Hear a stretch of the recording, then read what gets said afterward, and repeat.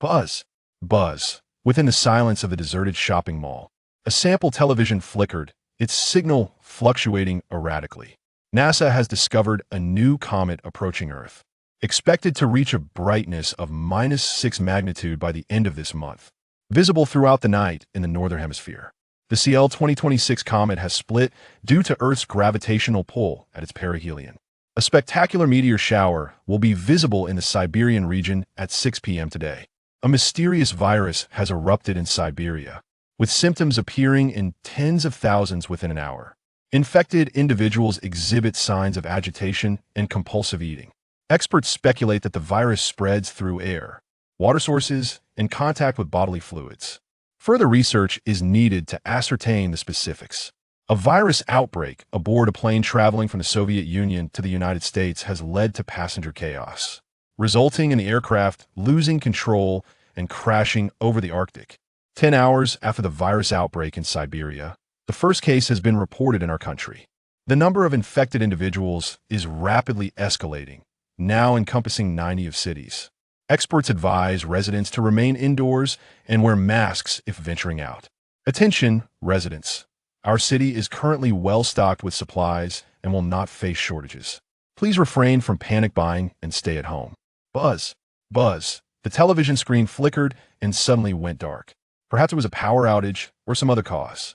The pitch-black screen reflected the light that streamed in from the entrance, casting the desolate street scene upon it.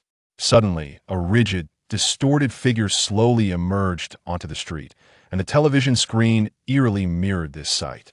The figure moved gradually from left to right, accompanied by a mechanical huffing sound, as if its airway were constricted or perhaps thickened blood obstructed its breathing, forcing forth the sound. Huff! Huff! The figure gradually receded from the television screen, disappearing into the street beyond. It was as if nothing had occurred. The city returned to its silence. Pain. A sharp headache jolted Qin Muyang awake.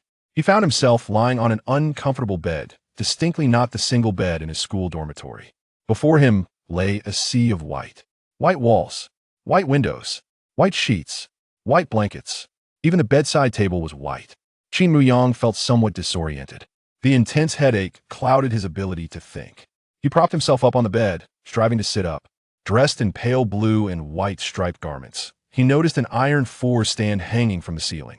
Without much contemplation, he quickly deduced, based on the decor and color, that he was in a hospital ward.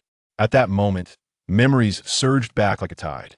The school had just announced the summer vacation, and before returning home, his university, Beishan University of Physical Education, was scheduled to play a friendly match against the Beishan Petroleum University. As a skilled shooter, Qin Muyang eagerly participated in the event. During the match, he was accidentally knocked down, hitting the back of his head on the ground, and lost consciousness at the scene. Then, when he opened his eyes again, he found himself here.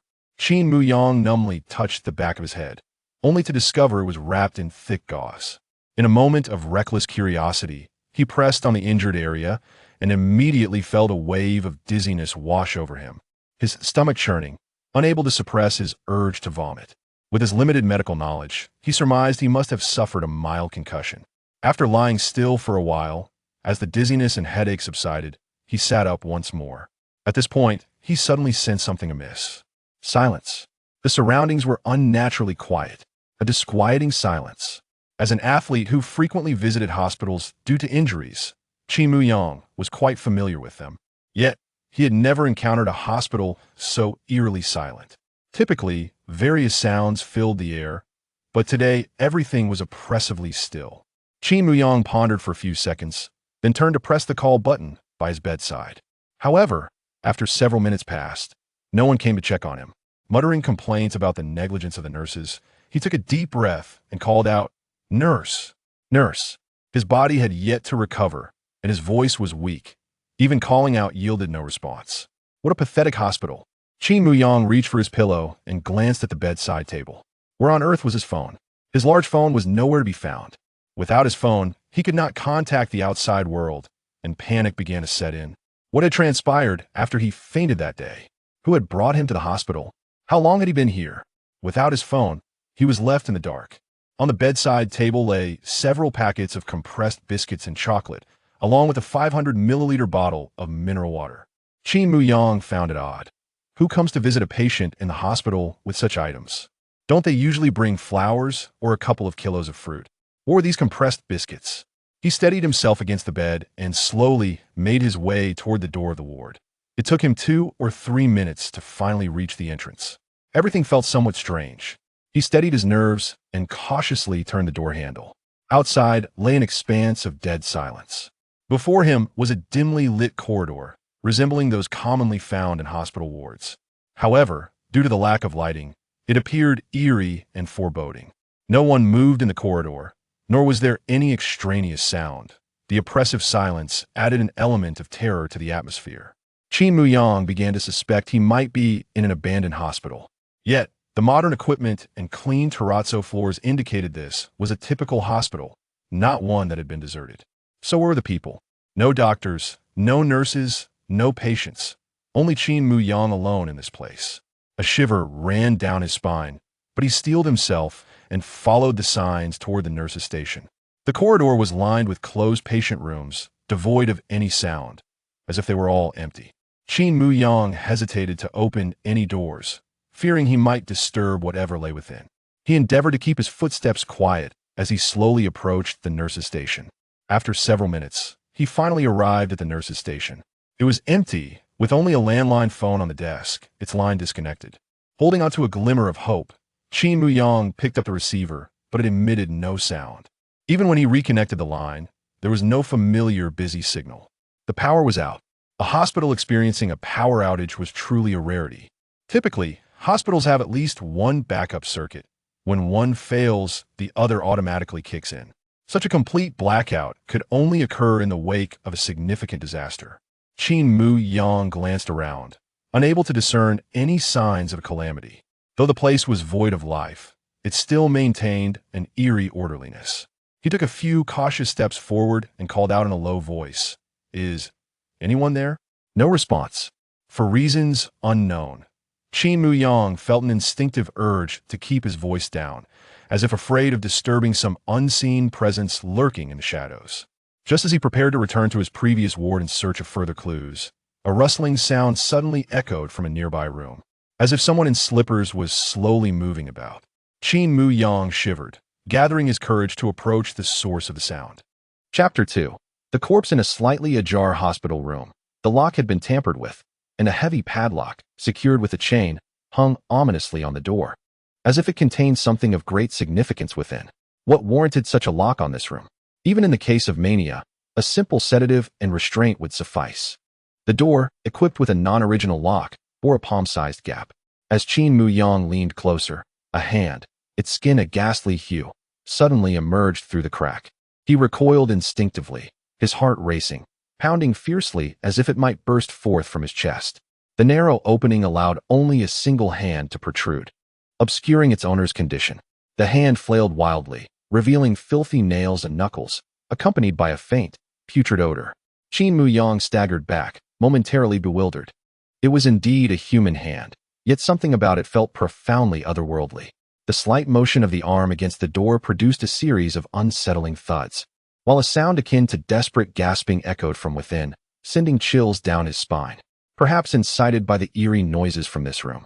A cacophony erupted from the adjacent wards, resonating through the corridor. There were sounds of shuffling and scraping on the floor, the unsettling rustle of movements, and unintelligible gasps or cackles, reminiscent of someone choking, desperately striving to exhale.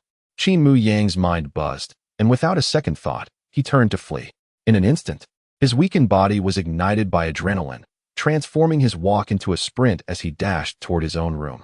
Regardless of the monstrous entities confined within the surrounding wards, or the chaos unfolding outside, he found solace in the knowledge that his own room was a sanctuary, at least for the moment. He bolted back to his room, hastily closing the door and securing the lock. Even then, unease lingered. He hastily dragged 2 chairs to barricade the entrance before allowing himself a moment to catch his breath.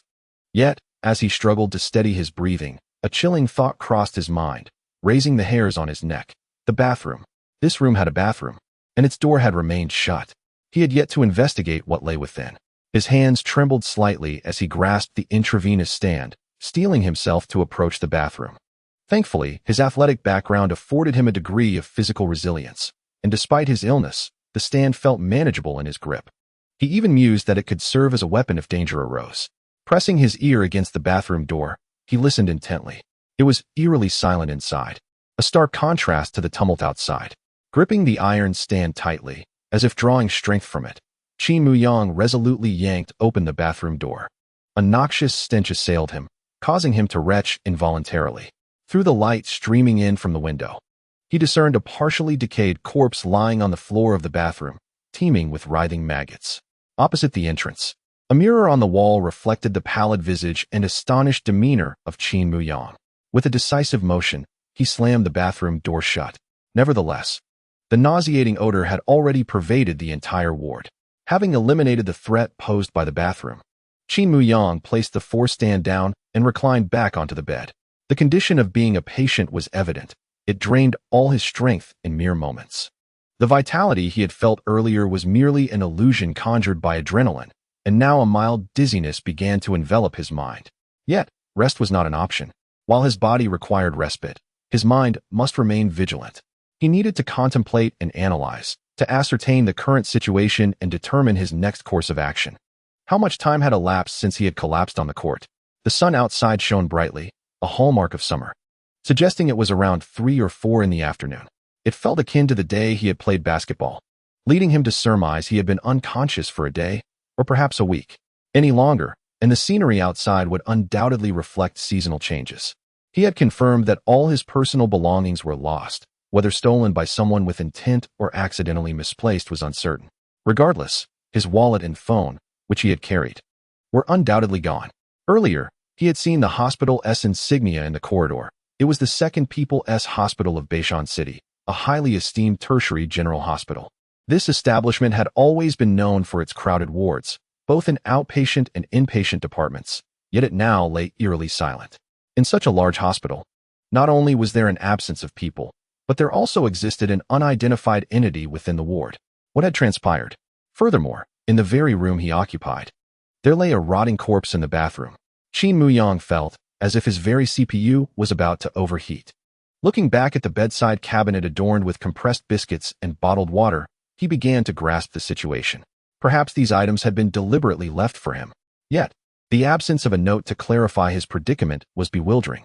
Had the individual who left these provisions simply run out of time to convey further information? The corridor outside echoed with various eerie sounds, sending chills down his spine.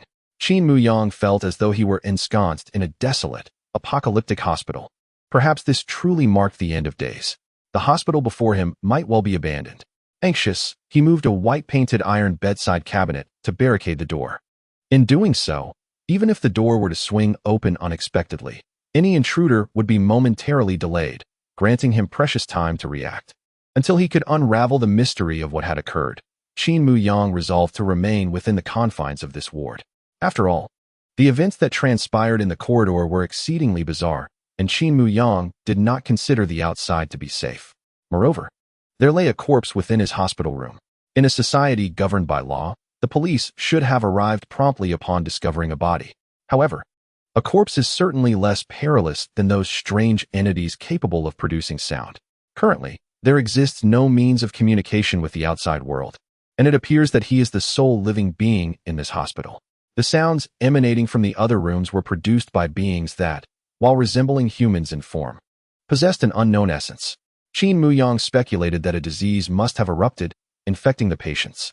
Yet, why was he unaffected? This puzzle eluded him. Humans are incapable of comprehending that which lies beyond their perception. The noises in the corridor did not cease upon Qin Muyang's departure. Rather, they intensified. Eventually, even the rooms on the floors above and below began to resonate with those eerie sounds. He distinctly heard, above his own room's ceiling, the sound of nails incessantly scraping against the ground, alongside the choking gasps of something struggling for breath. Goosebumps crept across his entire body. Chapter 3. Emergence. Despite the myriad of fears and confusions swirling within him, Qin Muyang's rationality remained intact. He quickly deduced that these strange disturbances were all caused by sound. Initially, he had created a noise that attracted the attention of the humanoid creature locked away in the chained room. The ensuing cacophony from that entity triggered a chain reaction, awakening all the locked beings on this floor. Subsequently, these sounds influenced the floors above and below, resulting in the current situation. It seemed prudent for him to refrain from making any further noise. Qin Muyang felt fortunate that those entities were securely confined within their rooms rather than roaming freely outside. At this juncture, he had formed a rudimentary understanding of what these humanoid creatures might be. However, he needed to witness their full forms to substantiate his conclusions. After all, he had merely glimpsed a grayish arm and heard some strange noises. It was evidently unwise to leave his room and investigate the other wards. Turning his gaze toward the window, he thought that perhaps he could glimpse the outside world and uncover some clues. Rubbing his temples, he realized that after his earlier contemplation, his head was no longer spinning as it had initially, and he felt considerably more composed, unlike the previous state of tension and anxiety. He paced over to the window, drawing back the partially closed curtain to look outside. From the third floor, he beheld an expanse of brilliantly green grass, with a narrow path running through it intended for patient strolls. At the far end of the grass lay a concrete area that reflected a blinding white light under the glaring sun. At the terminus of the concrete expanse stood the outpatient department, and Qin Muyang immediately recognized the large letters spelling out the name of the building. According to reason, that place ought to be bustling with throngs of people. A steady stream of patients seeking medical attention and prescriptions would be the quintessential scene of a tertiary hospital's outpatient building. However, what met the eye was merely the reflection of the summer sun gleaming off the polished tiles. Beyond that, not even a sparrow could be seen. Was it possible that the evidence he sought was entirely absent? Qin Muyang seemed somewhat reluctant to accept this reality. He gently pushed open the glass window, stretching his head outward in an attempt to behold a broader vista. As the window swung open, a foul odor rushed in, accompanying the sweltering breeze. The heat outside, mingled with the stench, invaded the ward, prompting Qin Muyang to swiftly close the window, yet the foul smell persisted. It was akin to the putrid stench of a corpse in a restroom. Could it be that somewhere outside, a body lay quietly decaying? Qin Muyang steadied his mind and conjured the worst possible scenario. It appeared that the inhabitants of this hospital had either fled or perished. Moreover, they had died in a manner that left their remains unattended. Otherwise, how could the odor be so unbearable? At that moment, a thought struck him. He recalled having seen in crime dramas a method of estimating the time of death based on the degree of decomposition. The corpse he had glimpsed in the restroom could aid in his assessment of the timeline. Regrettably, his initial shock at the sight had rendered him unable to discern the details. With this in mind, he promptly removed the pillowcase to cover his mouth and nose, improvising a mask, and quickly pulled open the restroom door for a fleeting glance before shutting it once more. 2 days. The time of death could not exceed 2 days. Qin Muyang immediately deduced in his mind. This suggested he had been unconscious for at least 2 days. Furthermore, any living souls who had escaped the hospital must have done so at least 2 days prior. In 2 days, a great deal could transpire. One could even board a flight directly to Europe. Yet the current circumstances indicated to Qin Muyang that it had only been 2 days, even if there were survivors. It would be improbable for them to have fled far under such bizarre conditions. It is known that when faced with such situations, most individuals yearn to return home. He had seen on the news that after an earthquake, many were reluctant to abandon their residences, sneaking back to dwell there. Moreover, during a past epidemic in this city, people's response was to return home rather than escape elsewhere. Therefore, if he were to flee the hospital, he should encounter surviving souls outside. At that moment, he would finally comprehend what had transpired. While deep in thought, a sudden noise emanated from outside, reminiscent of the sound made by someone shuffling in slippers. Had he not already surveyed the outside scene, he might have felt a surge of excitement at the prospect of encountering another person. However, now he was merely enveloped in a chill that crept across his skin. This sound was unlikely to belong to a human. After all, who would traverse such an empty hospital? Despite the fear gripping his heart, he felt compelled to edge closer to the window to ascertain the source. After all, every detail was a clue, and every clue could serve as a means of facilitating his escape from this place. Approaching the window with utmost caution, Qin Muyang pressed his cheek against the glass and beheld an individual clad in a patient-esque garb laboriously traversing the cement floor. The gait was slow and unsteady, yet the figure managed to maintain an upright posture, the footwear dragging along the ground, one leg seemingly broken, producing a disquieting noise. The silhouette was peculiar and contorted.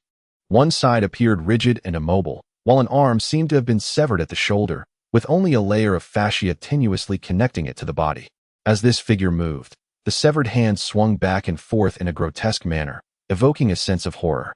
Even more chilling was the sight of the person's face, half of which lacked skin, exposing the stark white of bones beneath. In the sunlight, dried bloodstains were visible all over the body, and in certain areas, the patient's attire was torn, revealing bite marks beneath.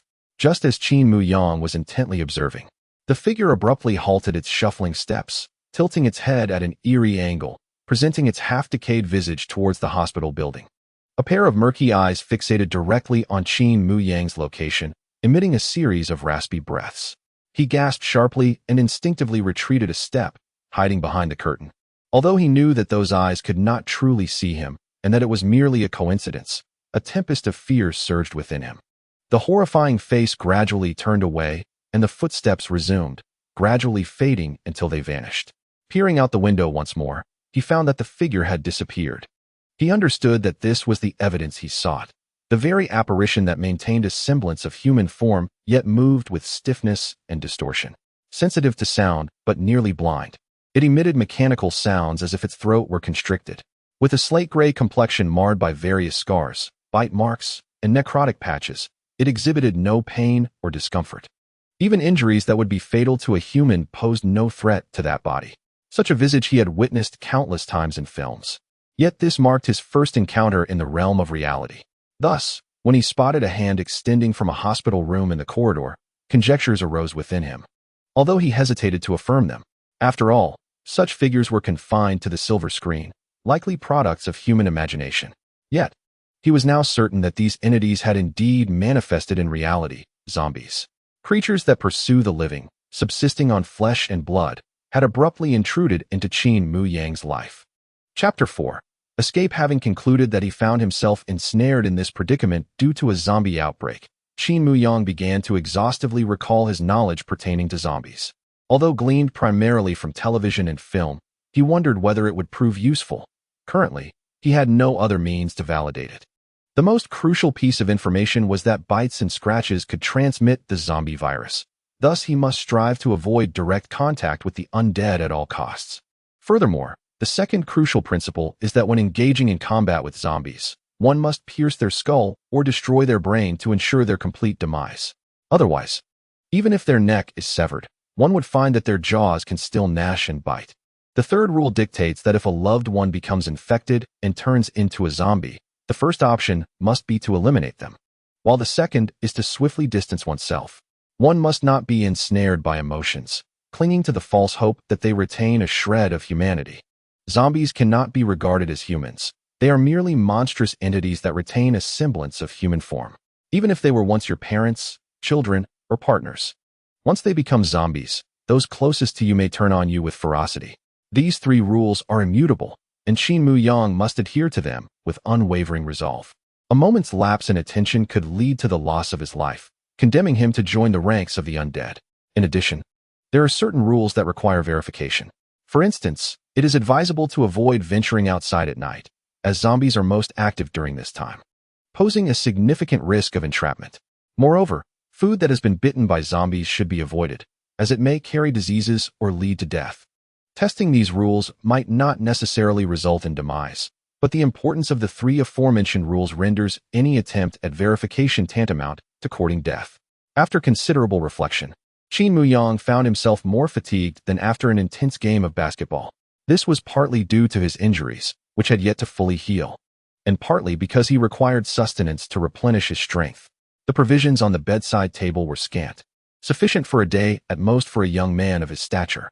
Nevertheless, Qin Muyang did not ration his intake. Instead, he consumed his food and water voraciously. He had formulated a clear plan. He needed to satiate his hunger to ensure he had ample energy to confront the challenges ahead.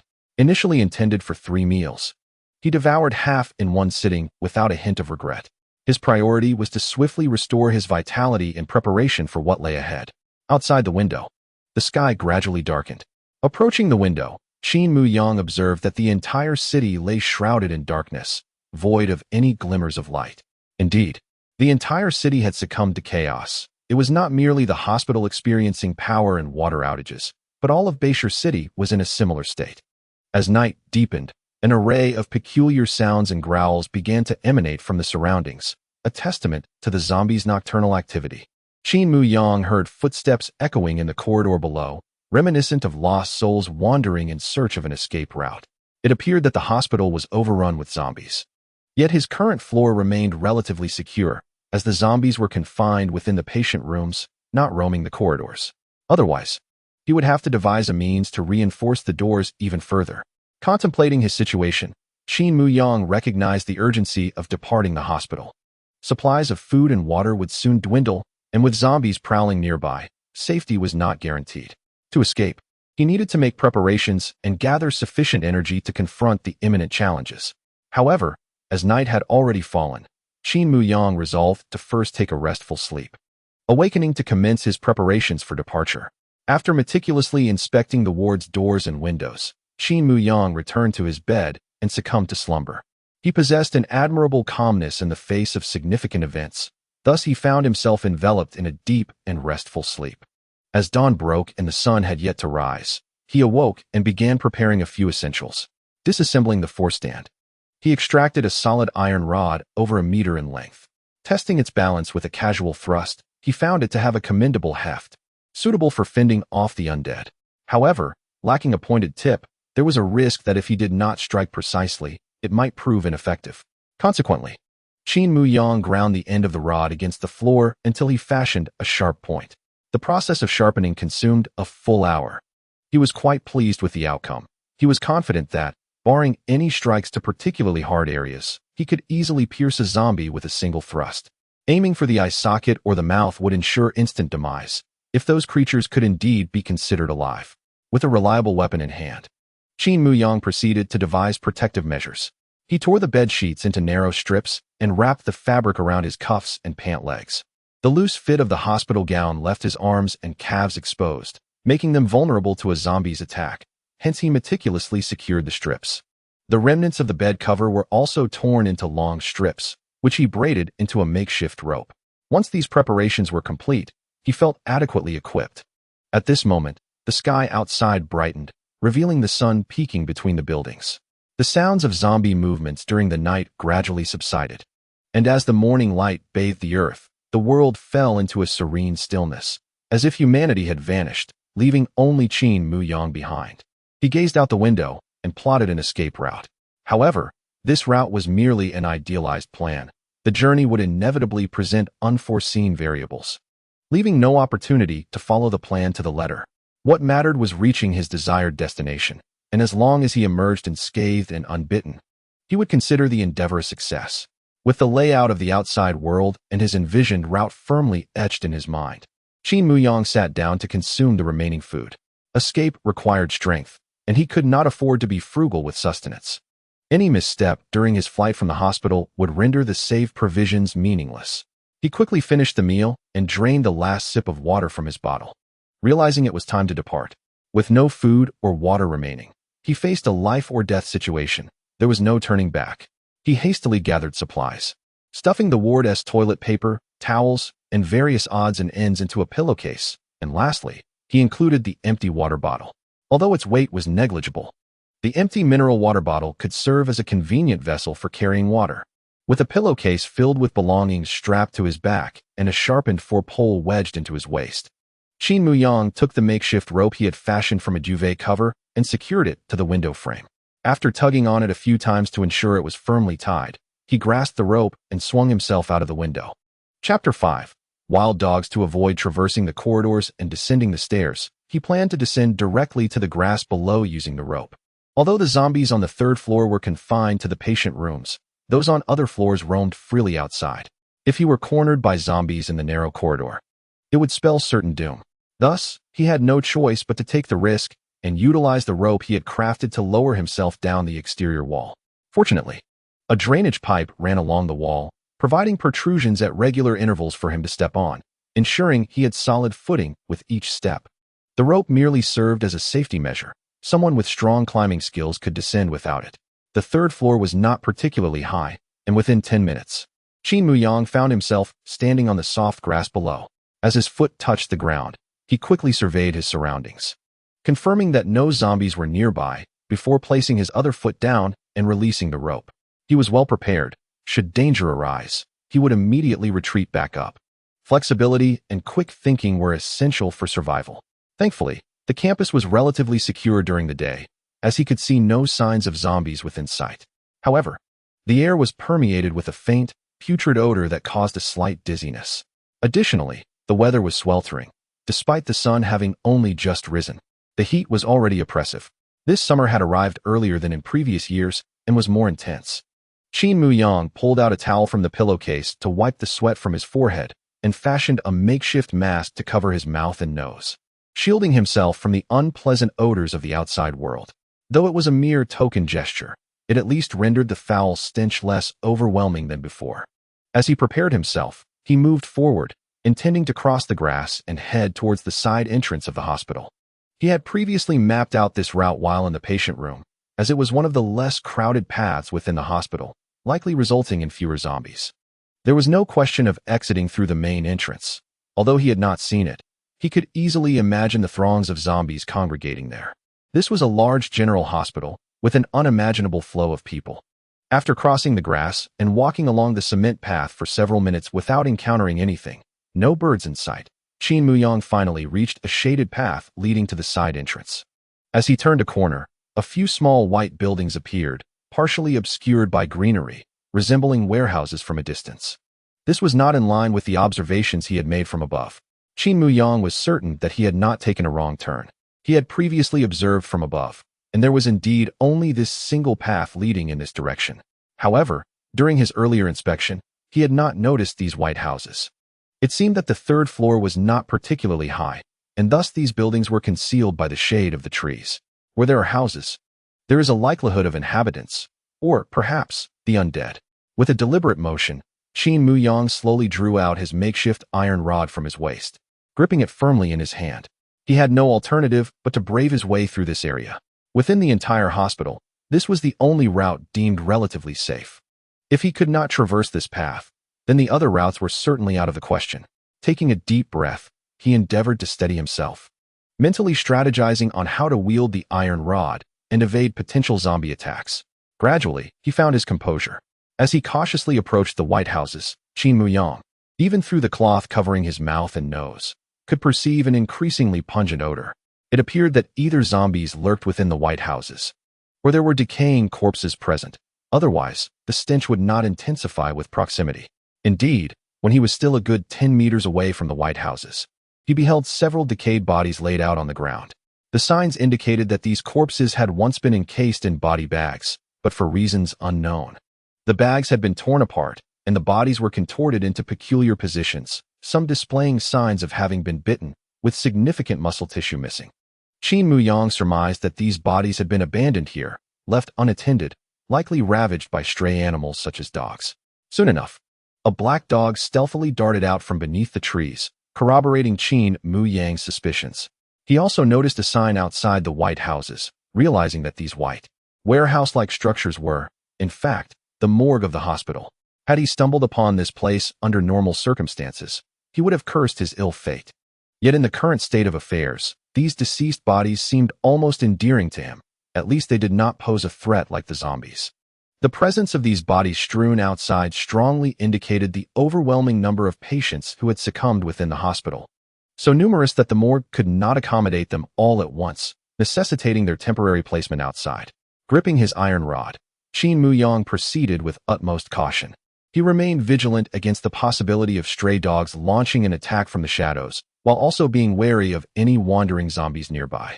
The area was fraught with blind spots.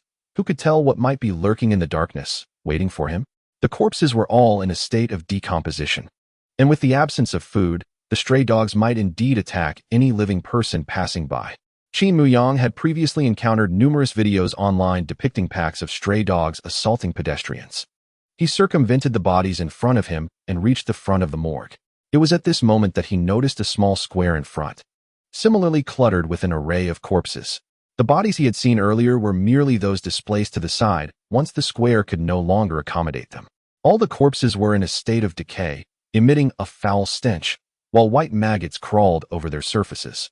As Qin Muyang approached, the flies on the corpse rose in a cacophony, enveloping the scene in a dense, dark cloud, akin to a shadow descending before him. Accompanying the ascent of the flies, a putrid stench assaulted Qin Muyang's senses, causing him to retch. The sight before him sent chills down his spine. The foul odor emanating from a month-old sock soaked in a bucket, combined with the decay of a dead rat, could scarcely compare to the rancid scent wafting from the scene. Despite Qin Muyang's extensive experiences with unpleasant odors, this particular sight left him astounded. After all, he was a person accustomed to the stench of several pairs of odorous feet in his dormitory. Treading carefully over the malodorous corpses, Qin Muyang continued his advance toward the hospital's side entrance, remaining vigilant and increasingly cautious. After all, he had just passed the morgue without incident, which felt surreal. Unusual occurrences often herald ominous signs. True to form, after proceeding another 10 meters, the stray dog that had slipped away earlier surprisingly returned, accompanied by a pack of emaciated, menacing-looking mutts. Generally speaking, the native Chinese dog breeds are known for their loyalty and good nature. However, these dogs, likely born into a life of wandering and perpetual hunger, harbored deep-seated animosity toward humans due to their past experiences of being driven away. Upon seeing Qin Muyang, the entire pack bared their teeth and growled menacingly. Qin Muyang was left speechless. How shameful for these dogs to return and rally their comrades. Chapter 6. Escape. Qin Muyang positioned the iron rod across his chest, adopting a stance conducive to both rapid offense and defense, his gaze fixed intently on the advancing pack. The dogs, however, were hesitant, testing the waters rather than charging directly. After all, they were but dogs, lacking intelligence and discipline. The pack merely growled at Qin Muyang, too intimidated to launch a full attack. Two of the dogs even growled while tucking their tails between their hind legs, stealthily retreating. Observing their cowardice, Qin Muyang's confidence swelled, and he swung the iron rod, intent on driving them away. Indeed, the moment he moved the rod, the dogs either cowered on the ground or retreated with their tails tucked. Only a few appeared undeterred by Qin Muyang's presence, those being the skinnier ones. Perhaps their prolonged hunger had overridden their fear, rendering them fearless in the face of the iron rod. Yet, since only a handful exhibited such boldness, Qin Muyang felt no trepidation. Despite their fierce demeanor, it was evident that they lacked organization and strategy, making them easy to dispatch. With this in mind, he swung the iron rod toward the lead black dog. The rod sliced through the air with a whoosh, colliding decisively with the dog. A dull thud resonated as the iron rod struck true, sending the black dog flying over 2 meters, landing in a cloud of dust. The black dog whimpered a couple of times, thrashing its hind legs before succumbing to its injuries. Witnessing this, some dogs turned tail and fled, while others bared their teeth and charged forward. Qin Muyang grasped the iron rod, wielding it with both finesse and ferocity, striking and thrusting with precision. In less than 2 minutes, several dogs lay on the ground, whimpering in distress. The remaining dogs, thoroughly frightened, scurried away with their tails tucked between their legs, emitting low, mournful whines. To his astonishment, the meticulously crafted weapon intended for combating zombies was first employed against a pack of stray dogs. Striking replaced purchasing, and stabbing substituted for abduction. Qin Muyang casually wiped the rod on the grass nearby and continued toward the side door. Unexpectedly, the dogs, having seemingly retreated, suddenly turned back, charging towards Qin Muyang with even greater speed and ferocity. Strangely, as they approached, they continued to whimper, as if gripped by an overwhelming terror. A chill ran down Qin Muyang's spine. He realized these dogs were not pursuing him, but fleeing from something they had encountered. What could possibly instill such fear in them? Surely, it was not the sight of a man wielding an iron rod. Qin Muyang's mind began to formulate an answer. As anticipated, several staggering figures emerged in the distance, illuminated by the sunlight. Their rigid forms, distorted movements, and the overwhelming stench of decay made it abundantly clear to Qin Muyang. He had finally come face to face with living, breathing zombies. And not just one, but several. Confronted with this multitude of the undead, all the hypothetical strategies and techniques he had envisioned while in the hospital vanished from his memory in an instant. His singular thought was to flee, to run faster than the dogs. If even they were terrified of the zombies, what chance did a solitary human stand? The notion of zombies, once a mere figment of imagination viewed on screen, had been pondered countless times. He had envisioned how he would confront them, convinced he would be more formidable than the protagonists. Yet, now, in the face of reality, he felt the chilling grip of fear. They were truly devoid of any semblance of emotion, primal beasts. No, more horrifying than beasts. While animals possess fears, zombies do not. They are driven solely by an insatiable urge to advance, to consume. They persist until their heads are pierced and life is irrevocably extinguished. As Qin Muyang beheld their clouded, eyeless gaze and pallid skin, the mechanical rasp of their throats filled the air. His feet propelled him into a swift escape. The dogs, too, followed closely at his side, desperately seeking safety. However, weakened by prolonged hunger, they gradually fell behind. Soon, Qin Muyang heard the anguished cries of the dogs behind him. Unable to resist, he glanced back, just in time to witness a dog ensnared by a zombie-esque grasp, being violently torn apart. The foul maw of the creature clamped down on the dog's neck, and in an instant, blood oozed from between the zombie's teeth, dripping onto the ground in a macabre display. The approaching zombies converged upon the scene, their grimy hands clawing and tearing at the unfortunate dog. Before long, the cries of the dog faded into a haunting silence, leaving only the sound of ragged breaths in the aftermath. Moments later, even the sound of breathing faded into silence. The dog had been eviscerated by several zombies, its entrails and organs strewn across the ground. Blood pooled beneath it, mingling with the rancid odor of decay that the summer breeze carried forth. Qin Muyang felt a tumult in his stomach, and his throat convulsed as he retched. A few zombies lingered to feast upon the dog's remains, while new ones approached from behind. No longer hesitating, Qin Muyang pressed forward in his flight. Occasionally, the mournful cries of the dog reached his ears, accompanied by the wind that wafted the stench of blood towards him. As he ran, a prickling sensation crept across his scalp. How could such horrors manifest in reality? He felt an overwhelming sense of unreality, yet the relentless pursuers behind him were undeniably real. He had no choice but to flee. At first, his stamina held, but the zombies pursued him with unwavering determination. Though their pace was languid, Qin Muyang found himself gradually slowing down. As an unhealed patient, the prolonged chase had sapped his strength, leaving him only capable of a labored walk. Moreover, he realized that he had strayed from his original escape route. Indeed, plans often succumb to unforeseen changes, and he found it impossible to return to his intended path. The hospital was vast, its layout unfamiliar to him, and some passages were obstructed by zombies. Upon witnessing Qin Muyang's flight, more zombies soon joined the pursuit. Now, a throng of 20 or 30 zombies trailed behind him, their numbers steadily increasing. Previously, when he peered out from the ward, he could see no hiding places for the zombies. At night, without illumination, he could only hear their roars and the rustling of their movements, unable to discern their forms. Now, it dawned on him that these creatures had been languidly lurking in the shadows, awaiting the appearance of prey before springing into action. While evading the imminent threat of sudden zombie appearances, he sought a way forward. Regardless of the circumstances, he had to escape the hospital.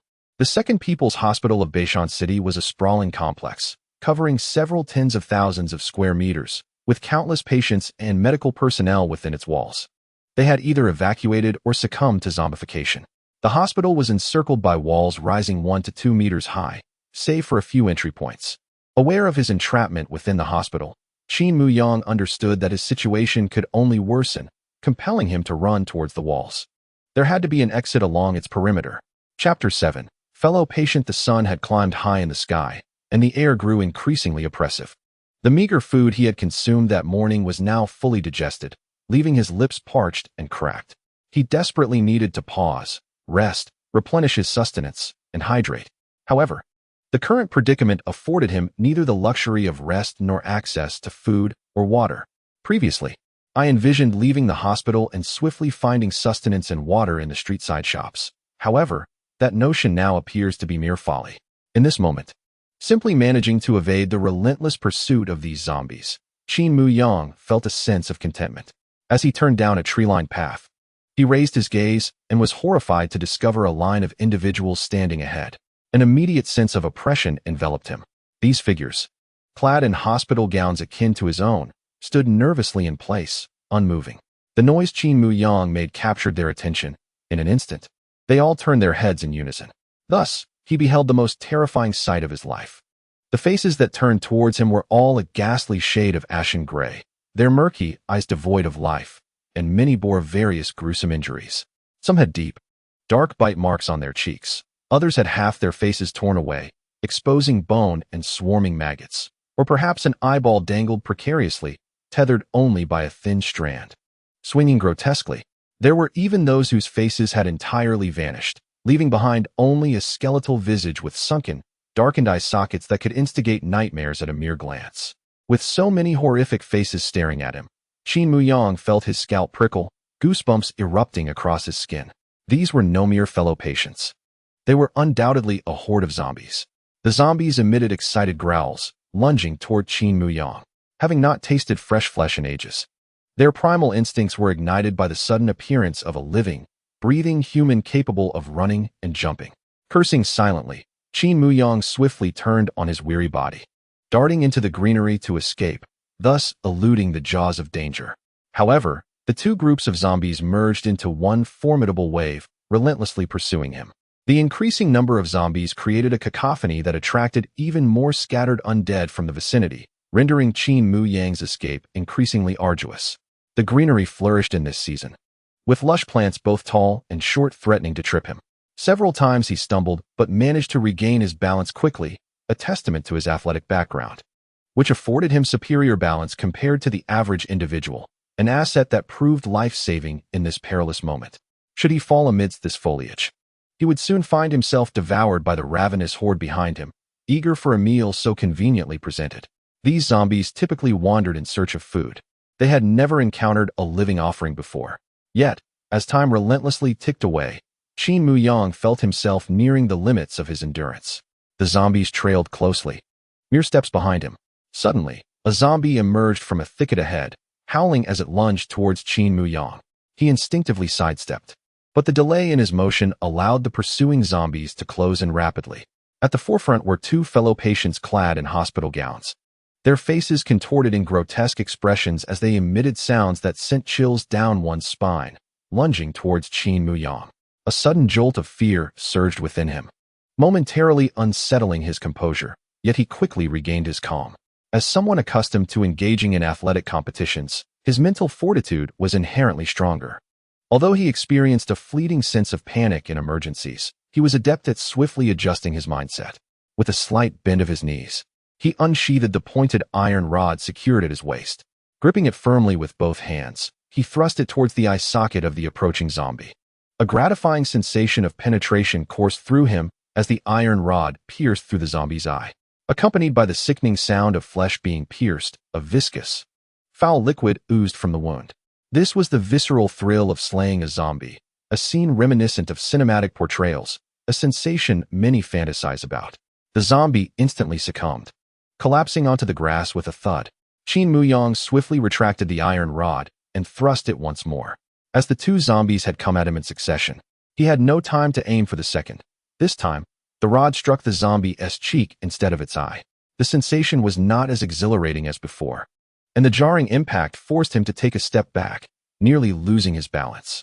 The zombies continued their relentless advance, and Qin Muyang promptly re-engaged, finally managing to accurately drive the pointed tip of the iron rod into the zombie's eye socket once again.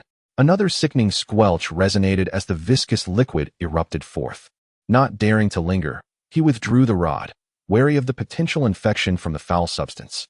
He quickly wiped the rod against the grass, stowing it back at his waist as his feet instinctively propelled him forward. Escape. He must flee this place. If he failed to shake off the pursuing zombies, no amount of running would save him. Looking ahead, he beheld the hospital's inpatient building. He had only just departed from there that morning, having circled back now. However, Qin Muyang understood he could not seek refuge within the hospital. Aside from the chaotic zombies lurking inside, which posed a significant threat, he also faced the dire scarcity of food and water. Even in the absence of zombies, hiding in the hospital was not a viable long-term strategy. He needed to venture out in search of supplies. The horde of zombies relentlessly pursued him, and gasping for breath, Qin Muyang pressed onward. Circling past the inpatient building, he noticed an alarming increase in the number of zombies behind him. This was indeed a nightmarish beginning, and he felt rather unfortunate. If he could not find a safe route to escape the hospital soon, his life would be in grave jeopardy. He could not allow himself to perish like this. It would be utterly unjust. As Qin Muyang ran, he motivated himself, reflecting on the arduous years of study he had endured. After over a decade of diligent effort, he had only tasted a year of university life. The thought of dying at this moment, before he could alleviate his parents' burden, felt profoundly unfortunate. The image of his parents ignited a surge of strength within him, propelling him to hurl the zombies behind him several meters away. Rather than dwelling on his own demise, he pondered how he would repay his parents if he were to perish. His thoughts shifted to the present dire situation. It seemed the zombie virus had infiltrated numerous cities, leaving him anxious about his parents' well-being. Regardless of the circumstances, he was determined to survive and reunite with them, even if they had succumbed to the virus. He wished to see them, alive or as zombies. No, they would not become zombies. Residing in the countryside, far from the urban chaos, they were safe. As he contemplated, he lifted his gaze. Before him stood several moderately tall trees, and beyond them, the hospital's imposing wall loomed. There was no path left. Chapter 8. The Alley. Upon seeing the towering wall, Qin Muyang felt no surprise.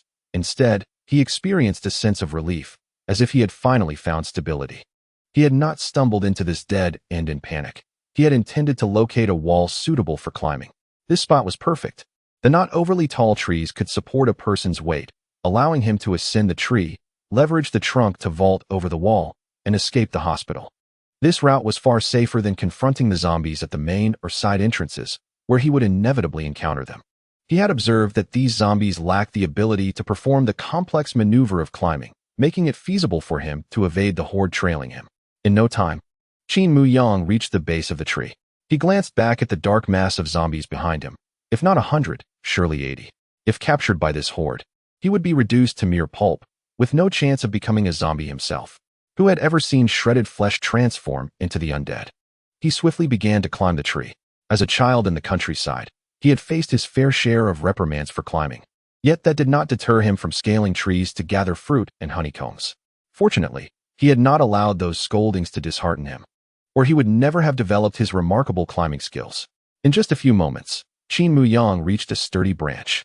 Below him, the zombies had gathered, their inability to climb rendering them mere spectators. Amidst their frenzied movements, the tree began to sway violently. The rustling leaves provoked the zombies, who intensified their efforts to push against the tree. Qin Muyang nearly lost his grip, a cold sweat breaking out as he realized the peril of falling into the mass below. A tumble into that horde would spell certain death. He quickly maneuvered toward the trunk that leaned against the wall, successfully transferring himself onto the wall's firm surface.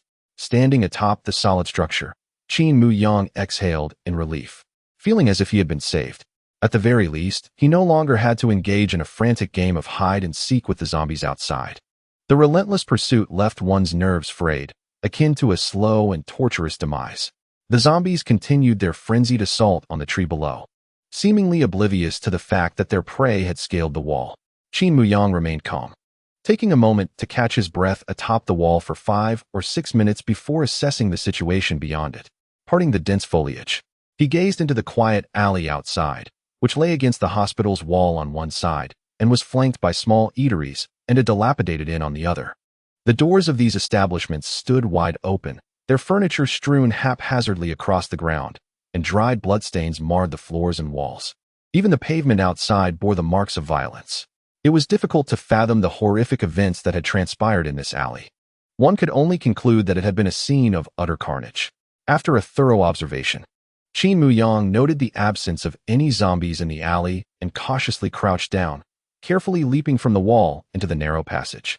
Through the barrier, the unsettling sounds of the undead echoed from within. Shaking his head, he dismissed those noises and stepped into the alley, where the stench of decay lingered, albeit less pungent than that of the hospital. Frowning slightly, he made his way toward the eateries, intent on seeking food and water. These establishments typically showcased glass bottles of beverages on their tables, and that was precisely what he sought. However, his hopes were dashed. Not a single table stood upright. All were overturned in disarray. The glass bottles had shattered upon impact with the ground, their contents long spilled and absorbed by the earth. What remained was a sticky residue of sugar, which made a sound beneath his shoes as he walked. revealing a plethora of ants and small flies ensnared within the sugary mess, forming dark patches on the ground. The dried blood intermingled with these stains, creating a nauseating tableau. Yet more grotesque sights lay before him, which Qin Muyang chose to ignore as he rummaged through the chaos for anything of use. Time had ravaged the scene, and the cramped space had little to offer even before the tumultuous looting and fleeing. Initially, he sought a knife to serve as a backup weapon, but after searching several shops, he found none. It seemed improbable that even a single kitchen knife would remain in such an establishment. The outcome was clear. The knives had been taken. Perhaps, during the outbreak, someone had wielded a knife and dashed out. Or perhaps others had already scavenged the place after the chaos erupted. With no corpses or signs of zombies in the alley, Qin Muyang might have been able to salvage something otherwise. He traversed several eateries, each in disarray, with bloodstains and remnants of spilled drinks littering the floor. Just as he was about to exit the alley, he stumbled upon a solitary bottle of juice miraculously left intact in the penultimate shop. This juice, typically unworthy of his attention, was laden with artificial colors, flavors, and white sugar, bearing little resemblance to genuine fruit juice. At this moment, the bottle of mixed fruit juice appeared to him as if it were the elixir of eternal youth, an irresistible temptation he yearned to consume immediately. He leaned the bottle against a nearby, overturned small table, and with a swift motion, the cap flew off and dropped to the ground. Qin Muyang raised the glass bottle to his lips and downed the entire 500 milliliter contents in a single, vigorous gulp. Upon finishing the juice, he did not feel entirely quenched, yet he felt somewhat better than before. The high sugar content of the juice replenished some of his energy. He casually grabbed a small stool and sat down, intending to rest for a while before continuing his journey. At that moment, he sensed a dull ache at the back of his head and a wave of dizziness washed over him. It was likely a consequence of his recent frantic escape, having exerted himself beyond his limits. Though such exertion would have been trivial in his past, it now weighed heavily upon his still recovering body. After sitting for over 10 minutes, he finally began to feel a bit more at ease. With a newfound resolve, he planned to leave the alley and venture out onto the bustling streets. A solitary bottle of juice was hardly sufficient. The oppressive heat demanded he replenish his hydration and seek sustenance to satiate his hunger. With noon approaching, the day would soon reach its peak warmth, necessitating the search for food and water in a more comfortable refuge from the sweltering sun. Having considered this, Qin Muyang rose and made his way out of the alley. This neighborhood was unfamiliar to him, and he had no knowledge of which thoroughfare lay beyond or what sights awaited him. He could only proceed and observe. Having spent a year studying in Beishan City, his only familiarity was with the area surrounding his school, while Beishan itself boasted 5 distinct districts, making it a sprawling metropolis. The only time he had traversed this area was during basketball games with students from the Petroleum University, rendering him utterly ignorant of his surroundings. Chapter 9. The Streets First. He sought food and water, and then he would procure a more detailed map. As he walked, he contemplated his plans. Raising his gaze, he realized he had exited the narrow alley and emerged onto the expansive thoroughfare. The scene before him was nothing short of harrowing. Under the blinding sunlight, he beheld a dismal sight of vehicles colliding in chaos, nearly blocking the entire road. It appeared that the collisions had sparked a fire, evident from the charred and smoke-blackened remnants scattered about. The ground was littered with burnt corpses, exuding a nauseating blend of charred flesh and decay. Qin Muyang tightened the cloth covering his mouth and nose, aware that it offered little protection. The odors he wished to avoid still infiltrated his senses, and the bacteria would inevitably find their way through the fabric seams. It was merely a psychological comfort. Without the barrier of the cloth, he might have felt as if he were directly inhaling the essence of these lifeless bodies. Ever since a middle school teacher had mentioned that molecules are in constant motion, Qin Muyang understood that when one perceives a scent, it signifies that those very molecules have already been inhaled. Thus, when confronted with unpleasant odors, it was as if the molecules had already found their way into his nostrils. Qin Muyang averted his gaze from the lifeless bodies and directed his attention elsewhere. Along the street, various refuse lay in heaps, and the glaring shards of glass reflected blinding light. These remnants bore witness to the chaos wrought by people's reckless looting and destruction. One could easily envision the turmoil that had enveloped this city during those tumultuous times. Individuals were fervently celebrating the arrival of the apocalypse, engaging in actions they had once yearned to undertake but had been too timid to pursue. The kind-hearted, cautious, or cowardly sought refuge behind windows, observing the city's disintegration. Visions of hordes of zombies, panicked crowds, and the figures of those actively engaged in looting and arson swirled in Qin Muyang's mind. He could almost hear the cacophony of screams, cries, roars, the howls of the undead, some inexplicable maniacal laughter, and the calm, rational voices directing others on how to flee. Qin Muyang sighed. His senses of hearing and smell were acutely attuned, often allowing him to conjure a plausible scene in his mind based on these sensations. While it may not have been an exact recreation of the events, it bore a semblance of accuracy. At times, he found this peculiar talent of his quite distasteful, for it forced him to witness dark and terrifying scenarios. Rumor had it that this was a natural gift for profiling, but Qin Muyang did not delve into it deeply. In truth, many individuals possess such abilities in daily life, even applying them to their professions. For instance, writers often experience heightened sensitivity when capturing inspiration, and detectives remain vigilant while searching for clues at crime scenes. Qin Muyang had no intention of honing this ability. He simply wished to lead an uncomplicated life. His dream was to graduate from university, return to his hometown, and become a physical education teacher, embracing a life that was simple and stable, bringing peace of mind to his parents. This aspiration was precisely why he had chosen to major in physical education. Yet now, gazing upon the scenes before him, it seemed increasingly unlikely that this dream could ever come to fruition. The surroundings were steeped in an eerie silence. Qin Muyang had never encountered such tranquility in this city. Each outing was usually marked by the thunderous roar of traffic or the bustling noise of crowds. The current stillness resembled the calm before a storm, causing his heart to race uncontrollably. The greater the silence, the more sinister this street appeared. If not for the complete absence of life, one might suspect that something lurked in the shadows, deliberately remaining silent. He felt an urgent need to vacate this street swiftly. Qin Muyang quickened his pace, his footsteps crunching against the ground. He made a deliberate effort to keep his movements swift yet light, minimizing the noise. After all, in such a hushed environment, the one who made a sound would become a target.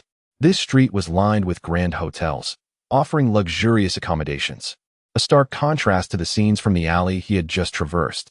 Patients visiting the Second People's Hospital of Beishan City fell into two categories: the affluent, who, even in illness, demanded the finest in care and comfort, opting to stay in these upscale establishments, and the impoverished, who, ravaged by serious ailments, had exhausted their resources to seek treatment at the Grand Hospital, forced to endure accommodations in the filthy back alleys. Qin Muyang is an exception.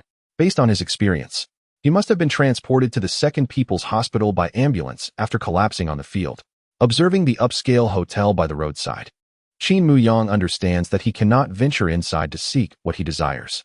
The doors of the hotel stand wide open, revealing a spacious lobby, which, if inhabited by zombies, would be teeming with them. The absence of light renders the hotel lobby a dark abyss. Qin Muyang deems it unwise to risk his safety for mere food. Although such hotels may offer provisions, they are predominantly prepackaged or perishable items. With the power outage lasting so long, most supplies would have long since spoiled, making it exceedingly difficult to find anything intact. In contrast, convenience stores or supermarkets present a more promising opportunity for food and water. However, he can only approach smaller establishments, as larger spaces filled with goods imply a significant influx of people. A higher number of individuals equates to a greater presence of zombies. Thus, Qin Muyang's focus remains solely on the smaller shops. Yet, this street reveals no such establishments, and the unnerving silence heightens his anxiety. It is already midday, with the sun scorching overhead, causing him to sweat profusely, the hospital gown clinging to his skin, and his vision beginning to blur. He realizes he is still too weak.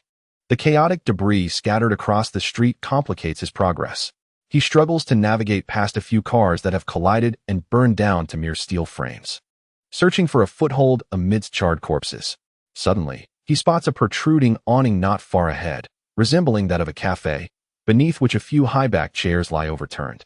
Upon closer inspection, he confirms it is indeed a cafe adorned with large glass windows.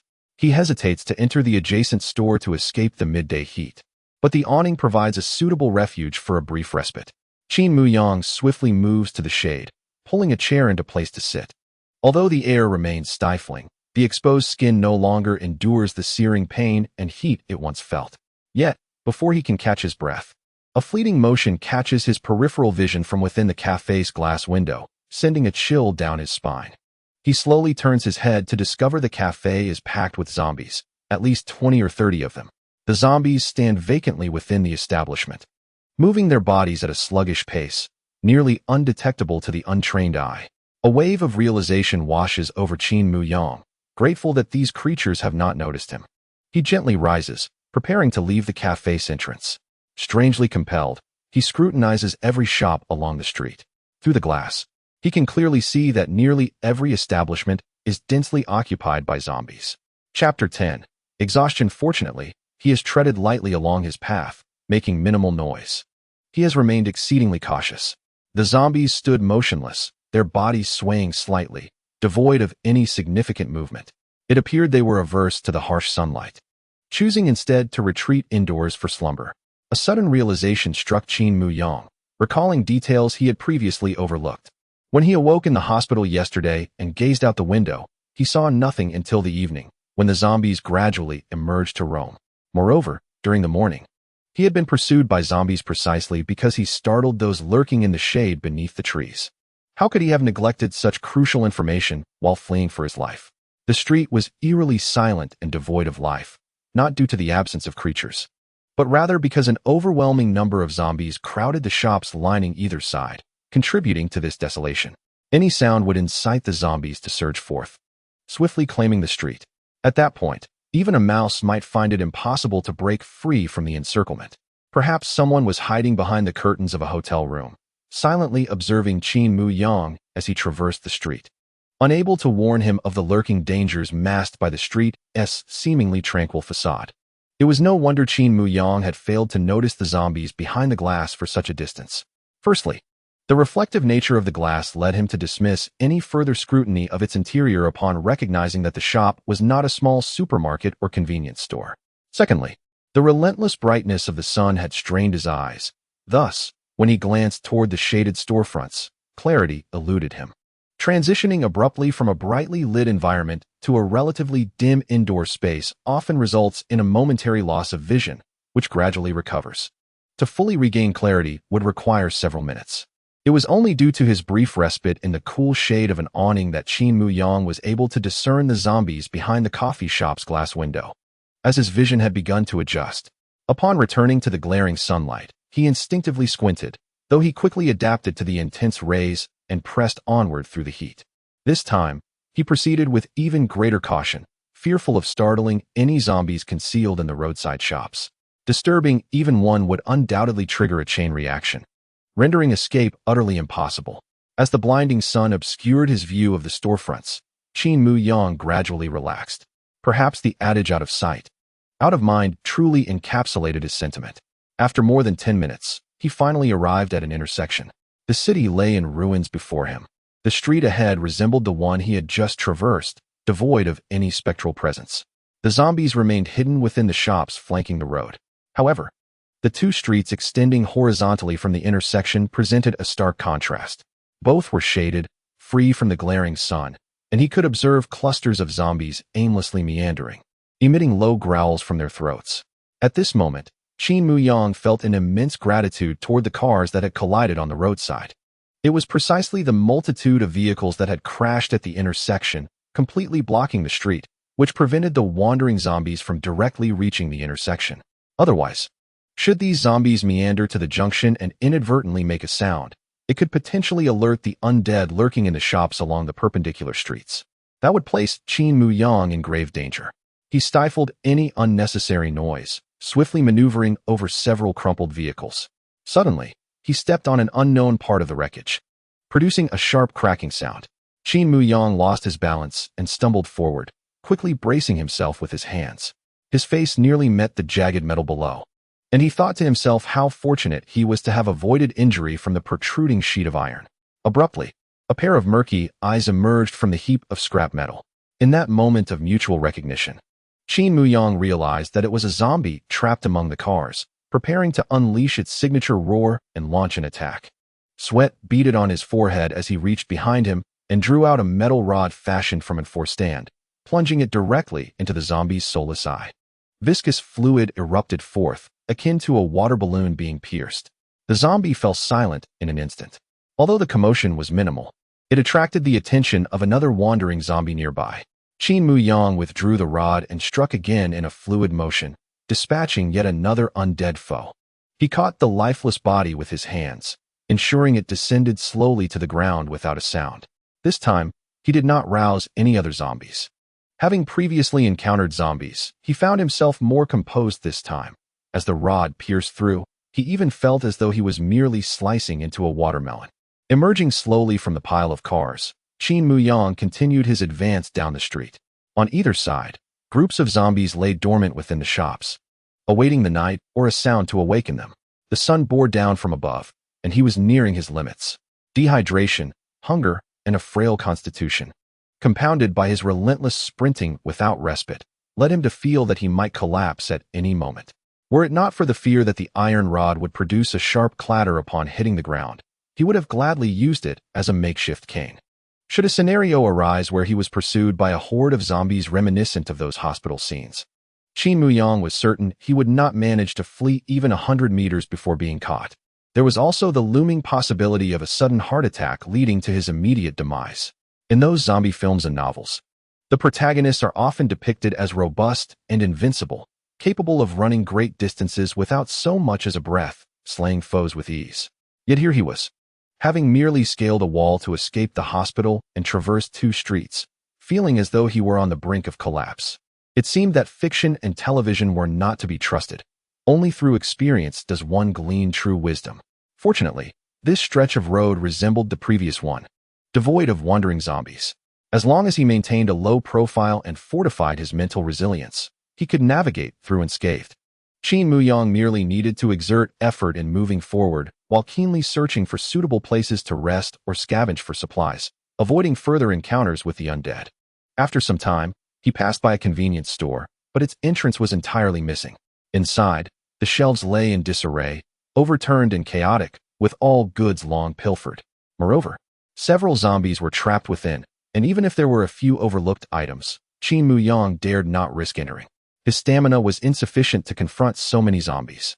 After pushing forward for a while longer, Qin Muyang felt utterly spent, yearning to stop and rest immediately. His lips were chapped and cracked, blood seeping from the fissures. He used a towel to wipe away the blood, hoping the scent would not attract the zombies. His breathing grew labored, despite moving slowly. It felt as if he had just sprinted 100 meters. Dark spots danced before his eyes, a clear sign of impending faintness. Chapter 11. Supermarket. Do not sleep. Do not sleep, Qin Muyang whispered to himself, aware that if he succumbed now, even if not devoured by zombies, he would surely suffer from dehydration under the scorching sun. The videos of lost souls in the wild, reduced to charred remains by the sun, were no jest. Fortunately, fortune favored him as he soon spotted a small supermarket at the intersection ahead. Though the storefront appeared only 6 or 7 meters wide, the glass doors remained intact, and goods were visible on the shelves. Particularly, the refrigerated section near the entrance was filled with drinks and bottled water, causing Qin Muyang's throat to constrict with desire. He longed to rush in and guzzle down a bottle. However, his remaining rationality halted this reckless impulse as he noticed several zombies within the store. This time, he could not afford to be negligent. He had to devise a plan to eliminate these zombies before entering. Qin Muyang scanned the small supermarket's surroundings. To one side was a hot pot restaurant, its glass door shattered and debris scattered everywhere. But the absence of the foul stench of decay suggested that few zombies lurked inside. On the opposite side was a narrow tobacco and liquor shop, nearly emptied by looters, with a half-decayed corpse slumped behind the counter. This shop marked the end of the street, leading directly to a crossroads. Not wanting to linger on the side of the tobacco shop, Qin Muyang felt a tightness in his throat. Overall, the surroundings of this inconspicuous little supermarket seemed relatively safe, allowing him to focus on dealing with the few zombies inside. Charging in recklessly would be unwise. Should the zombies swarm him, survival would be bleak. After a moment's contemplation, a plan began to take shape in his mind. He pulled down the towel covering his mouth and nose, tearing a piece of fabric from his clothing to dab at his lips. Noticing a small spot of blood on the fabric, Qin Muyang tucked it away and pulled the towel back over his mouth and nose. Praying that this minuscule trace of blood would prove effective, Otherwise, he would have no choice but to make a sound that could attract the zombies. However, making a noise would mean placing himself in peril. Gripping a sharp iron rod in his right hand, he prepared himself to respond to any impending attack. Then he carefully affixed the bloodied fabric to the tip of the rod and pushed open the glass door of the small supermarket with his left hand. The door glided open smoothly, emitting not a single sound. Qin Muyang extended the iron rod adorned with the bloodied cloth into the store, gently swaying it, and then awaited in silence. After a brief 10 seconds, a zombie, having caught a whiff of the faint scent of blood, staggered towards the entrance of the supermarket. With a guttural sound emanating from its throat, the creature opened its mouth, ready to bite. Yet, just as it neared the doorway, an iron rod pierced through its skull without mercy. The sensation of the rod piercing flesh was becoming familiar to Qin Muyang, who had long since shed the tension and fear that gripped him during his first encounter with a zombie that morning. He adapted quickly, aware that survival was at stake, and there was no time for hesitation. Moreover, feeling weak, he was eager to eliminate these zombies swiftly, enter the supermarket for sustenance, and finally rest. Had he not been feeble, Qin Muyang was confident he could have charged into the supermarket and dispatched the zombies with ease. The first zombie in the supermarket fell to the ground at the entrance with a sound neither too loud nor too soft, just enough for the other two zombies inside to hear. They immediately shrieked and lunged towards the entrance. After Qin Muyang dispatched another zombie, one more charged at him. With no time to withdraw the iron rod for a strike, he lifted a leg and aimed a kick at the advancing zombie's chest. He underestimated his current weakness. The kick felt as though he had struck a concrete block, causing him to stumble backward. The zombie lunged at him, toppling them both to the ground with a thud. A sharp pain shot through the back of his head. Qin Muyang cursed under his breath. The zombie pinned him down, its gaping maw lunging towards his face. The iron rod had slipped from his grasp, leaving him defenseless. An overwhelming shadow of impending death loomed over him. In a moment of desperation, Qin Muyang yanked the towel from his mouth and nose, thrusting it over the zombie's face. Although a mere towel would inflict no damage upon the creature nor induce asphyxiation, it effectively covered its foul mouth, preventing him from being bitten. The zombie's mouth was obscured, yet its hands flailed wildly. Qin Muyang recalled the 3 cardinal rules he had devised, one of which stated that being bitten or scratched could lead to infection with the zombie virus. He twisted his body to evade the zombie's grasp while flailing his hands about in search of an implement for defense. At last, he found a glass bottle of beverage at the entrance. Gripping the neck of the bottle, he forcefully smashed the base against the ground, shattering it. With the sharp edge in hand, he plunged it directly into the zombie's skull.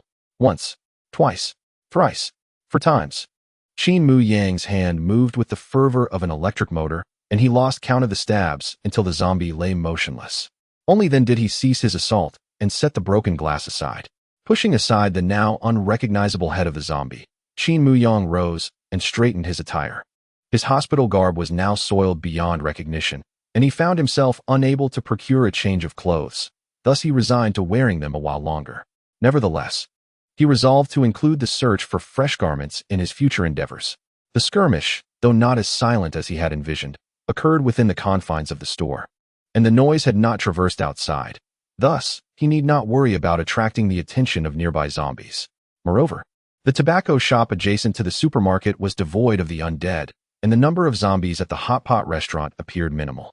Casting a glance at the 3 lifeless bodies on the ground, Qin Muyang calmly approached the beverage section of the supermarket. He first grabbed a 1-liter bottle of mineral water, opened it, rinsed his hands, and splashed some on his face before indulging in a hearty drink. After several gulps of water, he recalled a lesson learned. When severely dehydrated, one should sip water slowly and avoid consuming it in excess at once to prevent water intoxication. He halted his drinking, retaining a mouthful of water to swallow gradually. Then, he spotted some chocolate on the shelves, tore open the packet, and devoured one piece with a satisfying crunch, quickly proceeding to another. Typically, he would hesitate to purchase such chocolate, which cost over 10 yuan for just a small piece. Yet now he indulged without a care. The thrill of a zero-cost acquisition was exhilarating. Unable to resist, he snatched another piece. Chapter 12. Rest after a ravenous feast. Qin Muyang felt his prior hunger and thirst alleviated, prompting him to pause. Continuing to consume recklessly might lead to physical discomfort. Thus he resolved to proceed with caution. The chocolate, rich in energy, revitalized him significantly within mere minutes. He approached the entrance and dragged the 3 corpses outside onto the street, immediately alleviating the foul odor within the supermarket. After taking a moment to rest on a small plastic stool, he rose once more to eat and drink. This time, he allowed himself to indulge fully. Initially, he had intended to search for essential and portable supplies after satiating his hunger. But the wound he had sustained during the earlier scuffle suddenly flared with intense pain. With fresh injuries compounding old ones, Qin Muyang reluctantly settled back down to rest. It seemed that after overcoming the trials of hunger and thirst, all the injuries incurred during the fight began to manifest their discomfort. For instance, he had taken a fall that jarred his back, and now it ached painfully. Though the pain was bearable, it nonetheless left him quite displeased. Additionally, a certain area of his lower back felt faintly numb. Qin Muyang could not recall injuring his back, so he lifted his clothing to investigate. Upon doing so, he immediately noticed a prominent red fingerprint on his waist. Fortunately, it was merely a mark, devoid of any wounds or abrasions.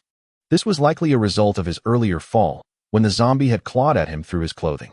Thankfully, the hospital gown was rather thick and durable. Otherwise, he might have been directly clawed by the zombie, potentially becoming one of the undead himself. After resting for a moment, Qin Muyang was suddenly startled by the sound of nails scraping against the ground behind him. He instinctively shivered and grasped the iron rod beside him, turning to look. In the aisle between the shelves, a zombie was slowly crawling on the ground, using its hands to claw at the floor. The sound emanated from this creature. Rising to his feet to observe closely, he discovered that the zombie's throat had been torn open, rendering it incapable of producing the characteristic sounds associated with the undead. Furthermore, its lower body was missing, with intestines trailing behind, leaving it to crawl along the ground. Upon witnessing this scene, the food he had recently consumed nearly made a swift return. After a moment of mental preparation, Qin Muyang approached and swiftly pierced the zombie's skull. The creature bore a bulging black backpack, seemingly filled with various items. This backpack appeared quite useful for storing supplies. He crouched down to retrieve it from the zombie. Throughout his journey, he had been burdened with a makeshift backpack fashioned from a pillowcase, fretting over how to carry the multitude of goods found in the supermarket. It was as if fortune had smiled upon him at just the right moment.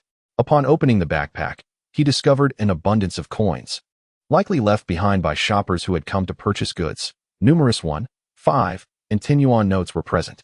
In addition to the coins, there was a set of keys, several bottles of mineral water, some food, a pack of tissues, 2 boxes of cigarettes, and a windproof lighter among other miscellaneous items. Clearly, this was a rather commendable escape backpack, though its previous owner had not survived the ordeal. Following the trail left by the backpack's owner as they crawled along the floor, Qin Muyang ventured deeper into the supermarket. There, he stumbled upon a small restroom, within which lay the lower half of a body, 2 legs that were already half decayed. Instantly, a vivid scene unfolded in his mind. Within a normally operating supermarket, customers had transformed into zombies and bitten others. The supermarket owner, clutching their backpack, had fled into the restroom, too late to shut the door, only to have their throat bitten open. Subsequently, the zombie began to feast upon their flesh, gradually consuming their body in half, until they ultimately perished within the restroom. Since the brain remained intact, even with only half a body remaining, they had inevitably transformed into a zombie. Among the 3 zombies he had just dispatched, one was undoubtedly the culprit responsible for the supermarket owner's demise. Perhaps all 3 had a hand in it. Thus, it could be surmised that the key within the backpack belonged to this supermarket, which would also explain the abundance of paper currency contained within. Having toiled for his hard-earned money, he certainly intended to take it all with him in times of peril. Qin Muyang retreated from the restroom to the vicinity of the shelves, seizing the key from his backpack to secure the supermarket door, thereby preventing any inadvertent intrusion by the undead.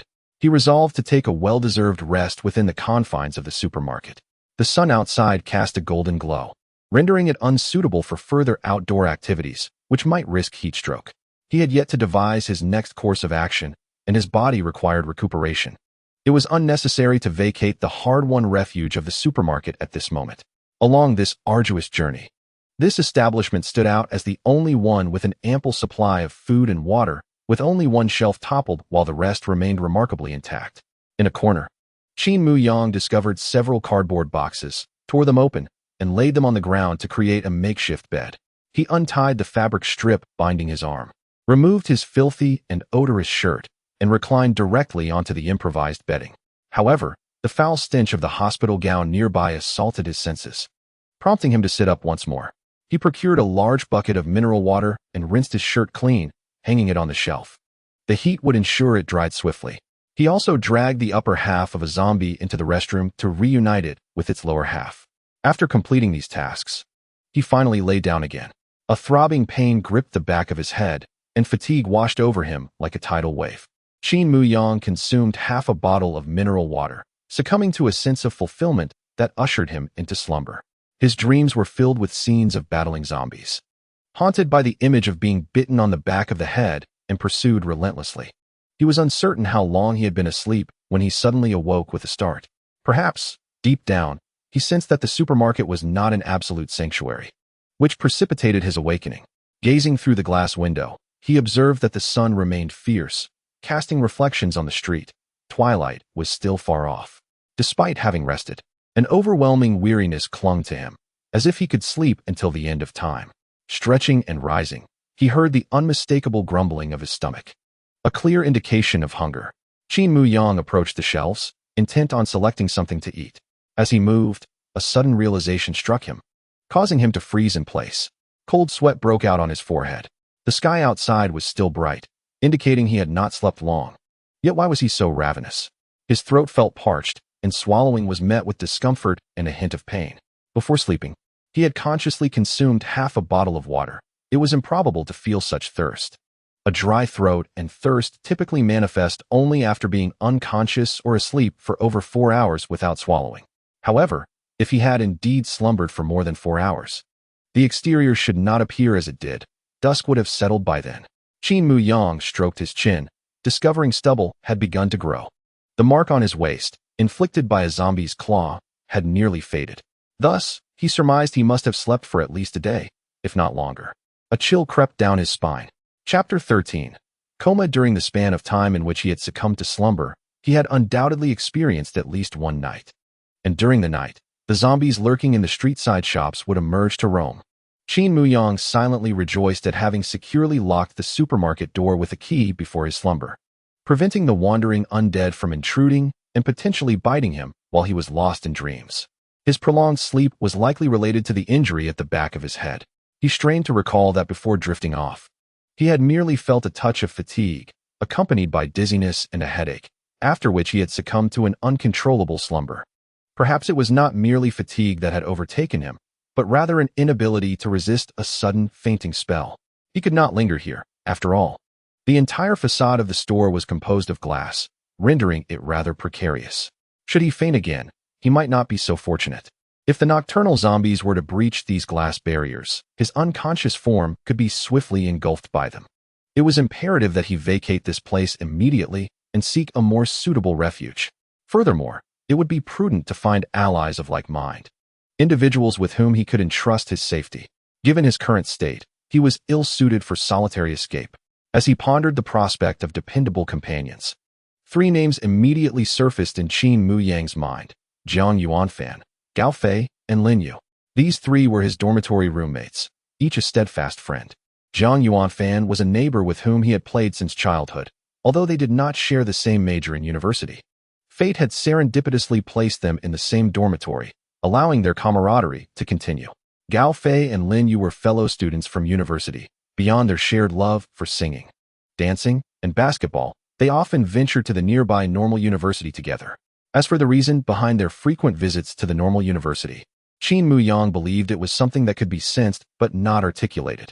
In the present situation, where he faced the constant threat of fainting, only these 3 individuals would unconditionally aid him. This was a certainty in Qin Muyang's mind. The bond he shared with Jiang Yuanfan was beyond words. They had once swum bare in the river as children, saving each other on multiple occasions. Gao Fei, a native of northeast China, resonated deeply with Qin Muyang, as he was the type of person who would bare his heart without reservation. He was refreshingly candid, with no pretense to conceal his feelings. Lin Yu, on the other hand, was a more unusual character. Having suffered bullying in school, he had always been timid and insecure. On the first day of university, upon seeing Qin Muyang in the dormitory, he had been rather bashful.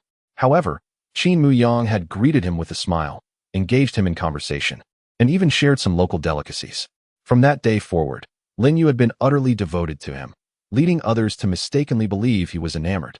In truth, Qin Muyang considered his actions merely acts of kindness, while for Lin Yu, it was a novel experience to be met with such warmth from a classmate. In summary, their dormitory was a remarkably harmonious environment. It would not be an exaggeration to assert that, should conflict arise, this dormitory would stand as a formidable bastion. In this world ravaged by the undead, Qin Muyang realizes that only by aligning himself with them can he avoid the dread of collapsing amidst a horde of zombies. For they would undoubtedly carry him away from peril. However, the pressing question remains: how to locate these three individuals? With the summer vacation just commencing, they seem unhurried to return home. Had it not been for this calamity, they would likely be at a nearby internet cafe engaged in games or playing basketball with students from other schools. Yet, given the current circumstances, everything is uncertain. Clinging to the hope that they are still at school, Qin Muyang resolves to set his sights on returning there. Under these dire conditions, it is reasonable to assume that the school would organize efforts for student survival, for it is inconceivable to disregard the fates of so many students. Regardless, he must first return to the school. Even if he cannot find Jiang Yuanfan and the others, he is bound to encounter fellow alumni. While strangers might not offer assistance, there exists a bond among schoolmates that could prove beneficial. Nevertheless, the journey back to school is fraught with difficulties. The bus ride from his current location to Beishan University takes over an hour, and Qin Muyang finds himself without transportation. Walking the distance is feasible, yet he is unfamiliar with the area and lacks knowledge of the routes. It seems imperative to acquire a detailed city map. As he contemplates his plan, he moves towards the shelves to gather water and food. After satisfying his hunger, he begins to fill his black backpack with supplies. This backpack is merely an ordinary one, comparable in size to a school bag, lacking the capacity of specialized outdoor gear. Uncertain of how long it will take to reach the school and whether he will encounter additional food along the way, he must optimize the space in his backpack, prioritizing food, water, and essential items. When selecting food, he opts for small, high-calorie, and nutritious items. Qin Muyang collects some authentic beef jerky, chocolate made from pure cocoa butter, vitamin candies, and a few biscuits. Initially, he considered grabbing some compressed biscuits, but upon glancing at the ingredient list, he couldn't help but chuckle in disbelief. These compressed biscuits are utterly deceptive. Their ingredient list is more complex than that of regular biscuits, and despite the technological claims, they offer neither superior nutrition nor satiety. They are, in essence, imposters. He had intended to take some nutritious canned goods, but the cans are too bulky and heavy. So he ultimately chooses to pack a single can of beef. As for water, a standard bottle of mineral water suffices, particularly in the smaller size. Larger bottles pose challenges in transportation. They cannot be arranged as conveniently with food, and once opened, if not consumed quickly, they risk bacterial growth. Normally, such concerns might be trivial, but given the current situation where medicine and medical care are scarce, even a bout of diarrhea could be fatal. Thus, caution is paramount. With his provisions nearly complete, Qin Muyang also grabs 2 sun-blocking masks. While they may not effectively shield against viruses, they can protect him from the sun and mitigate unpleasant odors. The supermarket lacked flashlights, a regrettable situation that implied that if a suitable resting place could not be found by nightfall, he would be left in utter darkness. In the corner lay a coil of rope, presumably utilized by the proprietor for securing items, which Qin Muyang tidied up and stowed away in his backpack. Rope holds myriad uses, and he deemed it prudent to take as much as he could. His backpack soon brimmed, having also included several items previously packed by the store owner, such as a windproof lighter, a pack of adhesive bandages, and a folding knife. After organizing these essentials, he circled the supermarket twice to ensure no vital supplies were overlooked. With his backpack at maximum capacity, he donned a thoroughly dried hospital gown that had been draped over a shelf. Chapter 14. Evening with the weight of the backpack resting upon him. He estimated it to be around 20 or so pounds. Despite his best efforts to stuff it full, its capacity was limited. He even resorted to binding some food to the exterior with the rope, attempting to carry more. However, the exposed food risked making noise, presenting a lethal danger. Even within the confines of the backpack, he removed the outer packaging from certain items to conserve space and eliminate the risk of rustling plastic. After adjusting the straps, Qin Muyang cast one last glance at the supermarket, donned a sun-protective mask, and stepped outside. As he walked, he lamented the abundance of supplies within the supermarket, including countless large bottles of mineral water, all squandered. He could no longer afford to indulge in the offerings of the store before night fell. He needed to locate a relatively safe haven, leaving those resources for any survivors that might come after him, though he was uncertain if others still existed in this world. Should he pass by a clothing store that appeared secure, he planned to acquire a clean and comfortable outfit, as wandering in a hospital gown felt absurd, particularly with the worry of encountering living individuals who might mistake him for a lunatic, an unfortunate predicament, given that many would instinctively associate someone in such attire outside a hospital with mental instability. As he passed the liquor store adjacent to the supermarket, he held his breath and sidestepped a corpse, pilfering a few packs of cigarettes from the counter. This commodity might prove to be valuable currency in the future, so he deemed it wise to take a few, as they bore little weight. After securing the cigarettes, Qin Muyang found himself at a crossroads once more. This time, he chose to press forward, thereby avoiding potential encounters with zombies along the side streets. He had no desire to engage in combat with a makeshift weapon, which would not only exhaust him but also risk encirclement. His immediate goal was to locate a bookstore to obtain a more detailed city map. Although there was a map at the bus station, it was an exaggerated version that only indicated certain bus routes, lacking any substantial detail, utterly unhelpful for someone like him, a newcomer in this city for university studies, rendering the map nearly useless. Qin Muyang pressed forward, his gaze fixed ahead, as the desolate and mournful scene of the streets remained unchanged. Debris and wrecked vehicles littered the area, shards of glass glinting in the light, while the looted shops stood empty and forlorn. He made a conscious effort to divert his attention from the zombies lurking in the shadows, instead casting a fleeting glance at the various signs along the street, searching for anything of use to him. He sought out shops selling men's clothing, bookstores with detailed city maps, and pharmacies that had not been completely ransacked. It struck him as odd that, despite being near a hospital, pharmacies were scarce. He had encountered only one, and it too had been stripped bare, leaving behind only a scattering of cardboard boxes and a group of bewildered zombies inside. He noted several clothing stores, yet they all specialized in women's wear. The sole establishment selling men's apparel was overrun by numerous zombies. Qin Muyang sniffed at his own attire, deeming it unnecessary to change. He could manage for a couple more days without new clothing, thus dismissing the risky notion of venturing into the clothing store. However, securing a map was imperative and could not be overlooked, as it was crucial to his safety. Without a map, returning to school was an impossibility, let alone locating Jiang Yuanfan and Gao Fei. In this society, the number of individuals who read physical books had dwindled. Many had grown accustomed to digital reading, and even those who wished to purchase physical books often did so online. Brick-and-mortar bookstores struggled to survive, with their numbers declining year by year, and the books they sold had largely transformed into various educational materials and practice papers. After traversing an entire street, he found no sign of a bookstore. The sun that once illuminated the street began to cast shadows, with the silhouettes of buildings elongating as it sank lower in the sky. A few zombies had begun to emerge from the shops, slowly meandering onto the street.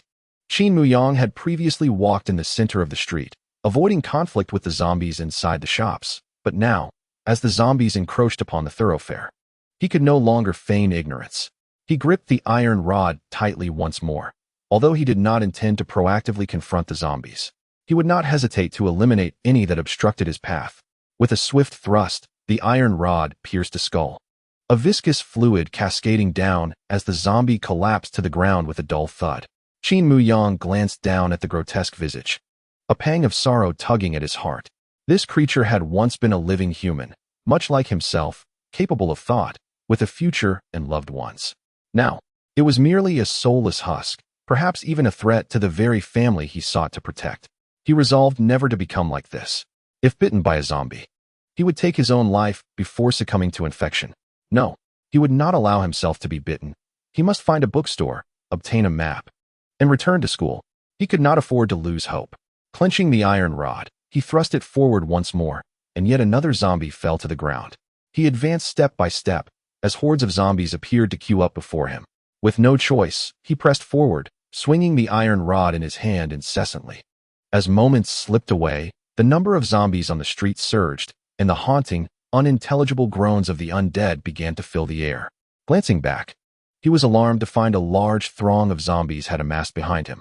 At that moment, if one were to observe Qin Muyang from a higher vantage point, they would witness a striking spectacle. A young man, burdened with a bulging black backpack, marching onward while wielding an iron rod, stabbing and slashing, each movement resulting in a zombie collapsing to the ground.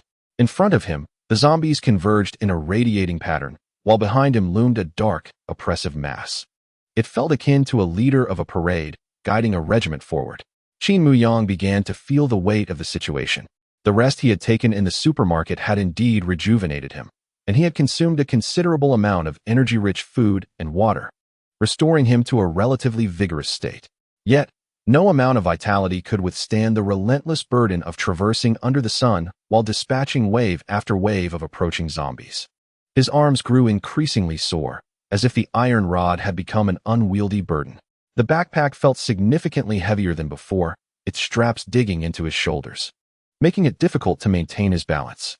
Beyond the physical fatigue, the most pressing concern was the encroaching darkness. The streets were illuminated only by a sliver of golden sunset, and the zombies became increasingly animated, surging forth from the nearby shops. The cacophony of growls and footsteps intertwined, all converging upon Qin Muyang. Chapter 15. The shops. At this moment, seeking a bookstore or a map was not the priority. What mattered most was finding a refuge to weather the impending crisis and the protracted night ahead. Qin Muyang thrust his hand forward, impaling a zombie, and seized the opportunity to survey his surroundings. All he could see was a relentless tide of zombies from every direction. He could no longer discern the words on the street signs. Nightfall approached swiftly. If he failed to find sanctuary soon, his life would be in jeopardy. With a decisive motion, Qin Muyang toppled the zombie before him, breaking free from the encirclement, and began to sprint. He no longer cared about the direction in which he was running. He was unfamiliar with the terrain and had no specific destination in mind. He simply needed to flee toward the direction where the zombies were fewer. As darkness deepened, his surroundings became increasingly obscured. Navigating through the throng of zombies, Qin Muyang felt beads of sweat form on his forehead, acutely aware that he might soon find himself cornered, besieged by a horde of ravenous zombies. Moreover, the gaps between the zombies through which he could escape were narrowing. What had once been a 2 or 3 meter distance between them had shrunk to merely 1 or 2 meters, as nearly all the zombies from the adjacent shops had emerged to roam. In his frantic escape, he had to weave and dodge the erratic grasp of the zombies, occasionally having to topple one that obstructed his path, and Qin Muyang could not help but lament the dire circumstances. Fortunately, these zombies have only just resumed their activities, and their movements are somewhat uncoordinated. However, this may not remain the case for long. This way of life necessitates the presence of companions. An excessively large group would attract undue attention, drawing the zombies closer. A small team of a few individuals is just right, allowing for agility. Qin Muyang contemplated the necessity of forming a team for the future. Yet, in truth, he was uncertain whether he could find companions who resonated with him. He did not even know if there were any other living beings left in this world apart from himself. Throughout his journey, he had not encountered a single trace of humanity. Lost in thought, he suddenly spotted a massive shadow blocking the road ahead. A collision of vehicles that not only obstructed the street, but also trapped a horde of zombies behind it. Qin Muyang was jolted with alarm. He now found himself in a genuine dead end. The path ahead was blocked, and behind him trailed a pack of pursuing zombies. Was he destined to perish here? His mind raced, desperately seeking a solution to this predicament. Suddenly, he noticed in the fading twilight that a small shop by the roadside had its roll-up door ajar, a gap of about half a meter remaining. Without a moment's hesitation, Qin Muyang dispatched a few zombies with swift strikes, disregarding whether they were truly dead, and charged towards the shop. As zombies closed in around him, he crouched low, rolled on the ground, and slipped through the opening of the roll-up door. In that fleeting moment, his mind swiftly analyzed the situation. There was no escape on the street outside. The only viable option for survival was to seek refuge within an appropriate establishment. The roll-up door of this shop was half closed, a height that would impede the zombies' entry, and having lingered outside for so long without hearing any sounds from within indicated it was likely safe. Even if there were zombies inside, their numbers would not surpass those outside, and he should still possess the strength to contend with them. The interior of the shop was shrouded in darkness as Qin Muyang groped his way to the roll-up door and pulled it down, which emitted a clattering noise. It seemed the door's mechanism was rusted, making it a considerable effort to pull it down completely. Only when the door was firmly sealed against the ground did he cease his efforts. Just before the door closed, he caught sight of a gaunt dog sprinting towards him. Without a moment's hesitation, he secured the roll-up door. Under normal circumstances, rescuing a stray dog would be a trivial task. However, in the current situation, even a stray dog posed a threat. Who could say whether it might attack him out of hunger? Stray dogs that had survived until now had likely already tasted fresh blood and flesh, and their loyalty to humans was questionable. A loud thud echoed as the stray dog collided with the roll-up door, followed by a mournful yelp. Immediately after, the door was met with a series of sharp impacts, the result of the zombies outside. Soon after, a chilling wail pierced the air. The sound was so haunting that it sent shivers down his spine. It was astonishing that a dog could produce such a terrifying noise.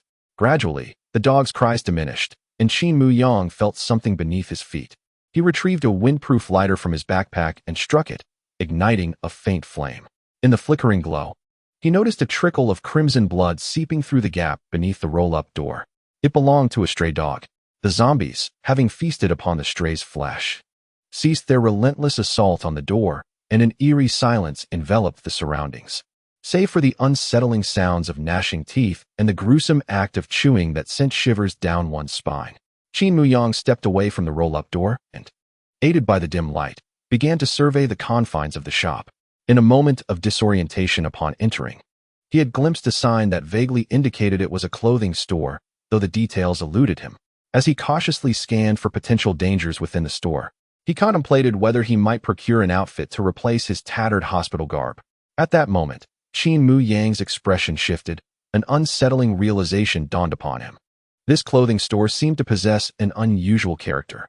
Holding the windproof lighter aloft, he was struck dumb by the sight of rows of alluring camisoles, ultra-thin wire-free bras, and lace panties displayed before him.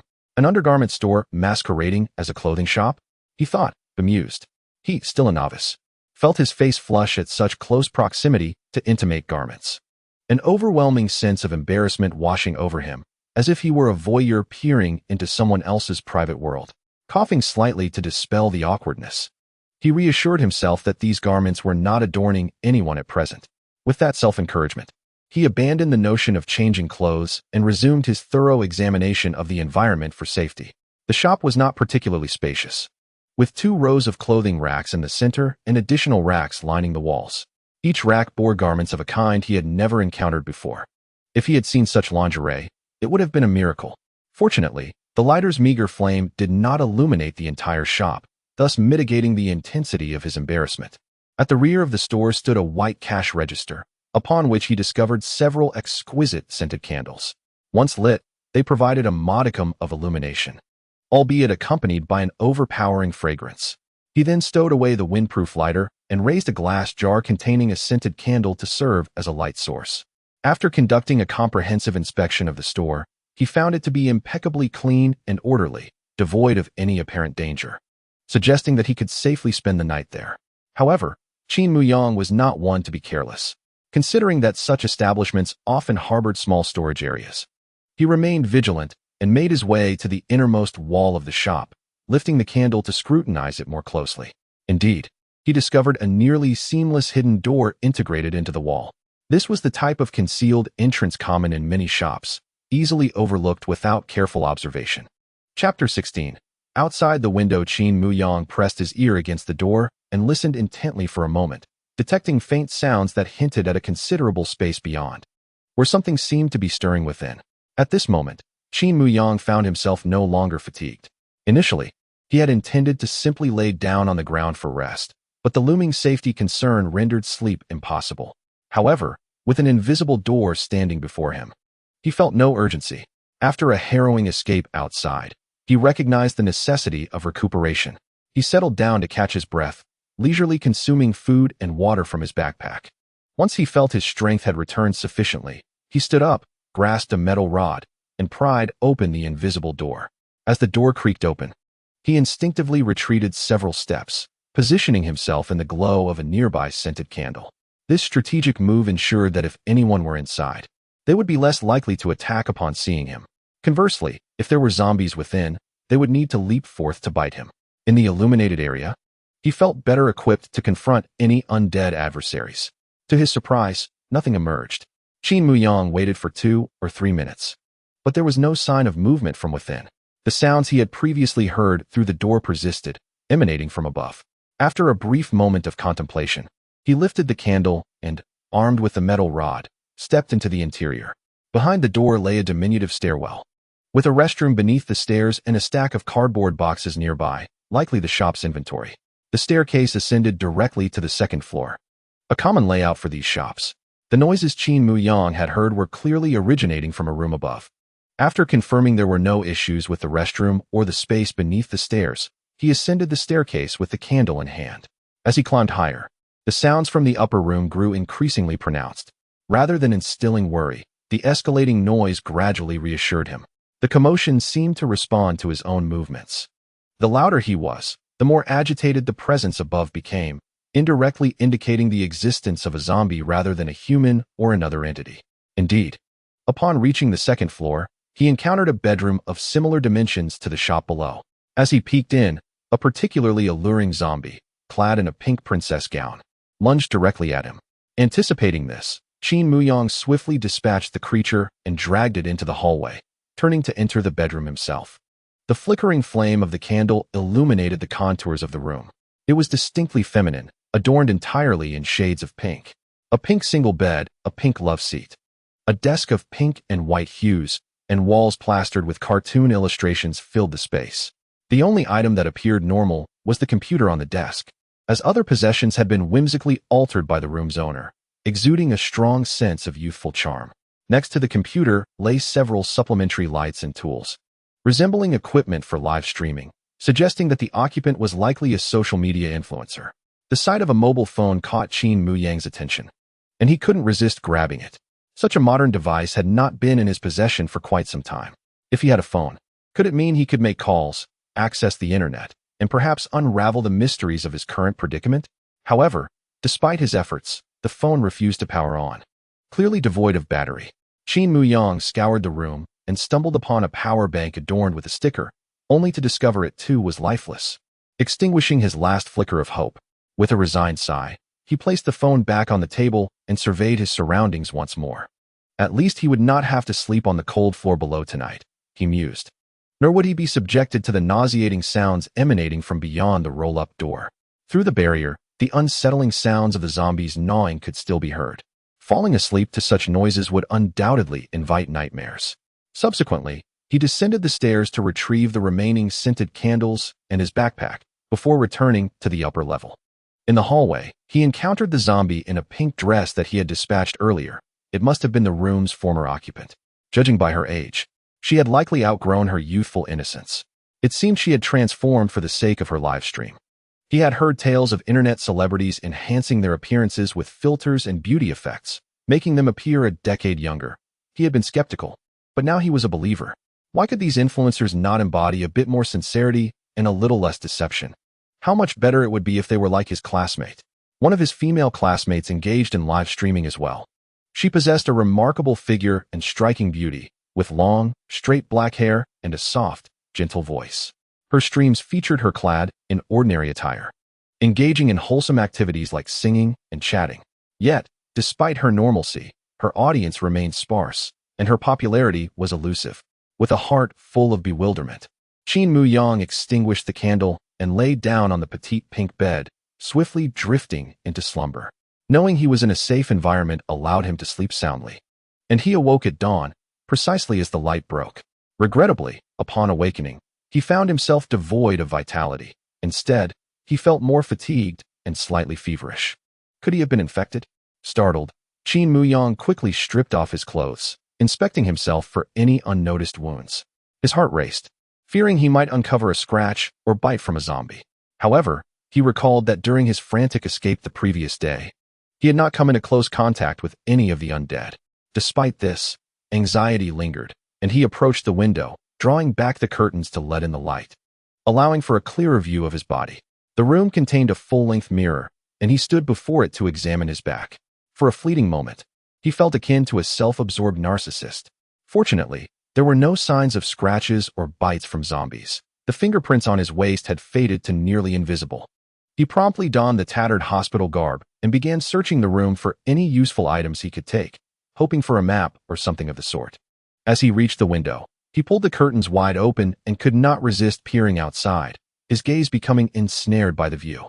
The street below is currently teeming with zombies, densely packed to the point of nearly obstructing the entrance of the small shop. Last night, as he succumbed to slumber, the zombies outside feasted upon a stray dog, luring even more of their kind to congregate at the doorway. While these creatures exhibit a certain purposefulness when pursuing prey or responding to sounds, at other times, they merely wander aimlessly. Thus, over the course of a night, more than 100 zombies have amassed, aimlessly roaming below. Chapter 17. The rope. This street does not align east to west, which means that aside from specific moments throughout the day, sunlight rarely graces its surface. Without the sun's influence, the zombies do not seek refuge but continue to meander below, potentially drawing in even more of their brethren. Qin Muyang could not suppress a low curse. Already feeling unwell, exhibiting signs of fever, he had hoped this place would offer a measure of safety for a day's rest. However, it now appears that he may be forced to flee while still ill. The gathering of zombies has become increasingly dense. From his vantage point at the window, he can see even more zombies converging from both sides of the street, their noise escalating. Should he linger here for another day, the zombies from elsewhere would surely begin to approach, resulting in an overwhelming horde that would render his escape increasingly difficult. The catastrophic and awe-inspiring sight of a zombie tide is something Qin Muyang has witnessed in films. Such outbreaks can sometimes be triggered by the most trivial of occurrences. A mere soda can rattling in the wind, igniting a chase that swells into a formidable horde. Such events are not beyond the realm of possibility. Now, while the number of zombies below is still manageable, he must devise a plan to escape. Qin Muyang turns to gather the essential items he needs to take with him, realizing he must lighten his load. In truth, his burden is not excessively heavy. A backpack weighing over 20 pounds poses no issue for a physically fit individual of his stature. Yet, given his current frailty and feverish state, coupled with the urgent need for escape, this weight could hinder his progress. He has streamlined his belongings, making judicious choices regarding what to keep. He had intended to utilize scented candles for illumination, but he has discarded all but one. Should he find shelter at night, this solitary candle could serve to illuminate his surroundings. Although it provides light, its weight is considerable. Just a few of these candles weigh nearly 2 pounds. While 2 pounds may not seem particularly burdensome when one is fleeing for their life, even a slight increase in weight can become the proverbial straw that breaks the camel's back. Moreover, after the events of yesterday, Qin Muyang has resolved within himself that if he successfully escapes this time, he will ensure to find a place to spend the night before sunset each day, to avoid being pursued by zombies and incurring unnecessary complications. Searching for accommodation before nightfall offers a distinct advantage. One can assess the safety hazards within a dwelling without the need for illumination. It also allows for an early rise in the morning, facilitating an earlier departure. Henceforth, safety must take precedence above all else. Navigating one's way back to school should be a gradual endeavor.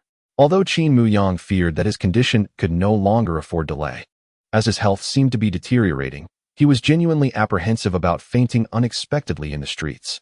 Fortunately, his previous fainting spell had not been entirely sudden. He had felt a wave of fatigue prior to losing consciousness.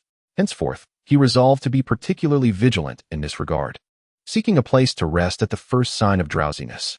In contemplation, Qin Muyang had packed all his belongings, significantly lightening his backpack. Yet it still felt burdensome on his back. The items within were indispensable essentials such as food and water, which could not be discarded. With his belongings sorted, the greatest challenge lay in finding an escape route. The main entrance downstairs was certainly impassable, having been completely blocked. To leave this place, he would have to devise a way from the second-floor window. Qin Muyang approached the window once more, scrutinizing the situation outside with meticulous attention to detail. Every nuance could potentially be pivotal for his escape. Just below the window was a shop sign, affixed to the wall by a metal frame. The signs on either side were nearly at the same height, extending further ahead before varying in elevation. This suggested that if the sign could bear weight, it would be feasible to step onto it and traverse a little forward, bypassing the densely populated area of zombies. and then gradually lower himself to the street below using a rope. With a stroke of luck, he might not even require the rope, instead being able to leap directly into the second floor of a shop, emerging nonchalantly from the storefront. Qin Muyang reached out to shake the iron frame beneath the window, producing a creaking sound that prompted several zombies downstairs to tilt their heads upward in unison. However, most of the zombies remained oblivious, merely reacting to the noise with agitated movements. It seemed that the sign's weight-bearing capacity was not as robust as anticipated. It had aged and might collapse if stepped upon. Some auxiliary tools were necessary. He could secure a rope to the window frame, holding onto it while stepping onto the sign. Yet, every few meters, the rope would need to be anchored to the wall, or its protective function would be rendered ineffective. Previously, he had gathered a bundle of rope from the supermarket, though its length was insufficient. If he were to drop it directly from the upper floor and descend along it, the length would suffice. However, supporting himself while walking forward and then dropping down would require a much longer length. Qin Muyang immediately began to search for rope within the room.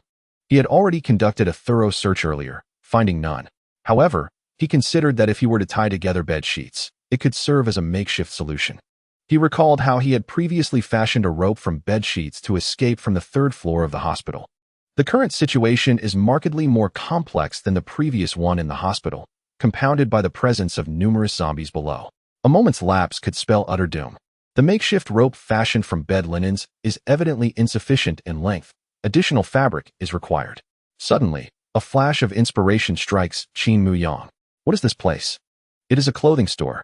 Although the garments may be of a certain style, they are indeed crafted from fabric.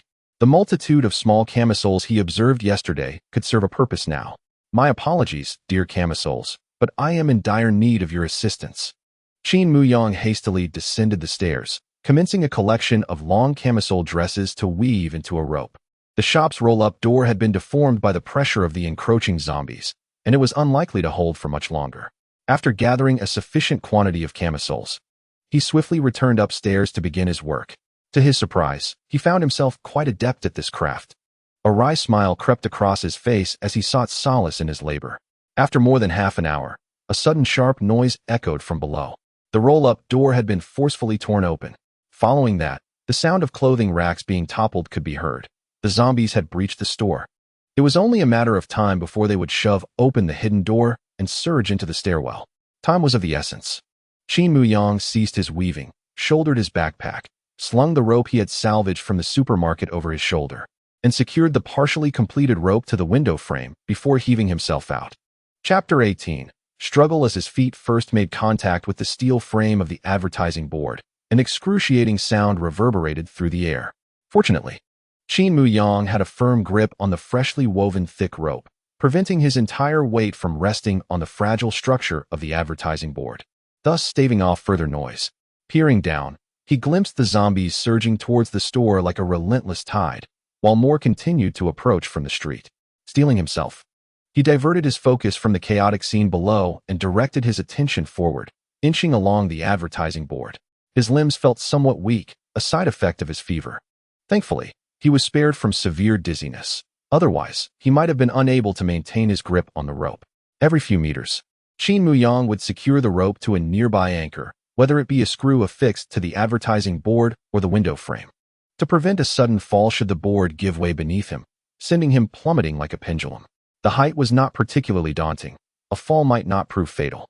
However, landing amidst a horde of zombies would be a terrifying prospect, one that sent shivers down his spine. After maneuvering past the adjacent shop, Qin Muyang paused to catch his breath and secure the rope. At that moment, he caught sight of several zombies within the store through the glass window. Alarmed by the sound of his rope weaving, they lunged towards the window. Just then, he felt the board beneath him give way. With a thunderous crash, the advertising board plummeted to the ground. Qin Muyang clutched the rope tightly, narrowly avoiding a disastrous fall. Thank goodness. Before the billboard fell, he had just secured the rope. However, the zombies outside the window were already rushing towards him, and with both hands gripping the rope, he found himself unable to fend off the approaching undead. A crack. The glass window before him shattered under the relentless assault of the zombies, forming a web-like fracture radiating from the center.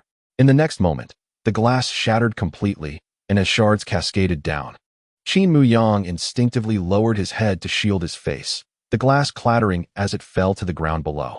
The sharp sound inevitably attracted the attention of the zombies on the street below, causing them to split into two groups. One continued towards the provocative lingerie store, while the other surged directly beneath Qin Muyang.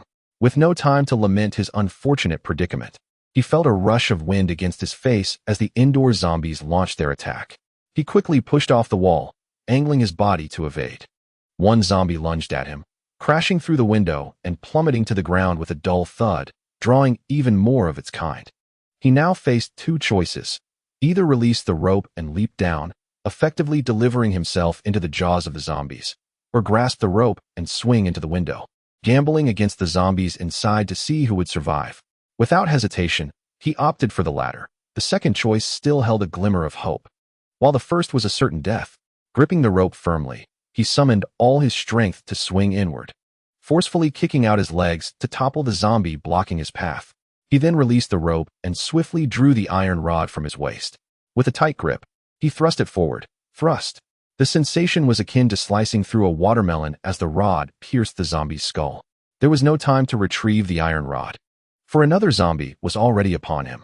Qin Muyang rolled on the ground, distancing himself by a meter, his hand reaching for the compact folding knife nestled in his backpack. This knife, acquired from the supermarket owner, was intended as a backup and was now proving its worth. Quickly unfolding the knife, he gripped it tightly as a zombie's face loomed before him. Gritting his teeth, he thrust the blade upward into the creature's jaw. The blade sank into the zombie's flesh without a sound, and Qin Muyang felt his hand press against the cold, clammy skin. A nauseating sensation accompanied by a viscous liquid. The knife met no resistance, swiftly penetrating the flesh. After dispatching these two zombies, Qin Muyang took a moment to catch his breath, reclaiming both the iron rod and the folding knife. In comparison, the folding knife was less laborious and faster, yet it inevitably brought him into close contact with the undead, which was both repulsive and perilous. If his skin bore any abrasions, he risked contact with the zombie virus and potential infection. Qin Muyang pondered that if he were to survive this ordeal, he would certainly seek out a pair of gloves, though he wondered if wearing gloves would hinder his ability to wield his weapons effectively. Though wielding an iron rod may require more effort, it offers enhanced safety, even if one strikes erroneously, failing to eliminate the zombie in one blow. There remains a margin for retreat. A folding knife, on the other hand, does not afford such luxury. A misplaced thrust not only fails to vanquish the undead but also results in direct contact, akin to a fatal embrace. Qin Muyang sheathed his folding knife and resumed wielding the iron rod. In the room, two zombies still remained, their guttural growls echoing as they lunged forward, but they were swiftly dispatched. Having narrowly escaped, Qin Muyang found himself nearly depleted of strength. Gazing at the fallen zombies, he could not resist collapsing onto the floor. His forehead burned with fever, breaths came in ragged gasps, and his limbs felt weak, as if all vitality had drained from him. Though he was aware that peril still loomed, he found himself reluctant to rise and press on. The left side of his face felt inexplicably cool. Upon investigating with his clean hand, he discovered it stained with blood, vivid crimson blood.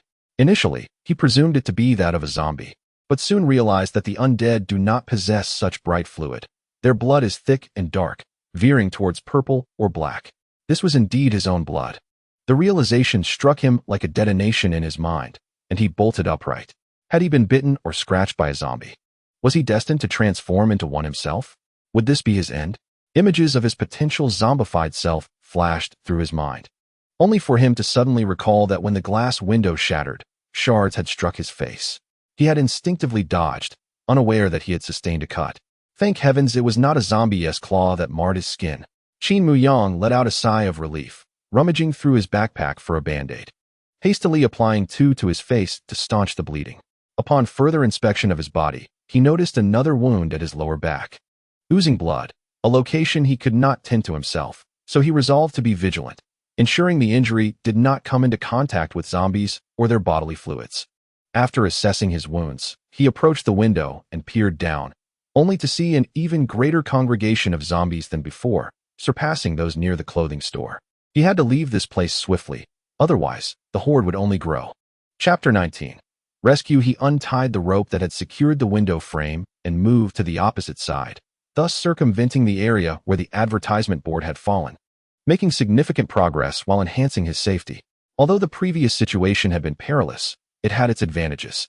If the subsequent shops he passed had their second-floor windows open and were devoid of zombies, Qin Muyang believed he could traverse in such a manner all the way to the street, avoiding the need to perform acrobatics on the precarious advertisement board. Regrettably, every shop he encountered thereafter had its windows shut, some even drawn with curtains. He dared not force open a window, fearing it would attract the attention of the zombies below, who would pursue him relentlessly. He was also concerned that should there be zombies inside, he would need to free up his hands to confront them. Though his body was already in discomfort, it would be prudent to avoid complicating matters further. Having slowly relocated several shops, the cord he had been weaving was now devoid of material, and his arms felt languid and powerless, no longer able to support his movement. Qin Muyang secured the piece of rope he had pilfered from the supermarket and gradually slid onto the street. Prior to descending, he had observed that only a sparse scattering of zombies roamed the pavement, posing little threat. If he could hasten his pace, it might even be unnecessary to confront these few undead beings. Nevertheless, upon landing, Qin Muyang instinctively gripped his iron rod. Despite the ache in his arms rendering it seemingly unliftable, he nonetheless adopted a defensive posture. Fortunately, these zombies reacted sluggishly, allowing him to escape ahead of them as they sluggishly pursued. However, Qin Muyang remained oblivious to the fact that the wound on his lower back was still bleeding, with droplets of blood cascading onto the ground. A zombie, having caught the scent of blood, promptly crouched down to lap at the crimson liquid pooling beneath him. After thoroughly cleaning the surface, it rose to sniff the air intently, then followed the scent to the next drop of blood, continuing its gruesome feast. By the time Qin Muyang became aware of his surroundings, a dozen zombies had already trailed behind him. His limbs felt weak, and his head throbbed painfully. His body involuntarily shivered with chills. It was clear to him that he was running a high fever. He needed antipyretics, water, and a warm blanket to rest. Yet, these three necessities were far too luxurious for his current state. The only thing he could manage was to retrieve a bottle of mineral water from the side of his backpack and sip it in small gulps. The thought of antipyretics or a restful slumber was beyond his reach. He was powerless to shake off the pursuing zombies, nor could he prevent others, drawn by the scent of blood, from joining the throng. He was acutely aware that his back, from the waist to the pant leg, was surely stained with blood. Otherwise, it would not have attracted so many of the undead. Unlike that day at the supermarket, where a mere distance could render the zombies oblivious to the scent, the volume of blood was a crucial factor. Continuing on this path, even if he were not caught by the zombies, he would likely succumb to death from excessive blood loss. Yet, aside from the relentless advance, Qin Muyang could conceive of no other means to escape his predicament. There were no suitable hiding places along the street, and he was unfamiliar with the area. Had he endured all this hardship only to meet his end at the hands of the undead? His vision blurred, and he felt on the verge of collapsing onto the pavement. At that moment, it seemed he heard someone speaking, and it appeared they were addressing him. Was it an illusion? Was he nearing death? Hey, how are you doing? Hey, brother in the middle of the road. Are you injured? Bitten by a zombie? Hey, do you need help? The calls came one after the other, increasingly urgent. Unable to resist, Qin Muyang lifted his gaze towards the source of the voice, where he spotted a girl with a ponytail waving at him from an old residential building by the roadside. Hey, how are you? Upon noticing Qin Muyang's glance, the girl eagerly inquired. Qin Muyang managed to muster a smile that was more painful than tears. I'm about to die. He spoke those words. Yet in his heart he thought, how wonderful. I have finally encountered a living person. I am not the only soul remaining in this world. You haven't been bitten or scratched by a zombie, have you? The girl inquired. Qin Muyang shook his head. Excellent. Then proceed in that direction, she directed with a gesture. Qin Muyang immediately followed her gesture. In such circumstances, one should not readily trust strangers. Yet the girl appeared to be of similar age to him, exuding a carefree demeanor that suggested she bore no ulterior motives. Moreover, considering he was on the brink of death, being deceived by such a beautiful girl would be worth it. His mind was a whirlwind as he walked ahead. The girl had already vanished from the balcony. After taking several dozen steps, just as Qin Muyang suspected she might be toying with him, he suddenly heard her voice again. Hey, over here. He looked up to see her waving at him from atop a colorful steel awning. Go around that way. There's a flower rack. Climb up along it. Following her instructions, he indeed discovered a three-tiered flower rack, which allowed him to ascend to the awning. Behind him, The zombie had trailed him closely. Gritting his teeth, he summoned his strength to begin climbing. It took several arduous minutes, nearly exhausting all his energy, before he finally reached the top of the rack. His vision began to blur, and dark spots danced before his eyes. As if he were watching a film in slow motion, he crouched atop the rack, while the zombie below reached out for his feet. He lacked the strength to climb further onto the awning. The girl popped her head up from the awning, gazing down at him from her elevated position. "Are you truly unscathed, without any bites or scratches?" "No," Qin Muyang replied earnestly. "The wounds on my body are from glass cuts." "All right," she said, extending her hand toward him. "My name is Zhang Jin. And you?" Grasping her hand, Qin Muyang realized she did not intend to pull him up, but merely wished to shake hands, and he quickly responded, "I am Qin Muyang. A lovely name. Let me help you up. You seem to lack strength." Zhang Jin pulled him upward with surprising force. A thought that crossed Qin Muyang's mind just before he succumbed to unconsciousness. A dream. Again, a chaotic dream. In it, he was pursued by zombies, perpetually fleeing for his life. At times, he felt a zombie biting the back of his head, and at other moments, he was scratched at his lower back, with a zombie whispering in his ear, questioning his hospital attire, wondering if he had escaped from a psychiatric institution. What a peculiar dream, he mused. Which zombie could speak? As he pondered, he slowly opened his eyes. Upon doing so, he beheld a fair and delicate face before him, and instantly recalled the events preceding his fainting spell. It was this very girl, Zhang Jin, who had rescued him. Qin Muyang expressed his gratitude profusely and sat up to survey his surroundings. He found himself in a remarkably tidy bedroom, though the furnishings appeared rather inexpensive, resembling those found in student rentals, particularly single-room accommodations. Could this be Zhang Jin's rented abode? Qin Muyang initially intended to inquire about Zhang Jin's background, yet felt it inappropriate to interrogate someone who had just rescued him. Instead, he asked, "How long was I unconscious?" 1.5 days, Zhang Jin replied, uncertain whether this duration was longer or shorter than his previous episode. Qin Muyang realized that his unconsciousness was measured in days. "I recall fainting as soon as I reached that awning," Qin Muyang remarked. Zhang Jin's expression shifted, seemingly recalling a troubling memory. "Don't mention it. I exerted considerable effort to carry you here. Fortunately, you are rather slender. Had you gained an additional 10 pounds, I would have certainly left you outside to fend for yourself." Her demeanor and tone reinforced Qin Muyang's earlier assumption. She was a carefree girl, imbued with kindness. He expressed his gratitude once more for her life-saving assistance. Perceiving his curiosity about how she managed to bring him from the awning to the room, she promptly elucidated. "The window security bars in the bedroom can be removed. Once dismantled, I could stand on the windowsill below, traverse along to the adjacent awning, and then make a turn to reach where you collapsed." It sounded rather intricate, and Qin Muyang envisioned how she had transported his unconscious form without inflicting any new injuries upon him. He thanked her again, eliciting a laugh from Zhang Jin. "You won't start every conversation with me by expressing gratitude, will you?" Haha. Zhang Jin was truly a beautiful soul, and having such a companion in this desolate world was indeed a boon for Qin Muyang. He nearly lost sight of his friends, Jiang Yuan Fan and the others, considering this was the only other living person he had encountered since awakening in the hospital. Perhaps they were the last two souls in this world. At least they were a handsome pair. It seemed that the weighty responsibility of restoring human civilization would rest upon his shoulders. As Qin Muyang pondered this, he suddenly heard a commotion from the adjacent room, causing his nerves to tense as he reached for the iron rod on the bedside table. All of his belongings had been placed there by Zhang Jin, unlike in the hospital, where everything had mysteriously vanished. Zhang Jin, however, exhibited no signs of anxiety, instead casting a loving gaze toward the doorway. As the sound drew closer, Qin Muyang observed a young man with a slight limp approach the entrance. "My boyfriend, Li Mingchuan," Zhang Jin introduced. Qin Muyang's lips twitched. Moments ago, he had even contemplated names for the children he might have with Zhang Jin, as they were both solitary individuals in this apocalyptic world. Yet, he refrained from voicing these thoughts, knowing that Li Mingchuan had tended to his wounds. He warmly shook Li Mingchuan's hand, expressing his gratitude, while silently mourning his own continued state of bachelorhood. Li Mingchuan quickly took the lead in the conversation, inquiring about Qin Muyang's circumstances.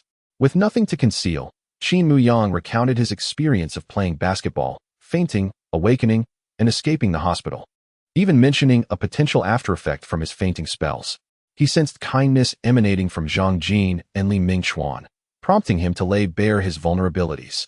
Indeed, this couple showed no concern for Qin Muyang's potential fainting spells, assuring him that they would take care of him should such an event occur. They expressed admiration for Qin Muyang's audacity in traversing from the Second People's Hospital to their current location, particularly when he recounted how he had dispatched a zombie with an iron rod, a tale that sparked a hint of reverence in their expressions. After a moment, Qin Muyang realized that these two harbored a profound fear of zombies. They were originally students from a nearby university, sharing a 3-bedroom apartment with another classmate. Not long before the outbreak, Li Mingchuan had been confined to their shared residence due to a fracture. Zhang Jin, who had forged a brotherly bond with Li Mingchuan, willingly took on the responsibility of caring for him. Her method of nurturing involved gaming with him and ordering takeout, handling laundry errands without ever lifting a finger herself. Consequently, after the zombie virus erupted, the inept cook Zhang Jin hoarded an assortment of instant noodles, rice noodles, ready-to-eat meals, and canned goods, ensuring they were well-stocked even to this day. When news broke of an unknown virus outbreak, they naively assumed it would resemble the previous pandemic, expecting only city lockdowns and similar measures, never anticipating the chaos that would ensue. Li Mingchuan remarked that they had been nonchalant about it, merely sending Zhang Jin out to procure a plethora of supplies. Indeed, at that time, we hardly thought it would escalate, Zhang Jin chimed in, recounting her terror upon witnessing zombies roaming the streets. They vividly described their fears, how they huddled under blankets, paralyzed with dread, especially with the unsettling sounds emanating from the next room, where their housemate had been bitten and transformed into a zombie, occasionally letting out horrific cries. The eerie noises from the stairwell at night haunted their hearts like a persistent nightmare. Qin Muyang found himself stifling laughter, particularly at the sight of the tall and robust Li Mingchuan adopting a frightened demeanor, which seemed quite amusing. Yet, he quickly recalled his own apprehension upon glimpsing a grayish hand emerging from a hospital room, realizing his expression would not have been any more composed. He was merely slightly more resilient than them. Li Mingchuan recounted how they endured their housemate's ghastly sounds for 2 days until, on the verge of the door being clawed open, he mustered the courage to confront the zombie. His method was straightforward, clad in layers to shield himself. He limped while wielding a disassembled wardrobe door, forcefully pushing the zombie off the balcony. With a resounding thud, the problem was resolved, albeit at the expense of his stamina. They both resolved that should their supplies dwindle, they would rather perish in their room than venture into the zombie-infested world outside in search of survival. During this period of companionship, 2 individuals who initially referred to each other as brothers inexplicably transformed into romantic partners, transitioning from separate rooms to sharing a single bed. Qin Muyang surmised that a significant portion of this development stemmed from their mutual naivety and timidity. Sleeping together provided them with a sense of courage. He sought to inquire about the events surrounding the outbreak of the zombie apocalypse, but both individuals appeared rather muddled. They only recalled that the news had reported an unknown virus that caused the infected to attack others, urging everyone to remain indoors. Consequently, they assumed the situation mirrored the pandemic from a few years prior, stockpiling supplies and retreating into their rooms to play games until, after 2 to 3 days, the entire city fell into chaos, cutting off all communication. How many days has it been since the city transformed into this state? Qin Muyang asked, attempting to gauge the duration of his own unconsciousness. He remembered that on the day he went to play basketball, he had also heard news about a virus but had not taken it seriously, merely wondering why the streets were so sparsely populated. Approximately 10 days, Li Mingchuan replied, glancing at Zhang Jin and nodding to himself. Yes, it should be around 10 days. Our phones have long since run out of battery, and our power banks can only last for so long. Qin Muyang quickly calculated that he had likely been unconscious for about 2 days in the hospital and approximately 2 days in the supermarket. Coupling that with a day and a half of unconsciousness here, he deduced it had been nearly 6 days in total. Fortunately, it wasn't an utterly absurd figure. However, it was astonishing that the outbreak had only occurred a little over 10 days ago, and the city had already deteriorated to such an extent. Regrettably, the 2 individuals before him seemed to have paid little attention to external developments, leaving him in ignorance of many details. Chapter 21. Coexistence. Zhang Jin speculated about Qin Muyang's fainting episode, noting that Li Mingchuan had previously cleaned his wounds and discovered some infections on the back of his head and waist. She conjectured that fever from inflammation might have caused his fainting, though she was hesitant to assert this as fact. Li Mingchuan asked Qin Muyang whether he had brought any medication upon leaving the hospital, suggesting that they should procure some anti-inflammatory drugs. Qin Muyang shook his head. He had escaped with not even a pair of shorts, let alone any medication. Moreover, he had hardly encountered any pharmacies along the way. Logically, there should be numerous pharmacies near a tertiary hospital like the second hospital, yet I have only seen one, and it was overrun by zombies. Qin Muyang expressed his confusion. Li Mingchuan explained that since he had climbed over the wall to escape, he had not passed through the hospital's main entrance, which accounted for his failure to see the pharmacies. All the pharmacies near the second hospital were located on the main street outside the entrance, lined up in close proximity to one another. Qin Muyang inquired again about pharmacies in the vicinity, and Li Mingchuan confirmed that there was one on that street. However, none of the three dared to venture out. Both Qin Muyang and Li Mingchuan were still patients, making it inconvenient to ascend and descend from the makeshift shelter, while Zhang Jin was paralyzed by an overwhelming fear of the zombies. Furthermore, the area below was teeming with wandering zombies, still on the hunt for Qin Muyang's scent. The blood he had previously spilled was an irresistible temptation for the long-starved undead. The three individuals exchanged various circumstances, yet for the most part, it was Qin Muyang who narrated the tales of his recent excursions, having spent several days outside, which piqued the curiosity of the couple regarding the outside world. As Qin Muyang spoke until his throat grew parched, Zhang Jin kindly served him a glass of water and then offered him a brief tour of their residence. To his astonishment, he observed that nearly every pot and dish within the house was in use, filled to the brim with water. On the balcony, numerous buckets and basins lay empty, which Zhang Jin explained were employed for collecting rainwater, easily filtered for use through a special faucet. Then, she introduced a rather startling feature, the toilet, pointing towards a color steel shed outside the balcony. Before she could utter another word, Qin Muyang interjected. "So this is where you dragged me back from?" Zhang Jin nodded affirmatively. "Indeed, but that is not my main point. This is our toilet. If you need to relieve yourself, you may simply stand on the balcony and aim downwards. If you miss the zombies below, it indicates a lack of precision. For larger needs, do you see that hole over there? It is specifically carved out for that purpose. Just aim through the hole. Below seems to be a bicycle storage area, but that is of little consequence now." Qin Muyang's gaze sought the hole she mentioned, noting a roll of toilet paper conveniently placed beside it. Li Mingchuan has once again forgotten to retrieve the paper after using it. Zhang Jin suddenly ventured outside, carefully retrieved the paper, and explained, "If it rains, this paper would be rendered useless." Qin Muyang hesitated, contemplating the situation. Zhang Jin, after the altercation, returned to inform him, "Do not feel embarrassed. After all, it is the apocalypse. No one will be concerned about your modesty. I certainly want to look. And I doubt the zombies outside will either." What a remarkable woman Zhang Jin is, Qin Muyang mused inwardly. She was brash, yet possessed a keen attention to detail. In contrast, Li Mingchuan was timid and cautious, yet genuinely sincere in his dealings. Qin Muyang found great pleasure in their company. For the time being, he could not depart from this place, as he needed to recuperate properly before contemplating future matters. Generously, he shared the supplies from his backpack, and the three of them enjoyed a delightful meal together, particularly relishing the canned beef, each savoring a few bites as though it were a grand feast. Celebrating the serendipity of encountering other survivors in such a desolate world. Following the scent of Qin Muyang's blood, the zombies congregated downstairs for several days. Just as they began to fear an impending horde, the zombies were once again drawn away by stray dogs, gradually dispersing.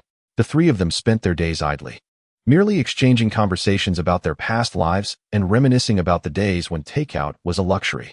Zhang Jin lamented her relationship with Li Mingchuan, exclaiming, "There truly is no pure friendship between men and women. I once thought we were just friends, yet somehow we became a couple. In a world fraught with peril, it is rather understandable for two timid souls to rely on each other." A few days later, one bright morning, Zhang Jin rushed into Qin Muyang's room, clutching a pillow. At that moment, Qin Muyang had just awoken. "Brother, from today onwards, you will be living with Li Mingchuan," she declared, tossing the pillow onto the bed. "We broke up last night." "Broke up? How many stars did you earn?" Qin Muyang blurted out. Zhang Jin's lips twitched. "I mean, we ended our relationship. I was terribly mistaken. There can indeed be genuine friendship between men and women. We are better off as friends." Once we became a couple, certain things that were tolerable in friendship became intolerable. Qin Muyang glanced at the pillow in Zhang Jin's hands. Have you lost your mind? You invited him to stay. He understood that the bedroom they shared had originally belonged solely to Zhang Jin. There was no way he would reside in a girl's room, especially alongside her ex-boyfriend. That would be exceedingly awkward. Zhang Jin scratched her head. You make a valid point. She then departed, still clutching the pillow. Soon after, Li Mingchuan trudged in, looking dispirited and devoid of even a pillow. He had anticipated feeling caught in the middle after their breakup, yet to his surprise, Qin Muyang found that aside from not sharing a bed, everything remained unchanged between the two. He was quite astonished. Days passed, and after 5 or 6 days, Qin Muyang felt he had completely recovered. The pain in his head had subsided, the wounds on his waist had scabbed over, and he hadn't fainted in several days. He realized it was time to decide whether to stay or leave. Zhang Jin and Li Mingchuan did not object to his presence, even expressing a desire for him to remain as company. However, he sensed that this place was not sufficiently safe, and he had noticed an alarming increase in the zombies lurking on the road below. The previously scattered zombies were slowly returning, while many of them vanished during daylight or took refuge beneath the makeshift parking shelters at night. The unmistakable sounds of their groans echoed below, and at times, he could even feel their claws scraping against the walls. The number of zombies in the stairwell seemed to have increased, and there were moments when he would hear loud thuds at the door. Qin Muyang attempted to persuade the two to leave in search of a more secure refuge, but they insisted that the outside world was far too perilous. They resolved to remain in the house, ready to bid farewell to this world when their options were exhausted. They were adamant about not venturing outside. Qin Muyang did not press the issue. While they were prepared to face death with equanimity, he was not. He had already begun to make preparations to depart. Chapter 22. Storm and rain. The following day, Qin Muyang requested paper and a pen from Li Mingchuan. Based on their descriptions, he sketched a rudimentary map of the nearby streets, marking the locations of supermarkets, convenience stores, pharmacies, and grocery shops that they could recall. He also highlighted areas likely to be swarmed with zombies, such as schools, hospitals, large shopping malls, and high-rise residential buildings, which he intended to avoid. Regrettably, both of them were unaware of how to reach Beishan University. Like Qin Muyang, they were newcomers to the city and unfamiliar with Beishan. However, Zhang Jin mentioned that she knew the location of a bookstore where Qin Muyang could potentially find a detailed map of Beishan City. He promptly marked the bookstore on his map. Having completed a simple map of the vicinity, Qin Muyang devised 2 routes for himself, one of which served as a backup. He believed that preparing for contingencies would enhance his chances of survival, and he was unwilling to relinquish his hope for life. Zhang Jin and Li Mingchuan expressed their reluctance to part ways, preparing a generous supply of food and drink for him, urging him to return anytime should he find the outside world unwelcoming. Qin Muyang felt a twinge of embarrassment at their parental demeanor, suspecting they were taking advantage of him, though he had no proof. His backpack, now bulging with supplies, made him feel somewhat sheepish. He understood that once he departed, these two would rely on the remaining provisions to sustain themselves without venturing out again. Thus, he promptly removed some of the food and drink from his backpack, ultimately settling on provisions sufficient for a day and a half. He reasoned that by continuing his search for resources outside, he could leave Zhang Jin and Li Mingchuan with enough food to survive another day. With all his belongings prepared, Qin Muyang did not rush to leave, as the time had already reached noon. Venturing out at this hour would subject him to the scorching sun and limit his time for action, as he would soon need to seek a safe haven for the night. He resolved to set out early the next morning. That afternoon, the atmosphere grew oppressive and stifling, making it difficult to breathe. As night fell, a torrential downpour commenced, with rain splattering and stirring up dust, rendering the air thick and acrid. They were compelled to secure all doors and windows tightly, and the situation only began to ease when the ground transformed into a river of water. The tempest swept across the entire city, and the doors and windows of every house groaned under the strain. The relentless rain roared, drowning out all other sounds, leaving only the symphony of wind and rain. Despite being together in the living room, the three of them had to shout to communicate, yet their words remained unclear amidst the cacophony. Once their voices grew hoarse, they ceased their attempts at conversation, realizing it was futile. Fortunately, the din outside was overwhelming, rendering their voices inaudible to the zombies, which merely wandered aimlessly within the building. In the darkness, The three of them sat motionless in the living room, resembling phantoms. Later, Qin Muyang could no longer endure the turmoil, so he retrieved the remaining aromatic candle he intended to take with him and lit it. Amidst the tempest, the entire building seemed to sway, as if on the brink of collapse. Although the house was well sealed, it could not withstand the extreme weather outside. Winds incessantly seeped through the crevices of the doors and windows, emitting a mournful wail, akin to the cries of vengeful spirits. Rainwater invaded the interior through the gaps, swiftly saturating the floor of the bedroom where Zhang Jin was situated.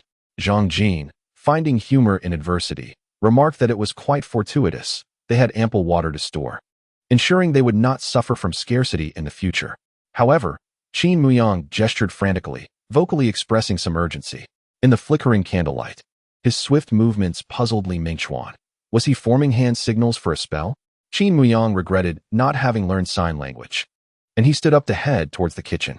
Suddenly, both Zhang Jin and Li Mingchuan comprehended his intent. The kitchen and Zhang Jin's bedroom shared the same orientation. If water was flooding the bedroom, the kitchen would undoubtedly be in dire straits. Almost all their food and water were stored in the kitchen. The three rushed toward the kitchen, and upon opening the door, they found themselves stepping into water. The water had already risen above their ankles, and as the door swung open, it poured into the living room. The scene within the kitchen was as dire as they had imagined. Zhang Jin returned, carrying the aromatic candle for illumination, only to witness a plethora of items soaked on the kitchen floor.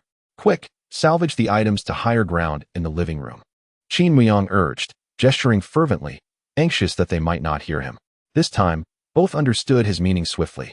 Zhang Jin attempted to carry a bucket of water away, but Li Mingchuan restrained her hand, indicating that there was no need to rush for water.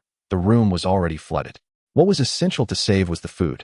Just as they managed to retrieve a box of instant noodles and some self-heating meals to the living room, the howling wind outside intensified dramatically, resembling a wailing banshee intent on toppling the house. The windows rattled violently, and Qin Muyang felt a sudden chill rush in, while the wind's sound morphed into a piercing shriek, reminiscent of a coach's tense whistle during physical training. Qin Muyang glanced towards the kitchen window, where the candlelight reflected Zhang Jin's candle flickering violently. Then, the flame extinguished, plunging the entire room into an abyss of darkness. No longer searching for salvageable supplies, Qin Muyang turned and, relying on his memory, grasped Li Mingchuan in the dark, pulling Zhang Jin along with him, and forcefully dragged both back to the living room before turning to close the kitchen door. At the moment he shut the door, the kitchen window emitted a strained crack as it battled against the storm. In an instant, the entire window frame, along with the glass, was swept into the boundless night and torrential rain. Even the kitchen door, which Qin Muyang had just closed, was flung open by the pressure, but fortunately, he had already led the two away from that threshold. Initially perplexed by why Qin Muyang had been shouting about salvaging supplies only to suddenly pull them away from the kitchen, Zhang Jin and Li Mingchuan shrank back in fright, resembling frightened chicks. In the living room, lightweight objects danced with the wind, swirling up and down within the space, or rushing towards the wide-open doorway, then soaring through the shattered kitchen window into the night sky. If the items in the living room were in such disarray, one could only imagine the chaos in the kitchen. Aside from a few sturdy cabinets, even the cabinet doors were torn away by the fierce gusts and swept away. The three individuals huddled in a corner of the living room, feeling their possessions gradually vanish into the darkness. The sense of helplessness was akin to the shock experienced during a zombie outbreak. Zhang Jin vividly recalled the moment when the undead appeared downstairs, triggering a frantic escape among the crowd. A little girl, lost and alone, stood at the intersection weeping, uncertain of where to flee. Zhang Jin felt compelled to help her, but the chilling growls of zombies and the sight of spilled blood on the ground ultimately paralyzed her with fear. That same feeling of powerlessness surged within her once more. Chapter 23. Leaking water soon. A resounding crash echoed through the air, signaling that Zhang Jin's bedroom window had succumbed to the wind as well. Indeed, in an instant, her bedroom door was wrenched open by the force of the gale, and the airflow in the living room intensified, even drawing in the rain from outside, quickly drenching the entire area. Although it was the sweltering summer season, a chill settled over them. The family residing above likely faced a similar plight, as the sounds of thumping and crashing from the floor above persisted, objects colliding as the wind swept through, accompanied by disordered footsteps. However, Qin Muyang recalled that Li Mingchuan had mentioned there were no living souls left upstairs. Thus, those footsteps must belong to the zombies. Qin Muyang's gaze shifted toward the entrance door of the living room. Though obscured by darkness, his heart tightened with apprehension. Would the door be forced open by the wind? If it were to open, the zombies roaming the hallway would surely flood in. He gently pressed down on Li Mingchuan and Zhang Jin's shoulders, signaling them to remain still, before slowly rising to his feet. He crouched low to lower his center of gravity, preventing a fall, and cautiously moved forward a few steps until he reached the sofa. The sofa was already damp, its texture reminiscent of a wet rag from the kitchen. Yet Qin Muyang felt a surge of relief. The added weight of the soaked sofa would serve his purpose perfectly. He pushed the sofa with both hands, slowly maneuvering it toward the entrance door. Everything transpired in the darkness, relying solely on memory. Having lived there for several days, Qin Muyang had become relatively familiar with the surroundings. As he firmly wedged the sofa against the entrance door, Zhang Jin and Li Mingchuan remained oblivious to his actions. Naturally timid, the two of them could do little but huddle in the corner, paralyzed by fear, muscles tense. Once Qin Muyang finished with the sofa, he crouched down to move back. At that moment, he sensed water dripping from the ceiling. The window above had been blown away, and water was pouring into the room. In ordinary homes, areas such as the living room are not designed to be waterproof, which allows rainwater to seep in from above. Qin Muyang's mind raced as he pondered how to find a relatively comfortable spot in such an environment. If they were to endure the wind and rain in the living room all night, they would surely fall ill. With their resources depleted, they would be left to await their demise. Qin Muyang moved back to Li Mingchuan's side and shouted, "Is there a bathroom in the master bedroom?" The master bedroom referred to the room of the housemate who had turned into a zombie, a place Qin Muyang had never entered. Since the zombie housemate was thrown down the stairs, neither Li Mingchuan nor Zhang Jin had ventured back into that room. Li Mingchuan shouted back, "What? You need to use the bathroom? At this moment, let us not be particular. Just do it in the living room. We won't mind." Every word he uttered was interrupted by the wind rushing into his mouth, making his speech fragmented. Nevertheless, Qin Muyang understood him clearly and frowned, saying, "I asked if there is a bathroom inside." Li Mingchuan nodded, suddenly realizing the darkness rendered visibility impossible, and he shouted, "Yes." Without hesitation, Qin Muyang grabbed both of them and made his way towards the master bedroom. Water poured from the ceiling like a miniature waterfall, drenching them completely. Zhang Jin was even shivering from the cold. Li Mingchuan was puzzled. It seemed that Qin Muyang had only needed him for courage to enter the bathroom. But why was he dragging Zhang Jin along? Upon entering the bathroom of the master bedroom, they discovered that no water leaked from the ceiling. And Li Mingchuan understood the reason. The bathroom was waterproof, preventing any water from above from seeping in. The guest bathroom, adjacent to the living room and poorly oriented, had long since been damaged by the wind. Within the entire house, the master bathroom was the only safe haven. It was impervious to leaks and resistant to damage from wind and rain. Once inside the bathroom, the sounds of wind and rain diminished significantly, and the temperature was several degrees warmer than outside. Qin Muyang felt around the wardrobe and retrieved some dry clothing. In the pitch darkness, he relied solely on touch to select the garments. The top layer was completely soaked, leaving only a few dry items below, carefully safeguarding the dry clothes. He returned to the bathroom and tossed them to Li Mingchuan and Zhang Jin. In the darkness, they changed clothes without feeling any embarrassment. Fortunately, their housemate was male. Had it been a female, only Zhang Jin would likely have fit into the dry clothes, having been tense while waiting in the living room.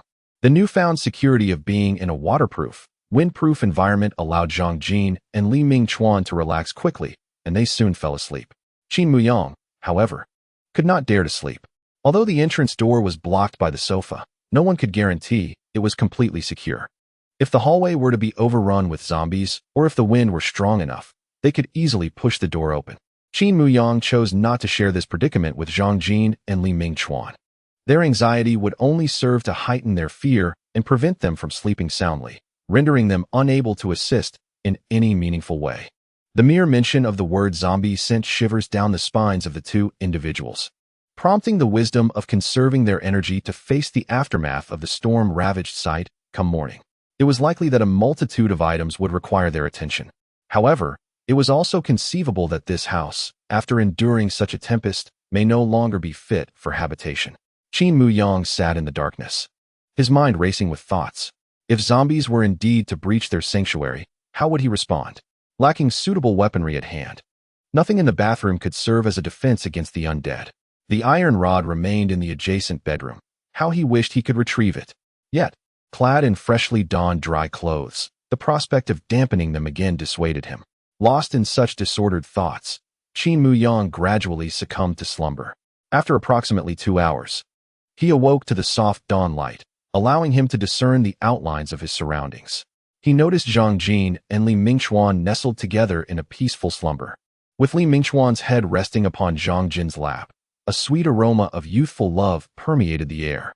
How perplexing it was that these two, who daily proclaimed their desire to part ways, were so intimately entwined.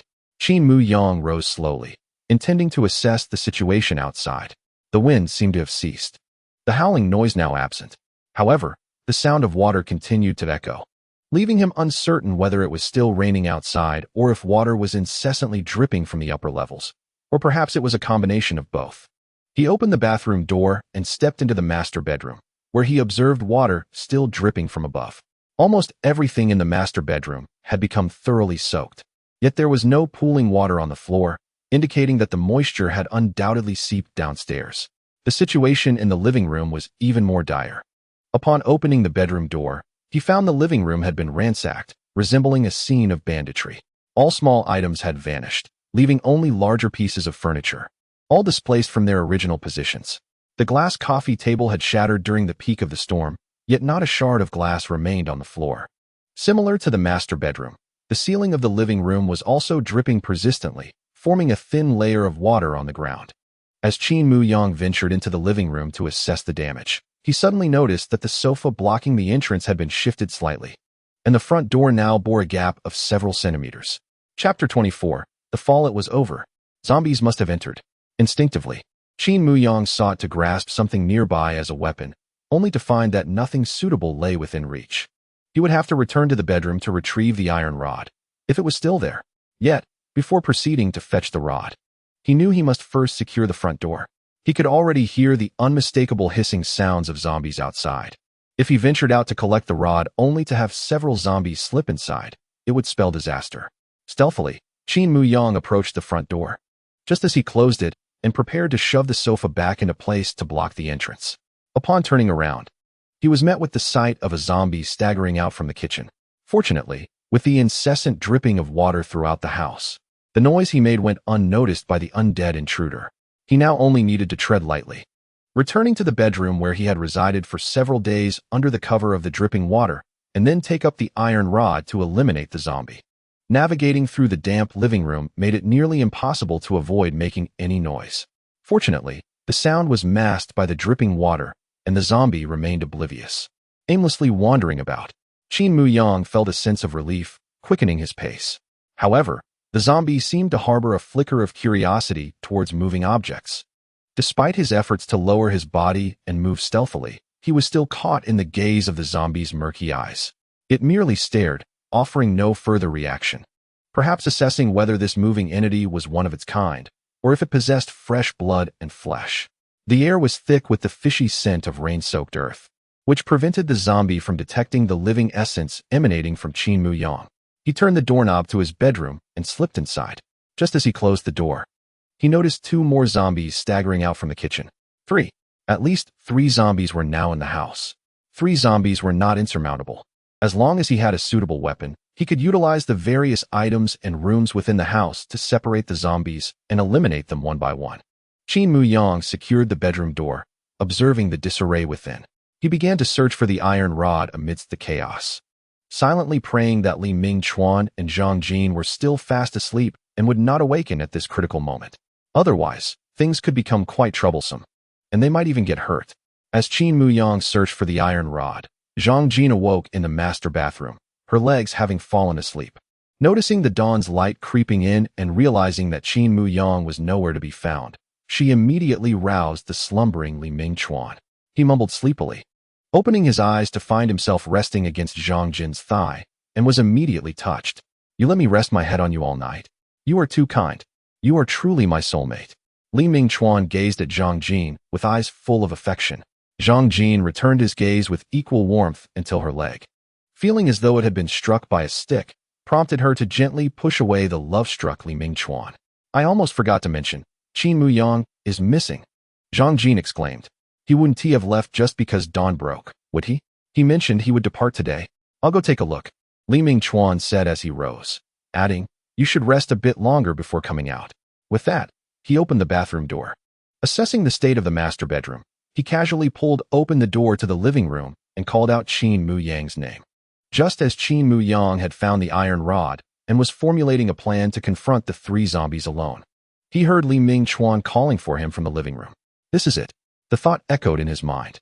Gripping the iron rod, he rushed to open the bedroom door. Li Mingchuan's next exclamation rang out. Oh no, a zombie.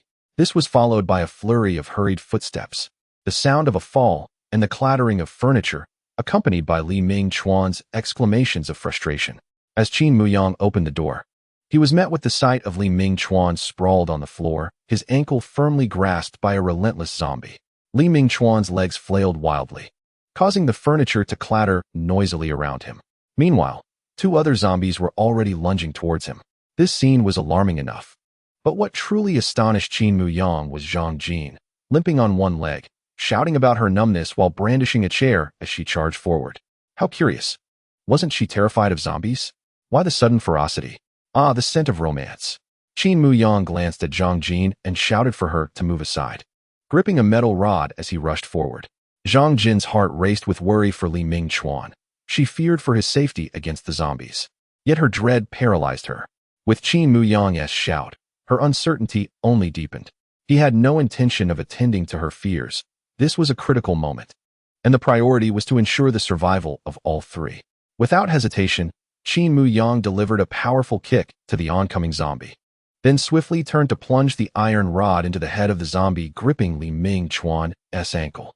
The sickening sound of flesh parting echoed through the air as viscous fluids splattered into the water-soaked ground. Retracting the steel pipe, he aimed it at the zombie he had just kicked away. A nauseating crunch resonated as the creature collapsed, sending droplets cascading into the air. Qin Muyang was acutely aware of one of his principles. Contact with a zombie's bodily fluids could lead to infection. He quickly shielded his eyes with one hand and covered his mouth and nose with his sleeve to prevent any splatter from contaminating his mucous membranes. Throughout this tumultuous encounter, he reminded Li Mingchuan, close your eyes and cover your mouth and nose. Still on the ground, Li Mingchuan reacted swiftly to Qin Muyang's words, shutting his eyes and covering his mouth and nose. Splashes of dirty water erupted, drenching both him and Qin Muyang. Li Mingchuan, lying prone, found his face nearly soaked. Had it not been for Qin Muyang's timely warning, his eyes and respiratory system might have been tainted by the zombie's foul secretions. Zhang Jin stood a little further back, spared from the deluge of filth. Yet she was frozen in shock at the unfolding scene. Qin Muyang opened his eyes and wiped the grime from his skin with his sleeve before dispatching the 3rd zombie. Nonchalantly, he turned and extended his hand to help Li Mingchuan up. In such dire circumstances, a friend lends a hand, but a girlfriend offers multiple supports, Qin Muyang quipped. For some reason, upon hearing this, Zhang Jin felt a flush creeping to her cheeks. Puzzled, Qin Muyang wondered why she was blushing. He hadn't said anything particularly noteworthy. Fortunately, he had arrived in time. Li Mingchuan had escaped unscathed, though it remained to be seen if his ankle bore any marks from the zombie's grip. Qin Muyang instructed Li Mingchuan to examine the area where he had been grasped, but the latter was still shaken, his hands trembling. Just as Qin Muyang prepared to kneel and assist in checking for injuries, he saw Zhang Jin lift the chair she had been clutching and hurl it towards him. Was she rendered senseless by fear, or had she lost her mind? As Qin Muyang pondered, a chair suddenly hurtled towards his face. However, upon closer inspection, he realized it had been thrown askew. Even if he remained still, it would likely miss him, landing harmlessly behind. Thud! The chair struck the ground with a dull thump before settling on the floor. Turning around, Qin Muyang was startled to discover a zombie standing behind him. Chapter 25. Teammates. To his astonishment, there was a 4th zombie in the room, one he had previously overlooked. Had Zhang Jin not intervened by throwing the chair to block the creature, he might have been bitten. He had mistakenly believed Zhang Jin intended to strike him with the chair. Amidst the incessant dripping of water within the room, He had been oblivious to the approaching zombie. A cold sweat broke out on Qin Muyang as he swiftly dealt with the unexpected assailant, only to realize his forehead was beaded with tiny droplets of perspiration. Zhang Jin had grown remarkably adept in an instant. She transformed from someone who would cower at the sight of a zombie into a person capable of accurately hurling a chair to strike one. With a serious tone, Qin Muyang expressed his gratitude to Zhang Jin. "You have saved me for the second time. Thank you."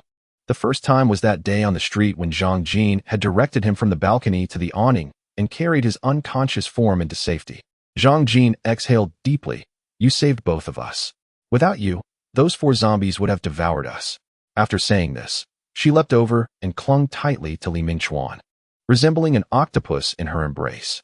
Meanwhile, Li Mingchuan sobbed uncontrollably, his face a blend of tears and the water dripping from the ceiling, presenting an endearingly vulnerable appearance. Why would Zhang Jin be enamored with him? Qin Muyang found himself perplexed. "Wait, let me see if you're hurt," Zhang Jin exclaimed as she disentangled herself from Li Mingchuan, kneeling to examine his ankle. It bore a bruise. Would it pose a problem?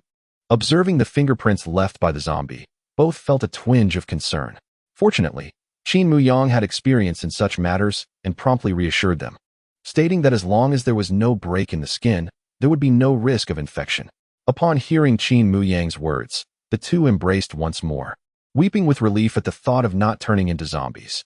Li Mingchuan said, "You bravely jumped out with the chair to protect me. It moved me deeply. You are my lifelong confidant." Zhang Jin chimed in, "I nearly died of fright, thinking you." And then she once again playfully leapt onto Li Mingchuan, pretending to be a frightened girl, her earlier ferocity seemingly forgotten. Exasperated, Qin Muyang rolled his eyes, leaving the two in their affectionate display as he turned to check for any additional zombies lurking in the house. Thankfully, apart from the 4 lying on the floor, no other zombies were present. Upon returning to the living room, he found the pair had separated and were assessing the damages incurred overnight. The sky outside had brightened into a stunning shade of blue, as if the tempest of the previous night had been naught but a figment of imagination. Were it not for the missing windows and the leaks in the ceiling, the scene would have been idyllic. A thorough inventory of the losses would be necessary to ascertain the full extent of the damage. 3 individuals donned clothes that were damp and ill-fitting, meandering within the confines of their dwelling, lamenting their various losses. Except for the master bedroom's bathroom, every room had succumbed to water infiltration, leaving scarcely any dry items.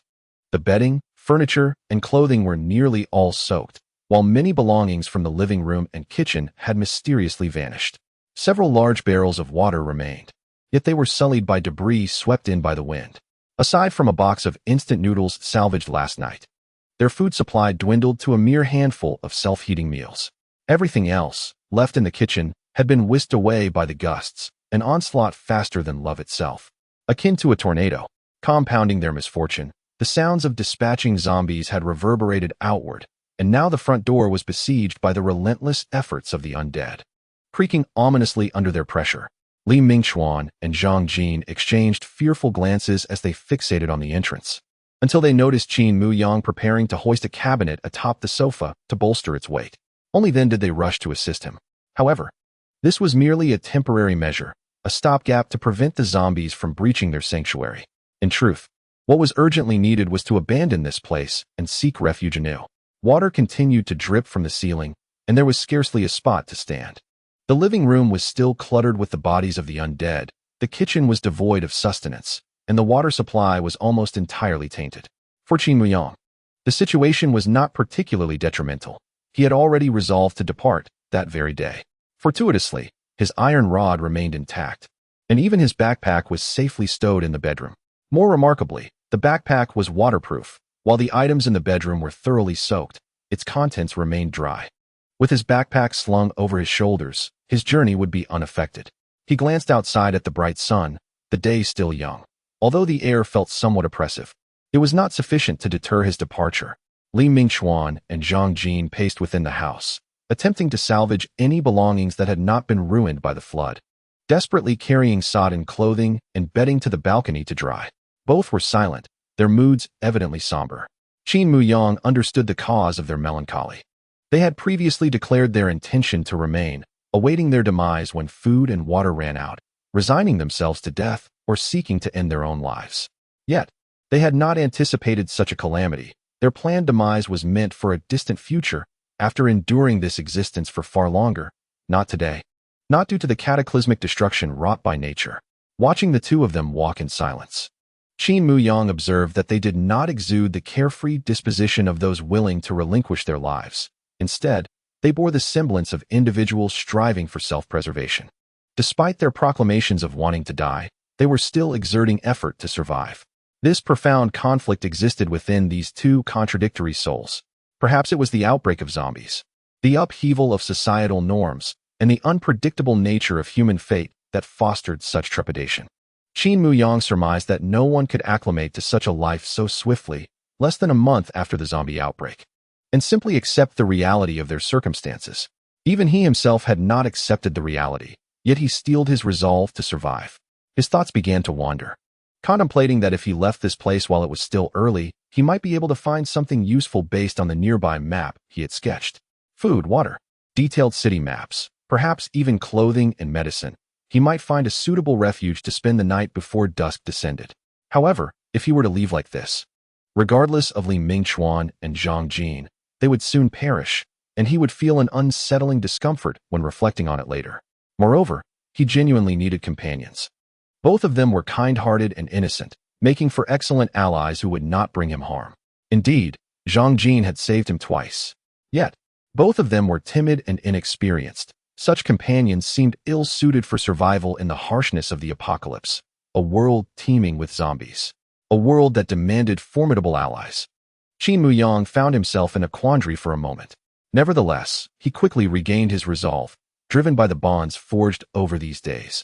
The two instances of being rescued, and their generous sharing of food. It is worth noting that when they first saved him, they were complete strangers. The food he had brought with him was long gone, and their provision of sustenance was akin to them sharing their very lives with him, treating him as a comrade in life and death.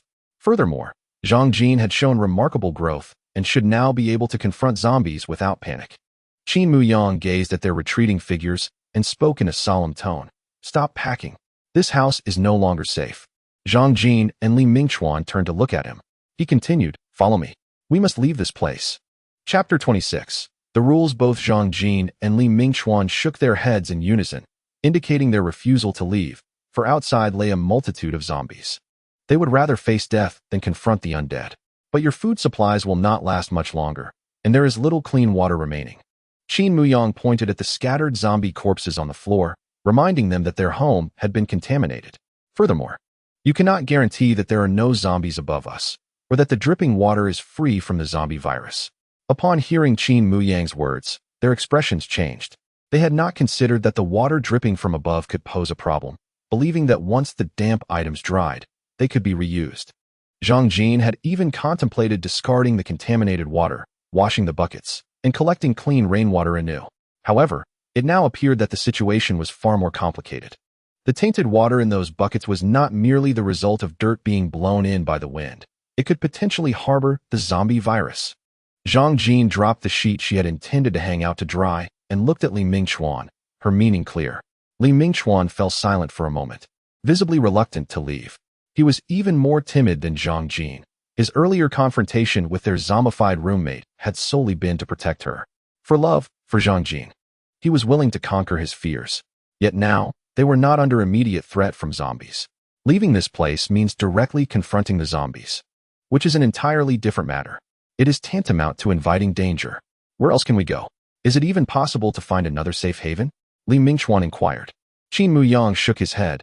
I cannot guarantee anything. Perhaps we shall be in constant flight, but it is certainly preferable to remaining here. This door is on the verge of being breached by the undead. Within this room, there exists no comfort for rest, nor any supplies to sustain life. With poor sleep, insufficient food, and no water, the zombies could invade at any moment. In such a house, will you choose to depart or stay? The decision rests with both of you. If you choose to accompany me, I shall do my utmost to protect you and ensure your survival for a longer duration. But I can only promise my best efforts. I cannot assure you of success. However, I am certain that if you remain here, your time is limited.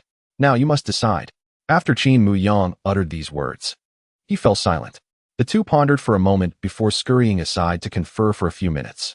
Then, Zhang Jin approached Qin Muyang and extended her hand. We are now teammates. Qin Muyang grasped Zhang Jin's hand briefly before releasing it to commence task assignments. These two had not ventured outside since the outbreak of the zombies. Everything beyond these walls was to be directed by Qin Muyang, who possessed the experience. Much of the responsibility was entrusted to Zhang Jin, as Qin Muyang found her to be more alert and dependable than Li Mingchuan.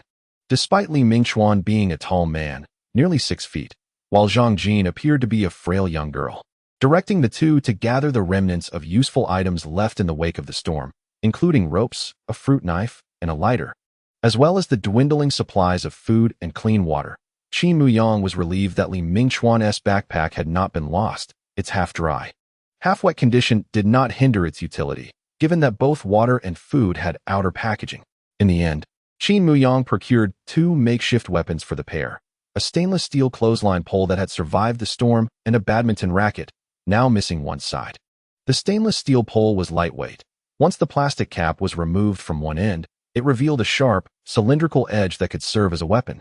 Albeit not particularly sturdy, it might break soon, but it should suffice for a few days. The badminton racket, having had its handle's plastic cap and tape stripped away, exposed a metal core that was sharp and sturdy enough to pierce a zombie's skull. I have summarized a few rules that you must remember. The risk of infection arises from bites and scratches, which you are surely aware of. Contact with a zombie's bodily fluids on wounds or mucous membranes will also lead to infection. The human mucous membranes encompass a wide range, including those of the oral cavity, nasal passages, and even the eyes. It is advisable to avoid consuming anything that has been bitten or touched by a zombie, as it may harbor disease or lead to immediate death. How filthy are the items touched by zombies? A normal person would never eat them. Zhang Jin interjected suddenly. Qin Muyang glanced at her and slowly said, if you were to endure a week of hunger and then encountered an injured rabbit, its leg bitten by a zombie, yet still alive and lively, would you choose to consume it?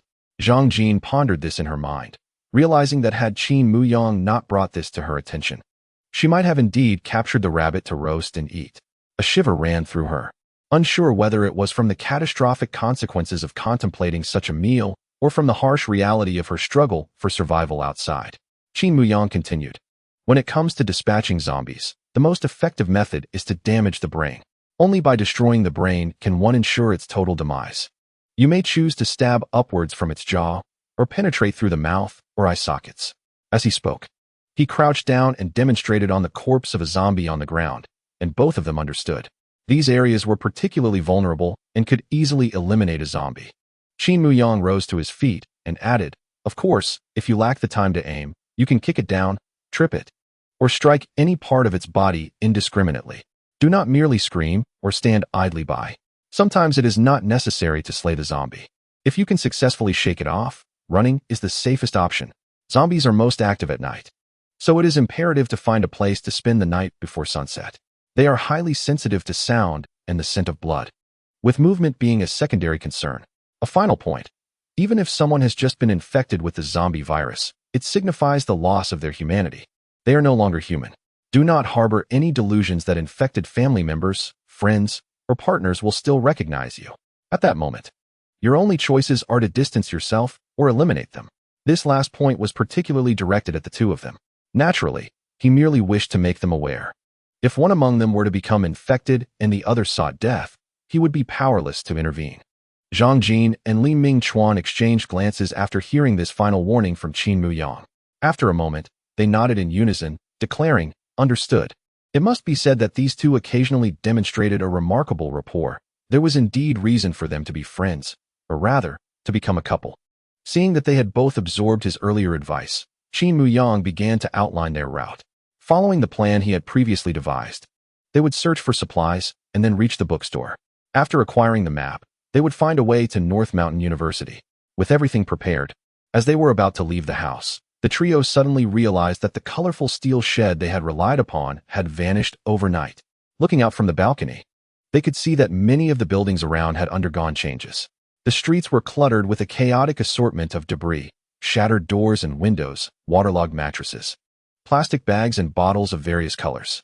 Qin Muyang even spotted a fish weighing at least 5 or 6 pounds lying in the street.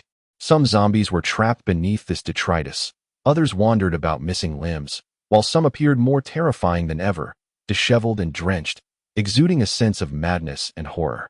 Chapter 27. Training. The absence of the colorful steel canopy signified that their only means of escape was via the staircase. Undoubtedly, the corridor was teeming with zombies. As they were relentlessly battering against the entry door, what should they do? The courage that Zhang Jin and Li Mingchuan had mustered to leave was swiftly waning, when suddenly, Qin Muyang conceived a brilliant idea. In such older buildings, the staircases were quite narrow, indicating that a multitude of zombies could not possibly crowd them. The corridors simply could not accommodate a large horde of zombies. By leaving a narrow passage at the entrance and luring the zombies from the staircase, they could deal with them one by one and safely escape. This approach not only promised safety, but would also provide Zhang Jin and Li Mingchuan with an opportunity to experience zombie combat firsthand, honing their skills and courage. With this thought, Qin Muyang promptly shared his plan with the two. As expected, Zhang Jin remained silent, casting a glance at Li Mingchuan, who hesitated momentarily. However, after some contemplation, he steeled his resolve and agreed. Given the state of the entry door, it was evident that if he did not consent, the zombies would soon breach the door and make him their lunch. After reviewing the strategy for dealing with zombies, Qin Muyang stepped forward to shift the cabinet and sofa, carefully opening the door just enough to allow a single zombie to enter. He quickly braced the door with the sofa to prevent the gap from widening further. Almost immediately, a zombie staggered through the doorway and into the living room. Qin Muyang raised his iron rod and decisively plunged it into the creature's eye socket, effectively dispatching it. Meanwhile, a second zombie had entered, without pause. Qin Muyang advanced, raising the rod again and intentionally targeting the open mouth of a zombie with decayed lips. As it roared, he thrust the iron rod into its gaping maw. For the next zombie, he crouched slightly and aimed upwards from the chin toward the throat, driving the rod through its skull. After repeating this sequence several times, he had eliminated 7 zombies and retreated. My demonstration is complete. It's your turn now, Qin Muyang announced, stepping aside. While continuously dispatching zombies outside might prove exhausting, standing in this position felt akin to waiting for prey. Minimal effort was required to evade or aim, just a mechanical thrust with a bit of force. Zhang Jin stepped into the position previously occupied by Qin Muyang. A zombie emitted a rasping sound as it stumbled through the crimson security door, lunging toward Zhang Jin. Upon witnessing the creature's grotesque mouth, its ashen skin, and patchy hair, coupled with the foul stench of decay, Zhang Jin was suddenly gripped by fear and hesitated. Clutching the clothes-drying rod, she took a step back. The zombie advanced a few more steps, closing the distance. With a face twisted in dread, she steeled her resolve and thrust the rod forward. Yet, overwhelmed by fear and trepidation, she instinctively closed her eyes at the moment the drying pole thrust forward, unable to bear the sight. The pole pierced the zombie's neck, rupturing its trachea. Consequently, a more terrifying sound erupted from the creature, born of its damaged airway. Zhang Jin trembled as she hastily attempted to withdraw the pole. But her anxiety only intensified, rendering her efforts futile as the zombie lunged closer. At that moment, Qin Muyang, standing nearby, swiftly raised his iron rod and drove it through the zombie's temple. The creature's clawing hands dropped limply, and it collapsed to the ground, pole and all. Only then did Zhang Jin, still shaken, manage to extract the drying pole. How was that? Qin Muyang inquired. She shook her head. I was startled, but I'm all right. Another go? Yes, let's do it. Just then, another zombie staggered into view. This time, Zhang Jin felt less fear. She aimed for the creature's eye socket and, unlike before, kept her eyes open as she thrust forward. The pole successfully penetrated the zombie's skull and was easily withdrawn. She experienced an indescribable sensation of empowerment as she pierced through the zombie's head. In that fleeting moment, she felt a profound sense of security she had bestowed upon herself, along with an awareness of her own strength and an acute understanding of the fragility of life. Human life is delicate, but the existence of zombies is scarcely more resilient than that of humans. Again, Zhang Jin declared. Qin Muyang assisted her in clearing the body of the zombie that had blocked the doorway, allowing her to perform more effectively while also facilitating her escape in case of unforeseen events. Li Mingchuan stood at a distance, his complexion waning, and his limbs felt weak. After Zhang Jin dispatched for zombies, Qin Muyang recognized her mastery over the situation and suggested she take a rest while he called Li Mingchuan. Li Mingchuan was an odd character, often timid, with an initial reaction of refusal to others' proposals, only to relent after contemplation. When Qin Muyang previously suggested they leave together, his first instinct was to decline, yet he eventually acquiesced. Now, faced with the task of slaying a zombie, his immediate reaction was also to refuse, yet he soon agreed. Perhaps he understood that evasion was futile, survival necessitated confronting this challenge. Gripping the badminton racket, Li Mingchuan slowly approached the door, holding it upside down, with the handle facing outward, exposing the unwrapped iron rod. Anxiety caused perspiration to bead on his forehead, yet no zombies emerged from the entrance. Qin Muyang, compelled to act, extended his iron rod to knock, and after 2 minutes, a zombie lacking its scalp staggered in. As soon as the zombie entered, it opened its mouth to bite Li Mingchuan. In a panic, he completely forgot the lessons Qin Muyang had imparted. Swinging the badminton racket at the zombie, as if engaging in a playful scuffle with a classmate, the zombie remained indifferent to his flailing strikes, continuing to lunge with its gaping maw, prompting him to suddenly recall that he was supposed to stab.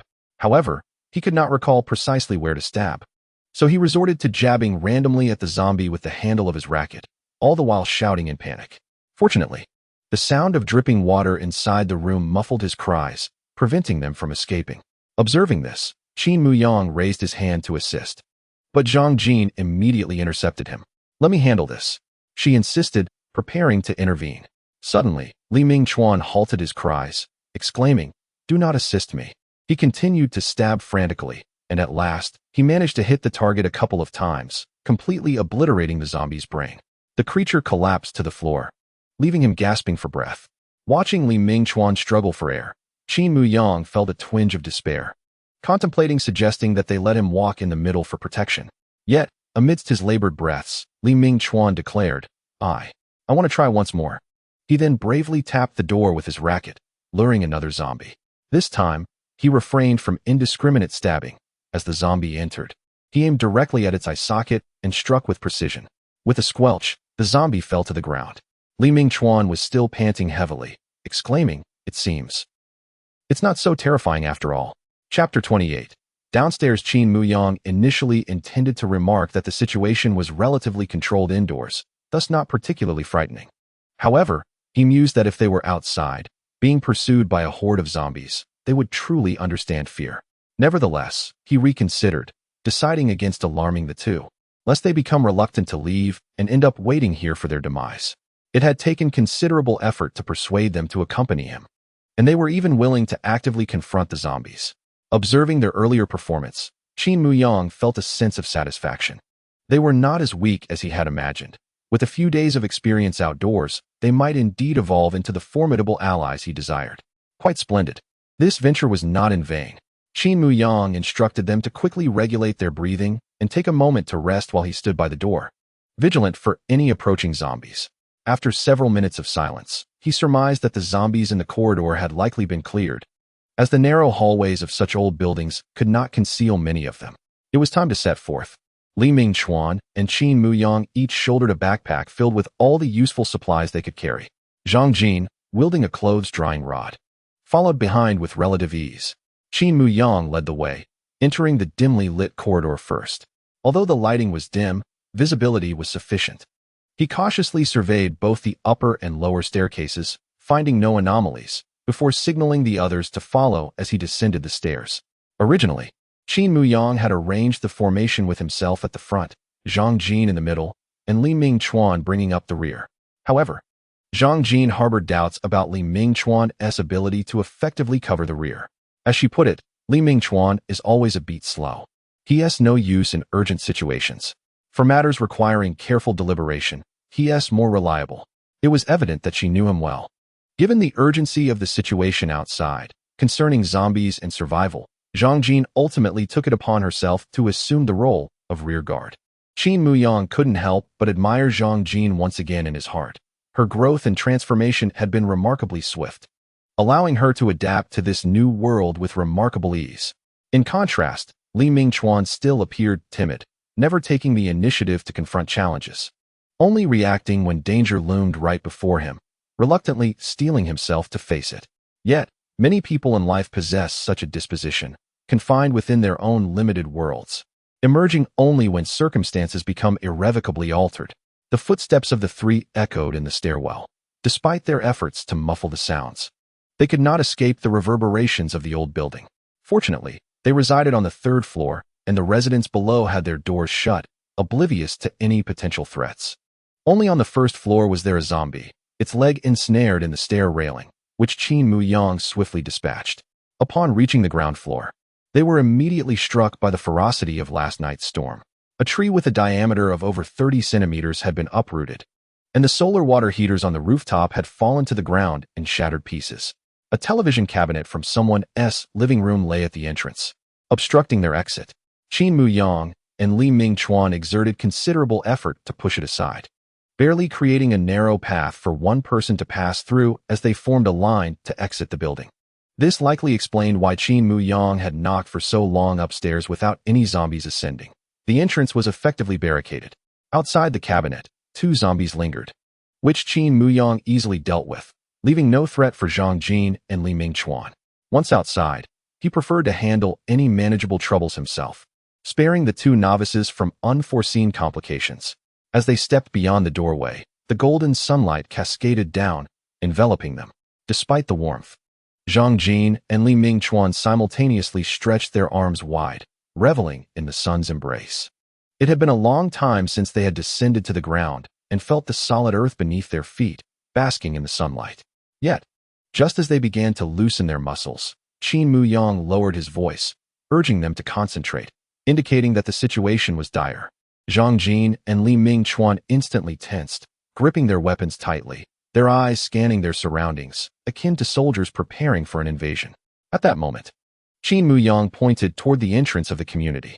Following his gesture, they beheld a tree, thick as a wrist, fallen at the gate, obscured by dense foliage, where a swarm of zombies lingered, seemingly intent on breaking through the fallen tree to enter the community, but ensnared by the lush branches, unable to advance.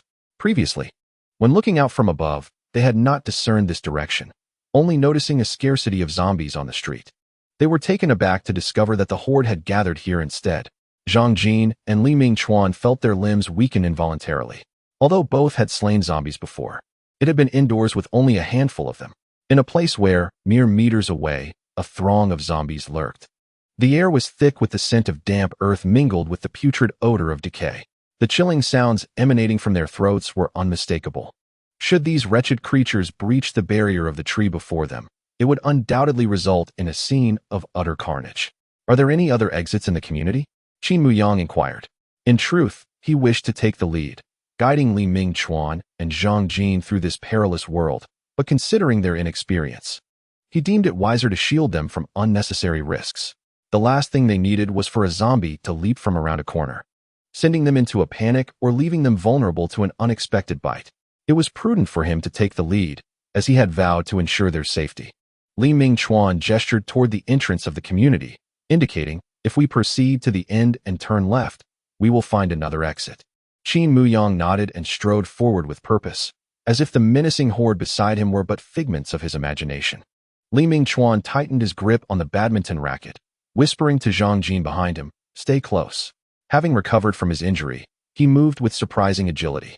However, Zhang Jin, being a girl, struggled to keep pace with Qin Muyang and Li Mingchuan, prompting Li Mingchuan to remind her.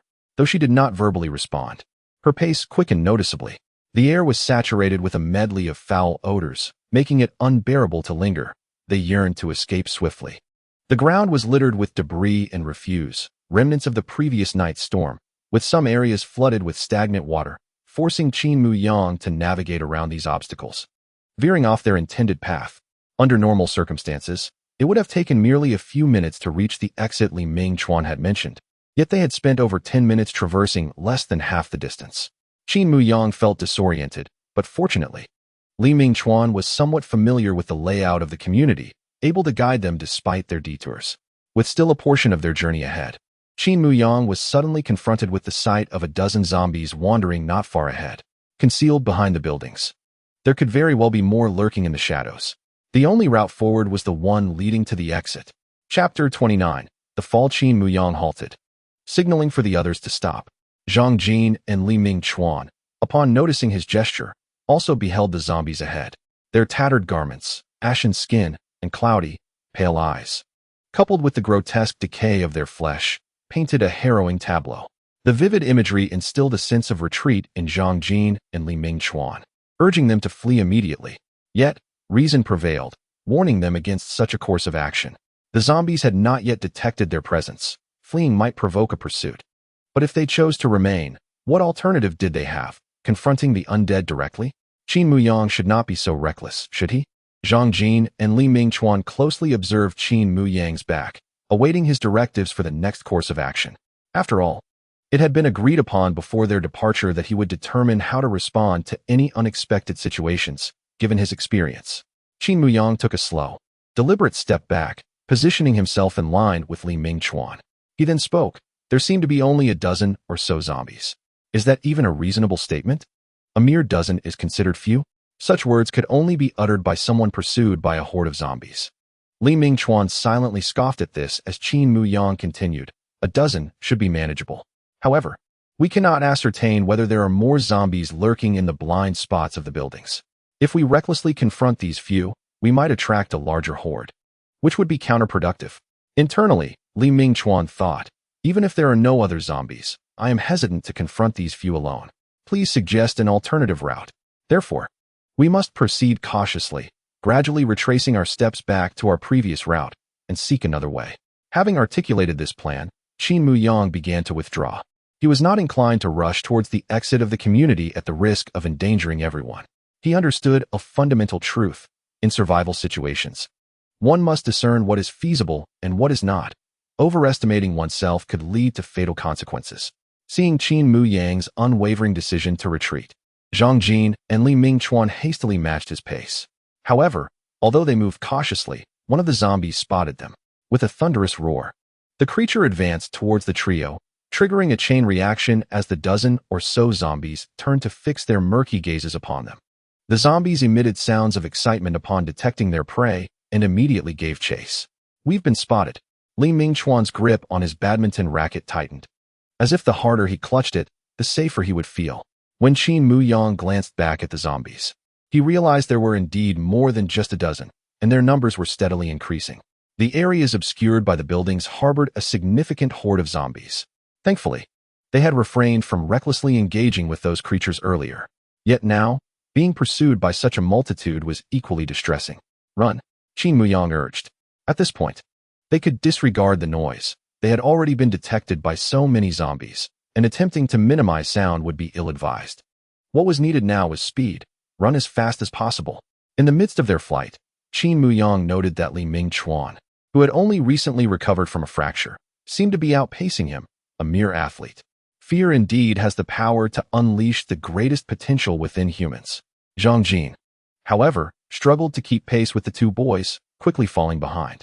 The rain-soaked ground remained slippery from the previous night's rainfall, and she stumbled, falling to the ground just as the zombies closed in. Even so, she refrained from crying out or alerting the two boys ahead. Fortunately, at that moment, Qin Muyang turned around to ascertain how many zombies were trailing behind him and immediately witnessed Zhang Jin fall to the ground, with a zombie lunging toward her. A chill of dread coursed through Qin Muyang as he realized that the distance between him and Zhang Jin made it too late for him to save her by running over. In a state of desperation, he hurled the iron rod in his hand at the approaching zombie while swiftly moving closer to Zhang Jin. The rod flew through the air with a piercing velocity, embedding itself into one of the zombie's knees. The creature instantly lost its balance, its body swaying as it veered off course and crashed into a nearby tree. Seeing herself momentarily saved, Zhang Jin wasted no time in rolling over to grab a nearby clothes pole, thrusting it toward the zombie. Although she did not strike a fatal blow, her efforts forced the zombie to retreat a couple of steps. At this juncture, Qin Muyang had reached her side. Instead of helping her up, he first bent down to retrieve the iron rod from the zombie's knee, then effortlessly toppled the creature before turning back to assist Zhang Jin. Zhang Jin's knee was scraped, and her elbow bore abrasions, indicating a painful fall that rendered her somewhat unsteady, likely to affect her ability to flee shortly. Qin Muyang assessed her injuries and inquired, "Are there any other wounds? Is there any damage to your bones?" Zhang Jin shook her head in response. At that moment, Li Mingchuan, who had run a considerable distance away, finally sensed something was amiss and returned. Qin Muyang was quite astonished that he managed to come back. "You actually thought to return," he exclaimed, eyeing Li Mingchuan with disbelief. "I thought you had abandoned your girlfriend." Zhang Jin quickly interjected, "We have broken up." Qin Muyang displayed a skeptical expression, as if to say he found their claims hard to believe, before removing his backpack and tossing it to Li Mingchuan. "There are band-aids inside. Use them to cover her wounds. I will deal with the zombies." As more zombies continued to close in, Qin Muyang stepped forward, positioning himself protectively in front of the two, while reminding them, "Make sure to cover the wounds thoroughly. You know the consequences if you don't." Having previously warned them about the risk of infection from zombie bodily fluids, Li Mingchuan took the matter seriously. With zombies charging at them, Qin Muyang had already calculated his strikes, aiming for the creatures' eye sockets and using their corpses to shield against subsequent attacks. The sheer number of zombies was overwhelming. Initially resolved not to retreat until Li Mingchuan had tended to Zhang Jin's wounds, he was compelled to step back, inching away under the mounting pressure. In the blink of an eye, Qin Muyang had taken down 7 or 8 zombies, beads of sweat forming on his forehead. The horde was approaching, numbering no fewer than 20. He continued to act with urgency, shouting, "Hurry up! I can't hold them off much longer." "All right," Li Mingchuan responded. Without hesitation, Qin Muyang turned around, swiftly hoisting Zhang Jin onto his back and tossing his backpack to Li Mingchuan before making a break for it. Li Mingchuan hesitated for a moment, but upon hearing Qin Muyang shout "Run!" he grabbed the backpack and followed suit. A horde of zombies surged forward, their terrifying roars instilling a sense of dread and dizziness. Fortunately, as they had only recently embarked on their journey, their stamina remained relatively intact. Although the zombies showed no signs of fatigue, their speed could not match that of the living. Soon, the undead were left far behind. Chapter 30. A change in the weather. Li Mingchuan ran alongside Qin Muyang, directing him to take a detour towards the community exit while simultaneously dispatching the zombies that lunged at them. Li Mingchuan's proficiency in handling zombies was somewhat lacking. At times, he struggled to take down a single one despite several attempts. Consequently, Qin Muyang had to instruct Zhang Jin to wrap her arms around his neck, freeing his hands to assist in clearing the path of zombies. After a while, the zombies pursuing them were no longer as relentless, prompting Qin Muyang to slow his pace. Carrying a full-grown person was approaching the limits of his physical endurance. However, he could not allow Li Mingchuan to bear Zhang Jin on his slender frame. It would surely invite disaster for both. Catching his breath, Qin Muyang inquired, "Why didn't you call out to us when you fell?" Zhang Jin remained silent. Li Mingchuan cast a glance at Qin Muyang, but chose not to respond. Realizing that his tone might have been too harsh, especially in front of Li Mingchuan, Qin Muyang quickly added, "You were nearly bitten just now. It was perilous. You should have alerted us." Still, Zhang Jin said nothing, but Li Mingchuan spoke up. "She feared becoming a burden to us. I know Zhang Jin well. She is quite stubborn. In such a situation, she would rather face death than put us at risk. Besides, she didn't know you were so capable." Zhang Jin subtly nodded, her inner thoughts revealed. Qin Muyang stated earnestly, "We are teammates. I assured you when I asked you to accompany me that I would do my utmost to ensure your safety. In such circumstances, your first course of action should be to inform us of any danger you encounter. Whether we can rescue you or not is a separate matter. Do not perceive yourself as a liability. Your cries may alert us to imminent danger and potentially save our lives." Zhang Jin echoed the words "we are teammates" while on Qin Muyang's back. Li Mingchuan added, "If you feel too shy to call for him, at the very least, you should call for me. Losing you, my dearest friend, would be something I could never forgive myself for." Qin Muyang interjected, "Here we go again. The scent of romance. Why does Li Mingchuan always speak in such a flamboyant manner?" Qin Muyang continued, "In the days to come, let us share the burdens of uranium and the trials ahead. What shall we do next?" Zhang Jin asked. "I seem unable to walk for the time being, but carrying me indefinitely is not feasible. Let us first exit the community and seek a more suitable place to rest outside," Qin Muyang replied. "It must at least be a dry location." Having barely descended from the building an hour prior, they were already in search of another place to rest. Li Mingchuan sighed. "Do not assume that suitable resting spots can be found easily outside. The search for such places could consume the better part of a day." Qin Muyang understood that they lacked a direct perception of the external circumstances, so he was not surprised by Li Mingchuan's remarks. He continued, expressing that in such a world, rest is of paramount importance for survival. As long as we keep moving forward, time loses its significance. Furthermore, having had little sleep last night, he indeed required a place to rest. Coincidentally, Zhang Jin was unable to proceed. Thus, they set forth to find a suitable location. In this current world, time has become the least valuable commodity. What holds true value is the unwavering confidence to survive. In fact, money has largely lost its utility. To measure worth merely in terms of value seems rather inappropriate. Under Li Mingxuan's guidance, they successfully located the exit of the community, encountering only a few scattered zombies along the way. Several of these were dispatched by Li Mingxuan, marking his first experience in slaying zombies in the outside world, a commendable achievement. Had he not been burdened with Zhang Jin, Qin Muyang would have applauded him. However, what Li Mingxuan truly desired was to carry Zhang Jin while entrusting the task of dealing with the zombies to Qin Muyang. Yet, he was acutely aware that, regardless of his strength, he could not manage to carry Zhang Jin while simultaneously navigating past the zombies with the agility that Qin Muyang exhibited. At that moment, the disparity between those who trained in physical fitness and ordinary individuals became evident.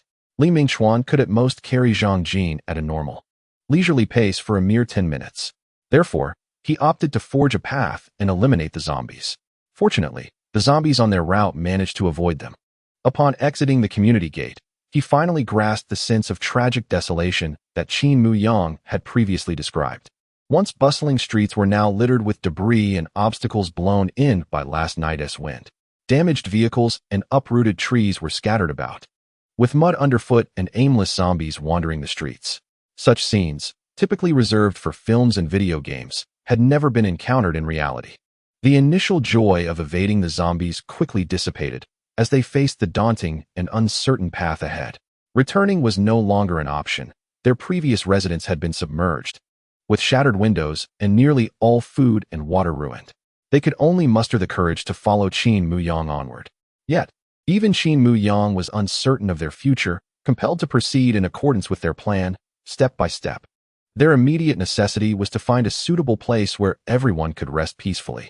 The previous night, none had slept well. At dawn, they had risen to salvage their waterlogged home, confront the zombies, and then engage in yet another round of frantic activity. Time had crept toward noon, the sun scorching overhead. They had hoped to navigate according to the hand-drawn map provided by Qin Muyang to locate the planned convenience store, pharmacy, and bookstore, only to discover that upon reaching the main street, reality was far from their expectations. The clearly marked path was obstructed by accident sites or uprooted trees, with zombies growling amidst the chaos. Progressing under such circumstances was impossible. They were left with no choice but to detour. However, detouring meant traversing a longer route, fraught with various challenges along the way. After several meandering attempts, they realized they were straying further from their intended destination, venturing into an unfamiliar area for both Li Mingxuan and Zhang Jin. This is quite troublesome. They would have to navigate through the city in disarray once more. Qin Muyang raised his gaze to the heavens, a foreboding feeling creeping in. The weather seemed eerily reminiscent of an approaching typhoon. He murmured his apprehensions. We must swiftly locate a suitable refuge. We might soon encounter a situation akin to last night. Although Zhang Jin and Li Mingxuan were perplexed, they chose to trust him. As they continued their journey, the weather indeed took a turn for the worse. The previously clear skies were rapidly shrouded by ominous dark clouds. The phrase dark clouds loom over the city, threatening to crush it aptly described their present scenario. Observing the tumultuous clouds, nearly grazing the rooftops, an unsettling feeling enveloped the trio. The wind arrived suddenly, carrying with it strands of rain that were almost horizontal, propelled by the fierce gusts. This perspective of rain was unprecedented, only witnessed under such formidable winds. A typhoon is upon us, Qin Muyang affirmed with certainty. Despite being a northern city by the sea, Beishan had seldom experienced the wrath of a typhoon, leading them to initially believe they were merely facing an extreme storm. It was only at this moment that Qin Muyang comprehended the gravity of their situation. He foresaw a crescendo of chaos, with torrential downpours and relentless gales, persisting until the typhoon departed or the winds subsided. This ordeal could extend for a considerable duration, necessitating immediate shelter. Outdoors during a typhoon was perilous. One could easily be struck by debris hurled by the tempest. Additionally, the deluge could lead to urban flooding, with powerful drains capable of swallowing individuals, leaving no trace behind.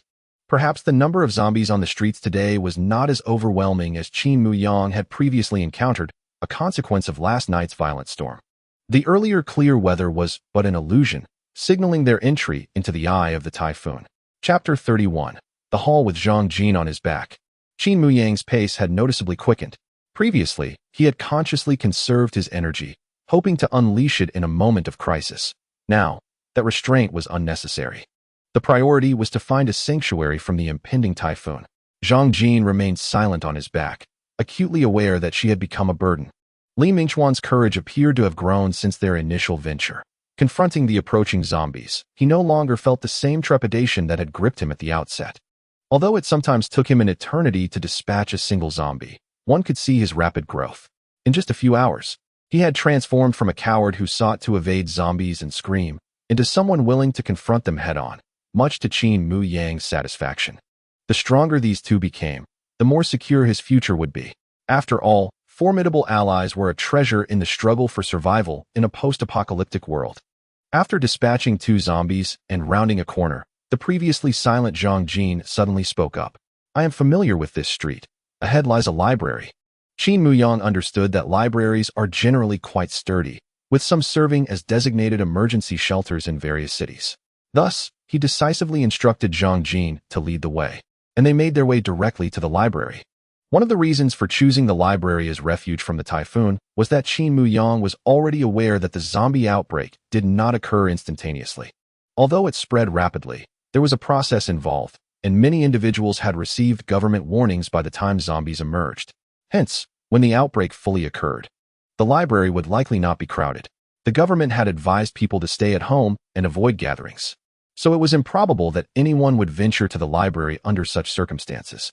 Most would flock to shopping malls and supermarkets to hoard supplies. In comparison, the library was a safer option. Fortunately, the library was not far, and soon the three of them spotted the tall, robust building at the street's edge. Battling against the ferocious winds that could nearly lift a person off their feet, they finally trudged to the plaza in front of the library. At that moment, the rain intensified, each drop striking the ground with a sound akin to that of iron beads.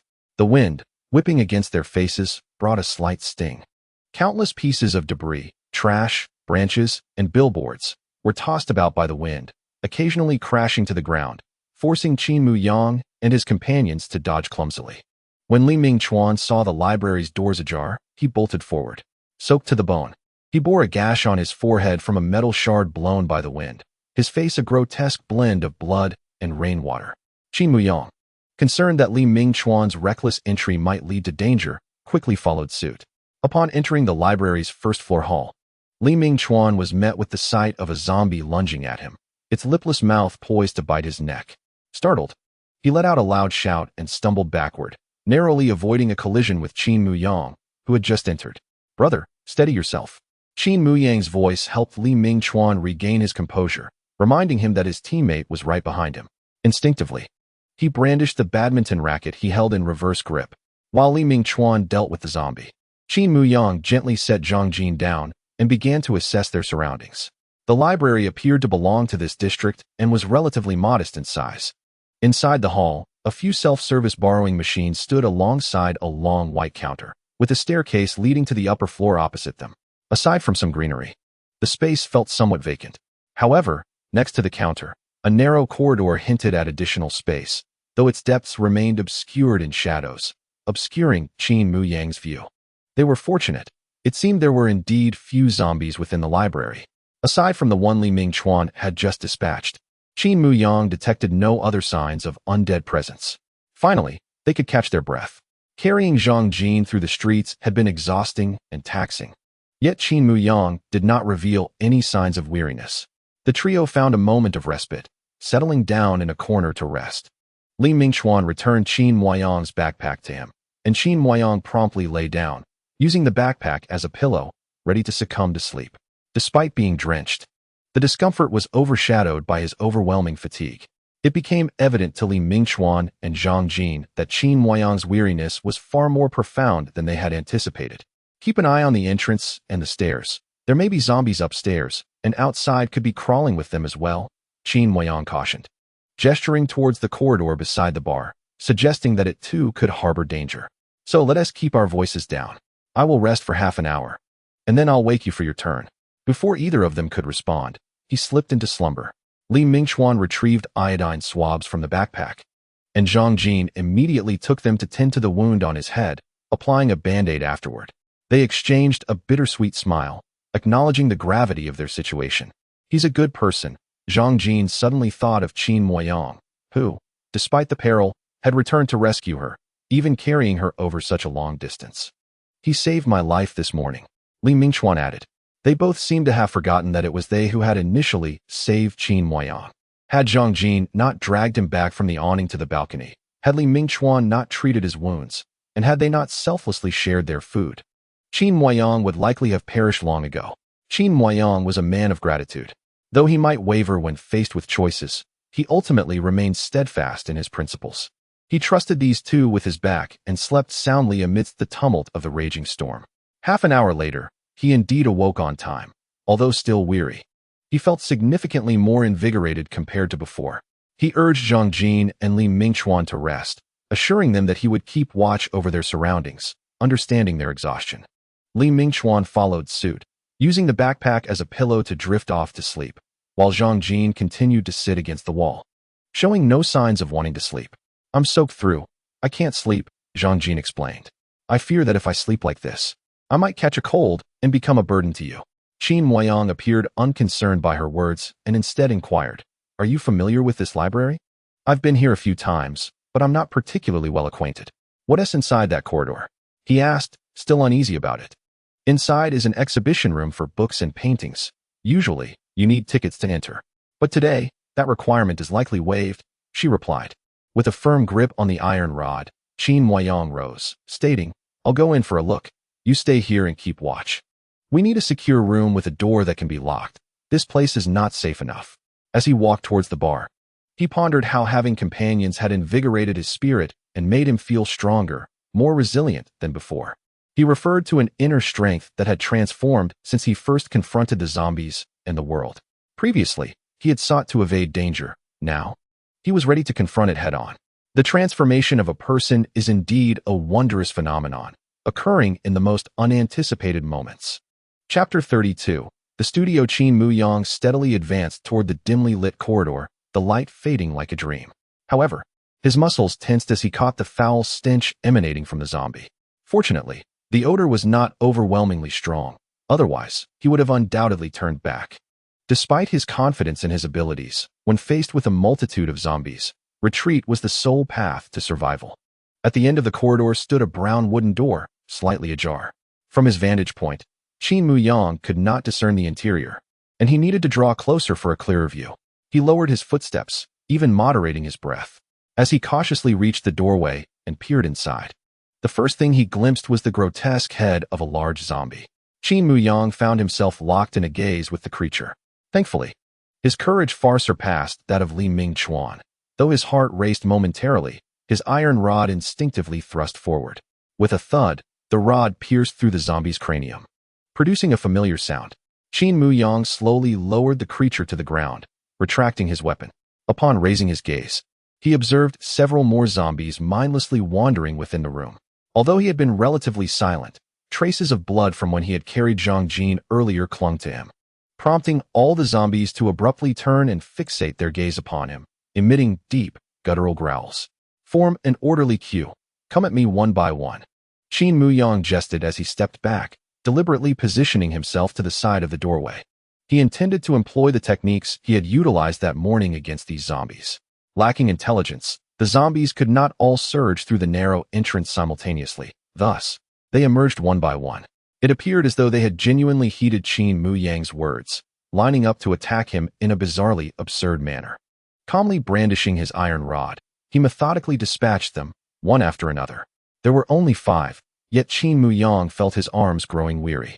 After all, the morning had been quite taxing, and he estimated he would require a half-day's rest to recuperate. Once he had dealt with the zombies, Qin Muyang cautiously entered the room. He remained vigilant, uncertain of what awaited him inside. As Zhang Jin had mentioned, it was an exhibition room for paintings and calligraphy, featuring a large art table adorned with brushes, ink, paper, and inkstones. Surrounding it was a circle of sofas, one notably large enough for a person to recline comfortably, while the remaining 3 single sofas appeared equally cozy and resilient. A tea table bore several rotting fruits, their juices spilling onto the floor. Beside the sofas stood a bookshelf filled with tomes related to painting and calligraphy. The walls were adorned with an array of artworks. Yet Qin Muyang could not comprehend their significance. The priceless paintings seemed less valuable to him than the curtains hanging on the walls. Those curtains appeared to serve as a temporary means of warmth, much like clothing. Wasn't Zhang Jin lamenting the discomfort of wearing damp clothes? Remove your clothes and simply wrap yourself in these curtains. The room is adequately illuminated, with several bright windows. These windows are crafted from special materials designed to protect the valuable paintings and books inside. At this moment, they effectively shield against the torrential rains and fierce winds brought on by the typhoon. After inspecting the room and eliminating any safety hazards, he went outside to summon Zhang Jin and Li Mingchuan. Li Mingchuan, still half asleep, supported Zhang Jin as they approached, startled by the sight of several zombie corpses on the floor by the doorway. What on earth? Do zombies even sleep?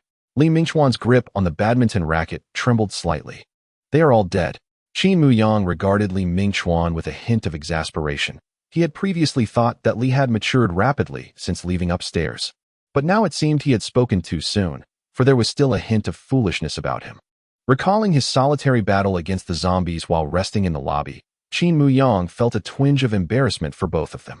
Unfazed, he welcomed them into the room as if it were his own home. I have checked.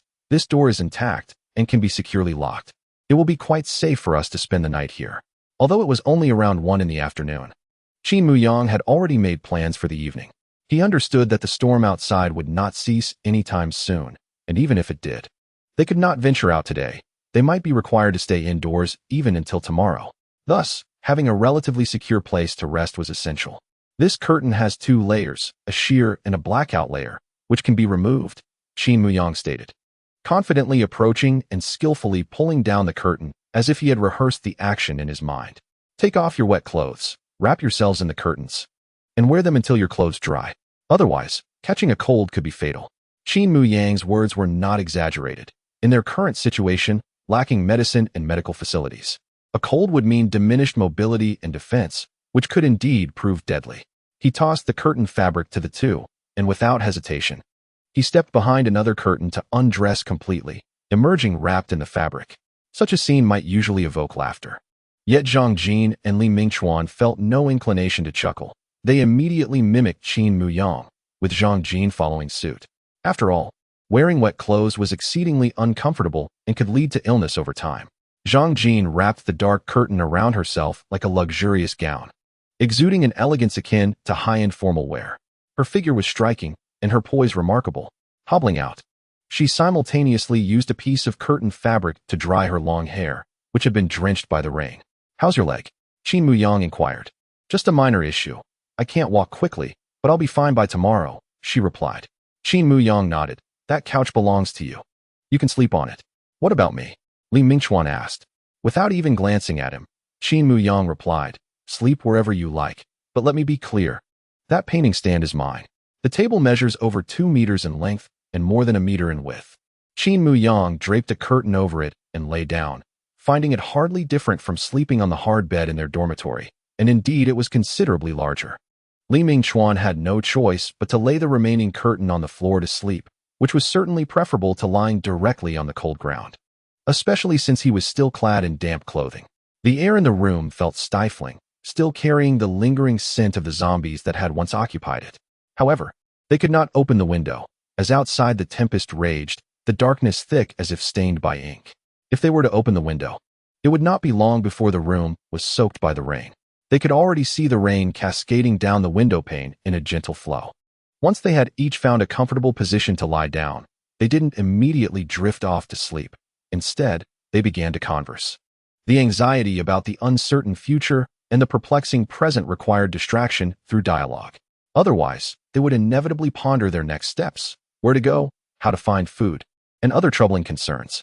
Humanity possesses an innate ability to evade difficult situations instinctively, without the need for learning. Li Mingchuan initiated a conversation. Old Qin, how do you know that the wind and rain will intensify? How can you be certain that it is a typhoon outside? Unbeknownst to them, the bond among the three had grown closer, with Li Mingchuan even referring to Qin Muyang as Old Qin. It was rather simple. Summer storms often carry thunder and lightning, yet typhoons rarely do. Furthermore, this morning had seen a brief period of calm and clear weather, indicative of being in the eye of a typhoon. When the wind and rain first began, they had observed the steep angle at which the rain fell. Thus, all things considered, the probability of it being a typhoon was 90%. Qin Muyang did not assert his conclusion too boldly, but they understood that his analysis was indeed correct.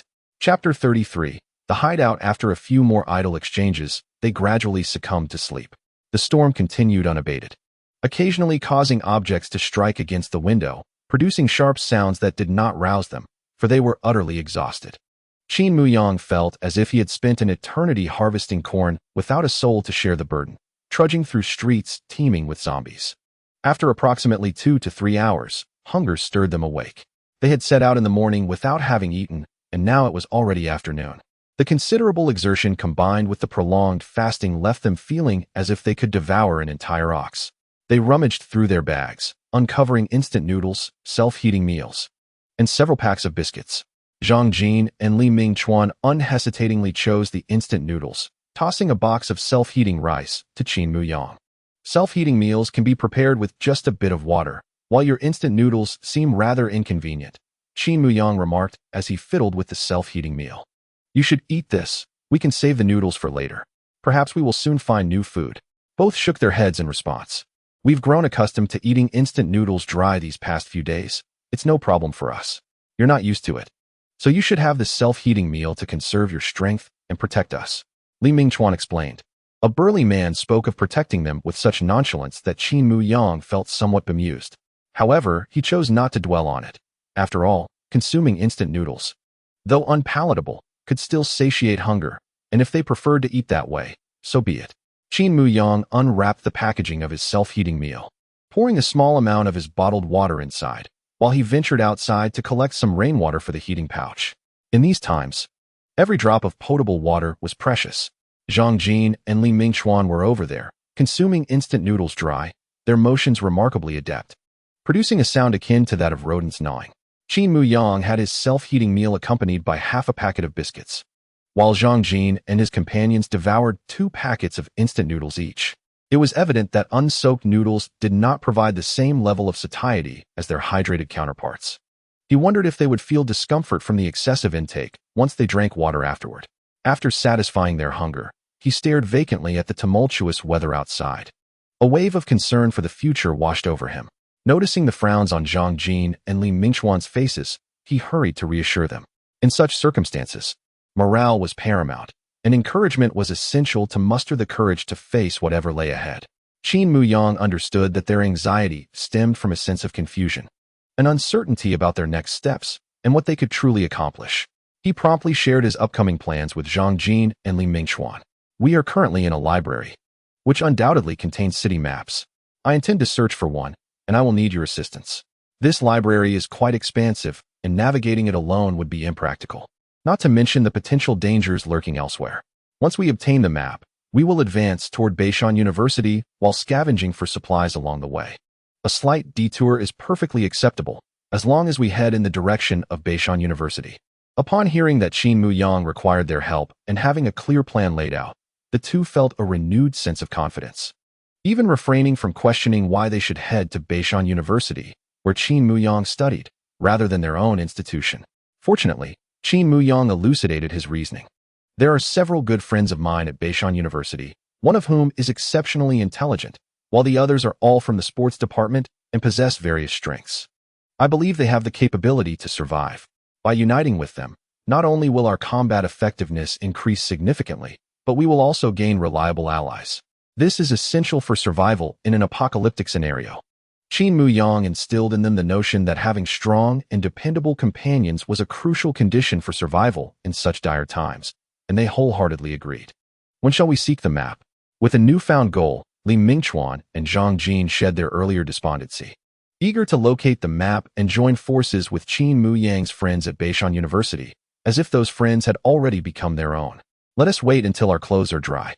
Qin Muyang gestured towards the curtains they had fashioned into makeshift garments. Clearly, it would be unwise to seek the map dressed as they were. In the face of danger, they would be unable to flee and might expose their skin to harm. Indeed, they nodded vigorously, having transformed into Qin Muyang's fervent admirers, captivated by his intellect and his ability to devise meticulous plans. Heaven knows that when Qin Muyang initially chose to study physical education, he faced ridicule from some high school classmates who remarked on his well-built physique and simple mind, with even his parents urging him to reconsider. Yet, Qin Muyang was fervently passionate about sports, having engaged in various forms of exercise throughout his life. Had he not been born in a rural area with limited opportunities, he might have participated in numerous competitions and garnered several awards. After feeling the damp clothes draped over the single sofa, which had dried considerably, the group took a break for about half an hour before changing into dry attire. Preparing to search for a city map. Zhang Jin, you have an injury. Stay here and guard our position, Qin Muyang said, observing Zhang Jin's limping gait. Although Zhang Jin initially wished to accompany them, Qin Muyang's suggestion to help guard the position made her feel quite useful, prompting her to nod in agreement. When we step out, ensure the door is securely locked. We will knock upon our return. 2 long knocks followed by 2 short ones. Under no circumstances should you open the door unless instructed. Qin Muyang cautioned Zhang Jin before he and Li Mingchuan each grasped their respective weapons and departed from the art exhibition room. Qin Muyang recalled that upon entering, there was a map of the library's book distribution in the hall, and the two made their way to the entrance. Indeed, they found the map in the hall and quickly spotted the atlas of reference books tucked away in a corner on the second floor. Both felt a surge of excitement. It seemed that the map was within easy reach. They located the staircase in the corner, and before ascending, Qin Muyang instructed, "Stay close and remain vigilant." Li Mingchuan nodded vigorously, "Yes, I'll keep watch." The two ascended the stairs almost on tiptoe, making no sound, and despite the downpour masking their movements, they maintained their alertness. Upon reaching the entrance to the second floor, Qin Muyang signaled for silence and cautiously opened the door, peering inside. The sight nearly stole his breath away. The second floor was teeming with zombies, resembling sardines packed tightly in a can. There were at least 200 of them. A pungent stench accompanied the horde.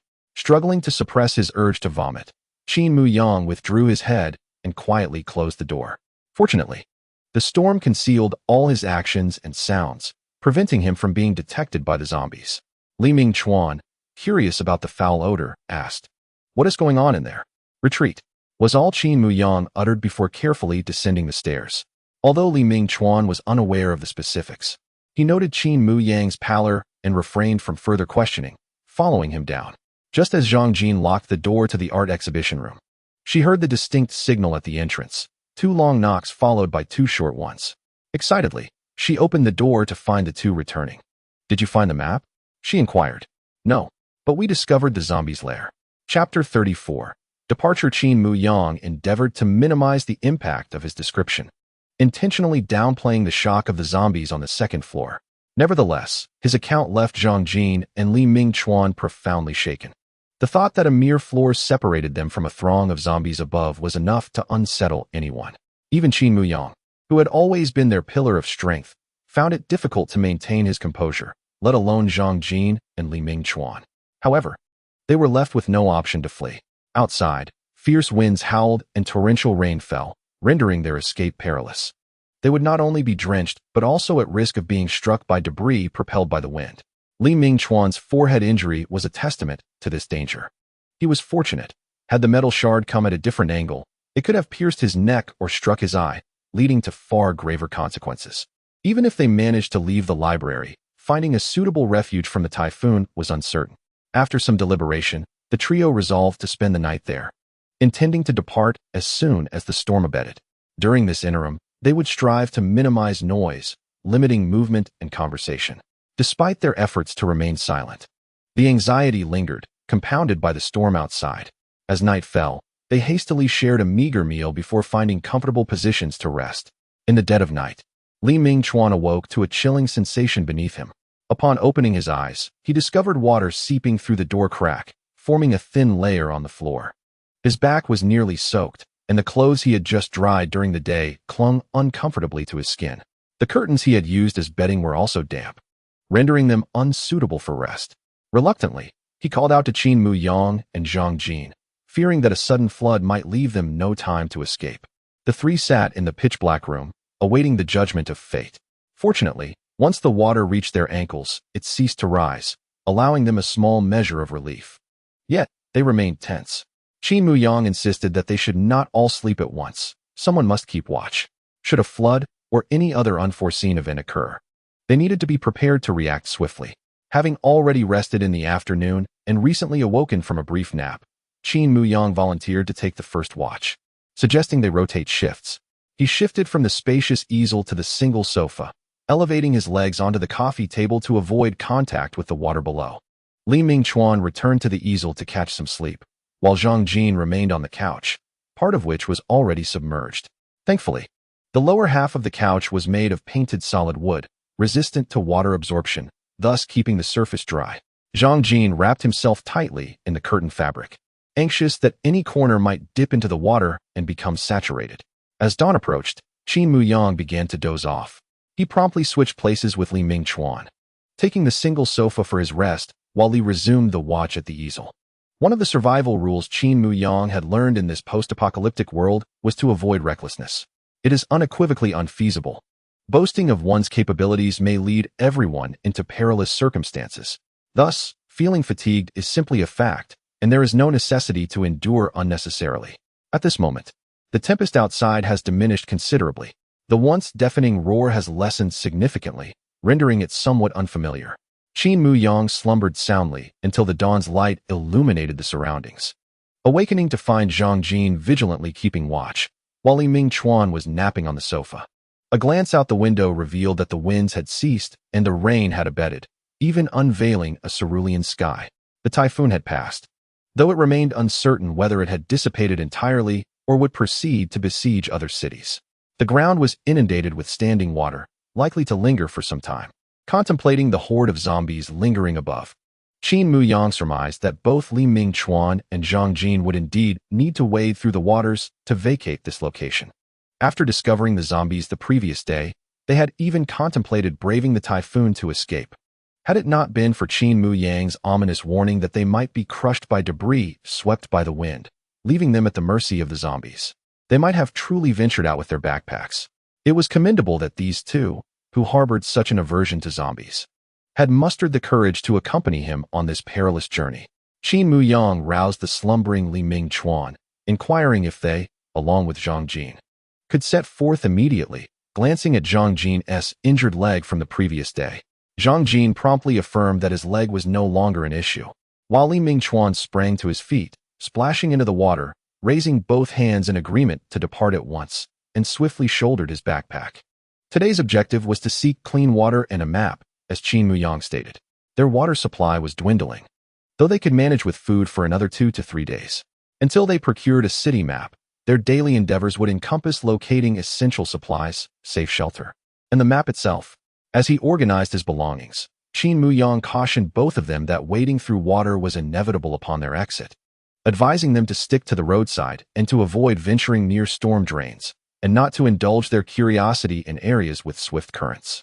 Should they be swept away, he instructed them to grasp anything they could and alert their companions. Zhang Jin and Li Mingchuan listened attentively, diligently committing Qin Muyang's words to memory. Beyond being wary of the dangers posed by the water, they must not forget the zombies. It was plausible that some zombies might be swept away by the current, lying in wait beneath their feet, ready to bite as they passed. Presently, the lack of experience suggested that zombies could not survive submerged. Upon hearing Qin Muyang's words, the two nearly abandoned the idea of departing immediately, contemplating waiting for the waters to recede. However, Qin Muyang continued, articulating that this was merely a worst-case scenario. Once outside, he would guide them to traverse areas of shallower water, reducing the likelihood of encountering the aforementioned dangers. This was merely a precautionary measure. Reassured by this, the two refrained from suggesting a delay in their departure. After tidying their belongings, Qin Muyang was the first to unlock the door and step outside. The exterior was also inundated, with the few zombie corpses he had positioned at the door now displaced by the water. Walking through the water presented a palpable resistance, slowing their pace and amplifying the noise manifoldly. Despite their light footsteps, The sound of splashing water could not be quelled. After all, not everyone can suppress the noise of water. Qin Muyang was apprehensive that this sound might disturb the zombies lurking above, especially given that there was no wind or rain outside to mask their movements.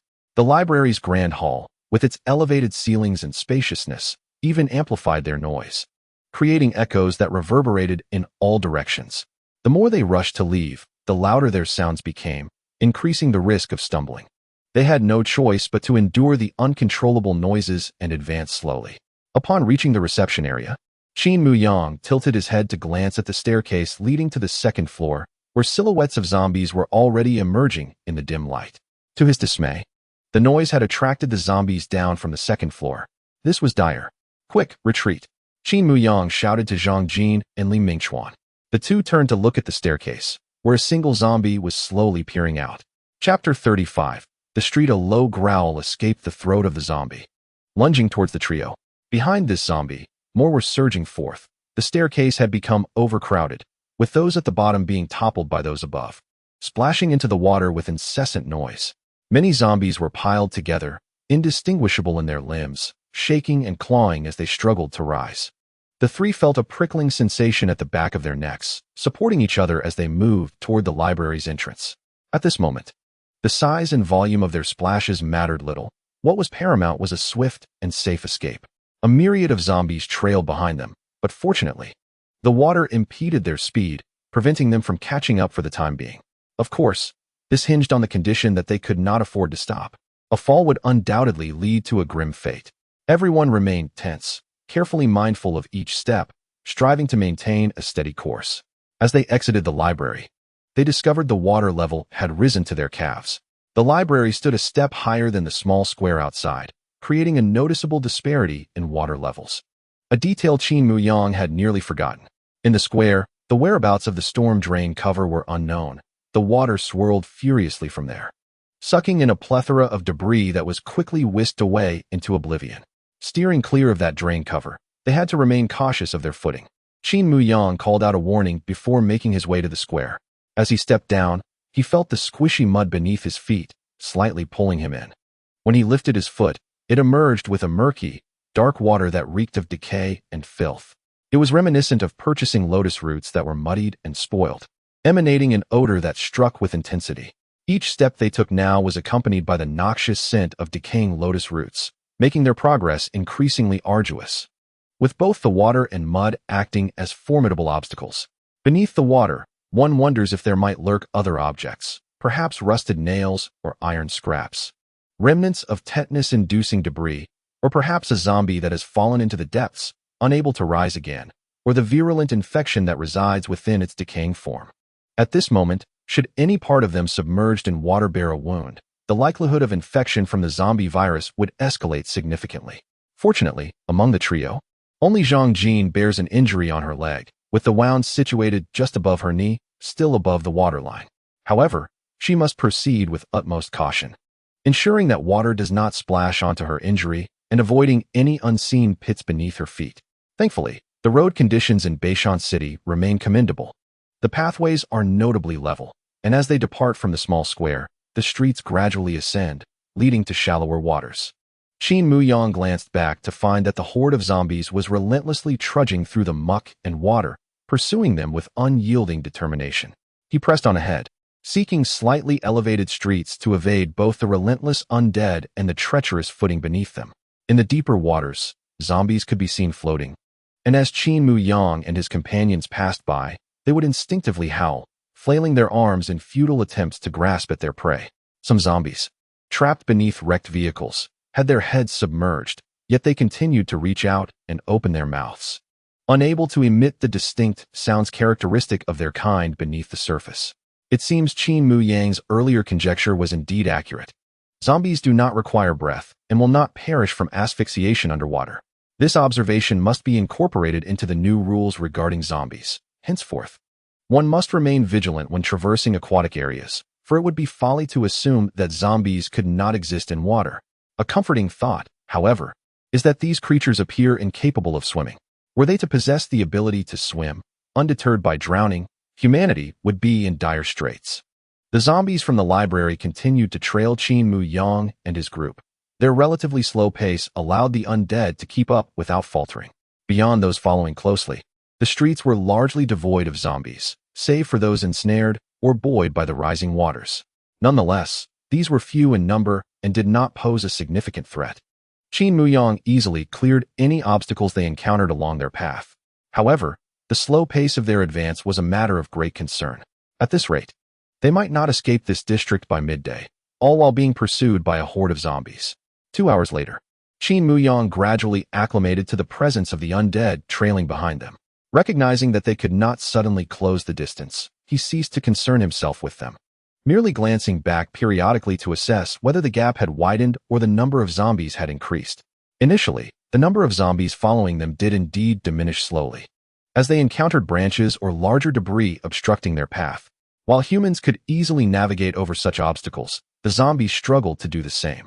Yet, their numbers were in a constant state of flux, decreasing in some areas while increasing as more zombies joined the fray from the sidelines. It was reminiscent of a childhood math problem involving a frantic pool manager, simultaneously draining and filling the pool. Having traversed several streets, Qin Muyang deliberately chose the shallower pathways, eventually finding himself upon a stretch of road devoid of any standing water. Strangely, despite the earlier ferocity of the winds, which had propelled various objects towards them before they sought refuge in the library, the streets now lay nearly barren of debris, with scarcely a fallen tree in sight. The peculiar sensation was akin to having someone meticulously cleared the streets in the rain during the night, rendering the scene exceedingly eerie. In fact, the thorough cleanliness of the streets resembled that of a recent wash. Nevertheless, considering the torrential downpour, one could surmise that the streets had indeed been cleansed by the deluge, leaving behind only a faint metallic scent, a welcome reprieve from the overwhelming stench of decay that had lingered around the zombies. After a while, the number of zombies on the dry streets began to noticeably increase, and the foul odor intensified accordingly. They had hoped that moving away from the water would allow for swifter progress. However, they found themselves having to contend with the approaching zombies as they walked. Li Mingchuan and Zhang Jin displayed expressions of fear while resolutely engaging the zombies, an amusing sight indeed. Were it not for their frequent glances at Qin Muyang to observe his actions, he would have undoubtedly burst into laughter. Both of them possessed remarkable learning abilities, keenly studying how Qin Muyang handled various situations while dispatching the undead. In no time, they began to emulate his techniques. Despite their faces still betraying their trepidation and disdain, their movements became more adept, revealing that this was merely their second day outside. However, their stamina could not compare to Qin Muyang's. After all, he was a physically active student accustomed to regular exercise. Their actions were slower, their strength lesser, and their endurance weaker, resulting in Qin Muyang taking the lead in dealing with the majority of the zombies. Their role primarily consisted of assisting with stragglers and remaining vigilant of their surroundings, promptly notifying Qin Muyang of any irregularities for him to decide the next course of action. As they aimlessly pressed forward, they unexpectedly encountered a pharmacy. The interior had been largely ransacked, with much of the remaining stock rendered soggy by the rain. The doors stood wide open, revealing a chaotic scene of drenched medications, debris swept in by the wind, shattered glass, and waterlogged boxes. Qin Muyang and Li Mingchuan stood outside, dispatching a few lingering zombies while instructing Zhang Jin to search within for any usable medications that might prove beneficial. Amidst the refuse, Zhang Jin managed to unearth a handful of antibiotics, a small quantity of antipyretics, a bottle of iodine, and some analgesics. While the haul was modest, it was sufficient to address some of their everyday challenges and could potentially be life-saving in critical moments. This was more than enough, a significant improvement from their previous state of having no medical supplies whatsoever. Chapter 36. Mealtime. With the medications secured, the trio continued onward. The atmosphere markedly lighter than before, their tension alleviated. After such a long time, the discovery of these pharmaceuticals was a stroke of good fortune, instilling them with newfound hope. In a remarkably brief span of time, they encountered both a sportswear store and a small supermarket. The sportswear shop, much like the pharmacy, had its glass windows completely shattered, allowing water to seep inside. However, a significant portion of the merchandise remained intact, suspended on the walls and untouched by moisture. During the zombie outbreak, few ventured into such establishments. Most preferred shops that offered food and medicine. Qin Muyang and his companions entered the store, indulging in the selection of items that suited their needs. Only a handful of zombies wandered the aisles, former sales associates still clad in uniforms bearing name tags. These few zombies posed little threat, yet Qin Muyang made a conscious effort to avert his gaze from the names emblazoned on their chests. These were once living individuals, full of life and identity. After dispatching the zombies, the trio began to survey the shoes they had previously deemed too extravagant to purchase. Ultimately, each selected a pair of comfortable and lightweight athletic shoes. One donned a quick-dry outfit, while Zhang Jin procured a backpack to carry additional items. Qin Muyang contemplated his own backpack, which, although waterproof and durable, was rather small in capacity. He sought out a larger, similarly resilient backpack within the store, nearly doubling his carrying capacity. He promptly transferred the contents of his old backpack into the new one, adding a set of clothing as well. Observing this, Li Mingchuan followed suit, upgrading his own bag to a more specialized one. Zhang Jin, having hesitated momentarily before selecting a stylish backpack, ultimately joined her companions in choosing the same model. Now, the three of them resembled a fully fledged travel group, clad in matching attire, tops, pants, and shoes, alongside their identical backpacks. They could almost be mistaken for a tour group, save for the absence of a flag-bearing guide. After a brief respite in the store, during which they shared some food, they resumed their journey. Upon exiting the clothing store, a refreshing sense of renewal enveloped them. Having shed their previously ill-fitting, damp garments and donned dry shoes and socks, they felt remarkably revitalized. Their spirits soared further when, just a few steps from the clothing store, they stumbled upon a small supermarket brimming with goods. However, it was also teeming with zombies. Qin Muyang, drawing from his experience, understood the importance of restraint. A reckless charge into the fray would be unwise. The supermarket's aisles would hinder their movements, complicating the identification of any concealed zombies.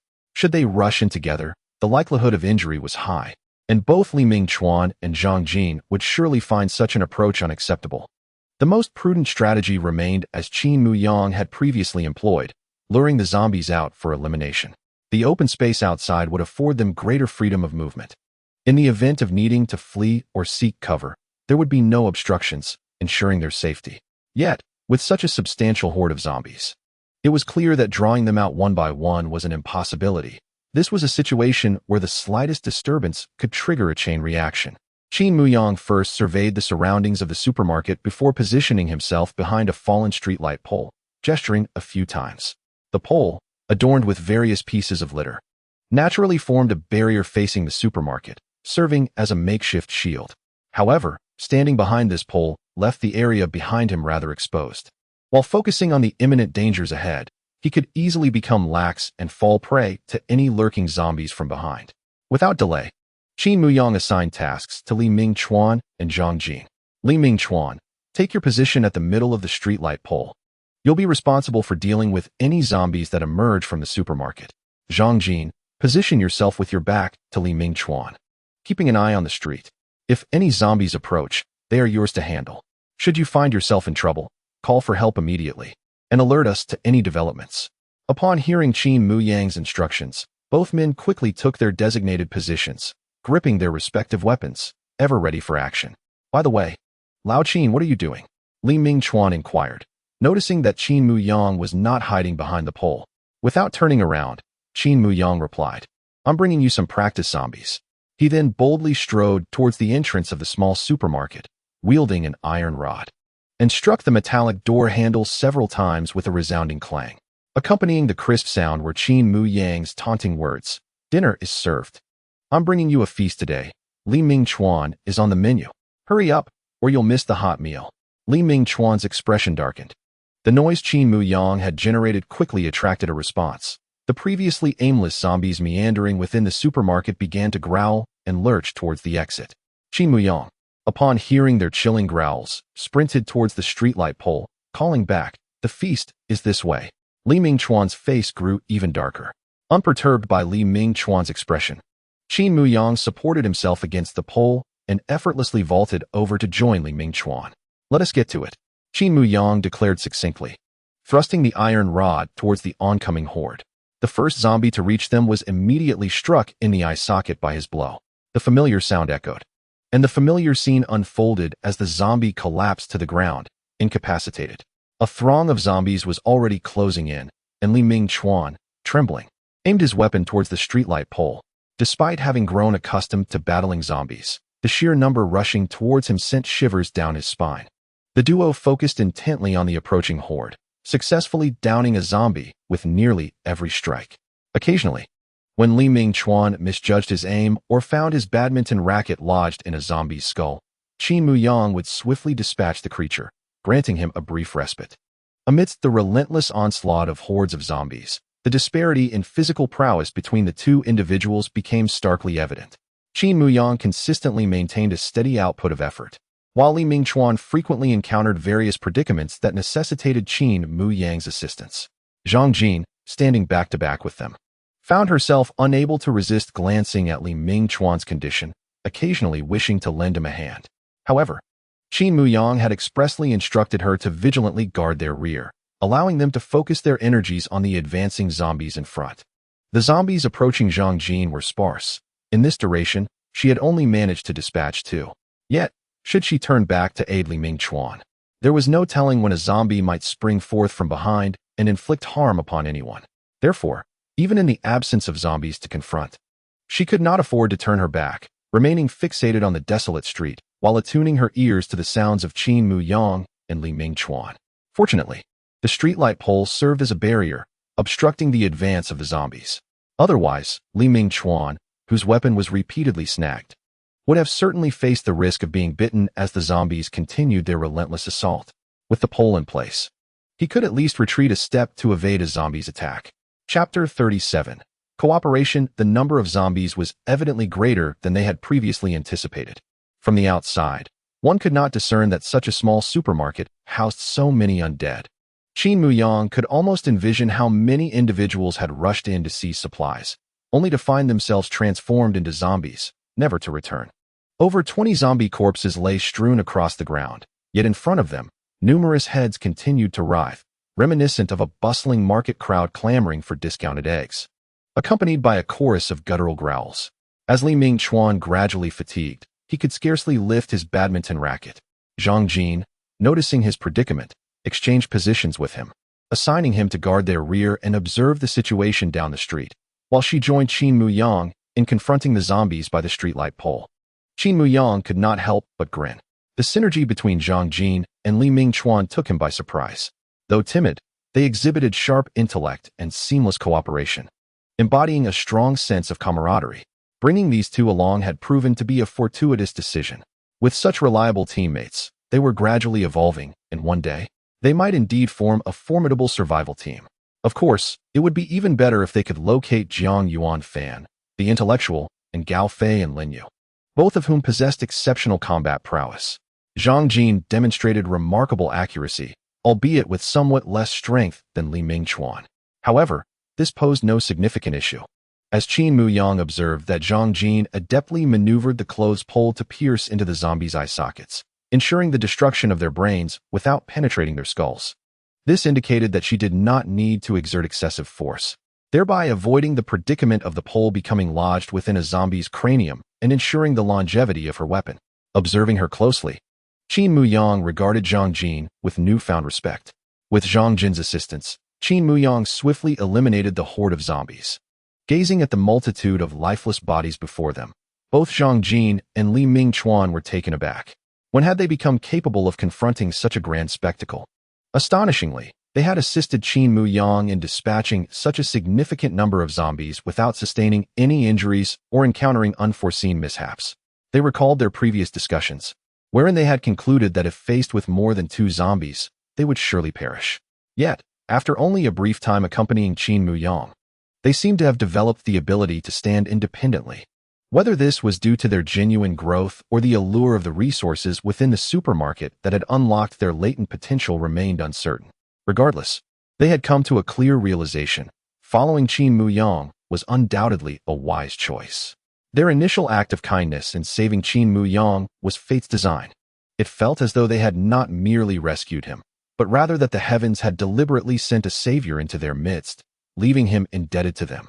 The trio tidied their weapons, wiping them clean on the less tainted parts of the zombie corpses before stepping into the supermarket. Within, they found no trace of zombies and were free to select the items they desired. Biscuits, chocolates, candies, jerky, canned goods, water, milk, whatever food and water they could carry was promptly stowed in their bags. Zhang Jin even located a pack of wet wipes to cleanse her exposed skin. After the recent melee, the new clothes they wore were already soiled by the splattered bodily fluids of the zombies, leaving their skin and faces covered in filth. While Qin Muyang and Li Mingchuan, as sturdy men, were indifferent to their appearance, Zhang Jin, despite her fierce demeanor and prowess against zombies, still harbored the sensibilities of a young woman, wishing to maintain a clean and tidy appearance. Noticing Zhang Jin tending to her skin, Li Mingchuan could not resist approaching her for assistance in wiping the grime from his own face. Observing the affectionate camaraderie between the two, Qin Muyang felt as though he had been struck by 1,000 arrows. "How about you help me with my face too?" Qin Muyang teased, leaning in closer. "Don't you have hands?" Li Mingchuan retorted, casting an exasperated glance back at him. Qin Muyang replied, "I just think that if these filthy substances accidentally get into my eyes, it could lead to a zombie virus infection. Since I can't see where they are, I naturally need someone to help me clean up. Then let me assist you." Li Mingchuan took the wet wipes from Zhang Jin, vigorously scrubbing at Qin Muyang's face. "Actually, I'll handle it myself," Qin Muyang said, suddenly spotting a mirror nearby. As he cleaned the dirt from his face in front of the mirror, thoughts raced through his mind, speculating that these two would inevitably reconcile. With a freshly clean visage reflected back at him, he turned to observe the pair. To his astonishment, Li Mingchuan was nearly pressing his face against Zhang Jin's, who seemed utterly unconcerned as she meticulously wiped his cheek. Qin Muyang couldn't help but let out a quiet sigh. Alas, if Li Mingchuan were to channel the courage he displays in confronting Zhang Jin towards battling zombies, their combat prowess would likely ascend to an entirely new echelon. Qin Muyang continued his search in the supermarket for items of utility, and in a corner on the shelf, he stumbled upon a pair of gloves. This discovery evoked memories of that fateful day when he was compelled to slay a zombie with a dagger. The chilling, repulsive sensation of the zombie's skin against his own was an indelible imprint on his mind. Had he possessed such gloves then, he might have spared himself from this psychological trauma. As he pondered, he sifted through a collection of gloves until he found a pair that fit his hands perfectly. Upon removing the packaging and trying them on, he realized that while they fit well, the sensation of gripping the iron rod was markedly altered. His control over it was diminished, and it felt somewhat slippery. Such a situation was untenable. Wearing gloves would not only impair his combat effectiveness, but also pose a significant risk.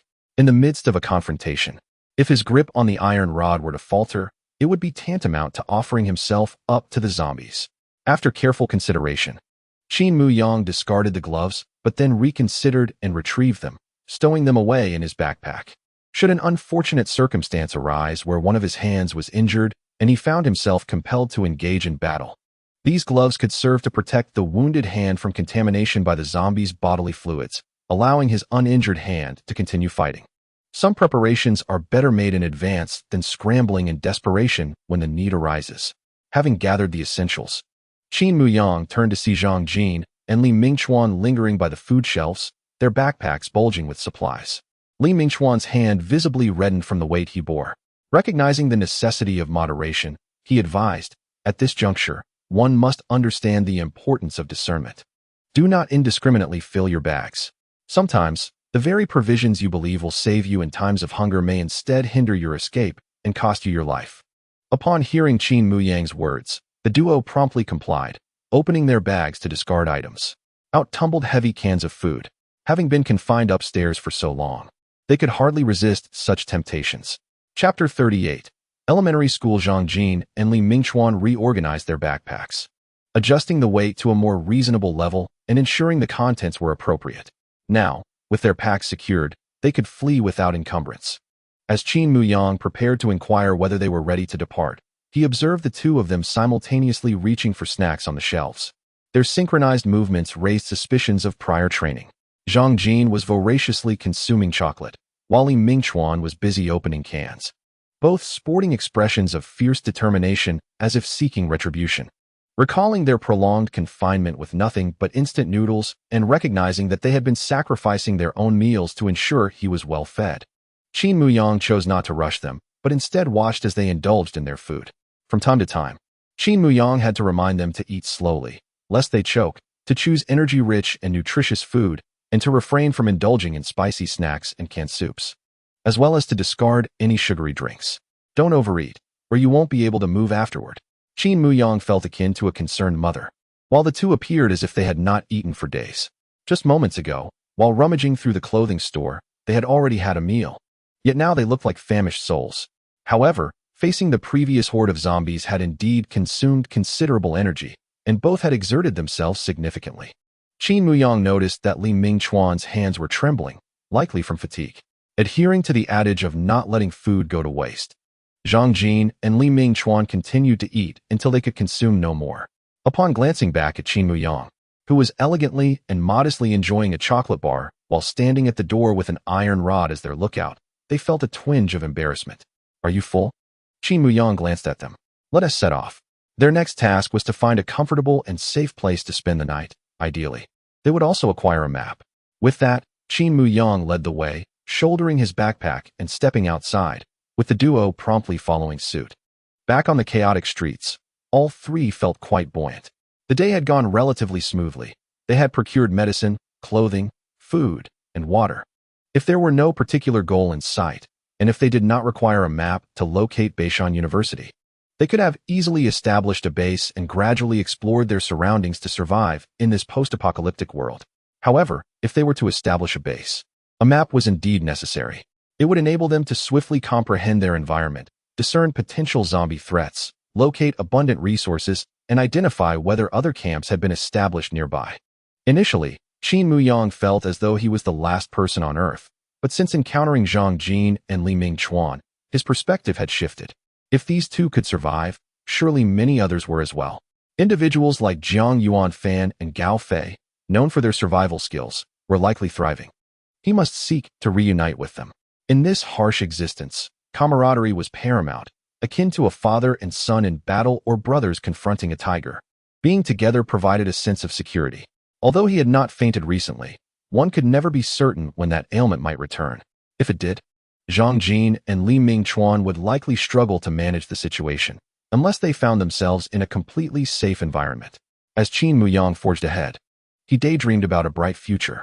Zhang Jin and Li Mingchuan, trailing behind, whispered to each other, likely lost in their own reveries. The once timid individuals who had been so reluctant to leave their upper-floor refuge had now become enamored with the delights of the supermarket. However, their subsequent fortune was far from as favorable. They encountered no bookstores along their journey. The shops they passed were either overrun with zombies or inundated with water, leaving behind a litter of debris and mud, with interiors thoroughly soaked, offering no suitable refuge for rest. As dusk approached and the sky gradually darkened, the trio's earlier good spirits dissipated. The streets became increasingly populated with wandering zombies, as if some unseen switch had been activated within them, prompting their emergence as the sun began to set. Initially hopeful of locating a safe and comfortable place to spend the night, the three had lowered their expectations to mere safety, no longer daring to mention comfort. Before twilight fully descended, they finally stumbled upon a relatively promising location, a school, specifically a primary school. When the zombie outbreak occurred, the school had already been on summer break, thus it was devoid of any human presence. The school gates were securely locked, rendering it impossible for zombies to enter, significantly enhancing the safety within. Qin Muyang peered through the gaps in the iron gate and observed a profound tranquility inside the school. He promptly tossed his backpack over the gate, swiftly scaled it, and vaulted into the schoolyard. Li Mingchuan and Zhang Jin, though clumsily, also managed to enter the premises, retrieving their respective backpacks. They commenced their search for a suitable place to spend the night, quickly deciding on the teacher's office. The classrooms were filled with desks and chairs that would necessitate moving them to rest, and after a long day of walking, they were reluctant to engage in any unnecessary exertion. The offices in the administrative building were spacious, bright, and tidy, with curtains of exceptional quality, thick, plush fabric. However, the offices on the ground floor had suffered from flooding and were somewhat damp. They ascended to the second floor, where they discovered a commendable office. Prying open a window to enter, observing the hanging curtains, Qin Muyang remarked, "The old method."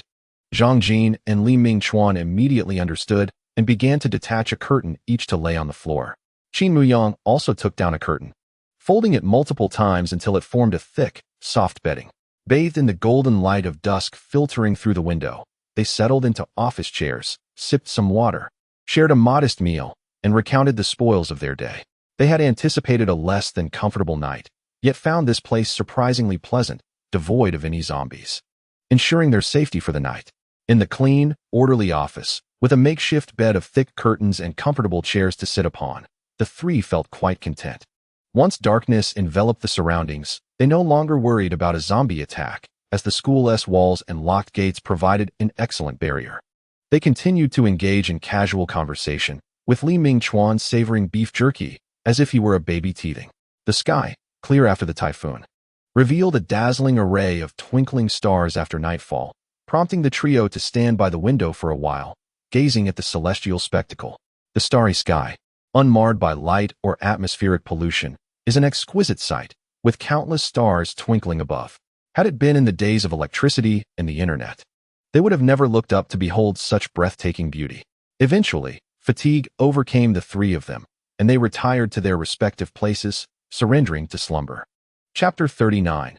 The map. After a day filled with exertion, they slept soundly. Meanwhile, outside the office, the corridor gradually filled with the sound of shuffling footsteps. As if searching for something, inching closer to their office, a shadowy figure passed by the office, only to fade away into the distance. Li Mingchuan rubbed his eyes and sat up, not awakened by any commotion, but rather by the urgent need to relieve himself. Having consumed a bag of milk before sleep, he had dreamt of searching for a restroom, only to find a filthy and odorous one just as he abruptly awoke. What a close call. Had he used that restroom in his dream, he might have found himself in quite the predicament. Still in a daze, Li Mingchuan pondered where he might go to relieve himself. Should he simply open the window and urinate outside? That seemed rather inappropriate, especially since he was not in the same building as before, and there were two others asleep nearby. It felt quite unethical. Ultimately, he decided to venture out and find a suitable spot, reassured by the safety of the school, free from zombies. The rising moon illuminated the surroundings, casting shadows that were faint yet discernible. As he walked outside, he reminisced about similar scenes from his childhood, where the bright moonlight allowed for clear visibility of everything around him. He opened the office door and ventured a few steps down the corridor, hastily unfastening his pants to relieve himself. After all, they wouldn't be passing this way when they departed the following day, so there was little concern about disturbing Zhang Jin and Qin Muyang. In the midst of his act, Li Mingchuan lifted his gaze to survey his surroundings, when suddenly, he noticed a dark figure at the end of the corridor, swaying ominously. It appeared to be a living entity. A chill ran down his spine, and he involuntarily shuddered, nearly losing control. An expletive escaped his lips. What in the world is that? He distinctly remembered that when they arrived earlier that evening, they had thoroughly checked the area. The corridor was empty, and the doors to the neighboring offices were all locked. Where had this figure emerged from? As if responding to Li Mingchuan's words, the figure began to sway violently, emitting a terrifying sound. It was as if its airways were constricted by some immense force, struggling to produce a noise. This was the unmistakable sound of a zombie. In a panic, Li Mingchuan hastily pulled up his pants and attempted to flee, only to realize the zombie was in pursuit, growling menacingly.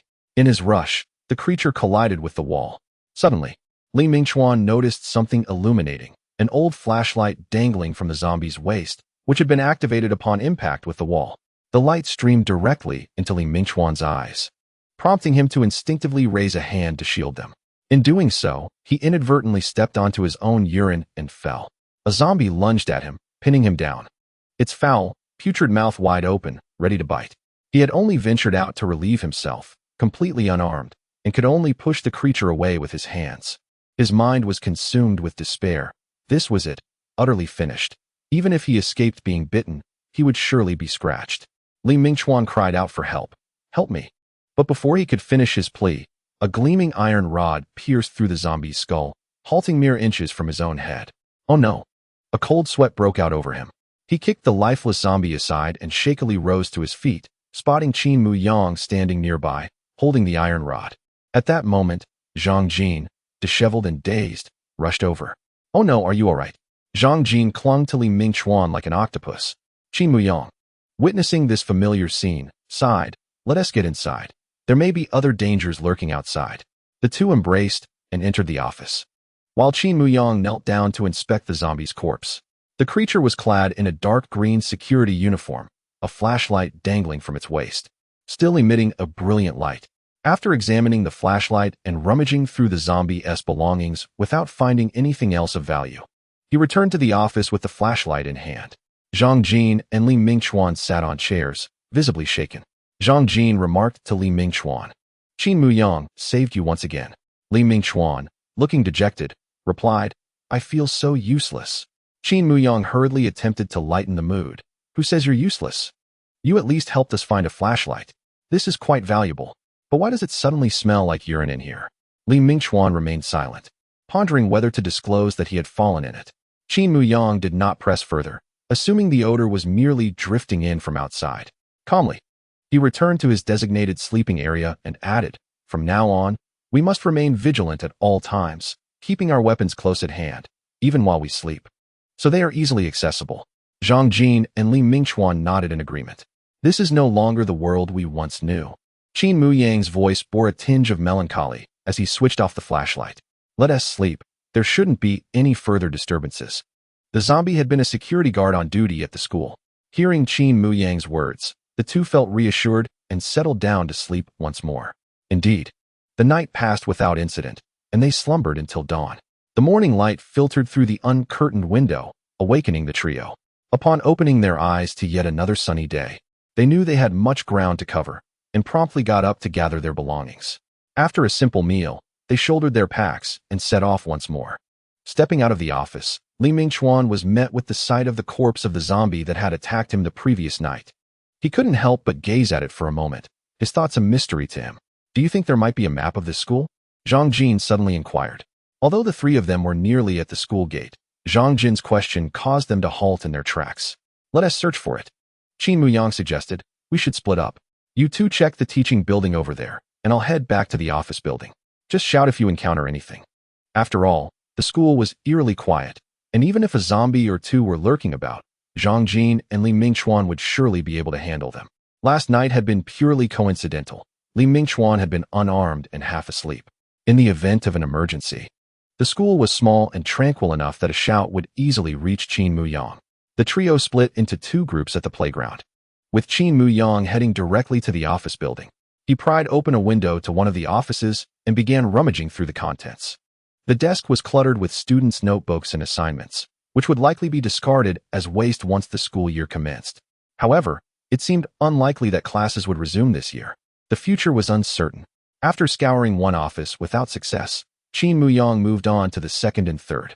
Yet, after searching through every office, he found no map, let alone the detailed traffic map of Beishan City that he sought. Finally, he glanced at a large globe on the principal's desk and muttered to himself, "This is probably the closest thing to a map in this school." With a resigned sigh, he exited the office building. Upon reaching the ground floor, he spotted Zhang Jin and Li Mingchuan returning from the teaching building, a large rolled-up sheet of paper in their hands. Qin Muyang's heart leaped with hope. Could this be it? However, when Zhang Jin unfurled the paper, Qin Muyang was left dumbfounded. It was a world map. Zhang Jin explained, "We searched every classroom, and only one had this map on the back wall. I had to tear it down after quite a struggle." Qin Muyang replied incredulously, "Is there a possibility that what I asked you to find was a map of Beishan City?" He began to doubt whether he had even mentioned that they needed a map of Beishan City specifically, and not just any random map. Chapter 40. The bookstore once again slipping out through the school gate, empty-handed, Qin Muyang found himself back on the street.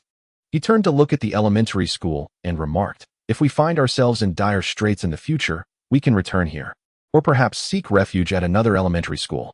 He specified another elementary school because, during the zombie outbreak, elementary schools were guaranteed to be closed, with few students remaining. Mostly just some staff on duty, easily manageable even if they turned into zombies. In contrast, middle and high schools were less certain, as students in their final years typically had later breaks. Colleges, with their larger student populations during summer, were not worth mentioning. During the day, the number of zombies on the streets had noticeably dwindled.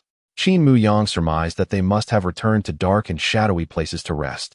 Just as humans sleep at night, their daily rhythms are in stark contrast to those of humans. as the wandering zombies during daylight hours can be likened to insomniac humans at night. For reasons unbeknownst to him, after the events of the previous night, Qin Muyang sensed a certain withdrawal in Li Mingchuan, casting a pall over the team's atmosphere. Even the recent mishap with the map failed to rouse Li Mingchuan from his somber mood. Qin Muyang even attempted to lighten the mood with a joke, but it elicited no laughter from Li Mingchuan. "Old Li, you haven't laughed in an hour. You're our team's resident grump," Qin Muyang remarked. Li Mingchuan managed a smile that was more reminiscent of sorrow than joy. It seemed that last night's events had wounded his pride. As they navigated through the throng of obstructive zombies, deftly avoiding barriers and puddles, the trio made significant progress. Yet, this was merely aimless wandering, without a map. They had no firm assurance of whether they were indeed approaching Beishan University. Qin Muyang only knew that Beishan University lay to the northeast of Beishan City, and they were merely relying on instinct to traverse in that direction. One could only hope they were truly moving closer to their destination. The day passed swiftly, perhaps due to the hours spent searching for the map at that elementary school. As the sun tilted slightly westward, they settled beside a fallen tree trunk to hydrate and partake of their meager biscuits, replenishing their waning energy. Li Mingchuan remained sullen, and no one spoke as they consumed their provisions in silence. While munching on his food, Qin Muyang kept a vigilant eye on their surroundings, wary of any lurking zombies, and scanned for any supplies they might require. Unfortunately, their search yielded no useful items, but rather resulted in an encounter with several zombies. After dispatching them with his iron rod, Qin Muyang returned to the trunk for a brief respite. After approximately 20 minutes, he urged the group to set off once more. As afternoon descended, thoughts inevitably turned to the impending search for a place to spend the night. Uncertain of where they would rest, with no map in hand, it seemed their future days would be spent in this manner. Qin Muyang contemplated whether to seek a temporary campsite where they could gather supplies while remaining in a confined area until they located a city map. However, establishing a camp would imply a prolonged stay in one location, significantly restricting their range of movement. The advantage of a camp would be the elimination of the daily search for a place to rest, along with a relatively higher safety quotient. He found himself torn between continuing their current course or temporarily establishing a camp. If he were to consult Zhang Jin and Li Mingchuan, they would undoubtedly advocate for the latter. Perhaps prolonged habitation of a campsite would lead to a reluctance to leave, much like their previous experience on the upper floor, where they might end up waiting for fate to catch up with them. Perhaps he should afford himself 2 more days.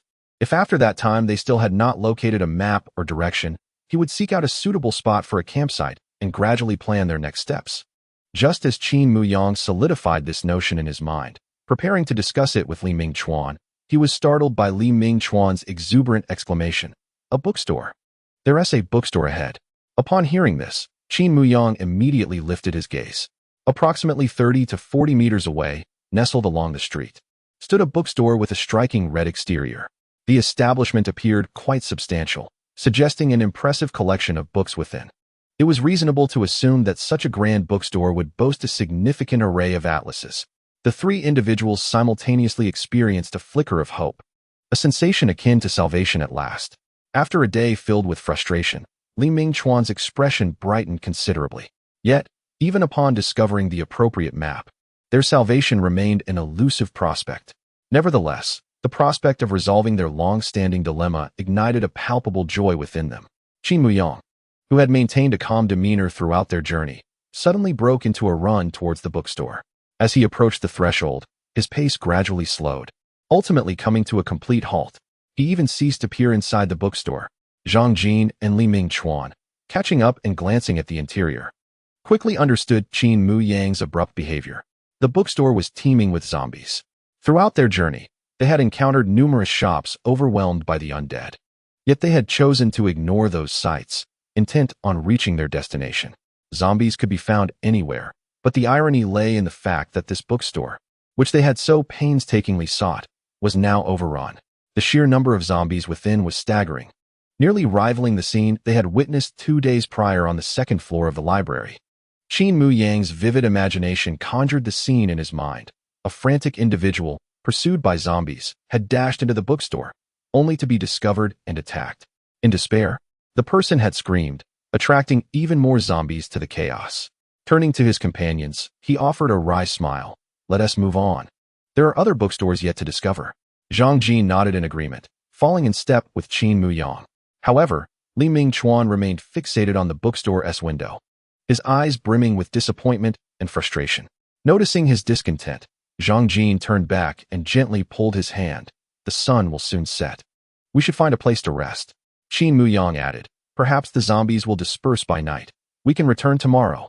Li Mingchuan recognized that Qin Muyang's words were meant to comfort him, yet deep down, he understood the futility of retracing their steps the following day. With so many zombies present, a reckless foray was out of the question. He nodded slowly, trailing behind the two. Despite this, a lingering sense of dissatisfaction gnawed at him, his gaze frequently drifting back to the bookstore's window. Remarkably, his repeated glances did not yield disappointment. Right beside the street-side glass, several maps were displayed, emblazoned with the words, Beishan City Tourist Transportation Map. Instantaneously, Li Mingchuan's spirits soared. Maps, he exclaimed, raising his badminton racket and, with the end intended for dispatching zombies, forcefully struck the roadside glass window. Bang! The resounding impact echoed through the street, causing the zombies within the bookstore to simultaneously turn their heads toward the direction of Li Mingchuan. The glass window merely displayed a small white, completely unscathed. Qin Muyang and Zhang Jin, having retreated about 10 meters, turned their heads simultaneously upon hearing the deafening crash, glancing back at Li Mingchuan. Damn! Qin Muyang, who rarely uttered profanities, muttered under his breath. Chapter 41. A reckless Li Mingchuan, confronted by the countless faces of the zombies, suppressed his rising terror and, inexplicably, crouched down to retrieve a brick from the roadside, striking the glass window once more. Bang! The resounding noise echoed again. This time, the zombies in the display case lunged towards Li Mingchuan, their grotesque forms pressing against the glass. Furthermore, zombies began to pour out from the shops lining the street, converging towards the bookstore. With reddened eyes, Li Mingchuan continued to raise the brick and smash it against the glass. Bang! The glass remained steadfast. The faces of the zombies inside the bookstore were now pressed against the window, crammed together like fish gasping for air just above the surface of a waterlogged pool before a storm. Are you trying to get yourself killed? Qin Muyang shouted. Run! Li Mingchuan's reckless actions infuriated him. Turning to see Qin Muyang and Zhang Jin rushing towards him, Li Mingchuan flashed an innocent, childlike smile. There's a map here, he exclaimed. Suddenly, the glass behind him shattered violently, shards cascading down upon him. The zombies surged forth, eager to seize him. Qin Muyang halted, refraining from advancing further, while Zhang Jin, in a frenzy, called out Li Mingchuan's name, continuing her charge towards him. Qin Muyang grasped Zhang Jin firmly, preventing her from rushing ahead. She struggled desperately, but could not break free from his grip. Qin Muyang, significantly stronger than her, pulled her back with determination. Together, they watched helplessly as Li Mingchuan was engulfed by the horde of zombies. The swarm soon took notice of Qin Muyang and Zhang Jin, redirecting their attention towards them. Reluctantly, Qin Muyang released Zhang Jin, wielding the iron rod in his hand to confront the approaching zombies. Zhang Jin seemed to regain some composure, silently wielding a clothes pole, aiming for the zombies' eye sockets. However, as she fought off the undead, she was also inching closer to the bookstore. Despite Qin Muyang's desperate calls, she appeared deaf to his warnings, silently swinging her weapon and pressing forward. Qin Muyang understood that if this continued, Zhang Jin would surely meet her demise, yet he refrained from intervening. He believed he had already done his utmost. If Zhang Jin wished to court death, it was not his fault. Suddenly, he realized that zombies were also surging from behind him, about to merge with those at the bookstore. If he hoped to break free from so many zombies alone, it was an impossible feat. Gritting his teeth, he fought against the undead while edging closer to Zhang Jin. Although Zhang Jin lacked stamina, she possessed a keen sense of control, knowing precisely how to maximize her strengths. If they could stand back to back, each facing a side of the zombies, there might still be a glimmer of hope for survival, far better than attempting to break through alone. Moreover, no matter how one perceives the situation, she remains a comrade, a living ally. Qin Muyang swiftly approached Zhang Jin, dispatching one zombie after another that lunged at her back. It appeared that Zhang Jin was oblivious to Qin Muyang's presence, as she continued to push forward with relentless determination. Soon, her figure seemed to be engulfed by the horde of zombies. As Qin Muyang lamented the impending doom of his fate, he suddenly heard Zhang Jin's voice resonating with fervor, I'm still alive. Li Mingchuan is still alive. He hasn't been bitten. A spark of hope ignited within Qin Muyang. He swiftly dispatched the zombies before him, delivering a few well-placed kicks, and dashed toward her. There lay an overturned wooden bookshelf without a door, which fortuitously shielded Li Mingchuan within. Zhang Jin crouched down, straining to lift the bookshelf with one hand while fending off the zombies with the other. It was no wonder he had thought she had succumbed. She had merely crouched down to protect him. A wave of elation surged through Qin Muyang as he rushed forward to hoist the bookshelf, lifting Li Mingchuan to his feet. "Brother, I've got you again," Qin Muyang exclaimed with a smile. Li Mingchuan was covered in wounds, all inflicted by shards of glass. As he emerged from behind the bookshelf, nearly every zombie turned their gaze upon him, drawn by the overwhelming scent of blood. No, it was far too enticing, a siren call to the undead. Realizing he had stirred up trouble, Li Mingchuan refrained from speaking further. Limping on his injured leg while wielding a badminton racket, he joined the fray against the zombies. The three formed a sturdy formation, backs pressed together, continuously wielding their respective weapons. Due to his injuries, Li Mingchuan could barely stand, relying entirely on Zhang Jin and Qin Muyang for support. The number of zombies was overwhelming, and it appeared they would soon falter. Suddenly, an idea sparked in Qin Muyang's mind. "Let us use the bookshelf as a shield." With that, he hooked one foot around the edge of the bookshelf, gradually shifting it to his side. He and Li Mingchuan each freed a hand to prop it up. Instantly, the pressure eased significantly as the bookshelf blocked a side of the onslaught. Qin Muyang and Zhang Jin switched positions. He would confront the zombies while Zhang Jin steadied the bookshelf. "I'll handle the zombies. You support the shield," Zhang Jin declared. Qin Muyang understood her intent. Li Mingchuan's skill against the zombies was inferior to Zhang Jin's. "Oldly, hold on, and move the bookshelf toward the street," Qin Muyang instructed without glancing back as he battled the zombies. In an instant, Zhang Jin and Li Mingchuan grasped Qin Muyang's strategy. By relocating the bookshelf to the edge of the street, along with the wall there, they would create two sides shielded from the zombies, thereby enhancing their safety and increasing their chances of escape. Thus, Qin Muyang and Zhang Jin concentrated on repelling the advancing zombies, while Li Mingchuan cautiously maneuvered the bookshelf toward the street. After nearly 10 minutes, Li Mingchuan felt the bookshelf collide with a solid wall and immediately called out. "We arrived." Qin Muyang promptly changed his position, instructing Li Mingchuan to rotate the bookshelf so it stood perpendicular to the wall, forming a right angle. Li Mingchuan sheltered himself within the angle, while Qin Muyang and Zhang Jin took their places on either side, creating a secure quadrilateral formation. "Oldly, continue to push forward," Qin Muyang urged. "As long as they continue to move forward, there will undoubtedly be an intersection, a chance for their escape." At that moment, Li Mingchuan found himself before a bookshelf. With a wall to his right, Qin Muyang to his left, and Zhang Jin behind him, providing an overwhelming sense of security. Pushing the bookshelf ahead of him, it served as a shield as he advanced, with Zhang Jin and Qin Muyang steadfastly guarding him from the rear. The scent of blood emanating from him attracted the relentless horde of zombies, who were continuously dispatched by Qin Muyang and Zhang Jin. Uncertain of how far they had traversed, just as Qin Muyang focused intently on combating the zombies, he heard Li Mingchuan exclaim, "There's a narrow alley here." Qin Muyang quickly glanced to the side, and indeed, to Li Mingchuan's right, a slender alley revealed itself. A fleeting glance showed the alley to be eerily empty, its far end leading to an unknown street that, at least for now, appeared considerably safer than the street they currently occupied. "Old Li, Zhang Jin, into the alley," Qin Muyang commanded. Without hesitation, Zhang Jin dispatched a zombie and swiftly darted into the alley. Li Mingchuan pushed the bookshelf towards Qin Muyang and limped into the alley as well. Qin Muyang received the bookshelf, laying it horizontally at the alley's entrance before swiftly joining Li Mingchuan and Zhang Jin. The alley's entrance was temporarily barricaded, with zombies snarling and pressing against the bookshelf, which emitted a disconcerting creak. Chapter 42. The Black Dog. This bookshelf would not hold for long. Qin Muyang surveyed the horde at the entrance and then turned to examine Li Mingchuan.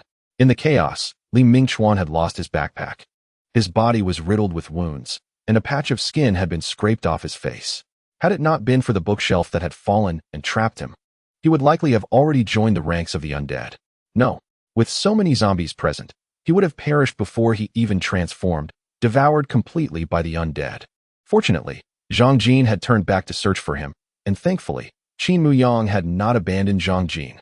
At that moment, Qin Muyang felt a tinge of guilt for having considered forsaking his two companions. In the struggle for survival in this apocalyptic world, should one prioritize oneself or one's allies? If humanity were to only care for its own interests, could it still be called humanity? Qin Muyang found himself momentarily lost in thought. Selfishness seemed to be inherent to human nature. Yet he had often seen in the news those who sacrificed their lives to save others, those magnificent souls who overcame their instincts. He had once aspired to be like them, a beacon of light piercing through the darkness. Surely, those individuals would continue to uphold such ideals in the apocalypse, sacrificing themselves to rescue others. Could he ever do the same? Shaking his head, Qin Muyang remained uncertain. The bookshelf at the alley's entrance groaned under the pressure, prompting Qin Muyang to inquire, "Can you walk?" As soon as he posed the question, he witnessed Li Mingchuan collapse to the ground. After pushing the bookshelf for so long, he had reached his limit. Qin Muyang discarded his backpack, crouched down, and hoisted Li Mingchuan onto his back. At that moment, the bookshelf could no longer withstand the onslaught of zombies, snapping with a resounding crack. "Let us go." Qin Muyang swiftly retreated to the end of the alley, with Zhang Jin trailing closely behind. One hand gripped a drying rack, ready to incapacitate any potential zombies that might emerge, while the other clutched Qin Muyang's backpack. Li Mingchuan had already lost his bag. If Qin Muyang were to lose his as well, their supplies would dwindle significantly. As they fled for their lives, Qin Muyang couldn't help but exclaim, "In these past few days, I haven't done much except carry you two around. Is having good stamina a curse?" Zhang Jin's cheeks flushed as she expressed her gratitude, feeling a twinge of guilt. Li Mingchuan repeatedly apologized, claiming he was a burden to them. Qin Muyang had initially been jesting, but seeing their serious expressions made him hastily clarify, "I was merely trying to lighten the mood and alleviate your tension. Your seriousness is quite intimidating." Qin Muyang desperately wished for these two to possess a greater sense of humor to help ease the oppressive atmosphere. Life in the apocalypse was inherently fraught with tension and anxiety. If they did not relax their nerves soon, they would be unable to endure. The sky continued to darken, and they needed to not only evade the zombies behind them, but also find a safe haven before nightfall, lest they be rendered immobile in the dark. A heavy weight settled in Qin Muyang's heart. Suddenly, the two spotted a black dog in the street ahead. It was a glossy, well-fed Labrador retriever. Qin Muyang's oppressive mood vanished in an instant. "We are saved," he exclaimed. Zhang Jin and Li Mingchuan exchanged puzzled glances, unsure why the sight of a black dog elicited such a proclamation. Did he expect the dog to assist them in dispatching the zombies? Or was he contemplating using the dog for sustenance? Perhaps he intended for the dog to distract the zombies? Yet, with so many zombies about, how could a single dog possibly divert them? Moreover, there was no guarantee that the dog would heed their commands. Previously, Li Mingchuan and Zhang Jin had heard Qin Muyang recount tales of stray dogs attempting to attack him. Now, the mere sight of a dog filled them with trepidation, fearing that other strays might be lurking in the nearby greenery. Qin Muyang quickly clarified, "This dog appears clean and is certainly not a stray. Moreover, it is not emaciated. It looks better fed than us. Someone must be taking care of it." Zhang Jin remarked, "But how could a well-cared-for dog be out here? Could its owner have encountered danger?" "The likelihood is minimal," Qin Muyang reasoned. "Labradors typically have a strong bond with their owners. If their owner were in peril, the dog would not be wandering about so casually. It would exhibit unusual behavior." He speculated that the dog's owner likely resided nearby, in a relatively secure area where food and water were available.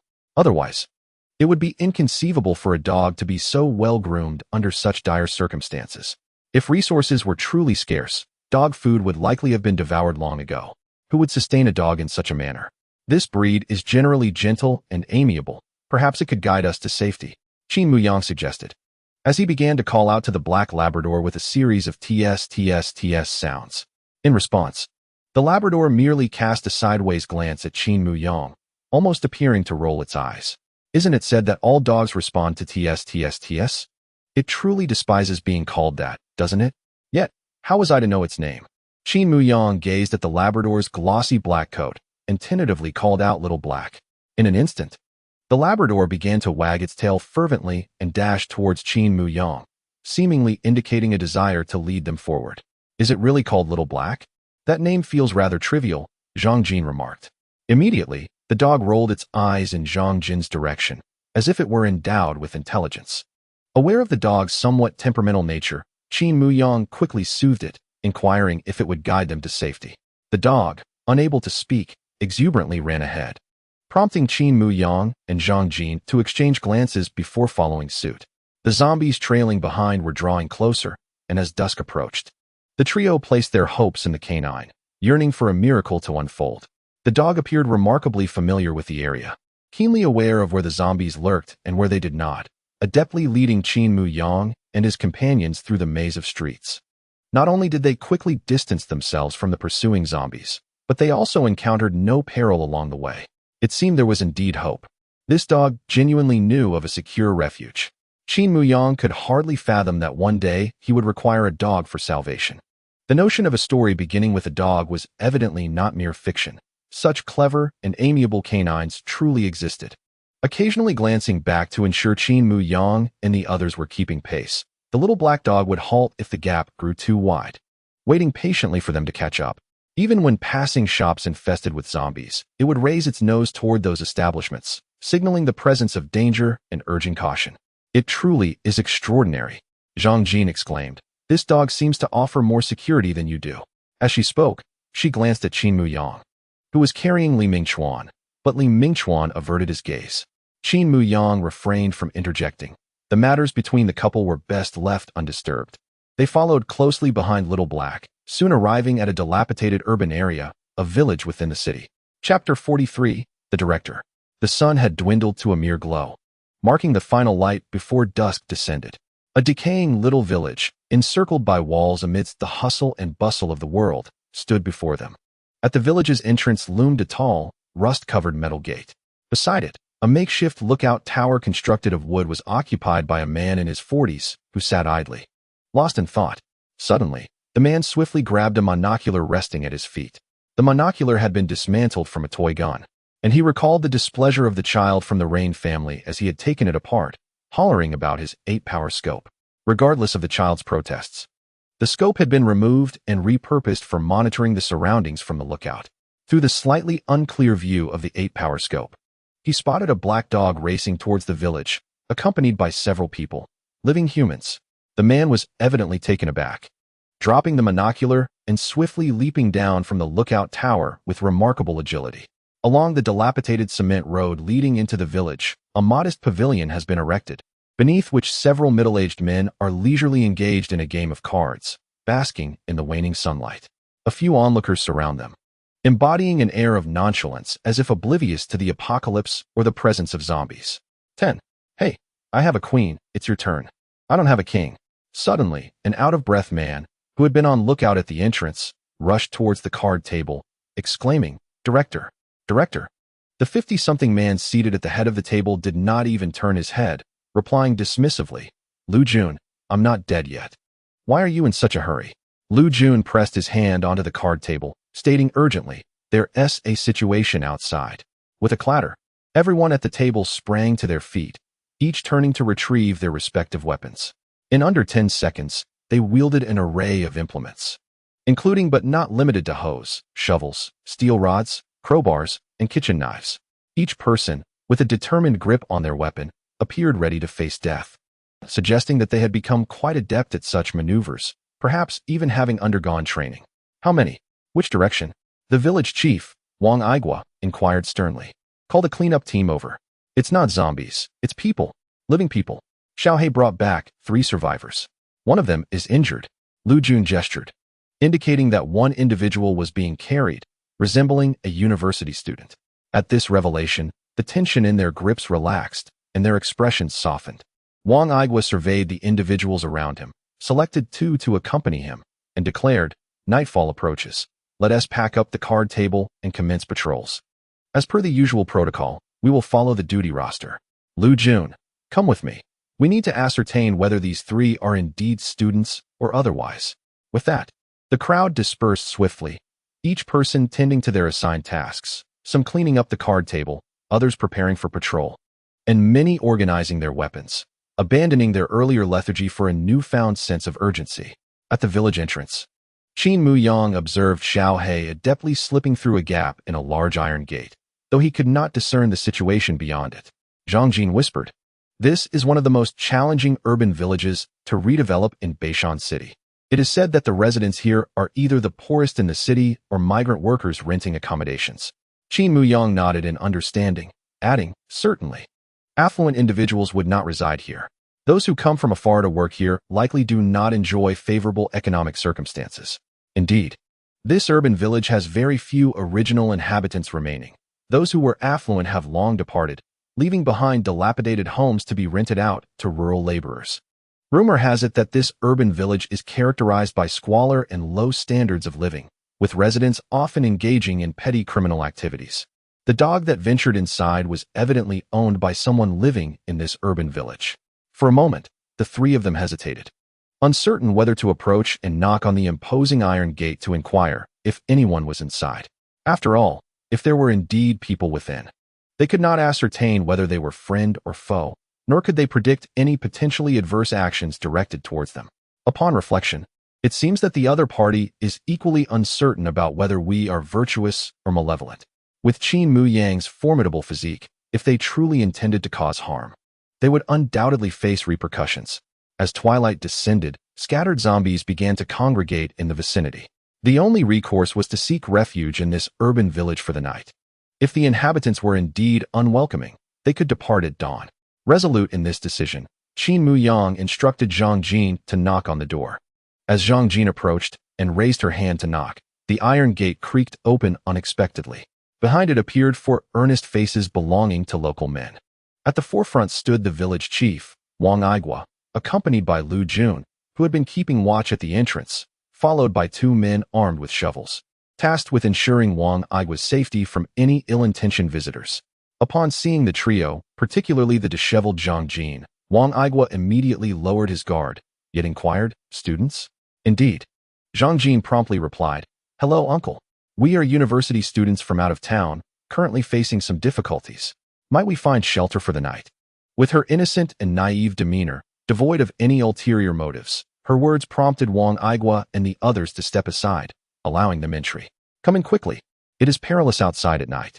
Zhang Jin, Qin Muyang, and the frail Li Mingchuan, who was weakly slung over Qin Muyang's back, expressed their gratitude and stepped through the iron gate. With a creak, the gate closed behind them.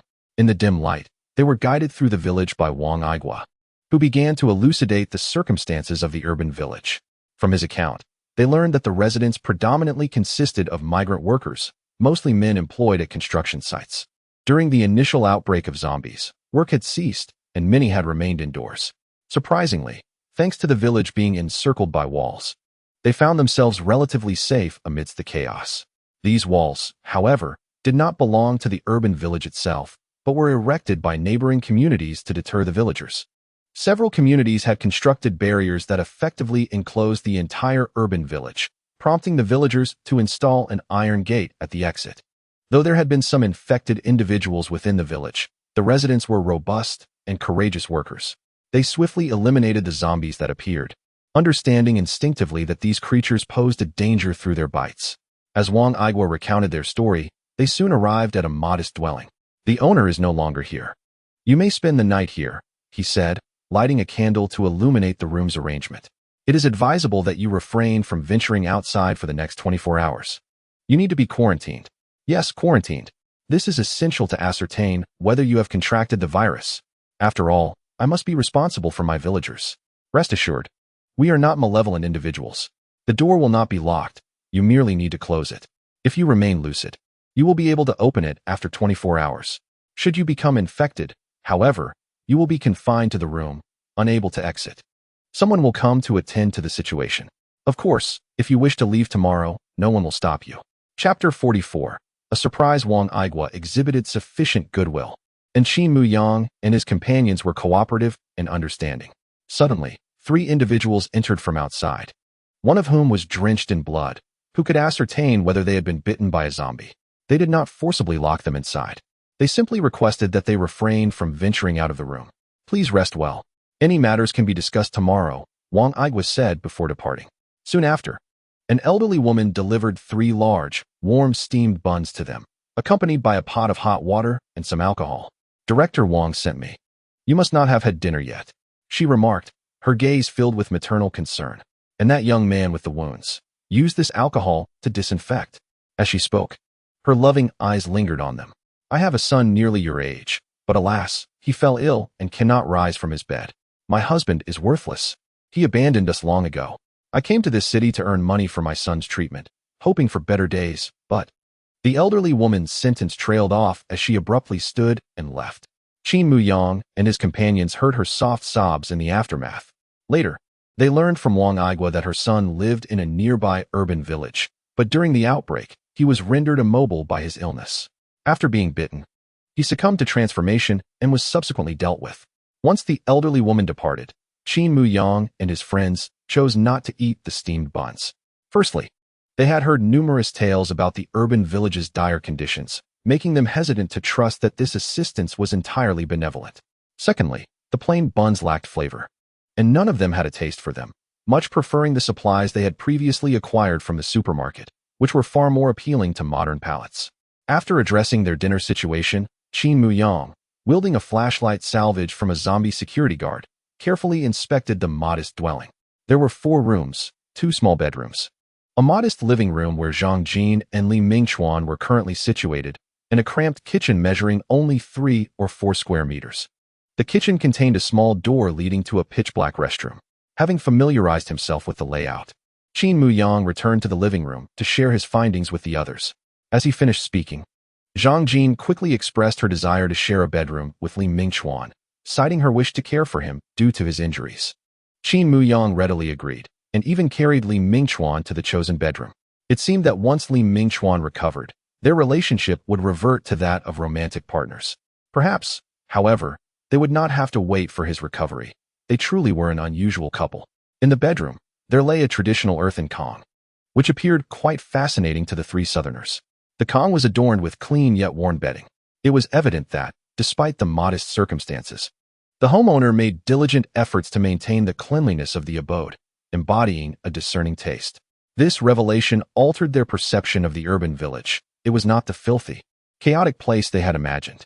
After placing Li Mingchuan on the Kong, Zhang Jin began to disinfect his wounds with the iodine she had procured, carefully examining his injuries. She dared not use the alcohol provided by the elderly woman, as it would cause excessive pain to his numerous wounds.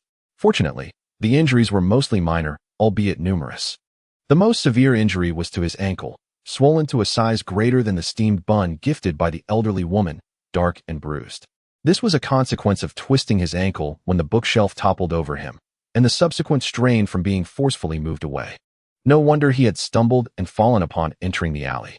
Such an injury would undoubtedly require at least 10 days to 2 weeks for proper recovery. Concern etched on their faces, Qin Muyang and Zhang Jin realized the lack of resources for ice packs and remedies for contusions, resorting only to giving Li Mingchuan a painkiller. Despite his numerous wounds and a severely sprained ankle, Li Mingchuan displayed remarkable fortitude, enduring the journey without a single groan. Once Zhang Jin had cleaned and bandaged his wounds, Qin Muyang left a flashlight for them and took a candle to retire to another bedroom when Li Mingchuan suddenly called out to him. A sly smile graced his face as he rummaged in his chest and produced a small booklet, presenting it to Qin Muyang. A surprise for you. With a hint of confusion, Qin Muyang accepted the booklet, discovering bold letters that read, Beishan City, Tourist Map. His hand trembled slightly as he eagerly flipped through the pages. The booklet contained not only public transport and subway routes, but also detailed city roads, famous attractions, and comprehensive addresses for various large shopping centers, amusement parks, and enterprises. Even the surrounding areas of the city were thoroughly covered, including information on altitude, terrain, and rivers. The only drawback was that the map had been carefully concealed by Li Mingchuan, stained with blood in several places, rendering some sections difficult to read.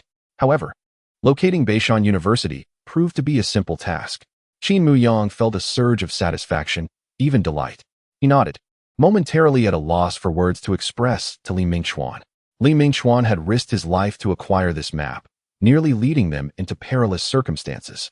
Expressing gratitude or admiration could jeopardize their future survival together, while criticizing him might disrupt the fragile dynamics of their small group. This is precisely why Qin Muyang refrained from uttering a word to Li Mingchuan throughout their journey. Nor did he broach the subject of the events that transpired at the bookstore. Zhang Jin seemed to discern the meaning behind Qin Muyang's expression and directly addressed Li Mingchuan, stating, "We all recognize your good intentions, yet it was unwise of you to retrieve the map in such perilous circumstances. You nearly lost your life." Li Mingchuan chuckled, "But you came back to save me."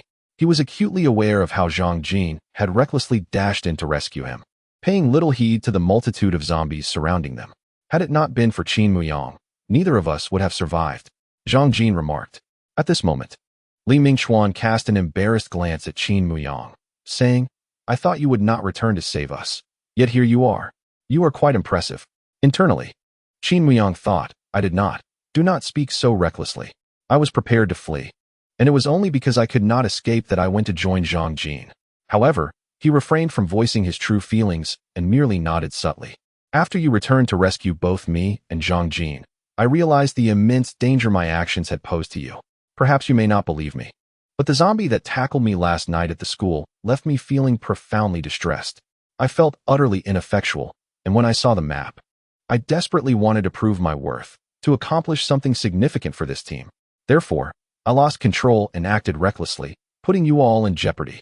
Li Mingchuan spoke with sincerity. In that fleeting moment, Qin Muyang felt somewhat ignoble. Zhang Jin and Li Mingchuan were remarkably alike when faced with adversity. One sought not to burden others, remaining silent after a fall, while the other, having caused trouble, yearned to demonstrate his value to the team. Though their actions were indeed misguided, their intentions were genuine. Only he, in such dire circumstances, had first thought to preserve his own life, ultimately only stepping in to save them out of necessity. Chapter 45. The villagers. Qin Muyang silently held the candle as he returned to another bedroom, the bloodstained atlas wrapped in a plastic bag and stowed deep within his backpack. He understood that each time he glimpsed that map in the future, he would inevitably question the essence of their team. The following morning, the kind old woman delivering steamed buns returned with breakfast. Qin Muyang informed her that they had sufficient food for the time being and did not require her assistance.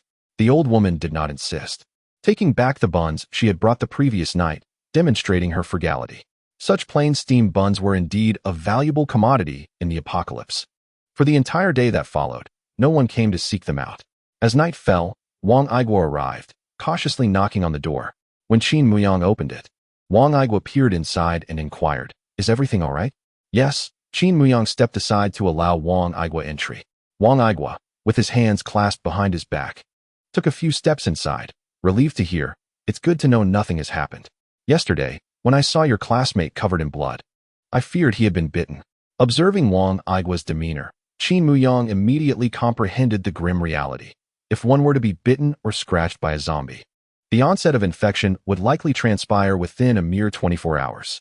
Otherwise, Wang Aiguo and his companions would not have insisted on a strict 24-hour confinement within this room. Indeed, Wang Aiguo continued, "Since nothing has transpired after 24 hours, you may freely roam the village. Should you require anything, feel free to seek me out. I reside in the activity room at the village entrance." He then proceeded to provide a brief overview of the circumstances surrounding this urban village. The inhabitants, predominantly laborers, were primarily men in their 40s, either living alone or as couples working in the city. The zombie outbreak coincided with the onset of summer vacation, resulting in some wives returning to the countryside to visit their children, while others were preparing to bring their children to the city for a month-long stay. The children of these individuals were of a similar age to Qin Muyang and his companions, which contributed to their swift acceptance by the locals yesterday. The sight of Qin Muyang and his companions evoked memories of their own children, and the uncertainty surrounding their well-being weighed heavily on their hearts. Wang Aiguo remarked that, despite their sorrow, there remained a glimmer of hope that their children were still alive, particularly after witnessing Qin Muyang and his friends, as they could envision their children in similar predicaments, yearning for someone to rescue them. Wang Aiguo recounted the initial emergence of zombies, explaining that the neighboring communities had blamed the virus on the incoming laborers, consequently avoiding them. This very isolation had, ironically, contributed to their survival, as they had minimal contact with outsiders and could easily manage the few zombies within their ranks. Initially, they were unaware that these creatures were referred to as zombies. It was a young boy from the Yuxing family who had seen a film and enlightened them on the nature of zombies and how to confront them. Wang Igua sighed, reflecting on how much more knowledgeable 6- or 7-year-old children are in today's society. Who would have thought that this group owed their survival to a child of that age? The dog that led them back yesterday, Xiaohei, was raised by Do from the Yuxing family. Alas, the fate of Yuxing was uncertain, and Wang Igua abruptly fell silent, reminiscent of his conversation with the elderly woman the previous night. Sensing an ominous turn, Qin Muyang refrained from pressing further. Later, he learned that approximately 2 weeks prior, a minor zombie horde had surged toward this urban village, instilling fear among the residents who believed they would perish in the impending wave. However, Do had mentioned that he had seen on television that hordes could be diverted. After contemplating the situation and glancing at his child, Yuxing made the harrowing decision to divert the zombies himself. Aware that inaction would spell doom for both himself and his child, he chose to sacrifice himself for his son's chance at survival. He implored everyone to care for Do and then mounted a motorcycle, deliberately dragging a pile of empty cans behind him to create a cacophony, and sped away from the village. As anticipated, a throng of zombies followed the sound of his vehicle, significantly reducing their presence in the vicinity, but he never returned. This is also the reason why Qin Muyang and his companions approached the urban village, as this area, despite being a residential district, is rarely plagued by zombies. Everyone fulfilled their promises and took great care of Do. Do is an exceptionally mature child. He pretended to be oblivious to the happenings surrounding his father. Yet he urged Xiaohei to go out searching every day. Xiaohei was a gift from Yushang for his birthday, and Do hoped that Xiaohei would bring him a miracle, but instead, he faced disappointment time and again. When someone asked Do if he missed his father, he replied no, asserting that his father would surely survive. Having watched numerous films, he understood the implications of a zombie horde and recognized the peril his father faced. Yet, he stubbornly refused to show his sadness or distress, resolutely sending Xiaohei out to search daily. The world is indeed fair. Its cruelty is indiscriminate to all. After giving Qin Muyang a brief overview of the urban village's situation, Wang Igua remarked, "By the way, take me to see your injured classmate." Qin Muyang initially thought to correct him, but reconsidered and held his tongue. He led Wang Igua to see Li Mingchuan, who lay in bed, and recounted their journey's encounters. Wang Igua looked at the three of them and said, "You three are quite remarkable, managing to live so earnestly in such a terrifying world." There was someone in the village who couldn't bear this life and hanged himself. He patted Qin Muyang on the shoulder, saying, "Look at you, strong, responsible, and a natural leader." Then he turned to Zhang Jin, "You, a young girl, fear neither hardship nor fatigue, able to slay zombies alone, stronger than many boys." Next, he glanced at Li Mingchuan, who lay silently. After a brief pause, Wang Igua remarked, "You are so young, yet." Li Mingchuan's lips twitched as he feigned ignorance of Wang Igua's words. After lingering for a while, Wang Igua departed but informed Qin Muyang that if they wished to stay in the village, they could explore it the next day. If they preferred to leave, provisions for their journey would be prepared. Qin Muyang, Zhang Jin, and Li Mingchuan exchanged glances and nearly simultaneously chose to stay. Given Li Mingchuan's current condition, even getting out of bed was a challenge, let alone departing. Moreover, based on their observations, the urban village did not seem as wretched as others claimed. Instead, it radiated a sense of simplicity and kindness, a glimmer of humanity. They appeared remarkably selfless, particularly the next day.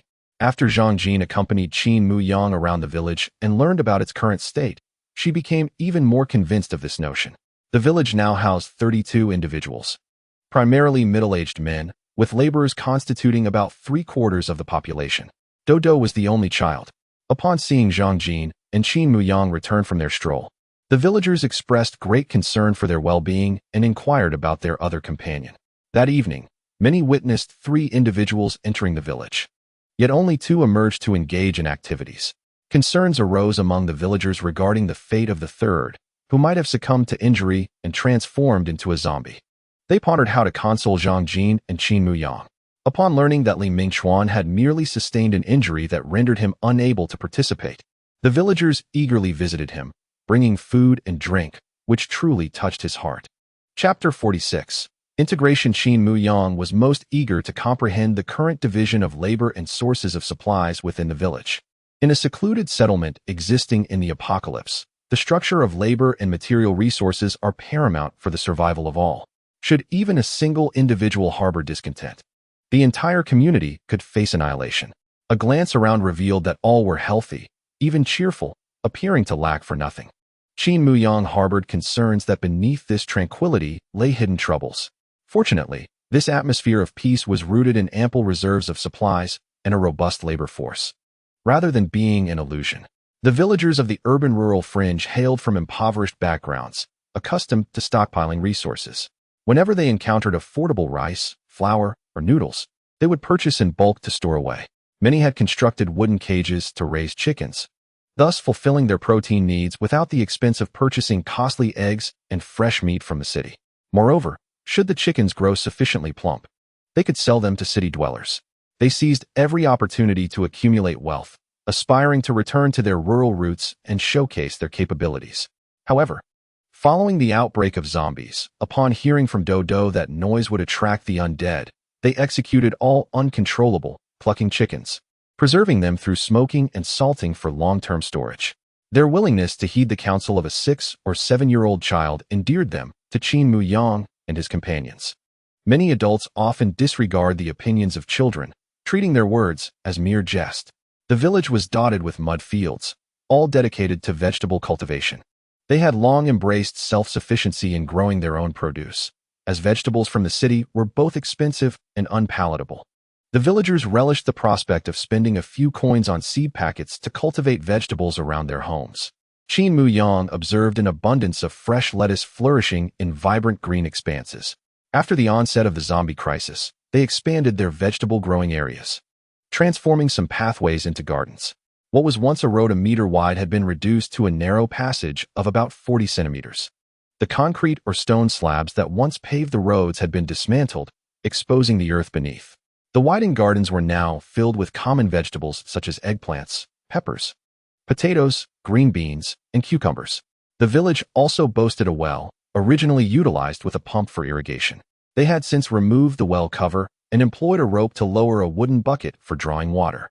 Given that winter necessitated heating with coal and many preferred not to cook with electricity, they had stockpiled considerable amounts of coal. These coal blocks now served as a convenient means for cooking and boiling water. They consolidated their supplies and distributed them per capita, ensuring that everyone had enough to eat. In terms of personnel allocation, both women and men shared equal responsibilities, taking turns cooking, patrolling, and standing guard, all while adhering strictly to a meticulously crafted task schedule. Only a select few, possessing exceptional skills in swiftly and accurately dealing with zombies, formed a specialized cleanup team, exempt from other duties. The entire village was living in a manner reminiscent of a communal lifestyle from many years past. This seemingly archaic approach proved remarkably effective at this juncture, enabling everyone to sustain a better quality of life. Qin Muyang observed many individuals with yellowed teeth from incessant smoking and recalled having pilfered some cigarettes from a nearby tobacco shop. He promptly retrieved them and handed them to Wang Aigua, who distributed them among the villagers. The cigarettes Qin Muyang selected were of superior quality, a stark contrast to the subpar ones most villagers typically smoked, which were priced below 10 yuan. As a result, the villagers expressed immense gratitude towards Qin Muyang, as if he were their savior rather than them having provided shelter for him and his companions. In that moment, the distance between Qin Muyang and the village diminished significantly. Indeed, cigarettes had become a form of hard currency, akin to the currency of the apocalypse, serving as the best means of winning hearts. Li Mingchuan was unable to leave his bed, and Qin Muyang and Zhang Jin, unwilling to take advantage of the hospitality without contributing, volunteered to work. Qin Muyang joined the patrol team, eager to commence his duties, and Zhang Jin expressed her desire to join as well. However, Wang Aigua scrutinized Zhang Jin and remarked, "What business does a delicate young lady like you have patrolling? You should seek out Aunt Zhou in the kitchen and assist her with cooking." Aunt Zhou was the kind woman who had delivered buns to them that day. Although Zhang Jin wished to protest, Wang Aigua had already taken Qin Muyang away. Assigned to the patrol team for the day, Qin Muyang quickly found himself engaging in lively conversation with his fellow patrollers. A significant factor in this newfound camaraderie was, undoubtedly, the cigarettes he had brought along. The task of the patrol team was relatively straightforward. Each member equipped with familiar tools would make a circuit around the village's perimeter. checking for any needed repairs on the walls and monitoring for any approaching zombies. Should they discover any weak points in the walls, they would seek out someone skilled in repairs. If zombies approached, they would assess the level of threat. If none existed, they would leave them be, as the zombies would eventually wander off. Should any linger for too long, the cleanup team would be dispatched to eliminate the threat, preventing an influx of additional zombies. Everything was meticulously organized, and astonishingly, these ideas originated from Dodo. After patrolling the perimeter, the patrol team split into two groups to survey the houses scattered throughout the village. The number of houses was plentiful, but the living inhabitants were few. Some homeowners were absent during the zombie outbreak and had not returned, while others had succumbed to the transformation into zombies and had been dealt with. The perimeter patrol occurred every 2 hours, while the house-to-house patrol took place once in the morning and once in the afternoon each day. Initially, there was no routine patrol around the houses. However, one fateful day, a zombie unexpectedly emerged from a dwelling, having bitten 2 individuals. It was then that the community realized that, during the outbreak, someone had been bitten and concealed themselves within a house, only to transform into a zombie and inadvertently break through the door. Consequently, they began to patrol around all the houses. After completing the rounds, Qin Muyang returned to check on Li Mingchuan's condition while awaiting the midday meal. Meanwhile, in the kitchen, Zhang Jin approached with a sense of utmost reluctance. This particular house, one of the larger ones in the village, had been converted into a communal cooking and dining space. Preparing meals for over 30 individuals was no trivial task. Zhang Jin, who had little culinary experience, had relied on takeout while caring for Li Mingchuan, whose leg had been broken. Yet, Aunt Zhou insisted that Zhang Jin was merely being modest. You university students are quite clever. I refuse to believe you cannot cook. You are just being humble. You shall prepare this splendid fish. With that, Aunt Zhou handed Zhang Jin a live fish. In the urban village, there were a few elderly gentlemen fond of fishing. On days when they had no work, they would often fish by the river, keeping their catch in a small, abandoned pond until they had enough to sell to the city dwellers. Just before the zombie outbreak, these gentlemen had fortuitously caught a batch of fish, which now provided a much-needed source of nutrition. Staring at the lively carp, Zhang Jin struggled to recall how her mother used to prepare meals at home. After considerable effort, she finally managed to cook the fish, albeit becoming quite disheveled in the process. However, Aunt Zhou and the 2 other women assisting in the kitchen exchanged peculiar glances upon seeing the final dish. They refrained from commenting, merely suggesting that dishes like fish and meat were not frequently prepared and that Zhang Jin might consider making vegetables in the future. Eventually, with everyone's collaboration, the meal for more than 30 individuals was successfully prepared. The staples consisted of a pot of rice, a steamer of buns, and a pot of noodles. Given their diverse origins, the group had various preferences for the main course. The side dishes were served in large bowls, one bowl of spicy and sour shredded potatoes, another of stir-fried green beans, and a bowl of lettuce soup, accompanied by Zhang Jin's braised carp. As the clock struck the hour, all but a few individuals on guard outside gathered for the meal. What delicacies await us today? Someone inquired. Oh no, not more green beans. Green beans again. I came all the way from Shandong to escape this. The room buzzed with chatter, and Qin Muyang felt as though he had returned to the bustling school cafeteria.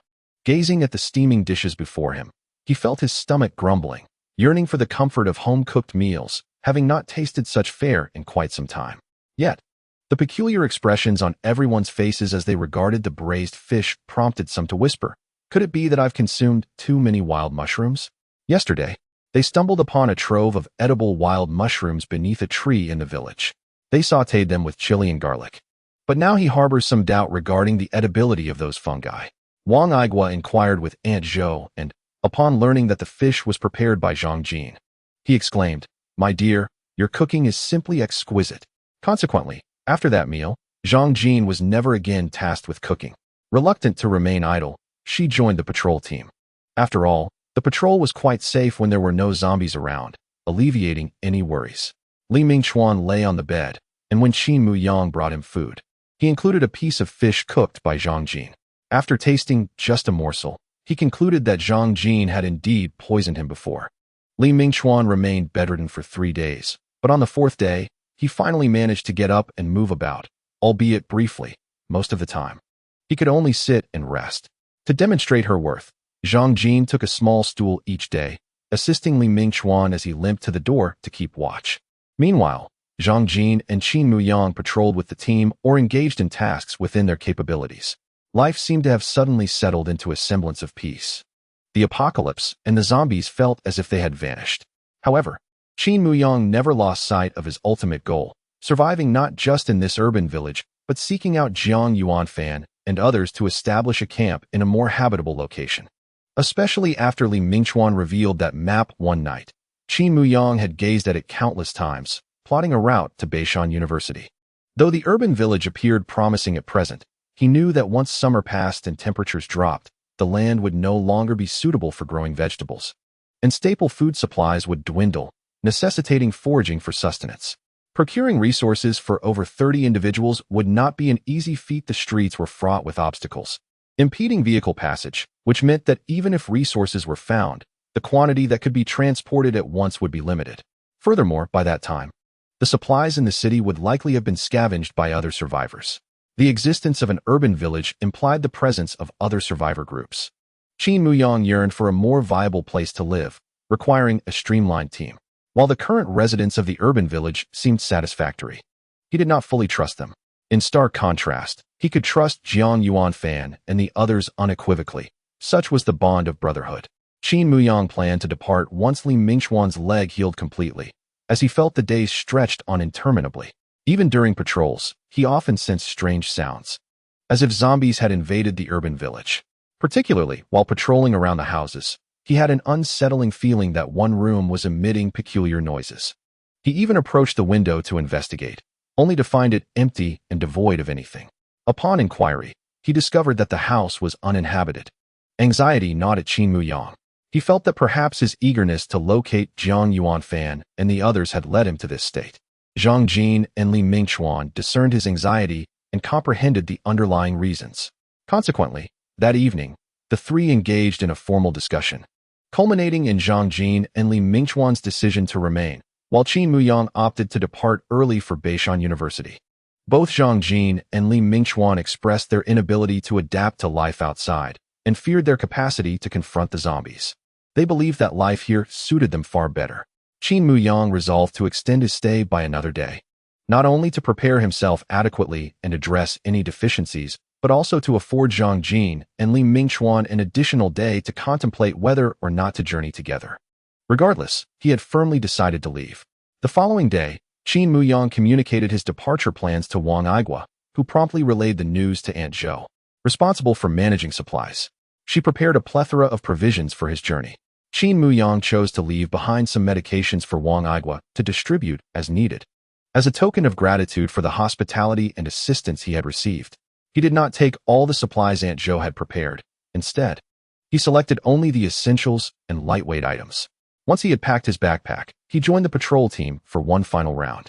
Upon arriving at a certain house, he was once again struck by that peculiar sound. Doubting his senses were merely hallucinations, he informed his fellow patrollers of the occurrence. They all leaned against the door to listen. Some claimed to hear strange noises, while others disagreed. Ultimately, they decided to force the door open to investigate. The house, devoid of occupants, was one of the few in the urban village that had not been rented out. After prying the door open, Qin Muyang hurried toward the room from which he had heard the odd sounds. Inside, he found a dilapidated bed, unlike the earthen kangs in other houses, and a rickety wardrobe. Upon entering, he was met with an intense sound of heavy breathing, which, compared to what he had heard outside, seemed magnified tenfold. Indeed, something peculiar resided within this room. All this time, Qin Muyang had not been imagining things. There was truly something emitting sounds within these walls. He had nearly begun to doubt his own mental state. Opening the wardrobe, he found it filled with dust and an old, damaged shoebox, but nothing else of note. Yet, the eerie breathing continued unabated, and Qin Muyang sensed the situation was becoming precarious. The bed appeared bare, covered only by a few yellowed newspapers from years past, offering no potential for concealment. He poked beneath the bed with an iron rod repeatedly, finding nothing at all. Where, then, was that sound emanating from? A chill crept down his spine, as though some unseen entity had exhaled upon the nape of his neck. Concerned by his prolonged absence, the others who had entered with him ventured into the room to search for him. As soon as he entered, the intense sound of heavy breathing filled the air, leaving the man utterly petrified. He rushed outside, calling a few others to join him. 4 or 5 sturdy men squeezed into the dilapidated bedroom, where faint light filtered through the window. In the dimness, the sound of breathing seemed to resonate in everyone's ears. Despite being seasoned workers at the construction site, they were all drenched in cold sweat from fear. This was indeed peculiar. The room was devoid of any presence, yet the breathing could clearly be heard. There must be a ghost. Someone cried out as he bolted from the room. Chapter 48. The seller Qin Muyang was a man of science. Even the infection caused by zombies was transmitted through a virus. There was no reason for such an uncanny sound to manifest inexplicably. Every occurrence must have an origin. And Qin Muyang's mind began to race. The sound emanated from this room, indicating a close connection between the source and the room itself. They had thoroughly searched every nook and cranny, confirming that the source was not within the room, yet it was connected to it. With this thought, an idea began to form in Qin Muyang's mind. He recalled that in some northern rural areas, people would dig cellars within their homes. Perhaps this urban village house also had a cellar that had fallen into disuse over the years, explaining why everyone seemed oblivious to its existence. Without hesitation, Qin Muyang struck the floor with a metal rod several times and jumped up forcefully, provoking curious glances from his companions, who suspected he had lost his senses. However, after his leap, many began to grasp the crux of the matter. "Why does it sound like there's emptiness beneath us?" someone remarked. "Let us search for any unusual features in this room." Qin Muyang instructed the group of men, many of whom were old enough to be his fathers. "This house must have a cellar. We need to find the entrance to eliminate any potential hazards." His expression was earnest and serious, and the men felt a compelling pressure from his demeanor, nodding as they began to inspect their surroundings as if he were a commanding leader. Qin Muyang also searched diligently, examining the floor for any signs. The house was fitted with tiles, representing one of the better constructions in the urban village, and he focused intently on the gaps between the tiles, hoping to uncover something unusual. However, after a thorough inspection, they found no oddities. Though some attempted to jump and heard a loud echo, the elusive entrance remained undiscovered. Could it be that the entrance was not within this house? Yet the eerie sound of breathing persisted, resonating as if it were right beside them. If there were no entrance in the room, the sound should not be so clear through the thick floor. Qin Muyang had not heard such a pronounced sound from outside, and several of them had only noticed it after entering the room. They had to start from within. There must be a location in this room where the sound could penetrate. The floor of the room had been thoroughly inspected, with the sole exception being beneath the dilapidated bed. Qin Muyang tore a small strip from a tattered newspaper and dangled it from an iron rod, extending it beneath the bed. Almost immediately, he observed the newspaper beginning to flutter. A draft. There must be something amiss beneath the bed. Qin Muyang promptly summoned everyone to assist in moving the bed aside. The concealed area beneath the bed appeared unremarkable, indistinguishable from the surrounding floor. However, placing the strip of newspaper in the crevice between the tiles caused it to sway noticeably. Moreover, the previously heard wheezing sounds intensified as the bed was shifted. The onlookers recoiled in terror, save for one individual who mustered the courage to remain by Qin Muyang's side. As Qin Muyang crouched down, he was immediately met with a putrid odor emanating from the gaps between the tiles. "There may be zombies below," he declared. Upon hearing the word zombie, the crowd retreated even further. "I will fetch the cleanup crew," someone exclaimed, hastily departing. Whether in earnest or merely to flee the situation remained uncertain. Uncertain of the circumstances below and the potential number of zombies lurking, Qin Muyang hesitated to assert that he could handle it alone. With plans to depart the following day, it was prudent to avoid unnecessary complications. Nonetheless, despite his lack of preparation to confront zombies, he forcefully wedged the iron rod into the crevices of the tiles to ascertain the situation. The tiles were easily pried up, revealing a standard 80 by 80 ceramic tile beneath. The bolder individual approached to assist in removing the tiles, unveiling a pair of wooden doors of the same dimensions, firmly embedded in the ground. It appeared that they could be pushed open from within. At that moment, the stench intensified. The door was secured with a lock, which, although currently unlocked, remained tightly shut. A scene materialized in Qin Muyang's mind. One fateful night, someone slipped beneath the bed, adeptly removed the tiles, unlocked the door, descended into the cellar, and then carefully replaced the tiles, sealing the door from within. He noticed dark, dried bloodstains along the edges of the wooden door. This individual had been injured, perhaps bitten by a zombie, and driven by fear of the world above, they sought refuge in the cellar, ultimately transforming into a zombie themselves. However, this remained merely conjecture. The cellar appeared exceedingly concealed, suggesting that most occupants of the residence were likely unaware of its existence. How had the person who ventured inside come to know of it? The dwelling had been uninhabited for many years, yet the bloodstains were evidently recent, likely within the past month. A chill ran down Qin Muyang's spine as two formidable workers responsible for zombie cleanup were summoned. They, strong and astute, instructed Qin Muyang to step aside. Such matters are not suited for university students. We are toughened and seasoned. Allow us to handle this. Qin Muyang took a step back as two workers approached and kicked the wooden door, yet it remained steadfast. It seemed they needed to employ more force. One of the workers remarked. They had come prepared, not only bringing suitable weapons, but also tools. A steel pry bar. Skillfully wielding the pry bar, the wooden door was soon breached. As Qin Muyang had previously surmised, there was a latch on the inside, and the door had been secured from within. Once the splintered wood was cleared away, the low growl of a zombie echoed from within. This was the very sound Qin Muyang had been faintly hearing over the past few days. Someone shone a flashlight inside and exclaimed, "There's only one." And it looked somewhat familiar. Realizing that only one zombie posed little threat, Qin Muyang leaned in to take a look. Under the beam of the flashlight, he saw a wooden staircase extending downwards, about 2 meters in height, allowing an adult to stand upright within. However, the exact dimensions of the space remained obscured. A zombie, its face already decayed and a piece of putrid flesh hanging from its neck, moved sluggishly. Upon detecting the flashlight's beam and the sounds of human voices, the creature slightly raised its head, directing its hollow, dark eyes towards the source of the noise, emitting a low growl. Chapter 49. Skeletons. It seems to be a Yang's brother. One worker recognized the clothing of the zombie below and urged, "Go fetch a Yang." A Yang was a fellow worker, and his brother had gone missing after the outbreak, with everyone believing he had perished somewhere outside. Little did they expect him to be in the village, transformed into a zombie in a house they passed daily. Some suggested that they should retrieve the zombie first, as timid a Yang would surely hesitate to descend. Yet, no one was willing to venture down to bring the zombie up. They were averse to the inky darkness beyond the flashlight's beam. Furthermore, the cellar was enclosed. Having been occupied by the zombie for so long, the stench was unbearable.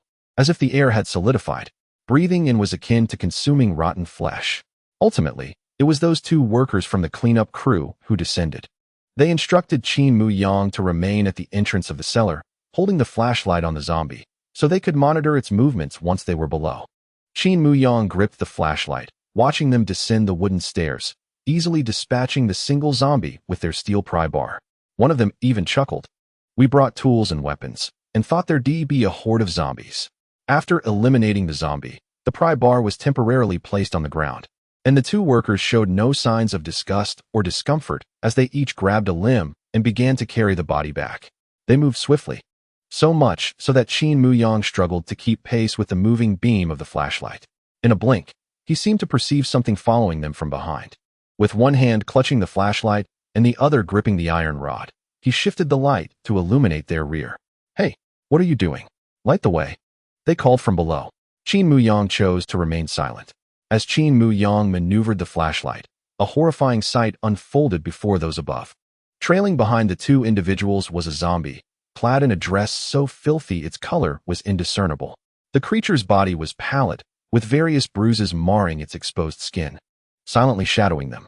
It evoked the chilling image of a ghostly woman emerging from a horror film. The zombie emitted no characteristic growl, however. Its demeanor suggested it was drawn by the scent of the living, poised to pounce upon the two, oblivious to the zombie's presence. They had left their weapons on the upper floor, the steel rod carelessly discarded. Those in the room above began to shout frantically, urging them to take heed. Gripping the iron rod tightly, Qin Muyang executed a remarkable leap from a height of 2 meters. With a swift crack, the iron rod pierced the zombie's skull, causing it to collapse instantly. The entire sequence, from the moment Qin Muyang illuminated the area behind them, to the startled gasps from above, culminating in his decisive action against the pursuing zombie, transpired in mere seconds. When the two turned to face him, they beheld Qin Muyang sheathing his iron rod. It was their first glimpse of his prowess, leaving them momentarily speechless in astonishment. They had regarded Qin Muyang and his companions as merely fortunate and astute university students who had narrowly escaped peril to reach the urban village. They had dismissed his previous claims of zombie slaying as mere bravado, believing he had exaggerated the tale of vanquishing a couple of the undead. Yet, what they had just witnessed was indeed a display of remarkable skill. It was akin to a rusty old iron pot being polished to perfection. Without a moment's hesitation, he leapt from such a height, confronting the zombie with no trace of fear, and mercilessly drove the iron rod into its skull. What kind of experience could cultivate such poise? In recent days, Qin Muyang had found solace in the urban village, enjoying good food, restful sleep, and a sense of security. He had nearly regained his peak physical condition, a stark contrast to the frail state he had been in just after escaping the hospital. This newfound vigor was precisely why he chose to depart so hastily. A stronger physique undoubtedly enhanced his chances of survival outdoors. After a brief, tense silence, exclamations of admiration erupted. The two workers, tasked with retrieving the body, immediately discarded their burden. One rushed to fetch the steel rod while the other called to those above for their weapons to be passed down. Yet, in truth, the danger below had largely dissipated. Qin Muyang shone his flashlight around, discovering that the cellar was quite spacious, exceeding the footprint of the house above. It contained not only a bed but also tables and chairs, and even a rudimentary toilet. In the dim corners of the cellar, various items lay piled, and Qin Muyang, grasping the iron rod, cautiously approached to investigate further. Then, he discovered in the corner 2 female corpses, so decomposed that their gender could only be discerned from their clothing. Beneath them lay a pile of stark, white bones, unmistakably human in size and shape. A sudden realization struck Qin Muyang. Memories flooded back to him. Before the outbreak of the zombie apocalypse, while he was still at Beishan University, one evening, Gao Fei had been absorbed in his phone when he suddenly mentioned a news report about a female university student who had gone missing in the same city. Gao Fei showed him a photograph of a strikingly innocent and beautiful girl, and the dress she wore when she disappeared bore a striking resemblance to that of the zombie he had just slain. As Qin Muyang approached the zombie, he noticed distinct marks on its neck from a slit throat, explaining why it could not emit any sound and could only stealthily follow like a ghost. Clear ligature marks adorned its wrists and ankles, indicative of having been bound with something akin to rope. The cause of its transformation into a zombie was evident from the prominent bite marks on its arm. In an instant, Qin Muyang pieced together the grim narrative. This cellar served as a lair for a deranged individual who abducted and imprisoned women, and the pile of bones in the corner stood as grim evidence of that. The corpse before him was the most recent victim of abduction. She had been confined here, her cries for help echoing into the void, unheard in the pitch-black depths. Shortly after her abduction, her captor had been bitten by a zombie and returned here, subsequently inflicting the same fate upon her. It was also possible that after the outbreak, her captor hadn't returned, and the one who bit her had merely stumbled into this place in a panic. Though the likelihood was slim, it was not entirely implausible. Qin Muyang contemplated sharing his suspicions with those around him, but upon considering the possibility that the captor might have a biological brother living healthily in the village, he decided to swallow his words. He could not ascertain whether a Yang was a good person or a malevolent one. However, it appeared that a Yang interacted well with everyone. If he refrained from exposing any truths, it was likely he would not harbor ill intentions. Since he planned to leave the next day, he resolved to feign ignorance, hoping to leave behind a semblance of peace. With that thought in mind, Qin Muyang made his way towards the stairs. There are no zombies left here. I shall take my leave to gather my belongings. I must depart early tomorrow morning. He concocted an excuse and slipped away. The two workers, unwilling to linger in the cellar, took Qin Muyang's word that there were no zombies and, lacking any interest in further investigation, proceeded to carry out a Yang brother's body. The cellar was sealed once more to prevent any unpleasant odors from wafting outside. Chapter 50. The test. Not long after Qin Muyang's departure, not only did a Yang arrive, but also the village head, Wang Igua. To discover such a hidden cellar beneath one's very own eyelids, harboring the presence of zombies, was indeed startling. Director Wang, with a commanding presence, led a team to meticulously inspect each vacant house, in hopes of uncovering any concealed zombies or perilous cellars. Ultimately, the outcome remained unknown to Qin Muyang. In order to maintain his facade, he busily returned to gather his belongings. As for what transpired with Yang, whether anyone noticed any irregularities, he remained oblivious and uninterested. Some matters, perhaps, warrant only a fleeting understanding to avoid attracting misfortune. The term rule of law seemed increasingly inadequate. Society itself appeared to be on the brink of collapse, rendering the very notion of law meaningless. The pile of bones within the cellar would forever remain as voiceless specters. After completing their patrol, Zhang Jin and Li Mingchuan returned home, witnessing Qin Muyang sorting through his possessions, which stirred a melancholic sense of farewell within them. Yet, they understood that following him was not an option, nor could he remain. In less than a month of acquaintance, they felt as though they had known each other for years. Those who have faced life and death together often forge profound bonds, quickly and deeply.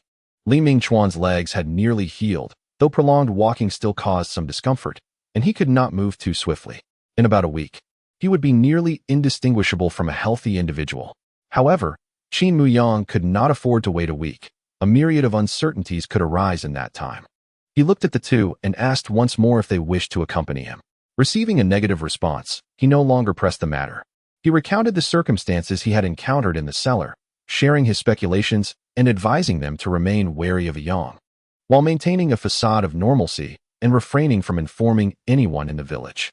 Should Yang prove to be a threat, it could be solely his issue, or perhaps someone in the village was complicit, or even the entire village could be implicated.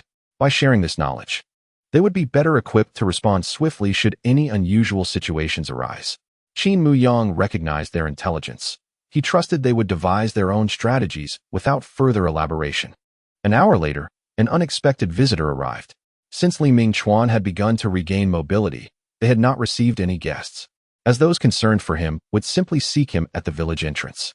Qin Muyang, filled with curiosity, opened the door to find a familiar yet unrecognized man standing before him. The man introduced himself. "I am Yang.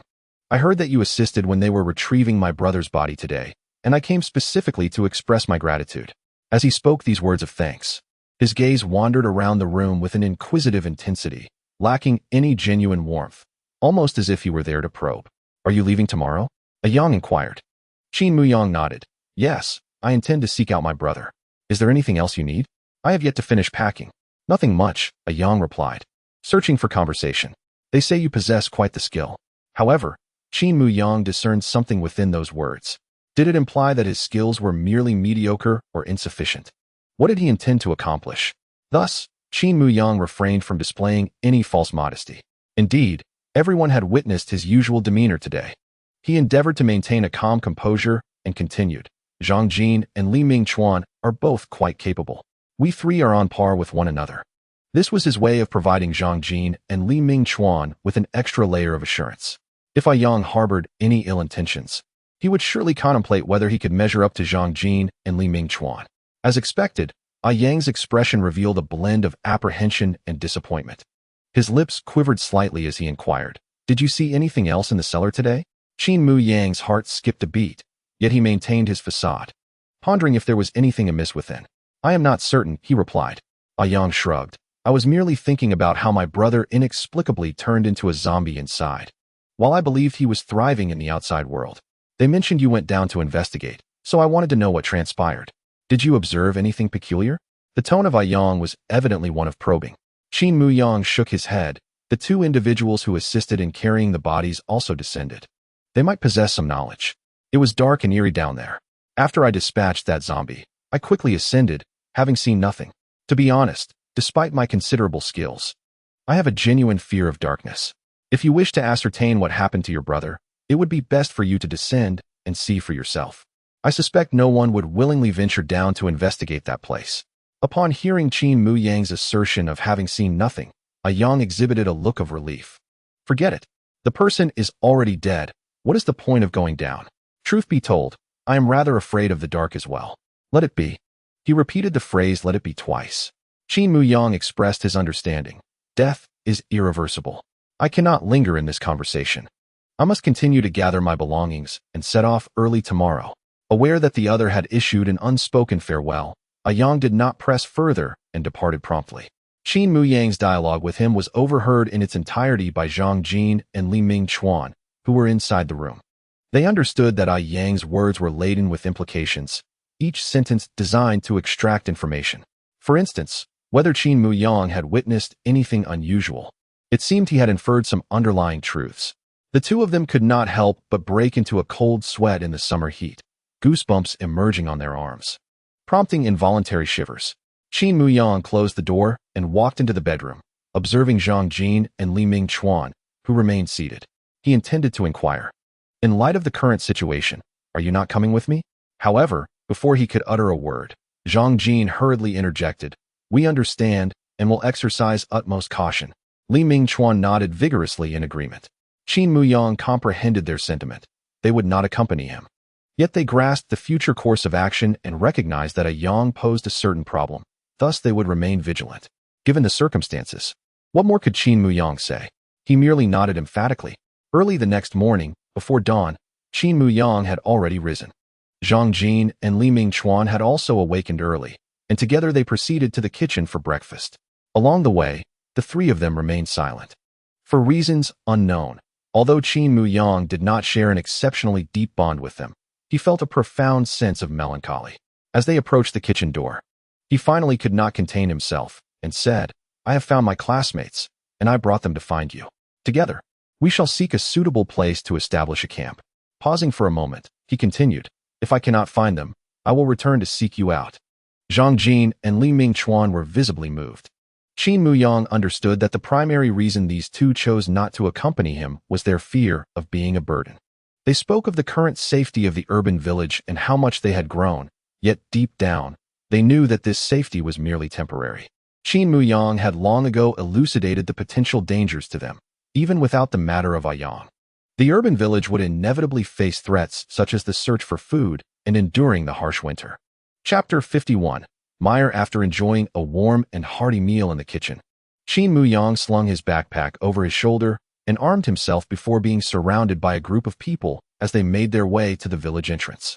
After bidding farewell to everyone, he felt compelled to approach Wang Aigua and share the potential threats that the urban village might face in the future. He hinted, "With a large population, unity is not guaranteed. Director Wang, we still rely on your guidance." Qin Muyang had done all he could. If Wang Aigua had the sense to manage such a vast urban village, he would surely grasp the implications of his words. Wang Aigua, reluctant to part with such a perceptive young man, noted how Qin Muyang had worked far more than he had eaten over the past few days, never once complaining. "If your classmates are no longer here, you can always return," Wang Aigua added, feeling his words might carry an ominous connotation, quickly clarifying, "That's not what I meant. If your classmates are here, you can bring them back with you. You are always welcome here." Qin Muyang nodded in acknowledgement. He had already planned to return after locating Jiang Yuanfan and the others, as he intended to invite Li Mingchuan and Zhang Jin to venture into the apocalypse together. He understood that Zhang Jin and the others were primarily concerned about not being a burden to him, with Jiang Yuanfan and the others in the future. Bringing along these two inexperienced ones would be effortless. At that moment, an unexpected figure appeared, the one who had saved them all, Dodo. He approached Qin Muyang, speaking with a tone of desperation. "If you encounter someone wearing a red short-sleeve shirt and blue jeans, please tell him I am waiting for his return. If he finds himself in danger, I implore you to assist him. And if he becomes a zombie, please put an end to him for me." Dodo presented a black Labrador to Qin Muyang, adopting a demeanor of a small adult. Aware of the dog's intelligence and obedience, Qin Muyang accepted the animal and promised to fulfill the child's request. Zhang Jin and Li Mingchuan helped him open the large iron gate of the village, watching as one person and one dog ventured into the morning mist, their figures gradually fading from sight. As they walked forward, Qin Muyang could not help but smile wryly. He murmured, "It's just a dog at the start." The thick white morning fog spread like milk, obscuring the view. Yet, since Qin Muyang had resolved to set off today, his anticipation could no longer be contained. With Xiaohei by his side, he felt reassured. Should anything unusual occur nearby, the dog would surely sense it and alert him. Just moments ago, while they were walking, Xiaohei suddenly halted, perked up its ears, and after a slight twitch of its nose, began to cautiously maneuver toward the roadside. Moreover, it would glance back at Qin Muyang every few steps, signaling him to follow suit. Qin Muyang obediently complied and soon realized that they had just brushed past several zombies. Those creatures stood quietly in the dense fog, waiting for unsuspecting prey to approach. Fortunately, thanks to Xiaohei, he had avoided a direct encounter with them. Taking advantage of the fog's concealment, he swiftly followed Xiaohei's lead, continuing along the street. "Let's keep moving forward," Qin Muyang whispered to his almost sentient Labrador. Xiaohei wagged its tail, maintaining a distance of just over a meter ahead of him. With Xiaohei's assistance in navigating potential dangers, Qin Muyang felt confident and moved at a brisk pace, following the route he had previously mapped out. He was certain that, barring any unforeseen events, he would return to Beishan University today. However, reality seldom aligns with one's desires. As the sun gradually rose and the fog dissipated, Qin Muyang discovered that the streets flanking him and Xiaohei were, in fact, teeming with zombies. The few he had encountered earlier were simply the ones Xiaohei had alerted him to due to their proximity. In truth, he had been traversing through a veritable horde of the undead. Yet, Xiaohei remained remarkably composed, leading him to believe that all was well. But once the fog cleared, the zombies began to stir, prompting Xiaohei to immediately alter their course without consulting Qin Muyang. Of course, it was unlikely that it could have sought his opinion. Qin Muyang felt as if he were being outmaneuvered by a dog, which seemed to possess a degree of self-awareness, stealthily guiding him through a path riddled with zombies. It would switch routes just as the zombies were on the verge of discovering them. Remarkably, the new route still aligned with Qin Muyang's intended direction. It was no wonder that he had heard about Dodo consistently sending Xiaohei out to search for her father. This dog never seemed to tire and had mapped the area with remarkable clarity, having stealthily transitioned to a comparatively quieter street. Qin Muyang felt an overwhelming desire to have a heartfelt conversation with this dog. He longed to convey to Xiaohei that even if he could not see the zombies on either side, danger still lurked, and it would be prudent to avoid such paths. However, reflecting on it, he suspected that Xiaohei might not comprehend the human fear of zombies. It likely believed that as long as they did not provoke the creatures, they would remain uninterested. Qin Muyang might very well be perceived by Xiaohei as one of its kind. With a silent sigh, he continued to follow closely behind Xiaohei. For in comparison, this dog proved to be quite dependable, far more so than recklessly pursuing his planned route without direction. The route he had meticulously planned would undoubtedly allow him to reach Beishan University more swiftly under normal circumstances. However, it overlooked the realities of the journey ahead. After all, he was entirely unaware if the path would be fraught with more zombies. Nonetheless, Little Black would not lead him into the jaws of those active undead. As Qin Muyang followed Little Black for some distance, he noticed they seemed to be heading towards a lower-lying area. The accumulation of refuse on the streets grew increasingly pronounced. Previously, after the typhoon had ravaged the area with flooding, he had marveled at how pristine the roads seemed. Now, he comprehended that the route he and Li Mingchuan had traversed was predominantly uphill, which had caused the debris to be washed down to these low-lying regions. In these refuse-laden areas, a persistent, unpleasant odor lingered. Mud had settled on the streets, only to be gradually dried and cracked by the sun. A glance revealed a landscape reminiscent of drought-stricken lands he had once seen on the news. The streets bore the marks of fissures, making it difficult to discern whether he was walking on a road or traversing an arid field. The further he advanced, the thicker the mud became. What had once felt solid underfoot now began to yield beneath his weight. Qin Muyang even observed some zombies ensnared in the muck, unable to extricate themselves. Once the mud had baked dry, their legs remained buried within, their bodies continuously roasted by the sun. Their skin, taut and shriveled, clung tightly to their bones, resembling aged, cured meat. These zombies, upon noticing Qin Muyang's approach, fixated their gaze upon him, emitting low growls while extending their arms in a futile attempt to grasp him. Qin Muyang walked past them calmly, having no intention of exterminating them. He deemed it a waste of energy and preferred to conserve his strength for the journey ahead. Chapter 52. Steamed buns. The mud had grown thicker. Walking upon it not only felt softer, but also undulated beneath him like rippling water. Qin Muyang halted in his tracks. Little Black, have you ever considered that I am rather different from you? You can traverse this surface without sinking, but I am significantly heavier and might end up trapped like those zombies. This semi-dry mud posed a peril, should he inadvertently become ensnared. It was unlikely he would escape without assistance. Little Black paused, glancing back at Qin Muyang, as if contemplating his words. With a resigned smile, Qin Muyang mused. What am I thinking? Expecting a dog to comprehend my speech? Have I truly lost my grip on reality? How could a dog possibly understand? Before he could finish this soliloquy, he was taken aback as Little Black suddenly altered course and began to navigate around the treacherous area. Detour. Qin Muyang was astonished. Was this truly a dog? Could it be that some brother, yearning to become a devoted companion, had successfully reincarnated? Little Black, are you actually a person cloaked in a dog's guise? Qin Muyang inquired cautiously. If you truly are that reincarnated brother, just nod your head. Or perhaps come over and nuzzle my leg. As a result, Xiaohei turned back to cast a glance at him, displaying a rather exasperated expression before continuing onward. Qin Muyang chuckled and followed suit.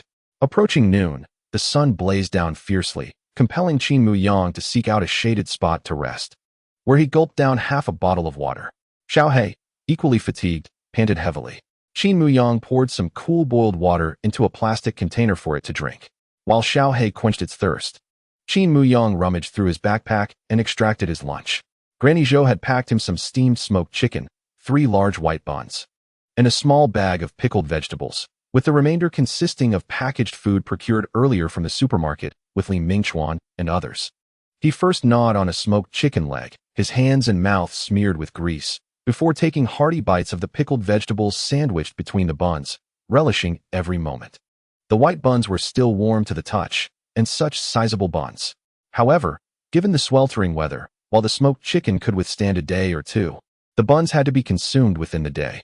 As Qin Muyang contemplated how he might devour 3 large buns in a single day, he noticed Xiaohei, having finished drinking, suddenly lift its head to gaze at him expectantly. What do you want? Still thirsty? Qin Muyang poured a bit more water for Xiaohei, but it did not drink. Instead, it continued to fixate on him. After a moment of thought, Qin Muyang pondered, you can't possibly want some of my bun, can you? Indeed, Xiaohei wagged its tail, its eyes fixated on the bun in Qin Muyang's hand. Lost in his meal, he had completely forgotten that dogs also required sustenance. He retrieved another bun from his backpack, breaking off a sizable piece for Xiaohei, which devoured it in 2 bites. Then resumed its eager gaze, tail wagging. Qin Muyang broke off another generous portion for it. At this point, the once massive bun had dwindled to a mere fragment. Consequently, after finishing its portion, Xiaohei continued to stare at him with eager eyes, wagging its tail, prompting Qin Muyang to surrender the remaining piece as well. In the end, Xiaohei not only polished off an entire large bun, but also finished the remnants of Qin Muyang's meal. Thus, what Qin Muyang had once deemed an unfinishable quantity of food now amounted to just 1 bun left. Xiaohei's belly swelled, resembling that of a plump little pig, exuding an undeniable charm. Yet, Qin Muyang's thoughts were consumed by the question, should he find a place to leave this gluttonous dog, allowing it to return to the urban village on its own? With such a voracious appetite, once the buns were gone, wouldn't he be compelled to scavenge for food to satisfy its hunger? Food was already scarce, and this dog seemed to consume more than a robust young man. Qin Muyang felt an overwhelming sense of pressure.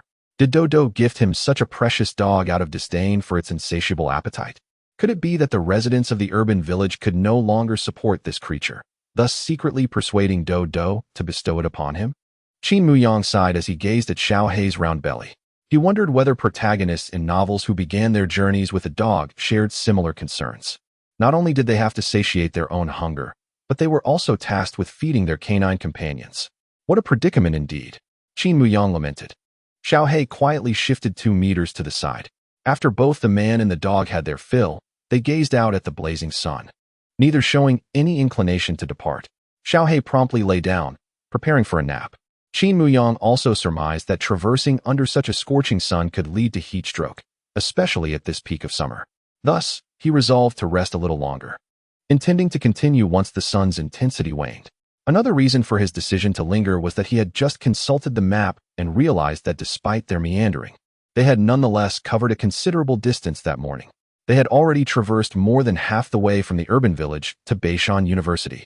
After such a long journey, this was the most encouraging news. Feeling a twinge of homesickness, Qin Muyang found himself less anxious. Perhaps he feared that upon returning to school, he would not be greeted by the cheerful faces of his good friends, but rather by a horde of zombies. Or perhaps he envisioned a desolate campus awaiting him, devoid of life. The imagined brothers, zombies, and emptiness danced in his mind, as if everything were merely an illusion. After resting for approximately 2 hours in that dim, dilapidated shop, Qin Muyang gradually rose, preparing to forge ahead. Before departing, Xiaohe meticulously licked the plastic container clean, displaying a commendable frugality. The path in the afternoon proved less accommodating than that of the morning. To reach Beishan University, they had to traverse a low-lying area and cross a river.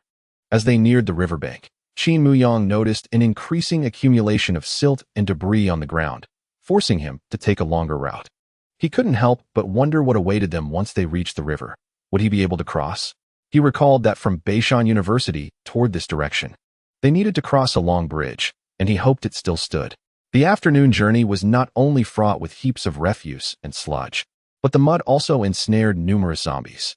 A glance around evoked a chilling image that reminded Qin Muyang of loaches burrowing into tofu. A scene reminiscent of the surreal stargazing faction, eerily unsettling. This area was teeming with zombies, yet fortunately, they were largely immobile. Observing the trapped zombies, Qin Muyang pondered whether he should seek an alternative route, considering he too might become ensnared. In this segment, Xiaohe had lost his previous confidence. No longer leading the way, he now obediently walked beside Qin Muyang, keeping pace with him. However, any unusual noise would elicit a knowing glance from Xiaohe, which felt rather eerie. A dog giving you a look. Who could ignore that? Chapter 53, Night After Some Contemplation.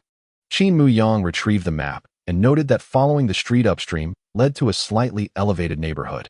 It was likely that this area would not be plagued by the same accumulation of mud and refuse. The streets there would probably be much cleaner. He could detour to that higher ground, cross the river from there, and then proceed toward Beishan University. Although this would entail a longer journey, safety remained paramount. He certainly did not wish to find himself ensnared like those zombies, trapped in the mire, slowly dehydrating beneath the sun's relentless rays. At least the zombies would merely desiccate into jerky, impervious to death. However, should no one come to his aid, he would inevitably transform into true jerky, succumbing to a final, irrevocable demise. Qin Muyang promptly resolved to recalibrate his route, opting to traverse upstream until reaching higher ground, where he could safely cross the river to the opposite bank. Yet, he pondered how long this detour would extend the journey to the other side. Through his experiences along the way, he realized that all meticulously planned routes ultimately devolved into circuitous paths. Although he was assured of arriving at his intended destination, the journey would consume more time, demand greater effort, and present an array of unforeseen obstacles. Nevertheless, one comforting aspect remained. Taking the longer route maximized his safety. With renewed determination, Qin Muyang advanced in the upstream direction, accompanied silently by Xiaohe. The dog appeared fatigued, having navigated through the muck for most of the afternoon. While Qin Muyang, clad in shoes, felt relatively unbothered, he could only imagine the discomfort inflicted upon Xiaohe's paws by the scorching black sludge, especially under the blazing summer sun. He even contemplated procuring a pair of shoes for the dog. As the sun began its descent in the west, Qin Muyang commenced his search for a suitable place to spend the night. He was not in a hurry to cross the river today. He merely desired to proceed cautiously, step by step. Since departing from the urban village that morning, he had anticipated that the journey would not unfold smoothly. This city, home to millions, had only introduced him to Zhang Jin, Li Mingchuan, and a handful of individuals from the urban village. Had it not been for the fact that the majority of the city's populace had been transformed into zombies, or that other survivors struggled to make headway, he would have encountered more people by now. The number of active zombies in this region was relatively low, allowing Qin Muyang to search for shelter with some assurance. Along the way, he stumbled upon a small convenience store. Though it had been ransacked, remnants of various trinkets remained. He sifted through the items and selected some snacks, even finding a duck neck for Xiaohe. Although he had heard that salty foods could cause dogs to shed, Qin Muyang doubted that Xiaohe would be overly concerned about such matters. After all, he would not reject a dog that shed, and Xiaohe was unlikely to encounter a kindred spirit again. Watching Xiaohe relish the duck neck, Qin Muyang found himself unable to resist joining in, savoring a duck neck of his own. Once they had both finished, he decided to rest for the night in this convenience store. The establishment was modest in size, approximately 2 to 3 meters wide and of similar depth, a perfectly square room. Its facade boasted a large glass door, a rarity in its pristine condition. By securing the door with an item across the handle, it could be locked from within, rendering it impervious to external entry. Inside, provisions and water were plentiful, and thankfully, there were no zombies. The sole drawback was the transparency of the glass door, which permitted a clear view from the outside, and conversely, allowed outsiders to see in with equal clarity. Should he awaken in the dead of night to the sight of a face or a zombie pressed against the glass, it would surely send his heart racing. While Qin Muyang believed himself to possess considerable courage and a calm demeanor in the face of adversity, he still instinctively shifted further into the store. After laying down cardboard on the ground, he even made a special effort to prop up a piece of cardboard to shield the side facing the glass. This way, even if he awoke, he would not directly see outside the window, providing a buffer. Moreover, if something were to lurk outside, it would be oblivious to the presence within. Having prepared a makeshift sleeping area for himself, Qin Muyang also fashioned a cardboard nest for Xiaohe. It seemed as if Xiaohe understood, hastily darting inside once it was ready, revealing several gleaming teeth as it wagged its tail vigorously at Qin Muyang. The sun hung low in the sky, casting a gentle light within the shop. Seizing this opportunity, Qin Muyang rummaged through the store's supplies. He then settled down with a small bun in his left hand and a large cola in his right.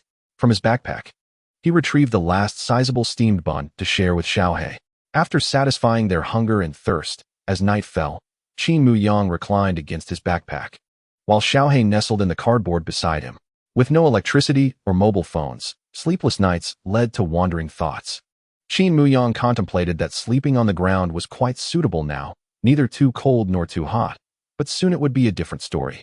Winter in Beishan City could plunge to temperatures below -10 degrees Celsius. Without electricity or heating, how would one endure such a frigid season?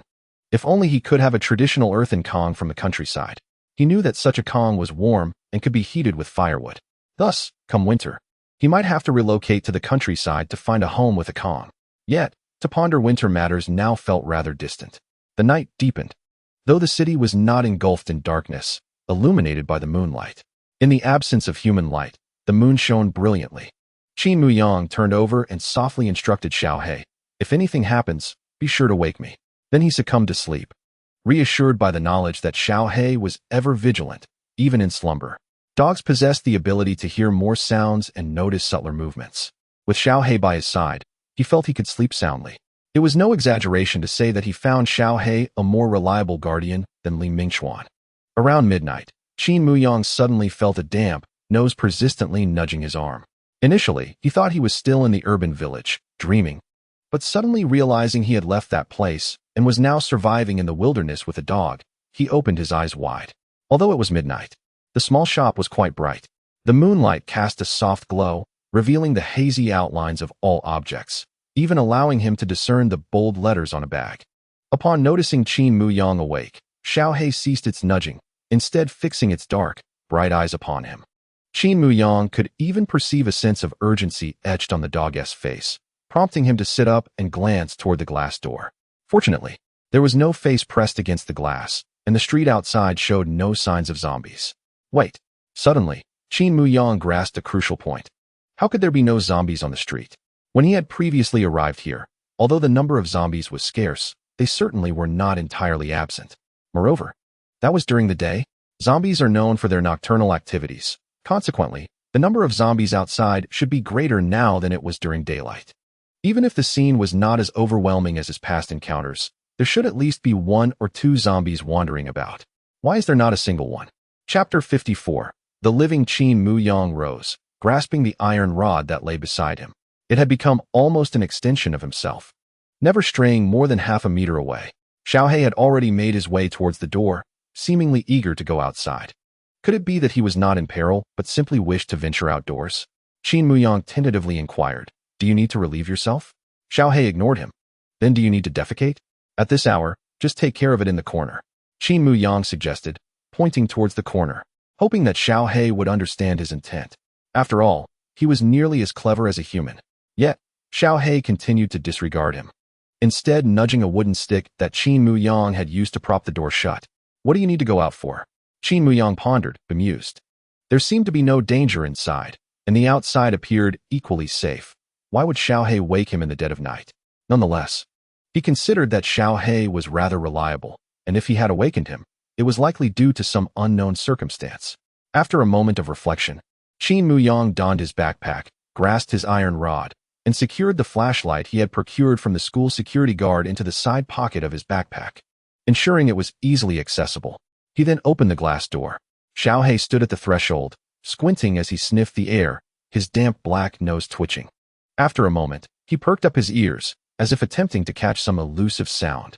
To Qin Muyang, the air was laden with the stench of decay mingled with earthy odors, and the silence was so profound it felt like a vacuum, broken only by the thrum of blood coursing through his ears. However, he knew that Xiaohei was detecting something entirely different. In this regard, he was aware that he could not rival a dog's senses. Indeed, after a brief period of listening, Xiaohei departed from the shop and began to move forward, prompting Qin Muyang to follow closely behind. Under the cool moonlight, the ambience of the street transformed, imbued with a sense of eerie desolation, as if it existed not within reality but in a parallel world of death. The quiet was overwhelming. There were neither people nor zombies, nor any nocturnal creatures. Due to the prolonged neglect of the streets, some seeds had begun to sprout quietly within the mud left by the flood. Perhaps one day, this forest of steel would truly become a forest of life. With the moonlight as his guide, Qin Muyang trailed behind Xiaohei, making their way towards the riverbank. The mud felt somewhat damp beneath the night sky, and he was tempted to halt and turn back to the convenience store to resume his slumber. However, Xiaohei resolutely pressed onward, glancing back occasionally to ensure that Qin Muyang was keeping pace. What could it possibly be? Xiaohei could not articulate his thoughts, leaving Qin Muyang in a state of deep frustration. Driven by a blend of curiosity and impatience, he followed along, contemplating that if he did not uncover anything significant in the next few minutes, he would return home to indulge in precious sleep. He could not afford to squander his valuable rest time on a mere whim of the little black dog. What if it had merely caught the scent of a lovely female dog? Just as he pondered whether to abandon this spirited canine, Qin Muyang discovered a profound indentation in the mud ahead. He could not resist the urge to crouch down for a closer inspection, and to his astonishment, he realized that the mark was left by a tire. Furthermore, it appeared to be a recent impression. Qin Muyang's heart raced. Were there living beings nearby? Or had someone once passed through here, possibly in a vehicle? Could it be that the little black dog had sensed the presence of humans, prompting it to rouse him for a look? Resolving to venture further, he pressed on, but the little black dog halted to sniff the tire track, then suddenly quickened its pace.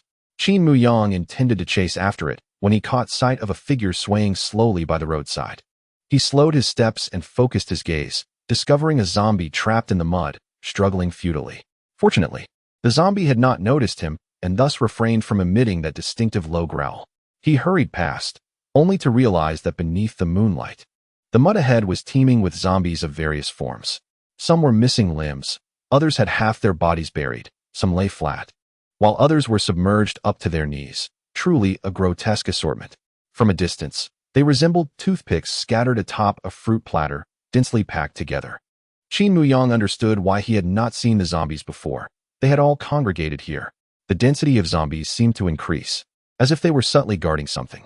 The moonlight, while illuminating, was not as potent as sunlight, so he could only vaguely discern that the object at the center bore a somewhat familiar shape. It appeared to have two horns and was lying down, rather reminiscent of a water buffalo. However, how could there possibly be a water buffalo in the city? Yet, it could not be ruled out that it had come from elsewhere. The recent floods must have been severe, though at the library, Qin Muyang had not felt their impact. If zombies could roam the streets, then a water buffalo might not be entirely out of the question. But why was the little black dog so intrigued by a water buffalo, venturing out at such an hour? Moreover, he recalled the tire track he had seen earlier, which had elicited a significant reaction from the dog, as if it recognized the vehicle. Had he overlooked something? The tire track. There was only one. Suddenly, it dawned on Qin Muyang that the solitary tire track he had observed indicated that the vehicle in question was not a car, but rather more likely a motorcycle or an electric bike. Could it be that the indistinct silhouette was not a water buffalo, but instead a striking motorcycle? The more he contemplated, the more he convinced himself that it resembled a motorcycle rather than any water buffalo.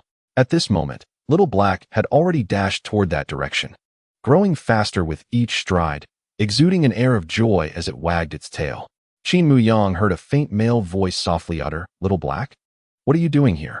Without a second thought, he promptly retrieved the flashlight from the mesh pocket of his backpack, switched it on, and directed its beam toward the source of the voice. This night patrol flashlight was significantly brighter than an ordinary one, and Qin Muyang discerned, amidst the trapped zombies, a motorcycle. Beside the motorcycle, a man was ensnared in the mud, struggling to free himself. Dressed in a red shirt, his jeans were thoroughly stained with muck. He leaned wearily against the motorcycle, appearing as though his time was running out. Qin Muyang immediately recognized the individual and attempted to approach. The zombies flailed their arms, yearning to grasp Qin Muyang, yet their legs were firmly ensnared in the mud, rendering them immobile. Deep, guttural growls reverberated around him, but Qin Muyang remained undeterred. Resolutely advancing, the man propped against the motorcycle slowly lifted his head, locking eyes with Qin Muyang. "Did Little Black come with you?" he asked weakly. He quickly searched his memory, trying to recall if he knew Qin Muyang, only to receive a negative response, which heightened his anxiety. "What about Dodo? What have you done with Dodo?" Qin Muyang glanced at him and replied, "You are Yu Sheng."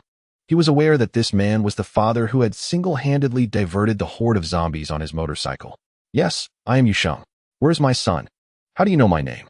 Yu Sheng's anxiety escalated, his face flushing crimson. He believed that Dodo and Little Black should have been safe in the urban village under everyone's protection. When he had ventured out to divert the horde, everyone had promised to take care of Dodo. Had the urban village ultimately fallen? How had this person found Little Black? And why did Little Black appear to heed his commands?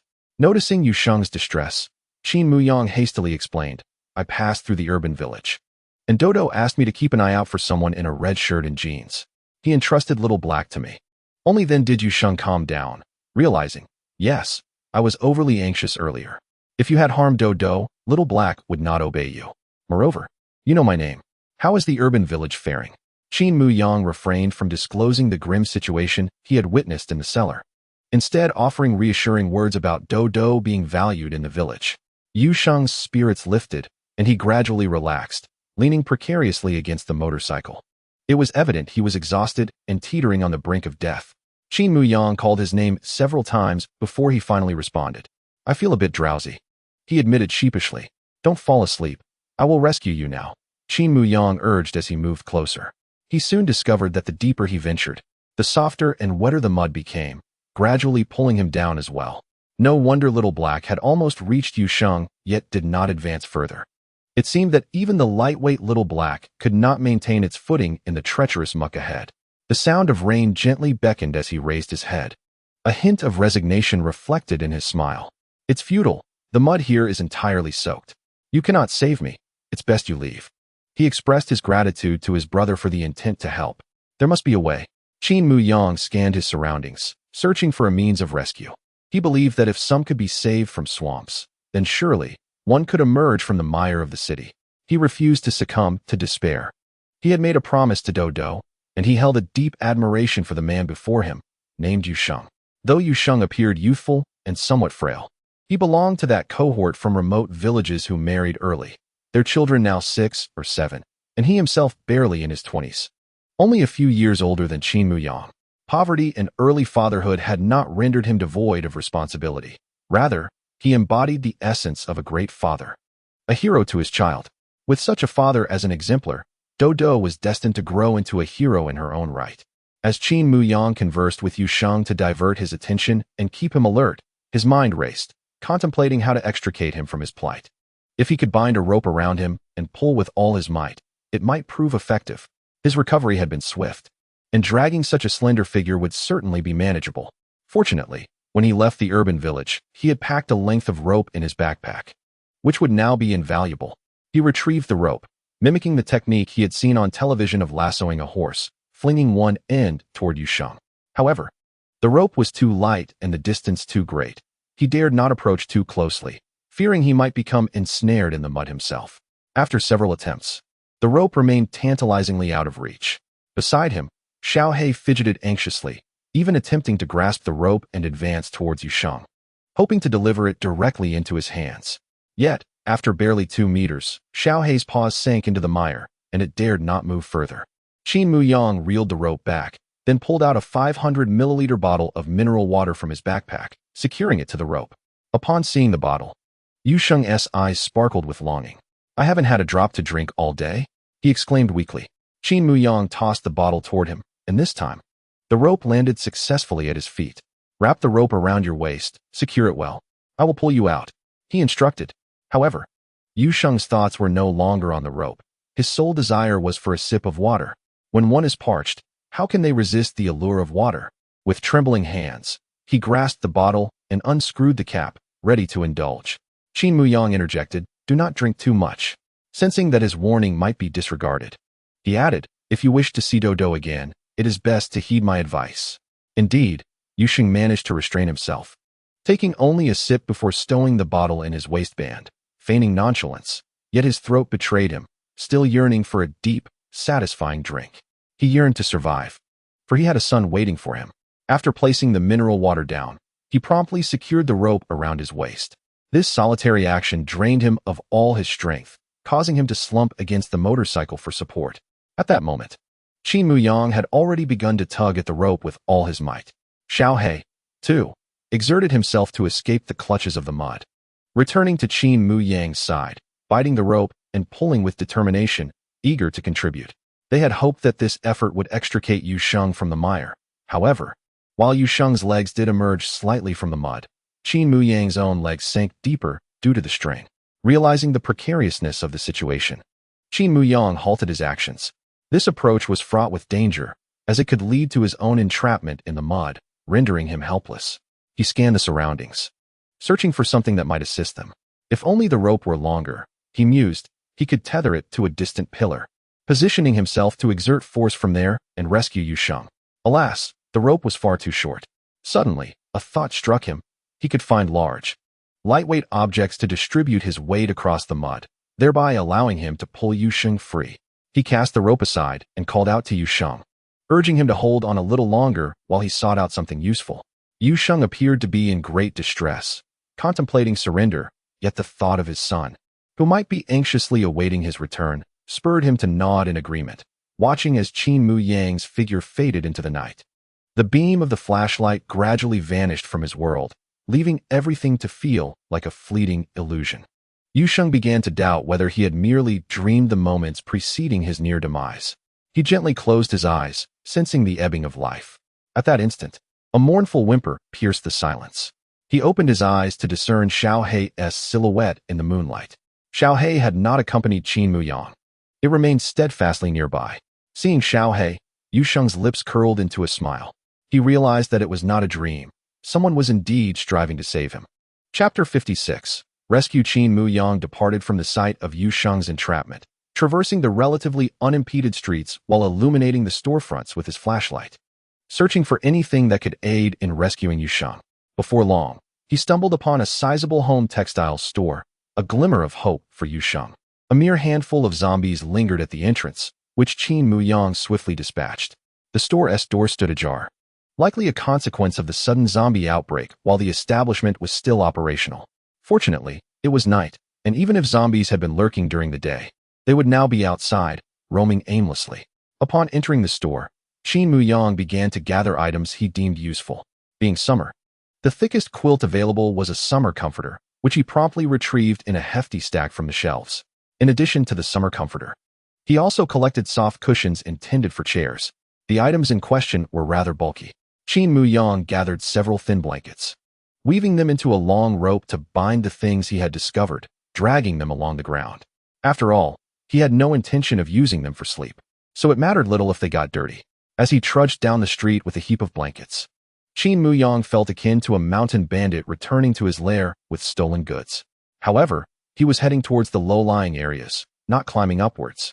Upon returning to the spot where he had discarded the rope, he noticed that Yu Sheng seemed to have fallen silent, startling him. He called out urgently, relieved to hear a faint response indicating Yu Sheng was still alive.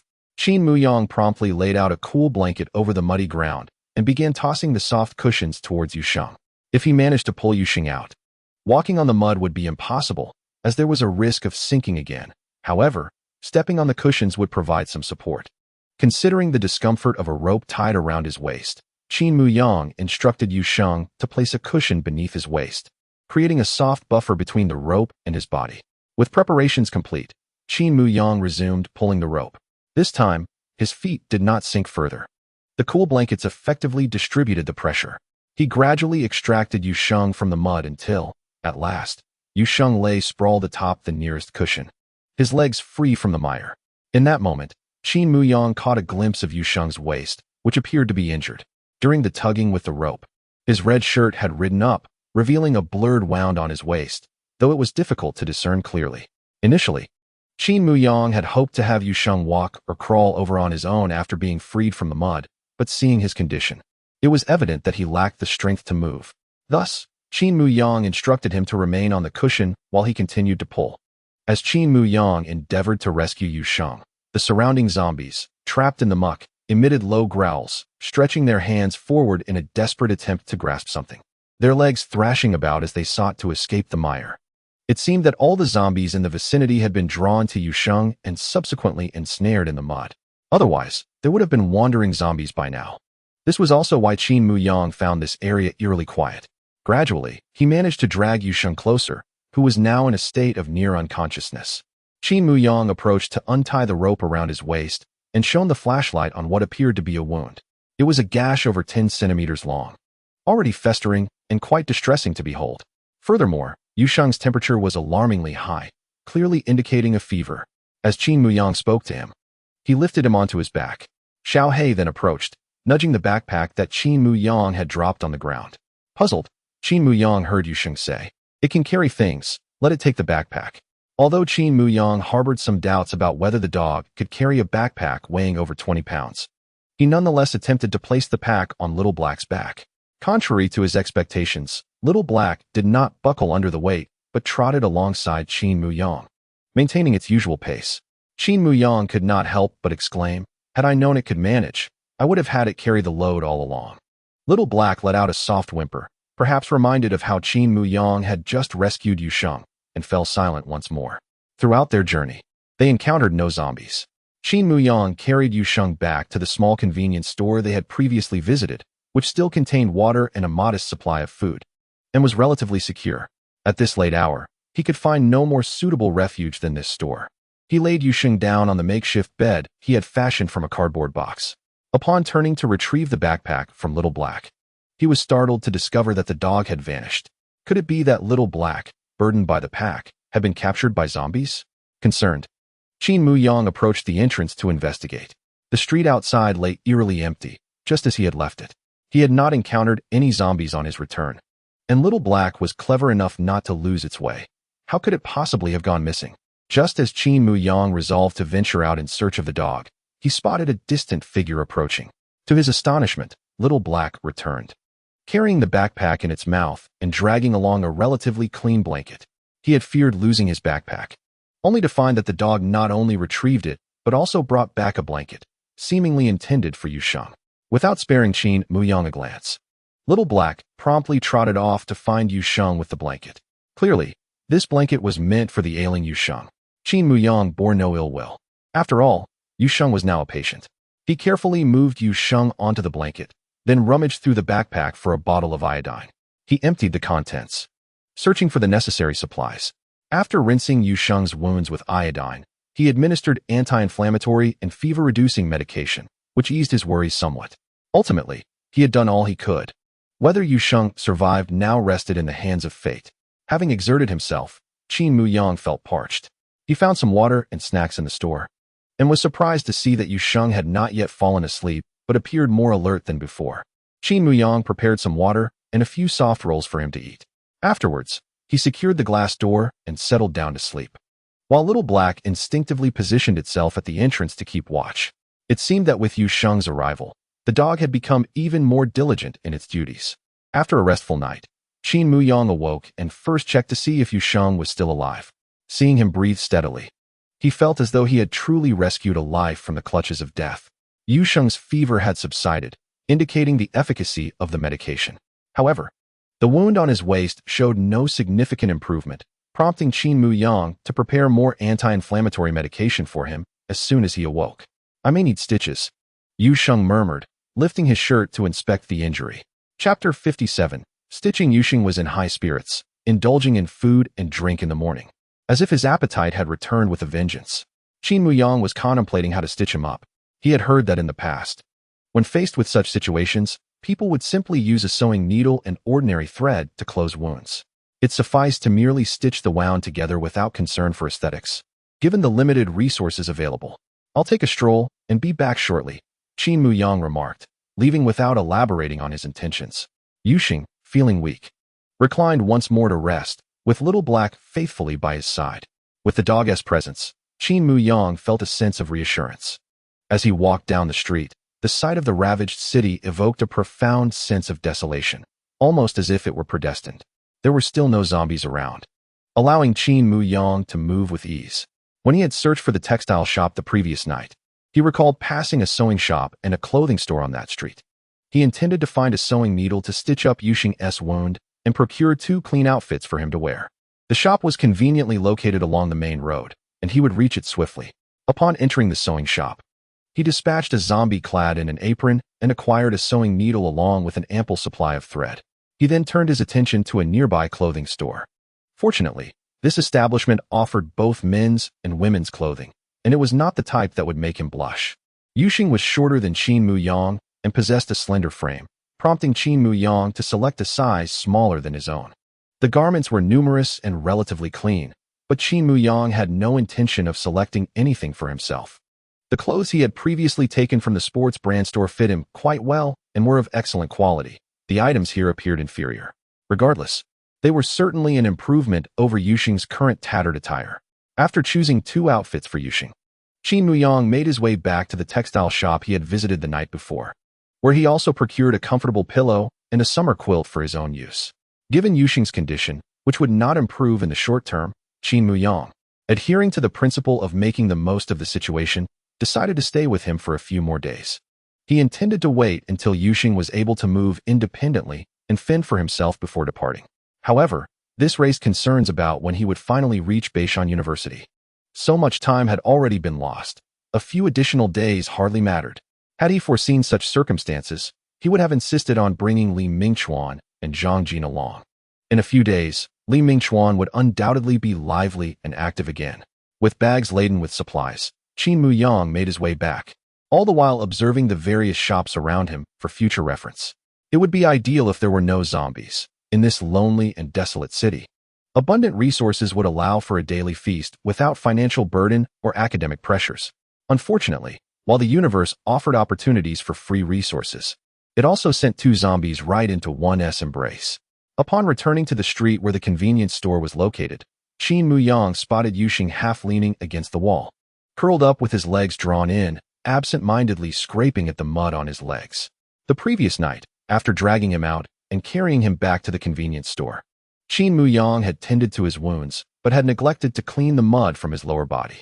One cannot expect a burly man to exhibit such meticulousness. Now, the mud had completely dried, forming a hard shell adhered to his skin.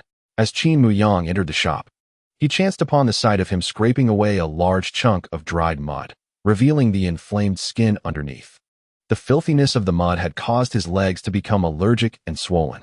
After removing the dried mud, the section of his leg that had been submerged in muck resembled a pair of vivid red stockings. Yuxing, with his fingers caked in mud, scratched at his crimson legs. The shocking red hue was discomforting, causing Qin Muyang to feel an itch in his own legs. Tossing aside the cool blanket he had found, Qin Muyang retrieved his clothing to offer to Yuxing, along with a needle and thread. "Shall we change into clean clothes first, or attend to the stitching?" The large sewing needle glinted before Yuxing, eliciting a twinge of anxiety, prompting him to gasp. "Perhaps I should first wash my feet?" he suggested. Qin Muyang glanced at the mud-streaked feet marked with red impressions and nodded. "Indeed. There's ample water here for the 2 of us and a dog. Using a few bottles to wash your feet is hardly excessive." He fetched several bottles of water and helped Yuxing cleanse his legs and feet, revealing even more pronounced red marks that appeared as though they had been corroded. He felt relieved that he had refrained from using brute force to pull Yuxing up last night, instead opting to find a cool blanket to cushion him. Otherwise, he too might have ended up with a pair of red stockings. "What size shoe do you wear?" Qin Muyang inquired, observing those distressing feet. "I saw a shop selling shoes on my way here. I intended to fetch you a pair, but I didn't know your size." Yuxing shyly shared his shoe size. Having worked in the city for many years, he had seldom encountered someone as kind-hearted as Qin Muyang, who not only rescued him in such circumstances, but also showed such meticulous care. Unable to suppress his curiosity, Yuxing remarked, You must be a university student, right? Qin Muyang was somewhat puzzled, wondering if his face bore the inscription of being a university student. Could he not also be a chosen worker? All right, let us get to the stitching. Qin Muyang produced a metal lighter, held the sewing needle over the flame, and declared, high-temperature disinfection. Yusheng nodded in silence. Qin Muyang then retrieved white thread, stating, this needs disinfection too. Before Yusheng could intervene, he witnessed Qin Muyang placing the thread directly into the fire. Instantly, the thread ignited, burning away rapidly, startling Qin Muyang so much that he dropped the needle. Yusheng's expression shifted. Do you have more thread? And can you actually sew? There's plenty of thread. Qin Muyang displayed a spool for him, adding, have you never seen a pig run after having eaten one? Worry not. We want to disinfect the thread this time. With that, Qin Muyang threaded the needle and recalled that the needle had fallen to the ground earlier, quickly singeing the tip with fire, demonstrating a surprisingly professional demeanor. Then, taking advantage of Yusheng's momentary lapse in attention, he deftly pierced the needle into the wound on his waist. As the sewing needle made contact with Yusheng's flesh, both of them heard a faint sound, causing Yusheng to flinch slightly.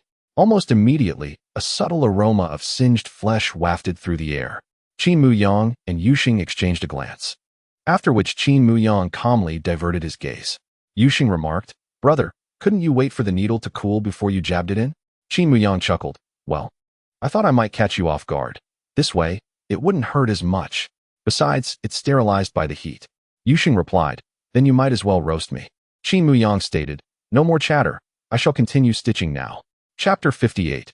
Experienced the sewing needle traversed through Yusheng's wound, each puncture causing him to furrow his brow and draw in a sharp breath. Qin Muyang sensed that the sensation of piercing flesh was utterly distinct from that of battling zombies, leaving him somewhat apprehensive. Unable to suppress his urge to speak, he sought to shift the focus of the conversation. Brother Yusheng, please share your experiences from these past days. Yusheng sighed. It has been over half a month since I emerged. The details are becoming hazy. I recall leading the zombies on a wild chase through the city. Though I was unfamiliar with the terrain, and all the roads were obstructed, I could only traverse where passage was possible. I managed to draw the zombies all over the city, and their numbers dwindled. Who would have thought I would subsequently encounter a tempest, forcing me to seek refuge? When the storm subsided, I found that my hiding place had been surrounded by zombies. In truth, the tempest Yusheng referred to was the typhoon that Qin Muyang and Li Mingchuan had experienced together. However, Qin Muyang refrained from interrupting him to correct the terminology. Yusheng continued, I yearned to survive, so I had no choice but to ride my motorcycle and flee. The streets were inundated with water, and due to my unfamiliarity with the area, I inadvertently ventured into a low-lying region where I was swept away by the current. My motorcycle vanished without a trace, and amidst the chaos, I was wounded on my waist. Fortunately, I managed to grasp onto some debris, which saved my life. During those days, I scavenged for food and water while nursing my wound, eventually finding a relatively safe place to take shelter. I understood that my injury required time to heal. Eventually, the wound became infected but later healed. It is nearly mended now. I initially thought that leading the zombies would lead to my demise. I never expected to survive. When I was swept away by the water, I believed I would perish, yet here I am. With my waist injury festering and feverish, I thought my time was up.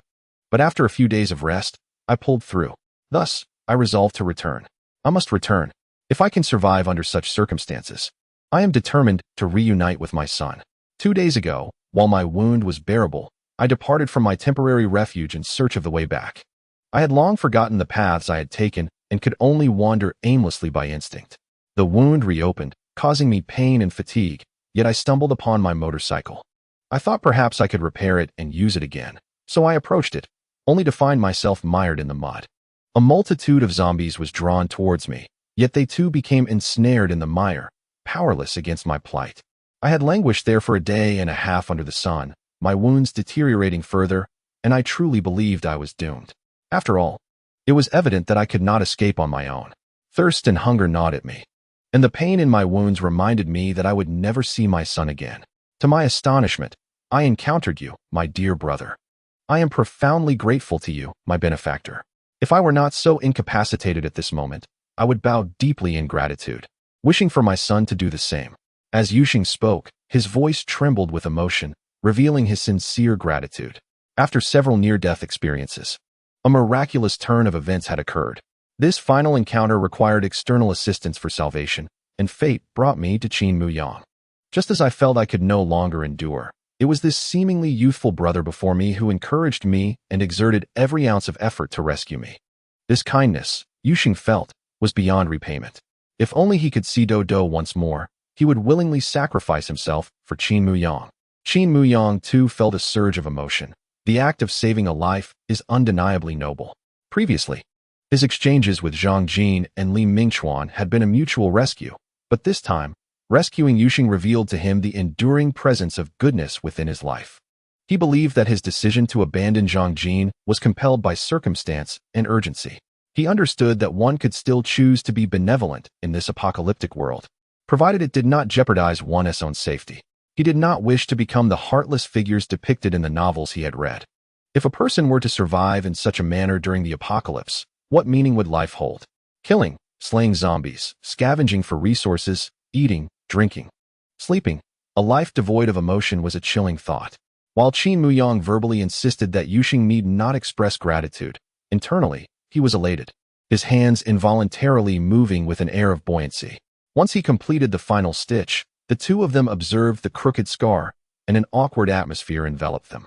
Qin Muyang remarked, "You see, a scar on a man is rather dashing." Yuxing replied, "It resembles a centipede. Is it truly cool?" Qin Muyang countered, "It's acceptable. When you return, show it to Dodo. He will surely praise it." At the mention of Dodo, Yuxing's countenance transformed into a bright smile, and he found the scar stitched by Qin Muyang more agreeable. After admiring his handiwork, Qin Muyang slowly retrieved disinfectant from his backpack to cleanse Yuxing's scar. At that moment, Yuxing hesitantly inquired, "Brother, did you not consider that the needle and thread could have been disinfected with this solution?" The sting from the needle was thus in vain. Feigning ignorance to Yuxing's words, Qin Muyang produced some medicine for him to take and insisted he change into clean clothing before wandering outside to find shoes for him. As he stepped out, a smile unconsciously crept across Qin Muyang's lips. Thankfully, he had the excuse of searching for shoes. Otherwise, he could not guarantee he wouldn't laugh aloud before Yuxing. The joy of saving a life and receiving gratitude, along with the memory of his earlier clumsy stitching, filled Qin Muyang with a sense of satisfaction. After finding suitable shoes to return home, he discovered that Yuxing had once again reclined, still appearing quite frail. Previously, Yuxing had merely exerted himself to engage in conversation with Qin Muyang, but he needed ample rest to recover swiftly. Thus, Qin Muyang refrained from disturbing him, setting the shoes aside and wandering nearby. The vicinity was sparsely populated with zombies. It had never been a bustling area. Nonetheless, Qin Muyang was able to uncover many useful items amidst the remnants. Although many shops had been ransacked, he still managed to find some overlooked treasures. He roamed freely, taking what he needed.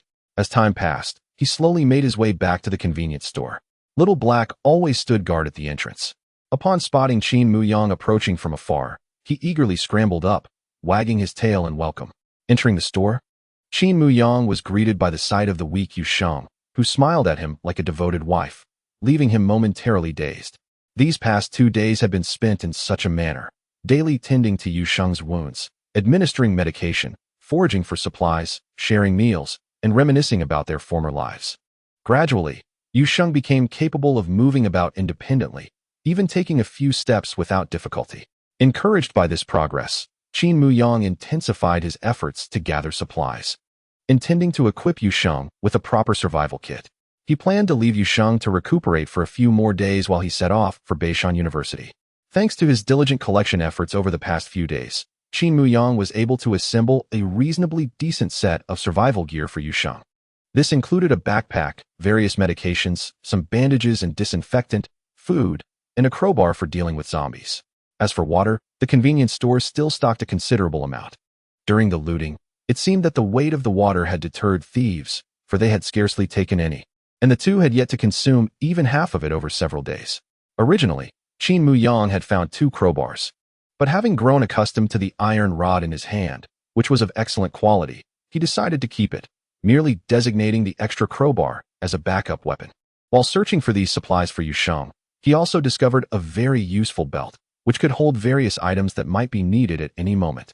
Even accommodating the iron rod, thereby freeing his hands. Once everything was prepared, Qin Muyang did not set off immediately.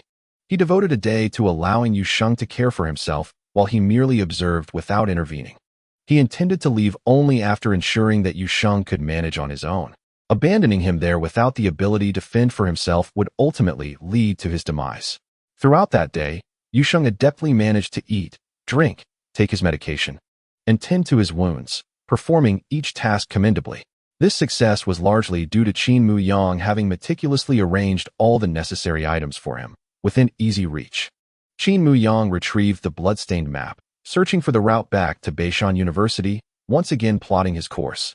He also lent the map to Yusheng, allowing him to ascertain his current location and the direction to return to the urban village. Knowing that Qin Muyang would eventually return to the urban village after locating his brothers at Beishan University, Yusheng refrained from saying much, merely expressing that when he next encountered Qin Muyang, he would certainly make Do bow to him. Furthermore, Yusheng stated that upon his return to the urban village, he would undoubtedly assist Qin Muyang's two friends, Zhang Jin and Li Mingchuan. If anyone troubles them, they are troubling me, Yusheng declared emphatically. Qin Muyang felt it necessary to enlighten Yusheng about the peculiarities surrounding the cellar and Yang's odd behavior, hoping it might provide some insight. Thus, he recounted what he had witnessed in the cellar, the subsequent conversation he had with Yang, along with his suspicions and experiences in detail. Yusheng had a vivid impression of Yang, remarking that he and his brother had always engaged in dubious activities, perpetually resorting to petty theft. Since their arrival in the city, they had never held legitimate jobs, relying solely on thievery and some clandestine dealings for their sustenance. However, as their actions did not disrupt the lives of others in the urban village, they had remained unbothered. After the zombie outbreak, Yang had cooperated with Director Wang, exhibiting normal behavior. Yet, Yusheng harbored an unsettling intuition about him. He resolved, spurred by Qin Muyang's warning, to remain vigilant regarding Yang upon his return and planned to discreetly observe whether Yang had any ulterior motives. In any case, he must not pose a threat to the urban village. The following morning, after bidding farewell to Yusheng, Qin Muyang slung his backpack over his shoulder and departed the convenience store, leaving Little Black with Yusheng. The path ahead was unfamiliar to Little Black, and Qin Muyang needed to provide daily food and water for him. Comparatively, Yusheng was now in greater need of the dog. Little Black was familiar with the route back and would keep watch for Yusheng. Moreover, when accompanying Yusheng, he would scavenge for food independently, requiring no assistance from others. Qin Muyang was confident that with the supplies he had prepared for Yusheng, coupled with Little Black's protection, it would not be long before Yusheng regained his health and returned to the urban village. Once again on the road, Qin Muyang felt invigorated. Following the route he had devised, he continued upstream, ascending to a higher elevation. Discovering that the streets bore no traces of mud, he made his way toward the riverbank. Although he encountered zombies along the way, his methods for dealing with them had matured. He would circumvent large groups, confront smaller ones, or simply pretend not to notice those at a distance, swiftly passing by. Before long, he arrived at the street by the river. When he beheld the scene before him, he could not help but pause and exclaim. The once confined and tranquil Beishan River had transformed into a broad and tumultuous expanse. The previously clear waters were now murky, littered with various debris and refuse. On the side where Qin Muyang stood, the terrain was relatively elevated, and the river had just begun to breach its banks. On the opposite bank, the terrain is significantly lower, allowing the river to inundate the urban area, where towering skyscrapers appear as isolated islands afloat in the murky waters. It has been half a month since the torrential rains brought by the typhoon, yet the urban flooding shows no signs of abating. The damage in the low-lying areas is severe, an unprecedented event in the history of Beishan City. Undoubtedly, the severity of this deluge is closely linked to the outbreak of the zombie phenomenon. There was originally a dam downstream, which routinely releases water during heavy rains. This time, however, no one operated the dam's sluice gates, leaving the upstream floodwaters unable to drain, ultimately submerging the city's low-lying regions until they were level with the dam, spilling over the top. Even without witnessing the current state of the dam, Qin Muyang could envision the spectacular scene it presented. He had remained on this side of the city, believing the impact of the typhoon was gradually dissipating, only to discover the far-reaching consequences of its aftermath. A grand bridge spans the river, yet its structure rises barely a meter above the water. Debris has lodged against the bridge piers, and Qin Muyang noticed that 2 of the piers were missing, likely swept away by the floodwaters. Should the deluge continue its rampant course, the entire bridge might very well be destroyed. Observing his surroundings, Qin Muyang realized that crossing the bridge was his only option. This area is relatively elevated, yet even here, the bridge deck is on the verge of being submerged. One can only imagine the fate of the lower bridges downstream. It was impossible to traverse the great river by boat, as he could not find one. Even if he did, he lacked the skills to navigate, especially in such tumultuous waters. Attempting to cross directly would be tantamount to courting death. Despite 2 missing piers, the bridge currently showed no signs of imminent collapse. Given his weight, he doubted he would cause it to crumble underfoot. He reasoned that only a small excavator could inflict such devastating damage on the structure. However, despite his confidence in the bridge's integrity, Qin Muyang was not so reckless as to attempt crossing without preparation. He knew that riverside areas typically have life rings available, so he took a leisurely stroll to gather 8 of them. He tied them in pairs to create 2 flat surfaces and stacked them together to form a cohesive unit.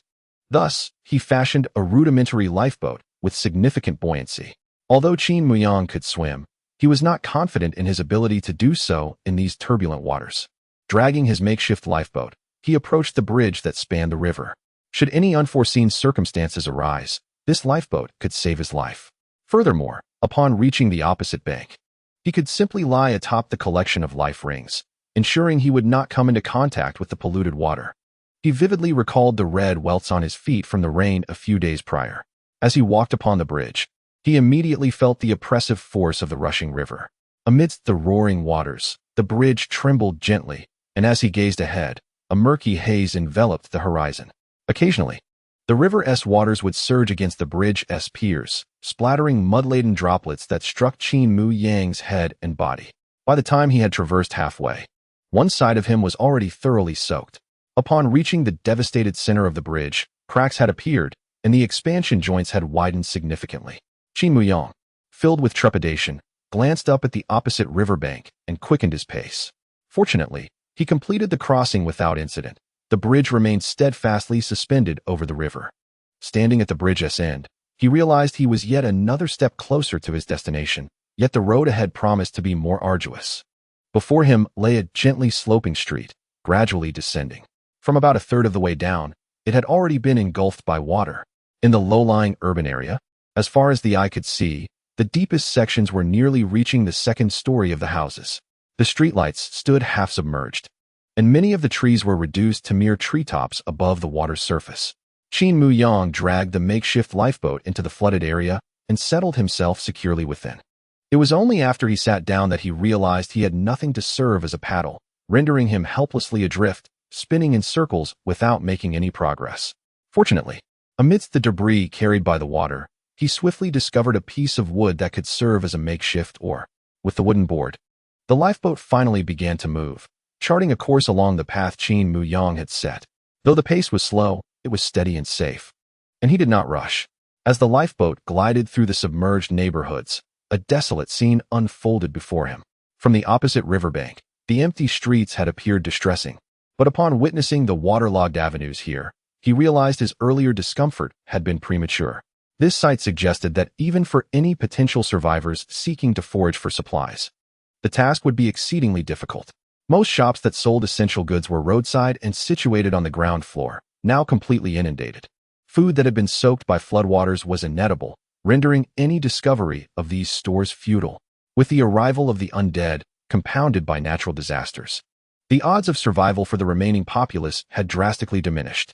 As he navigated through a particular area, Qin Muyang encountered both zombie corpses and human remains in the water. Bodies, swollen and pale from submersion, looked as if they would burst like balloons at a mere touch. Clusters of maggots floated in the water, while flies had gathered in clouds overhead. As he paddled his lifeboat through this macabre scene, the overwhelming hum of buzzing seemed to engulf him. The mixture of sickly sweet decay, putrid odors, and the earthy scent of mud assailed his senses, and he found himself leaning over the side of the lifeboat, retching. Having hurried through the day without rest or sustenance, he had only consumed a bit of water, so he could only manage to expel a little more than just water. After finally maneuvering past this ghastly stretch, he dared to take deep breaths of the air. Suddenly, he noticed that the makeshift paddle was covered in maggots, almost triggering another wave of nausea. Suppressing the urge to discard the wooden plank, he vigorously swayed it in the water a few times. The maggots were swept away by the current. Yet the haunting image remained etched in Qin Muyang's mind. At that moment, he silently resolved that should he encounter such a scene again, he must find a way to circumvent it. Just moments ago, fearing that a detour would lead him further away from Beishan University, and convinced that he was not in proximity to the foul waters, he had forced his way through the middle. Had he known that the underside of the lifeboat was also infested with maggots, he might have chosen to abandon the vessel altogether. Calming his emotions, Qin Muyang continued to row forward. As dusk approached, he decided to seek shelter. However, given the current conditions, finding a place to stay proved to be quite a challenge. He could only hope to locate a second floor that would allow him to enter without coming into contact with the filthy waters below. While searching, he heard what seemed to be someone calling out to him. In a moment of reverie, he recalled the day he was pursued by zombies, and Zhang Jin had called to him from above. Scanning his surroundings, he noticed a woman on the second floor of a shop, cradling a child and gazing at him with an expression of delight. It was an ordinary grocery store, the floodwaters rising to within 30 to 40 centimeters of the second floor. The woman leaned out of the window, looking at Qin Muyang with a sense of desperation. "Are you a rescue worker?" Qin Muyang shook his head. Her face fell, clearly filled with disappointment. "Where are you going? Can you take my son and me with you?" "No, just take my son. He is very well behaved." Qin Muyang slowly halted his movements, silently observing the woman. "Please, take my son away. He truly is very good. He doesn't cry or fuss." As she spoke, she reached out to pass the infant through the window, causing Qin Muyang's heart to leap to his throat. One misstep, and the child could plummet into the water. He maneuvered the makeshift lifeboat a little closer, ready to catch the child should he fall. However, a glance revealed a gaping wound on one side of the child's cheek, clearly inflicted by human teeth.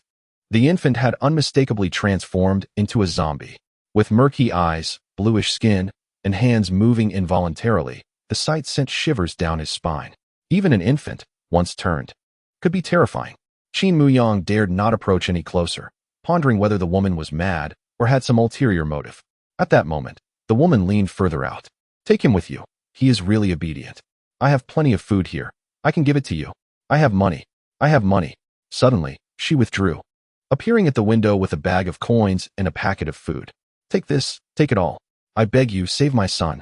Observing her frantic demeanor, Qin Muyang was left with no doubt. The woman had lost her sanity. Chapter 61. Murder. Qin Muyang felt a pang of sorrow.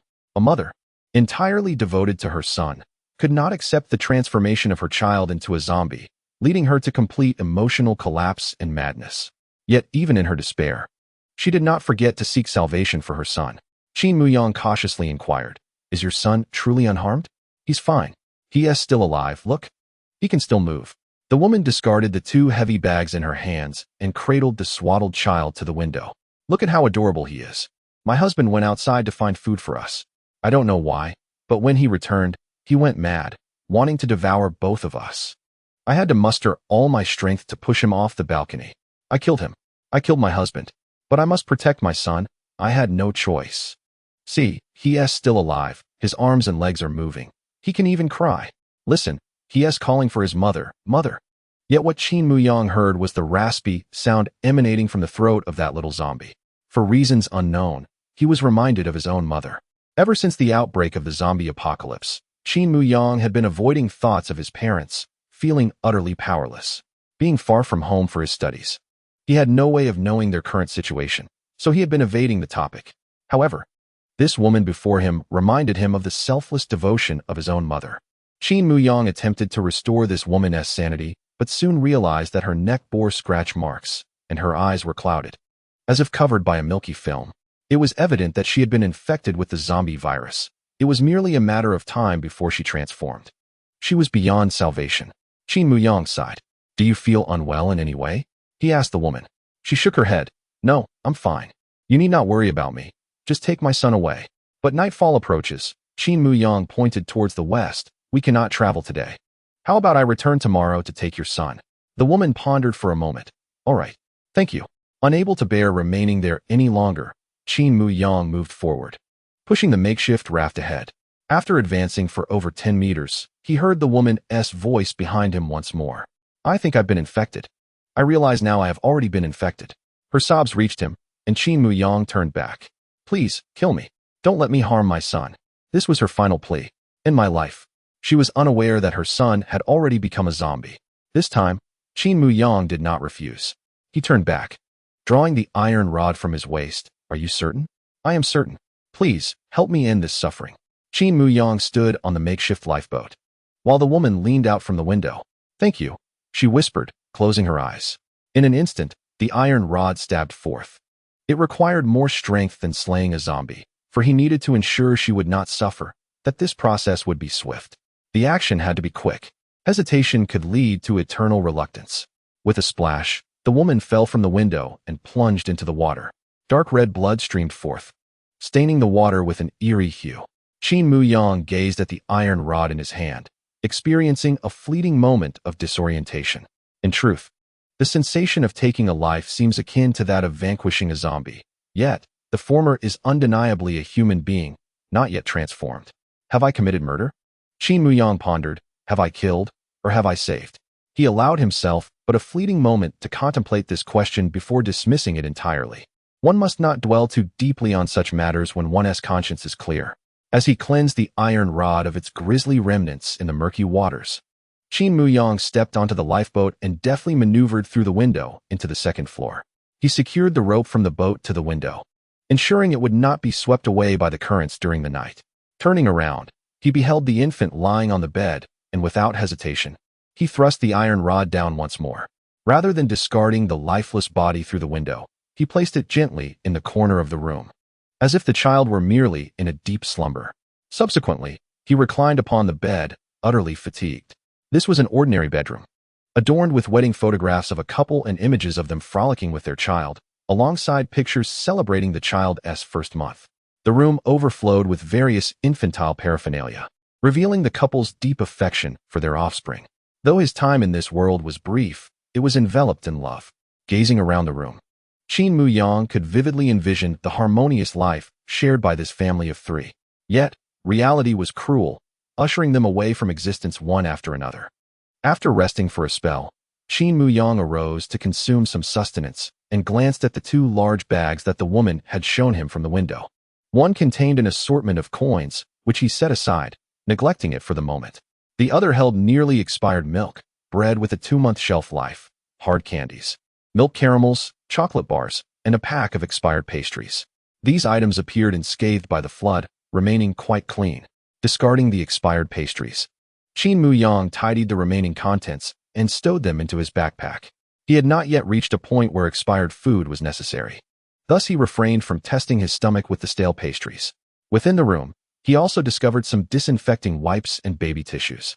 Though he was a rugged man, having toilet paper was preferable to using large leaves.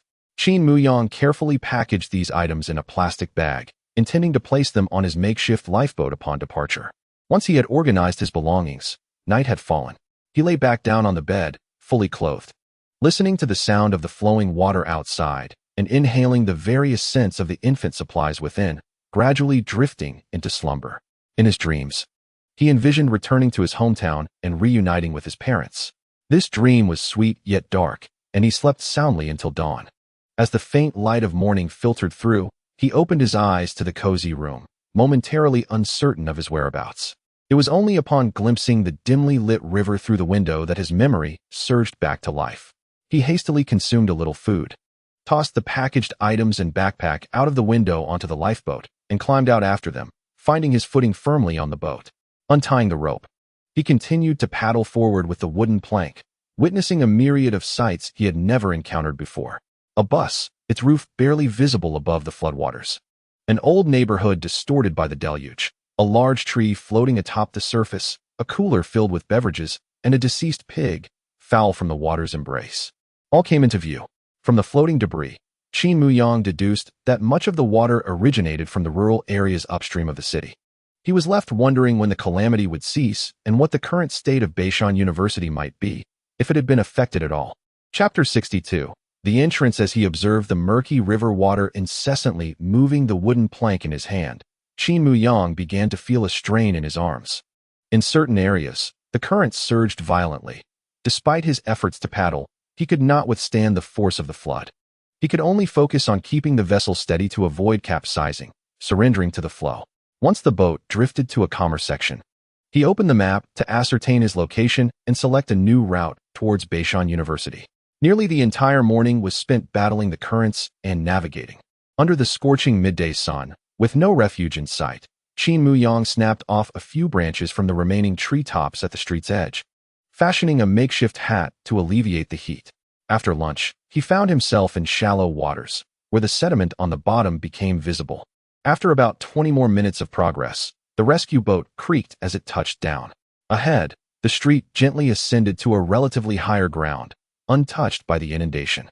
Reluctantly, Qin Muyang disembarked from the rescue boat, stepping into waters teeming with yellow sand and silt.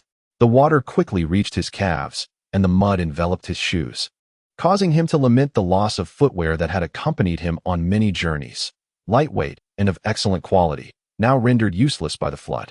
He hoped to find a shop where he could procure a new pair. Fortunately, he had rolled up his pant legs before disembarking, sparing his trousers from getting soaked.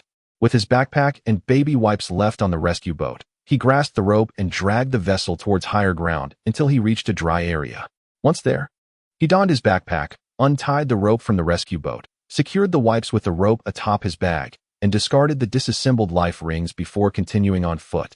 He meticulously gathered the rope that had tethered the rescue boat, knowing it could prove useful at any moment. As he navigated the streets, a sense of familiarity washed over him. It seemed he had traversed this area before. Turning a corner, he spotted a store specializing in athletic shoes. Realizing he was now in proximity to Beishan University, he hastened inside, intent on finding a suitable pair of shoes, only to be confronted by the unmistakable form of a zombie. In disbelief, he raised the iron rod in his hand and approached as the creature turned to him. Mouth agape, lunging forward. He did not immediately pierce the zombie's head with the iron rod. Instead, he took a step back, retreating until he reached the entrance of the shop, where he finally dealt with the sole zombie within. This particular zombie was a classmate, coming from a modest background. This student had been working diligently while studying and had just started a summer job at the store, never anticipating such a tragic fate. He pondered the circumstances of his other classmates. In that instant, Qin Muyang's heart felt unbearably heavy. Throughout his journey, he had encountered numerous zombies, even having dispatched many with his own hands. Yet, those zombies were merely strangers to him, devoid of any personal connection. Although he occasionally felt discomfort, it was merely an expression of his lament over the unfairness of fate. Now, witnessing a once familiar classmate transformed into a zombie and being forced to end its life was a profoundly different emotional experience for him. Inside the shop, he removed his drenched shoes, anxious that the contaminated water might provoke an allergic reaction on his legs.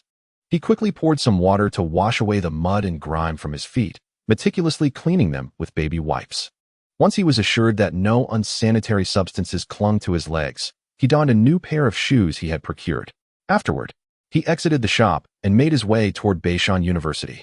Here, he found no need for a map. The further he walked, the more familiar the streets became, and he could recall the details of every shop. However, he also observed an increasing number of familiar faces, now zombies, wandering the streets. When living humans approached, they lunged forward, baring their teeth and emitting guttural growls. Qin Muyang mechanically struck down one after another with his iron rod. Male classmates, female classmates, teachers, the supermarket owner. An endless array of once familiar faces. Some he did not even know by name, but he recognized them from lectures, sharing smiles during classes. Now, those once cheerful faces had turned grotesque and terrifying, intent on tearing Qin Muyang apart. He had once believed that Jiang Yuanfan and the others would surely survive. Yet now, uncertainty gnawed at his heart. He had already witnessed more than one classmate succumb to the zombie fate. They were all physically capable and intellectually astute students. Yet they could not escape such a grim destiny. Jiang Yuanfan was intelligent but lacked physical prowess. Gao Fei and Lin Yu possessed great athleticism. Yet their intellect paled in comparison to Jiang Yuanfan's. Could these three truly survive? Would he ultimately be the sole survivor from their dormitory? The more he contemplated this, the faster his pace became. He longed to rush back to the dormitory and discover the truth. It was akin to the countless times he had seen Gao Fei message him, saying, "Buy me dinner, and I'll call you Dad," prompting him to dash back with food, eager to hear that affectionate title. The outline of Beishan University's buildings soon loomed in the distance. Qin Muyang noticed that many of the wandering zombies bore youthful features, including some familiar upperclassmen. These were all students of Beishan University, vibrant youths in the prime of their lives. The area surrounding Beishan University was predominantly lined with shops, which would invariably close during the winter and summer vacations, only to reopen a few days before the start of the new term. When the zombie outbreak occurred, these shops had long ceased operations, so the wandering zombies nearby were either not from afar or belonged to the personnel of Beishan University. With each step Qin Muyang took, he was almost compelled to slay yet another zombie. With every stride, his heart grew heavier. At last, he stood before the closed gates of Beishan University, wielding an iron rod smeared with the putrid, viscous remains of the undead. The gate was shut, and the security guard in the duty room stood there, seemingly dazed. Fortunately, at least the school had not been inundated. If anyone was still alive, the possibility of survival increased just a fraction. As Qin Muyang leaned in to take a closer look, he discovered that the guard had already succumbed to zombification. The murky eyes met his gaze, and a low growl erupted from its throat. Bang! The transformed guard lunged at him, yet due to the barrier of glass, it merely crashed against the window. The impact caused a portion of its forehead to cave in, revealing the tremendous force behind the collision. Bang! The zombie, oblivious to pain, was driven solely by the instinct to attack its prey, and it hurled itself at the glass pane once more. The window finally shattered, scattering fragments everywhere. With experience on his side, Qin Muyang swiftly evaded the flying shards just before they erupted. Once the glass had completely fallen, he returned and thrust the iron rod through the window frame, dispatching the now undead guard. "My apologies, uncle," he murmured softly. Thereafter, he calmly climbed into the security room. Moments ago, upon seeing the closed gate, he had pondered whether to scale the wall or devise another means of entry. But now, there was no need for such deliberation. He could simply enter through the security room. God had closed the door, but it could not withstand his resolve to leap through the window. Qin Muyang circled within the security room before opening the grand door and officially stepping into Beishan University. In that instant, his emotions stabilized rapidly. All prior concerns, fears, and curiosities vanished, leaving only one thought: survival. Before him, the main thoroughfare of the campus was choked with zombies, packed tightly like sardines. Chapter 63. Climbing the wall, these zombies all bore lifeless, fish-like eyes, their skin ranging from ashen to purplish black, each marred by various wounds. There were bite marks, lacerations, scratches, and puncture wounds. Their movements were stiff and contorted, swaying slightly, yet maintaining a precarious balance. They could not speak, yet their mouths opened and closed incessantly, producing an unsettling, spine-chilling growl. Qin Muyang's instinct for survival kicked in the moment he comprehended the sheer number of zombies before him, prompting an immediate decision to retreat. With so many zombies around, they could devour him in an instant. He swiftly darted back into the security room, gently closing the door behind him. Throughout this process, not a single zombie detected his presence. Then, he leaped back out through the very window he had entered, as if he had never been there at all. No. Returning the same way through the front gate was utterly infeasible. Qin Muyang cautiously approached the street, contemplating the quickest route to the boys' dormitory to ascertain the situation of Jiang Yuanfan and the others. He possesses a profound understanding of the layout of Beishan University, having committed various structures to memory. Nevertheless, he believes that sketching them would be a more efficient approach.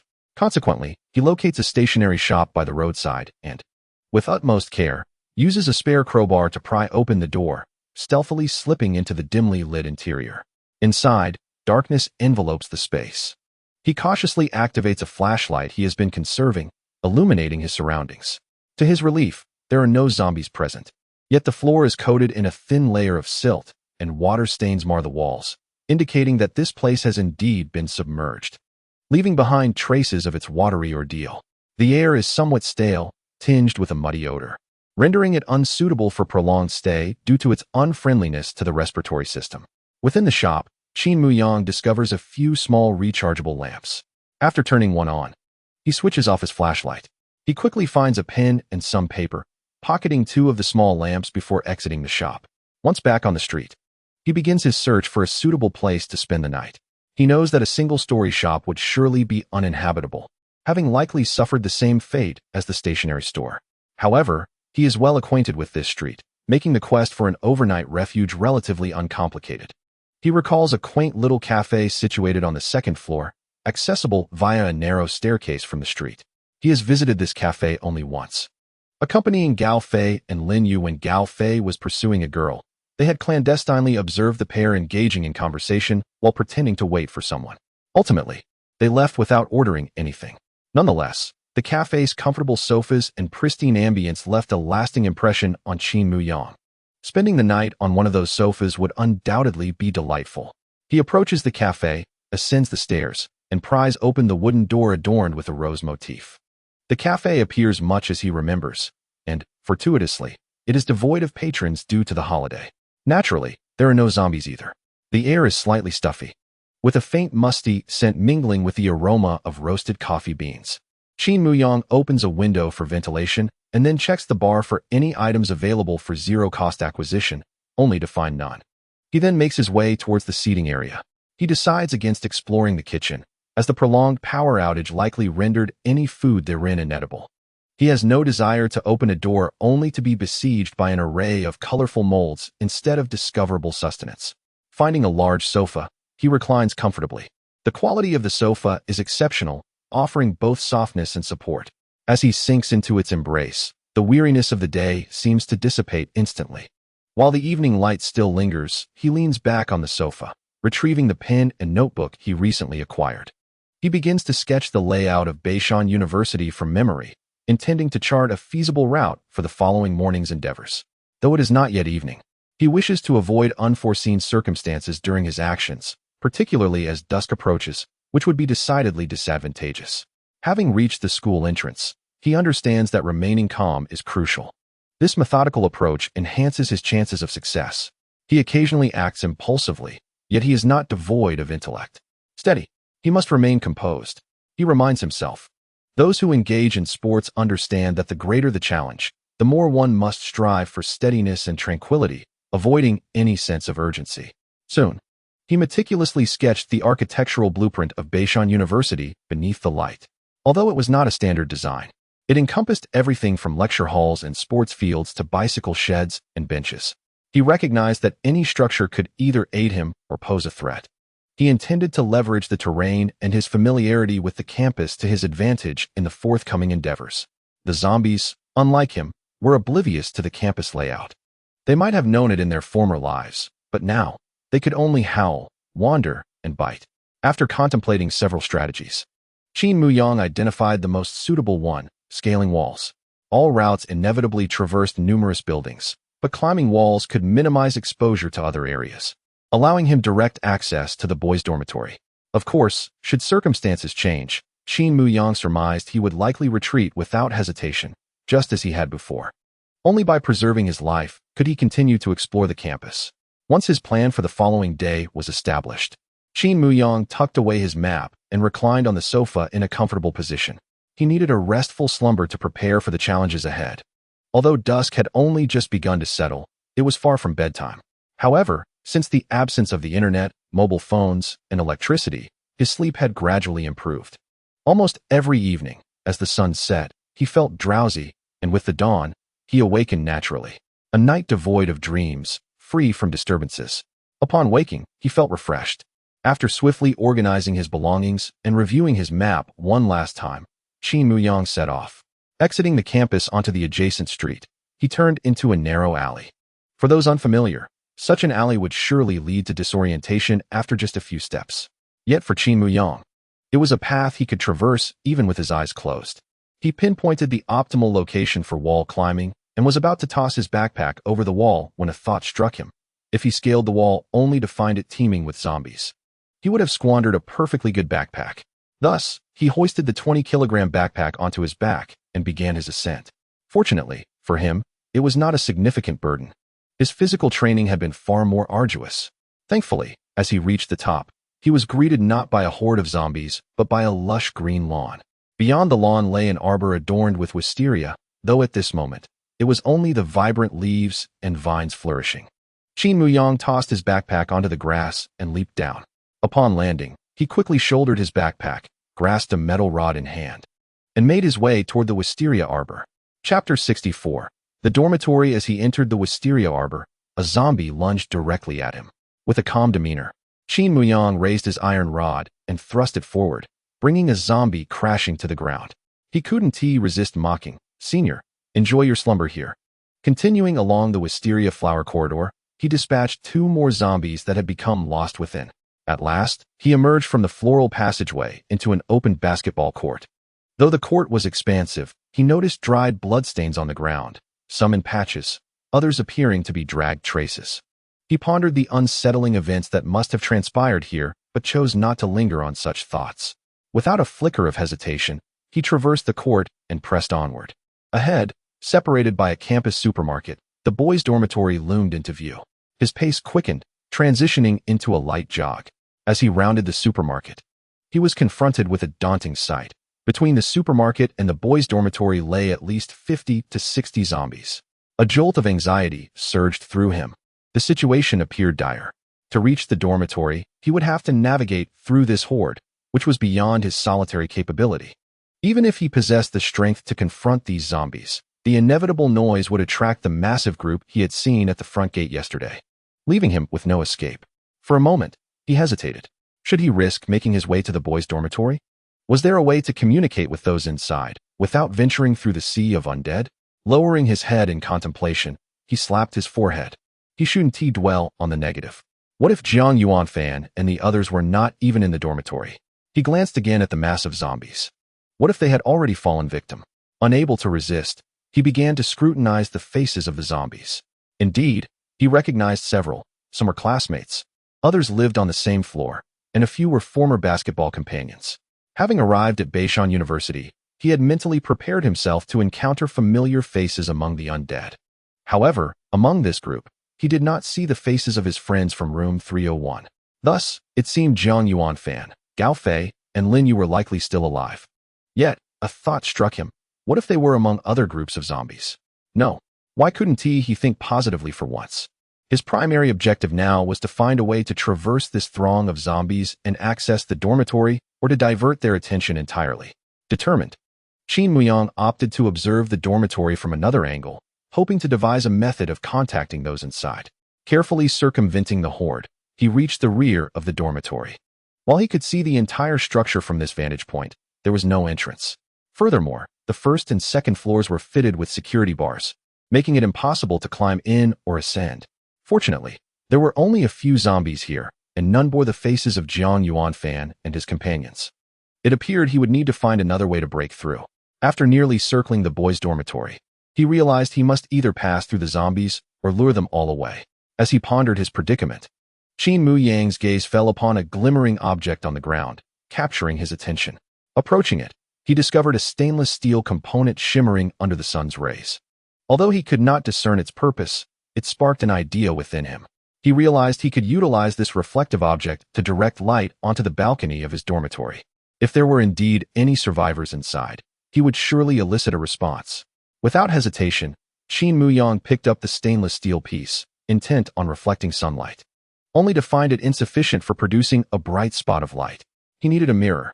He made his way around to the rear of the boys' dormitory, reaching through the security bars to retrieve a palm-sized mirror.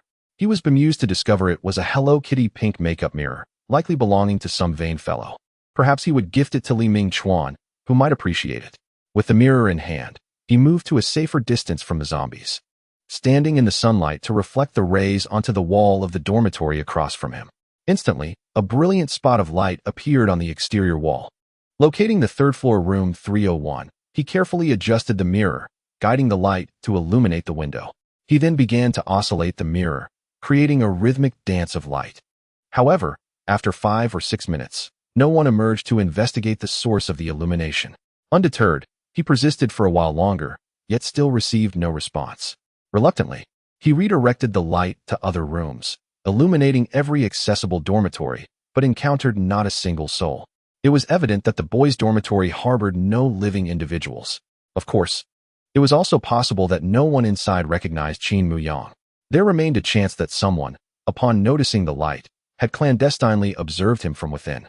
Uncertain of his intentions, and thus chose not to respond. Discarding the mirror, he stood still for a few moments before deciding to leave. Turning around, he was startled to find that zombies had gradually encircled him.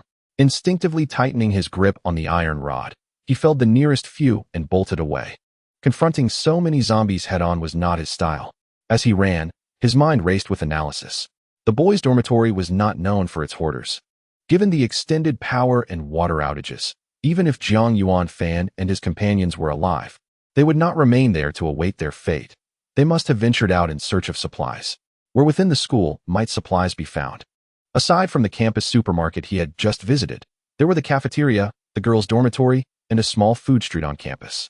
It was also possible that Jiang Yuan Fan and the others had escaped the school altogether, yet Qin Muyang resolved to investigate the locations available to him first.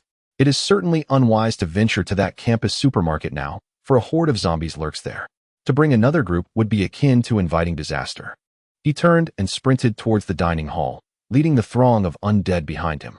As he passed a tree-lined path adorned with benches, Qin Muyang deliberately approached one of the benches and vaulted over it. The zombies, incapable of evading obstacles, barreled straight into the bench, tumbling in a chaotic heap. Observing the success of his strategy, Qin Muyang continued to leap over benches, causing the zombies to stumble repeatedly. Eventually, only 6 or 7 zombies remained in pursuit. With a sense of calm now enveloping him, Qin Muyang slowed his pace, waiting for the zombies to draw nearer before striking. At that moment, he noticed something peculiar among the pursuing undead, a zombie dressed in military garb. Its body bore an array of wounds, suggesting it had endured a fierce assault prior to its transformation. Most strikingly, this zombie was clad in a military uniform. If this soldierly zombie had not entered from the outside, it implied that a military presence had once been within the school grounds. Perhaps the military had organized evacuations or provided protection. A cascade of thoughts flooded Qin Muyang's mind. Could it be that the outbreak's reach was limited, and the military was orchestrating rescue efforts? Was North City truly the epicenter of devastation, reminiscent of the fictional Raccoon City? Had other survivors already been rescued? While he remained at the hospital, missing the evacuation, his thoughts surged like a tidal wave, compelling Qin Muyang to pause and patiently await the approach of the remaining zombies.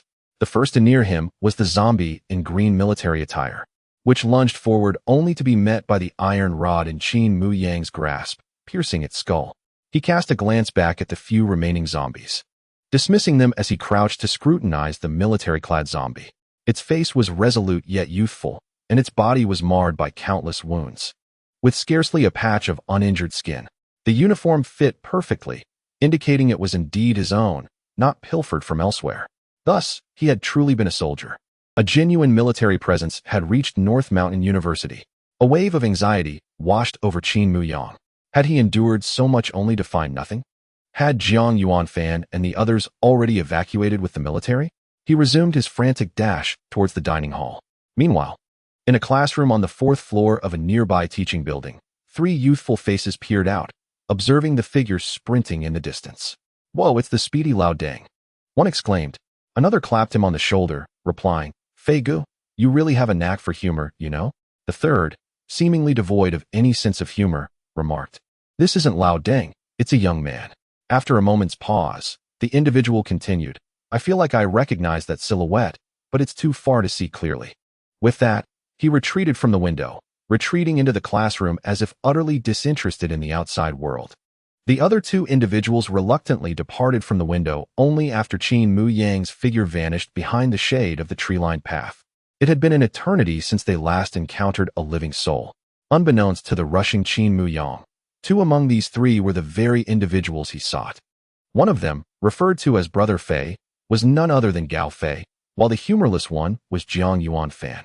The third individual, Liang Dongsheng, was a classmate who had been rescued by Gao Fei and Jiang Yuan Fan. Upon reaching the entrance of the cafeteria, Qin Muyang abruptly halted, for he beheld a greater throng of zombies lurking outside. In such a heavily besieged area, an intellect like Jiang Yuan Fan's would undoubtedly refrain from taking unnecessary risks. A slight drawback of university life is that during holidays, numerous students remain on campus, either delaying their return home or choosing to linger for a while, resulting in a bustling environment even amidst the summer break. Otherwise, the sheer number of zombies Qin Muyang faced would not be so overwhelming. If it were akin to elementary school, where everyone returned home at the onset of vacation, the campus would now resemble a deserted realm. After departing from the cafeteria, Qin Muyang considered that Jiang Yuanfan would likely avoid the girls' dormitory and the snack street. With many students remaining on campus, if they lacked supplies, they would surely gravitate towards such locales. This would explain the multitude of zombies surrounding the campus supermarket and cafeteria. Perhaps they were drawn there in a struggle for resources. Qin Muyang began to ponder from Jiang Yuanfan's perspective. If Jiang Yuanfan were alive, he would undoubtedly devise a plan to escape the boys' dormitory, seeking a location that afforded both concealment and a means of egress. In the current state of affairs at the university, the only threat to consider was the zombies. Therefore, Jiang Yuanfan would surely opt for a place capable of providing protection from the undead while also allowing for a swift exit. Such a location would necessitate numerous exits in various directions. Qin Muyang's gaze gradually shifted towards the teaching building, which boasted a total of 4 entrances. Ironically, the most perilous locations often turn out to be the safest. In the context of the apocalypse, many might shy away from seeking refuge within the teaching building. Given its lack of comfortable accommodations for overnight stays, insufficient food and water supplies, and the absence of substantial cover against unforeseen circumstances. Yet, these very drawbacks rendered the teaching building a desolate area, suggesting a scarcity of zombies. Jiang Yuanfan might indeed choose to act contrarily. Determined, Qin Muyang resolved to investigate the teaching building. The academic area comprised 5 large structures, and he surmised that if Jiang Yuanfan were to choose a refuge, it would likely be one he was familiar with, namely, the building where he frequently attended classes. Without further deliberation, Qin Muyang was poised to substantiate his hypothesis through action. Meanwhile, on the 4th floor of one of the teaching buildings, Liang Dongsheng again leaned against the window, hoping to catch a glimpse of the figure that had just departed. To his astonishment, that very silhouette re-emerged in his line of sight. "Brother Fei, Fan Go, that swift fellow has appeared once more," he exclaimed, and this time, it was Jiang Yuanfan who reacted first.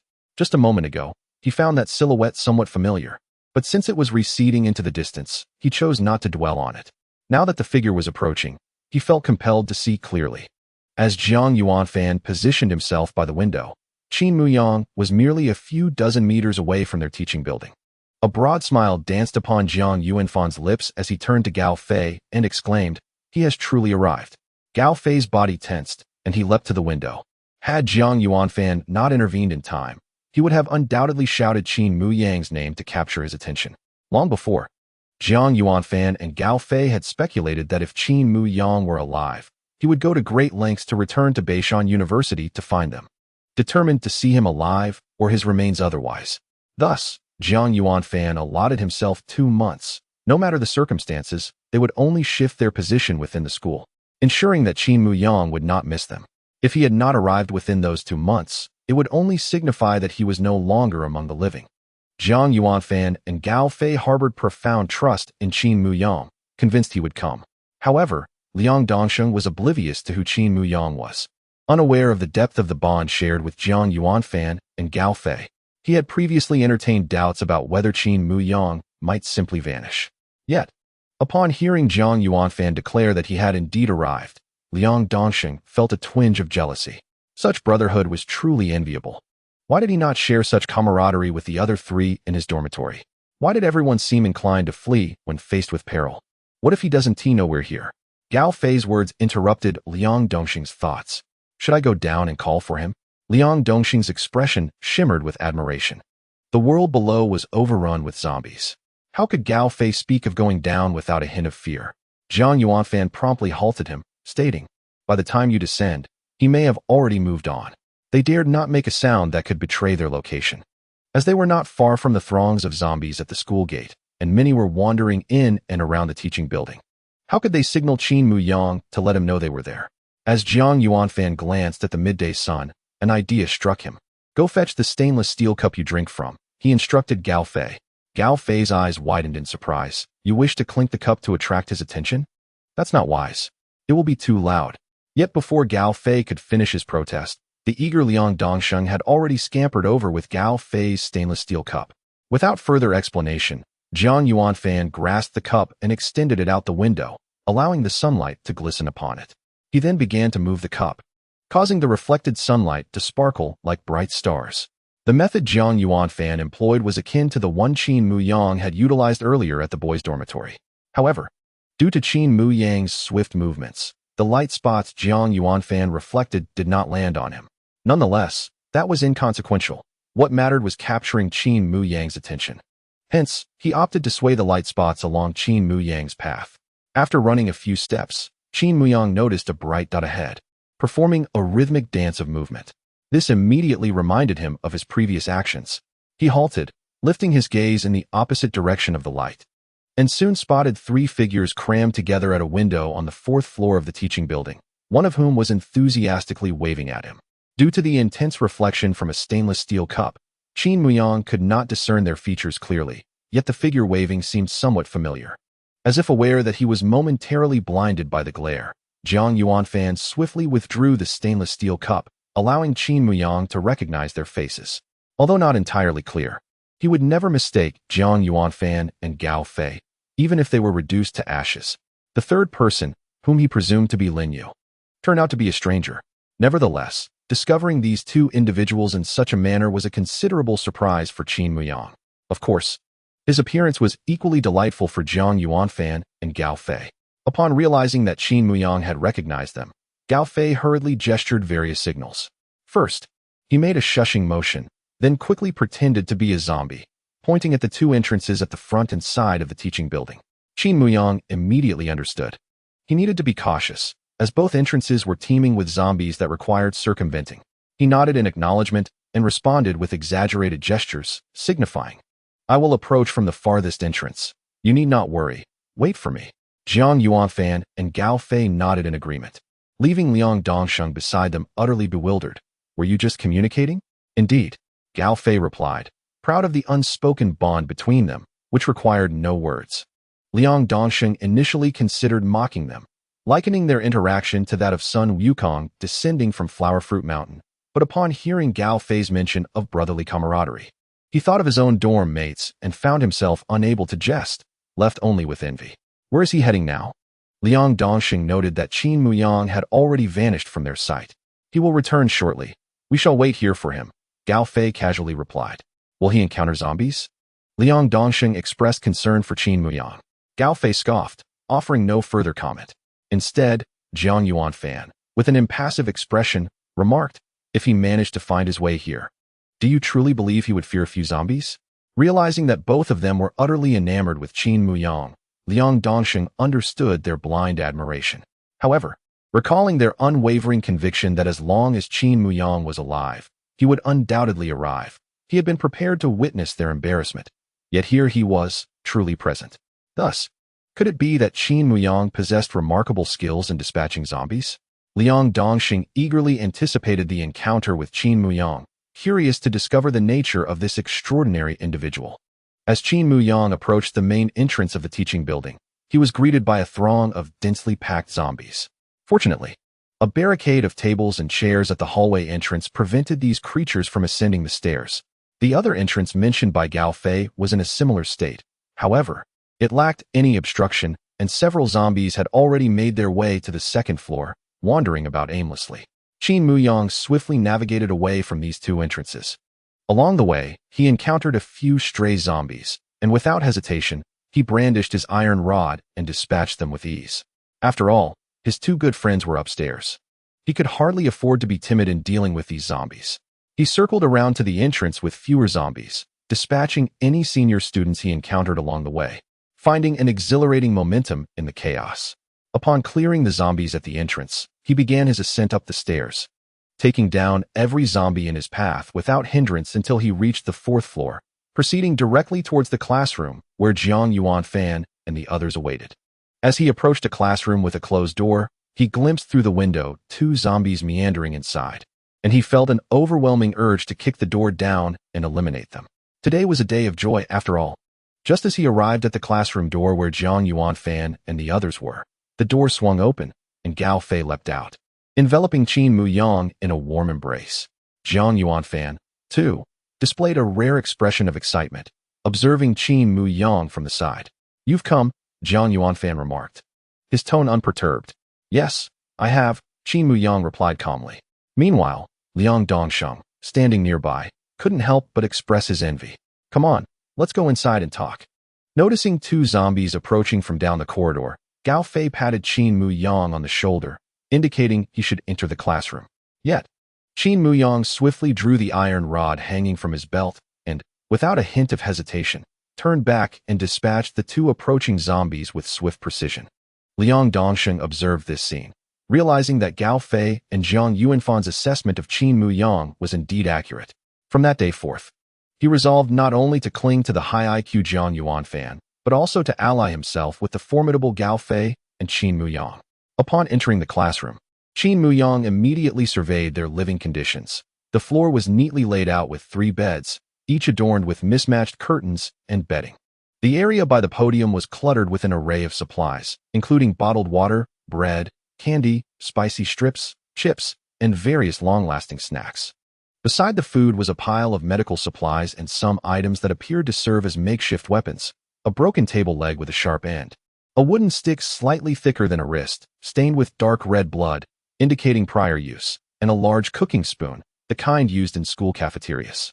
All of these items were meticulously organized, clearly the handiwork of someone with obsessive tendencies. Without a doubt, it was the meticulous Jiang Yuanfan. Chapter 67 recounts how, after assessing the bewildering array of makeshift weapons, Qin Muyang found it hard to fathom how the 3 of them had managed to survive in a school overrun by zombies with nothing more than a table leg, a wooden stick, and a spoon.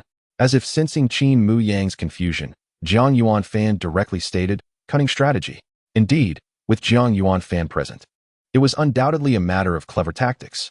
They likely had not slain many zombies, instead navigating the entire campus through sheer wit. Qin Muyang plopped down onto a desk, casually tossing his backpack aside, and unbuckled his weapon-laden belt, placing it nearby. Jiang Yuanfan appeared unable to tolerate such disorder, promptly taking the items and arranging them neatly. Speak, Qin Muyang urged. Wait, where's Linyu? Gao Fei replied evasively. Qin Muyang shot a glance at Gao Fei. Shouldn't I be the one asking where Linyu is gone? He has no acquaintances in Beishan City, knowing only us. Where else could he possibly be? Linyu was at the hospital taking care of you, Jiang Yuanfan succinctly stated. Qin Muyang's heart sank. Upon waking, there had been no sign of Linyu in the room, nor any trace left behind. Could it be that the water and food on the bedside table had been left by Linyu? Had he met with misfortune? Qin Muyang hastily inquired about what had transpired after he fainted on the basketball court. It was then he learned that Linyu had accompanied him to the hospital, remaining by his side, never returning to school. The following day, the zombie outbreak occurred. Jiang Yuanfan and Gao Fei had assumed Linyu was with Qin Muyang, never considering that Qin Muyang had not seen him at all. The absence of Linyu left a heavy weight on all 3 of their hearts. After a moment of silence, Qin Muyang recounted the events that unfolded after he regained consciousness, how he left the hospital, encountered Li Ming Chuan and Zhang Jin, lingered in the urban village, rescued Yu Sheng from the muck at night, and met the woman who had been bitten. Qin Muyang narrated the harrowing tale in a straightforward manner, yet the danger was palpable to all who listened. The 3 had also experienced the pursuit of zombies, fully aware of the difficulty in escaping their clutches. Upon hearing that Qin Muyang's frantic journey was all in an effort to return to Beishan University, Jiang Yuanfan and Gao Fei both exhibited expressions of pride, while Liang Dongsheng transformed into a figure of envy, feeling quite sour. After Qin Muyang finished, he inquired whether the school had seen any military involvement in organizing an evacuation, mentioning the zombie he had witnessed in military attire. All 3 nodded in unison, affirming that his speculation was correct. Indeed, the military had attempted to orchestrate a withdrawal. The narrative then shifted to Gao Fei, who began to recount their experiences at Beishan University.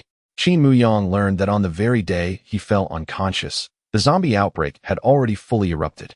Initially, it had been a multi-point outbreak, exploding from a certain residential area, a shopping mall, and a school, spreading like wildfire. Within mere hours, an entire city succumbed. It seemed as though the virus had lain dormant, only to suddenly erupt at that moment.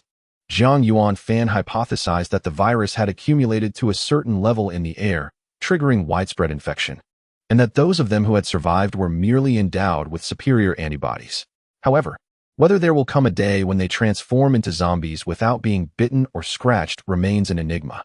The military deployed several vehicles to the school to evacuate individuals, intending to transport all students to the civil defense shelters. These shelters boasted a reliable water source, provisions, and ample space to accommodate a significant number of people. At that time, Gao Fei and his companions heard the proposed solution. Civilians were to be escorted into the shelters while the military would purge the zombies outside, subsequently allowing everyone to return to the city. However, after the first batch of students was taken away, the military vehicles never returned, nor did any news follow.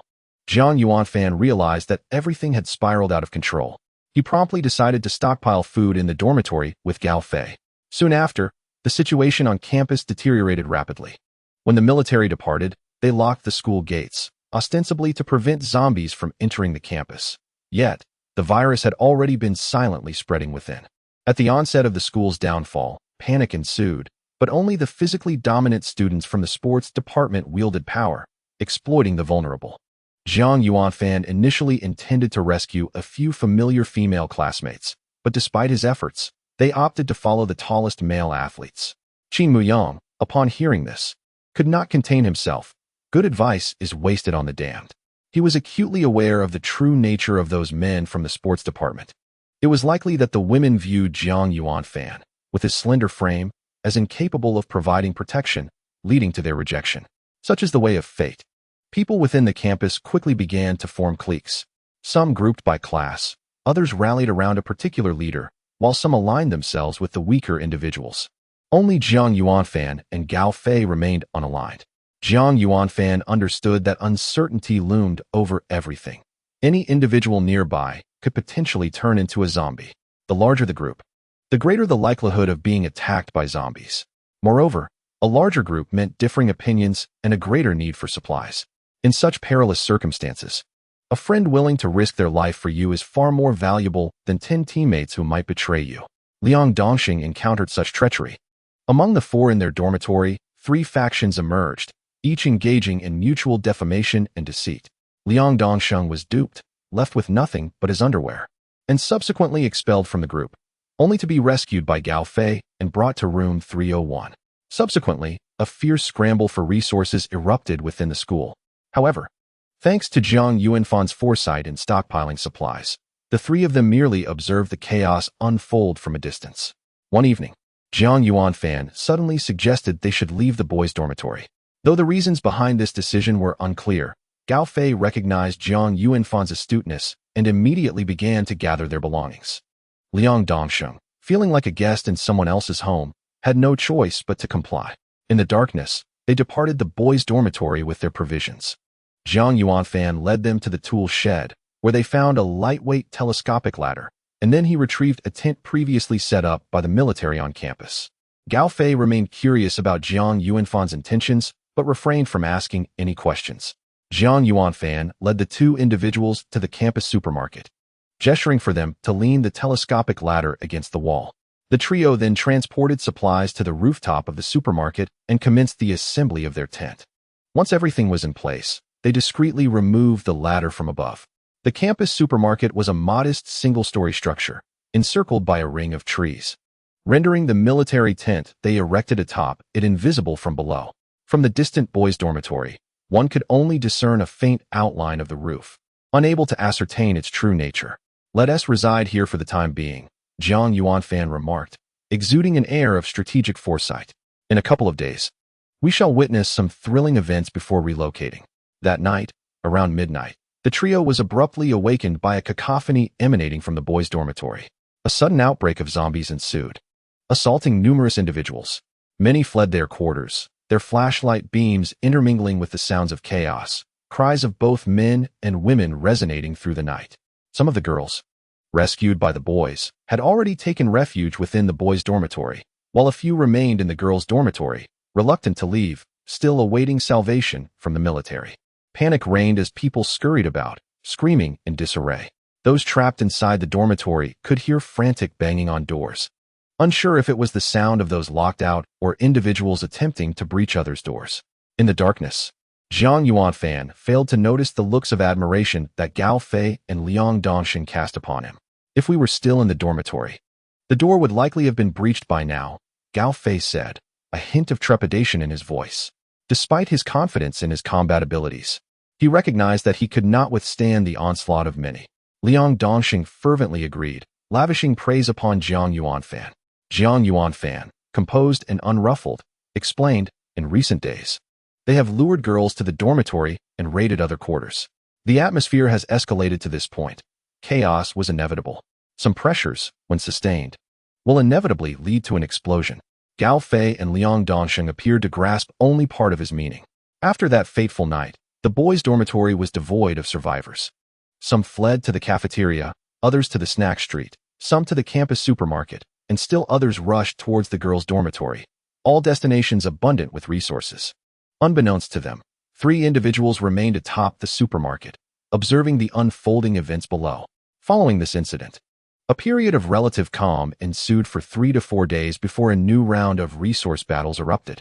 Initially, the conflict was among dormitories. Now, it had escalated to the cafeteria targeting the snack street, and the snack street aiming for the campus supermarket. Each day was consumed by slaying zombies and inflicting harm upon one another.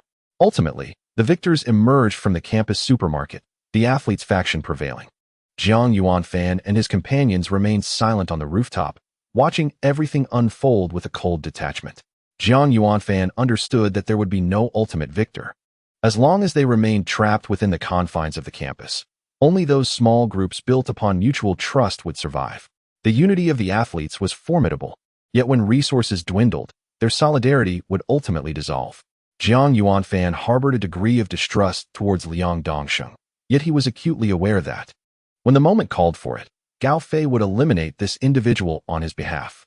Thus, he remained entirely unconcerned about this small clique. After all, Liang Dongxing was still capable of performing certain tasks, albeit timidly, yet possessed a measure of strength. On the 6th night of residing atop the campus supermarket, a tempestuous storm commenced, a violent wind and torrential rain, akin to a typhoon. As the gales began to howl, Jiang Yuanfan instructed his 2 companions to secure the tent, thereafter huddling over their supplies. However, the ferocity of the wind proved insurmountable. The tent was whisked away, some supplies were scattered, and they found themselves drenched. Nevertheless, the trio exhibited remarkable resilience. Jiang Yuanfan remained steadfast in his position, with Gao Fei and Liang Dongxing following suit.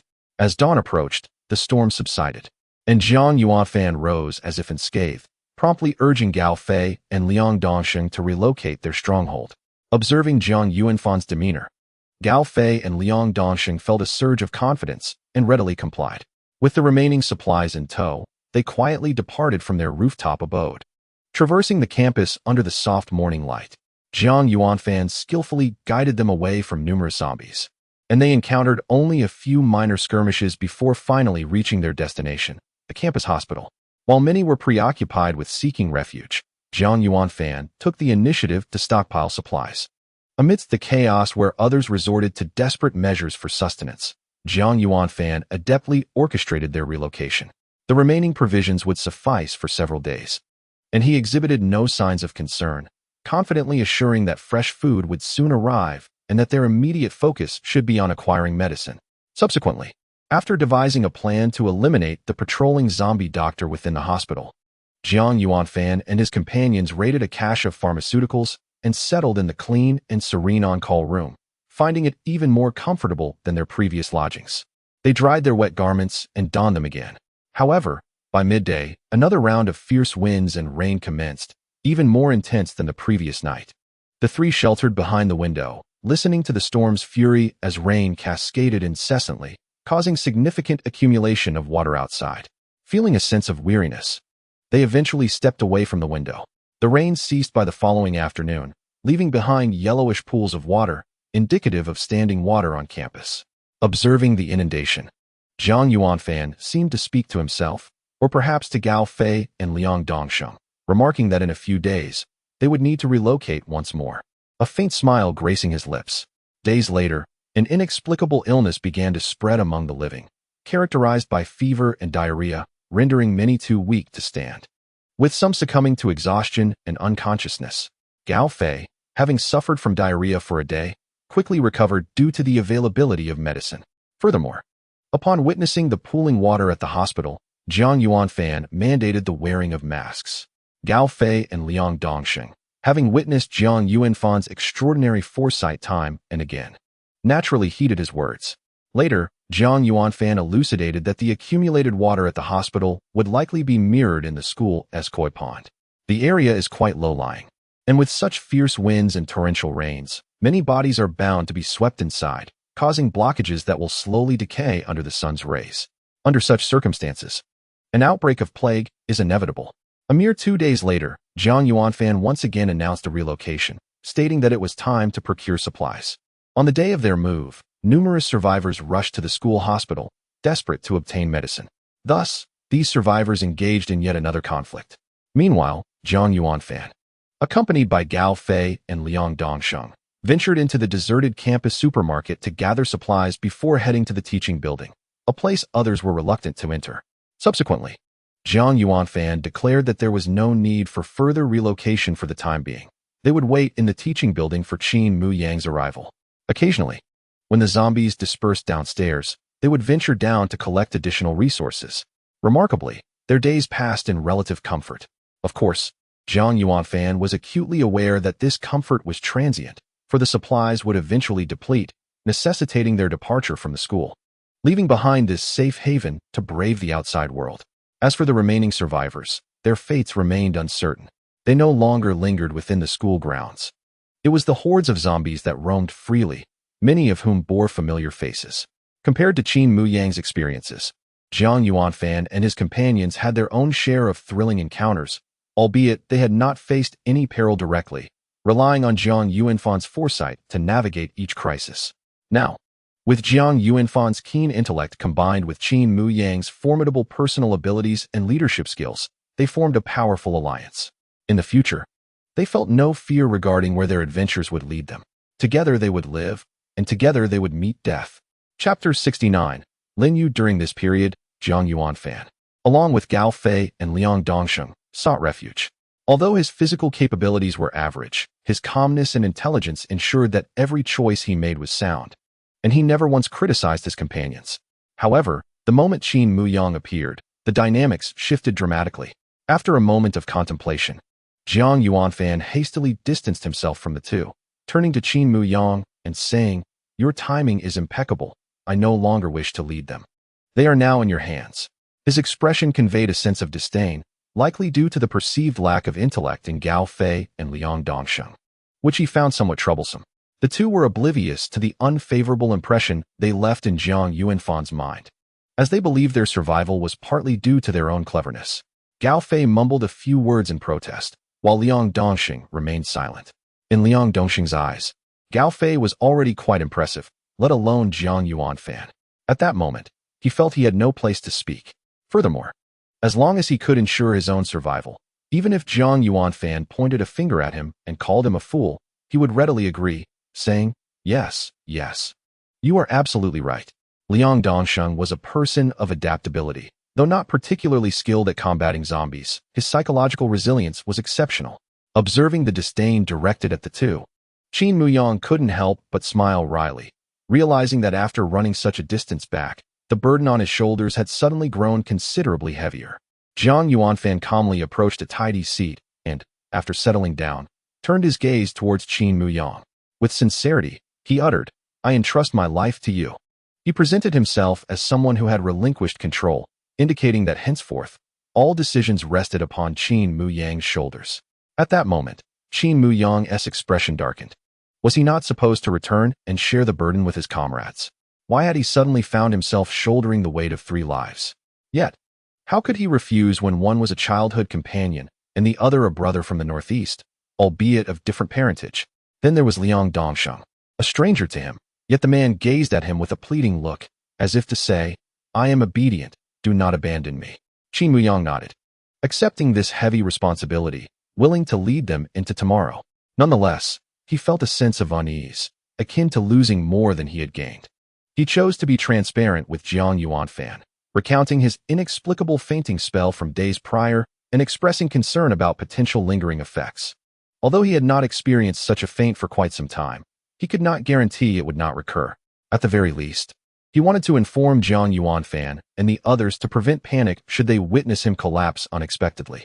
Upon hearing Qin Muyang's words, Jiang Yuanfan silently nodded before eventually responding, "I understand.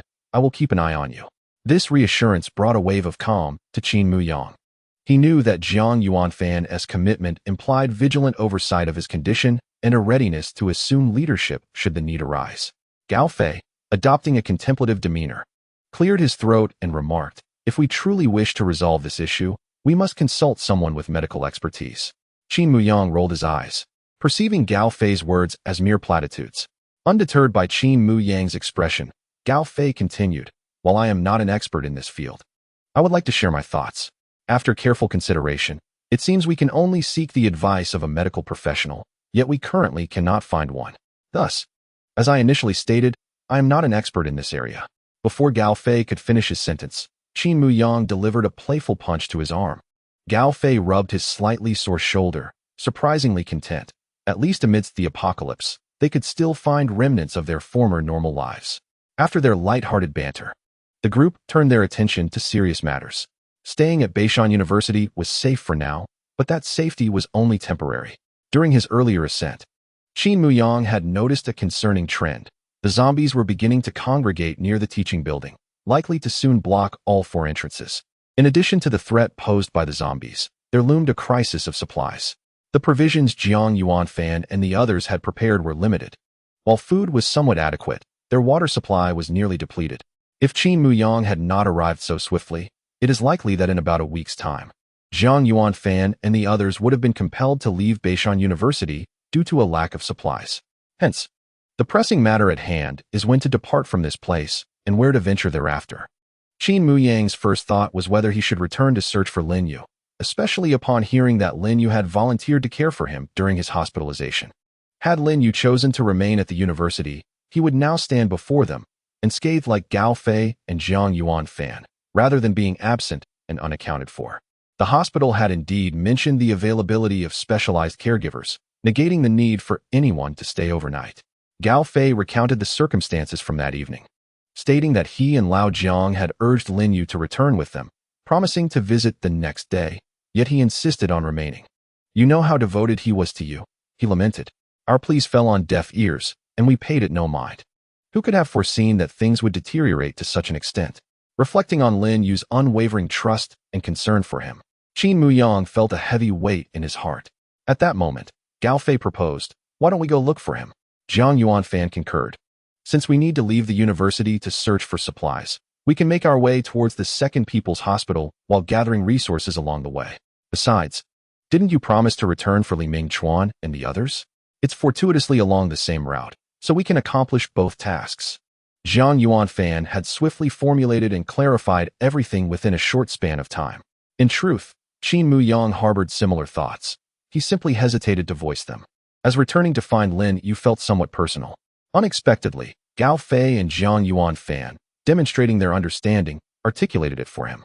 Thus, it transformed into a collective decision rather than merely Qin Muyang's personal inclination.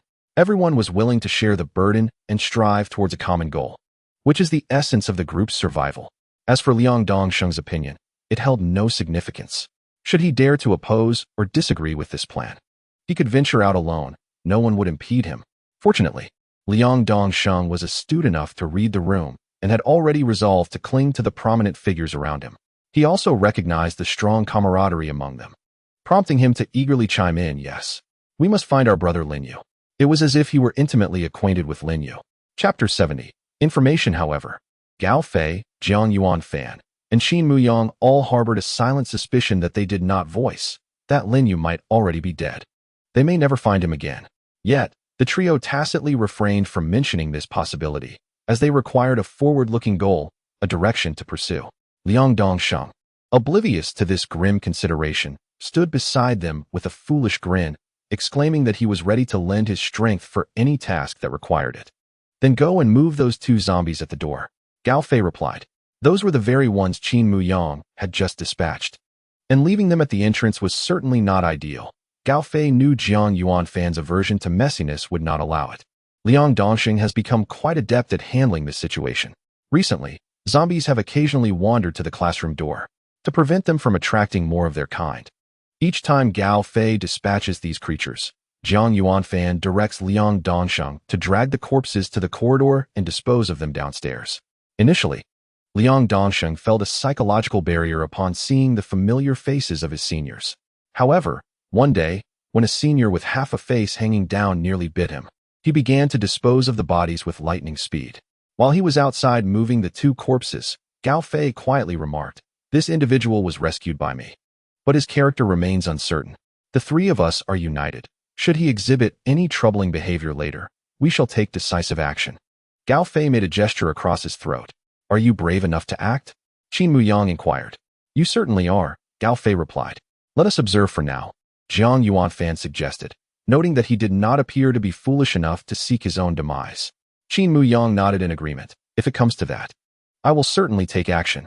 Shortly after their discussion, Liang Dongsheng returned, and they feigned casualness. Qin Muyang calmly produced a map and began to consult with Jiang Yuanfan about their future route. They planned to rendezvous with Li Mingchuan and then proceed to the Second People's Hospital, which required a somewhat circuitous path. However, Qin Muyang was well acquainted with detours and remained unfazed, sharing some of his experiences with the group. After sketching a rough route on the map, the four gathered some food and engaged in light conversation. More often than not, it was Gao Fei seeking advice from Qin Muyang on how to confront zombies. Given the impending departure from Beishan University to face the harsh realities of the outside world, Gao Fei was eager to learn. Although Qin Muyang had previously recounted his journey from the hospital, he had not gone into detail about dealing with zombies. Now, he earnestly imparted his knowledge, hoping to enhance their combat effectiveness once they left the school, wishing for no one to suffer harm along the way. Qin Muyang had initially prepared a crowbar as a backup weapon but decided to give it to Gao Fei, believing that makeshift weapons like spoons or table legs would be unreliable in the outside world. Sometimes, relying solely on Jiang Yuanfan's cleverness was insufficient. In the external environment, brute strength was often indispensable. After exchanging some strategies for dealing with zombies, Qin Muyang shared a few principles he had formulated. Many of these were not secrets to Jiang Yuanfan, whose intelligence allowed him to deduce them. However, there were certain truths that required personal verification. For instance, Qin Muyang had discovered that zombies could survive in water and attack humans, yet they could not swim. Thus, zombies in water either sank to the bottom or floated on the surface, carried by currents. This particular detail was previously unknown to Jiang Yuanfan and his companions. Now, with Qin Muyang's guidance, they understood that they should not indiscriminately draw water from potential sources and would consider possible dangers when traversing aquatic areas. Jiang Yuanfan also shared some insights regarding the zombies that had not been previously mentioned by Qin Muyang. Since their arrival at this educational building, he had devoted much of his time to observing and studying these creatures. He noted a significant transformation in the zombies compared to their initial state. When humans first transitioned into zombies, remnants of their human characteristics lingered. For instance, they exhibited a degree of aversion to sunlight, preferring to avoid direct exposure. On rainy days, they sought shelter from the elements rather than standing idly in the rain. Some zombies were fixated on returning to their dormitories, while others seemed drawn towards the teaching building. It was evident that traces of their humanity remained, albeit gradually diminishing over time. Initially, during the intense daylight hours, zombies were seldom seen roaming, but now, numerous zombies wandered even in broad daylight. Only those who had just transformed tended to hide lazily. Upon hearing Jiang Yuanfan's observations, Qin Muyang recalled noticing an increase in daytime zombie activity during his journey back, although he had not connected this to their transformation. They were increasingly resembling pure beasts. Jiang Yuanfan concluded that they were akin to the zombies depicted in films. There was uncertainty regarding their potential evolution.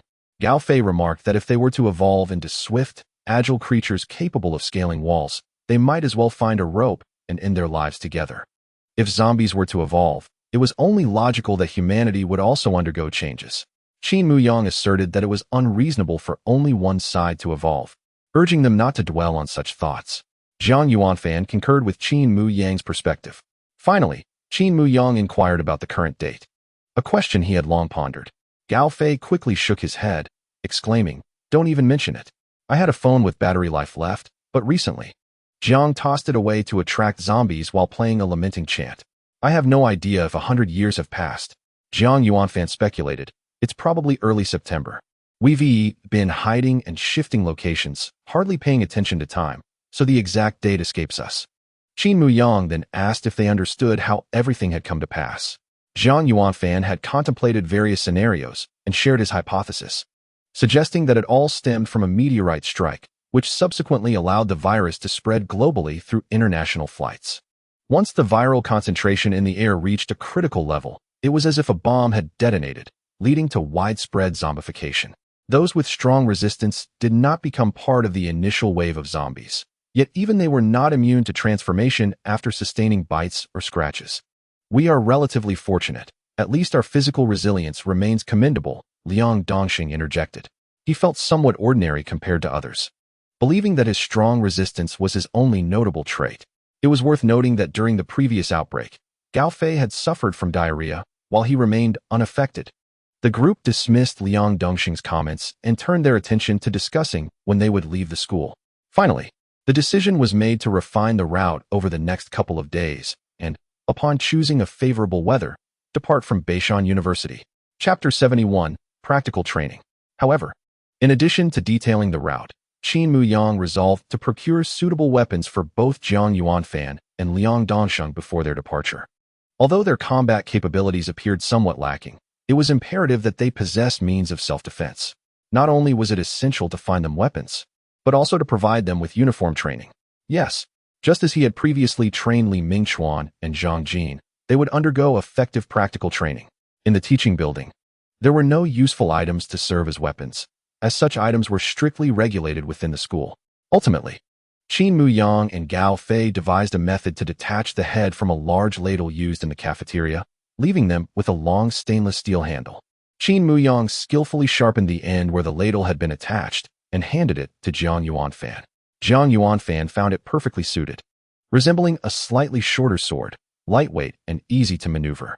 Given Zhang Yuanfan's limited combat abilities, a heavier or larger weapon would have been cumbersome for him. As for Liang Dongxing's weapon, nothing suitable could be found at the moment, and it was certainly out of the question to have him rely on old wooden sticks or table legs. When encountering zombies outside, it was paramount to wield a weapon that was swift, lethal, and sturdy. The external environment was far more treacherous than the school, where one could engage in tactical maneuvers. Previously, Zhang Yuanfan had been adept at strategizing, owing to his understanding of student psychology and his familiarity with the school layout. However, outside presented a different scenario, with complexities and terrains he was less acquainted with. Wooden sticks and table legs could not match the effectiveness of metal rods, lacking the decisive impact. Qin Muyang's gaze drifted to the ceiling, where long fluorescent tubes hung. These tubes were affixed to elongated metal lamp holders. Perhaps they could be dismantled to serve as weapons? As he pondered this, Zhang Yuanfan seemed to perceive his thoughts and approached him, whispering, "It might not be very effective to take those down, but I recall there's a simple coat rack made of stainless steel pipes in the teacher's lounge next door." Qin Muyang nodded in agreement. "That's it." He instructed Liang Dongxing to retrieve the coat rack from the adjacent teacher's lounge, guiding him to extract a suitable length of stainless steel pipe from it. With this, Qin Muyang decided to commence their training. Now that the three of them possessed adequate weapons, all that remained was to engage in practical combat. In recent days, they had interacted with zombies on numerous occasions, but mostly through evasive tactics, tripping them rather than executing decisive strikes. Qin Muyang had previously outlined the essentials of zombie extermination, which the three had committed to memory. Thus, he led them directly to the staircase, gently tapping the ground with the iron rod in his hand to avoid creating a loud noise. He aimed to attract only a few zombies, not to summon the entire horde below. The sound did not travel far, and two zombies lingering on the staircase gradually approached upon hearing it. As the zombies ascended the staircase, their movements bore a striking resemblance to those of the living, albeit at a slightly diminished pace. However, in a sufficiently tall building with an extensive staircase, it was inevitable that the zombies would eventually catch up to humanity. This was due to the fact that while humans would tire, the undead would not. Observing two zombies clambering steadily up the stairs, Qin Muyang elucidated to the three individuals, "Observe my technique. By gripping the iron rod in this manner, it will be held securely, ensuring that it penetrates directly into the brain, thereby incapacitating it." He demonstrated his grip, emphasizing, "Of course, this method is tailored to my personal style. You may each discover the technique that suits you best."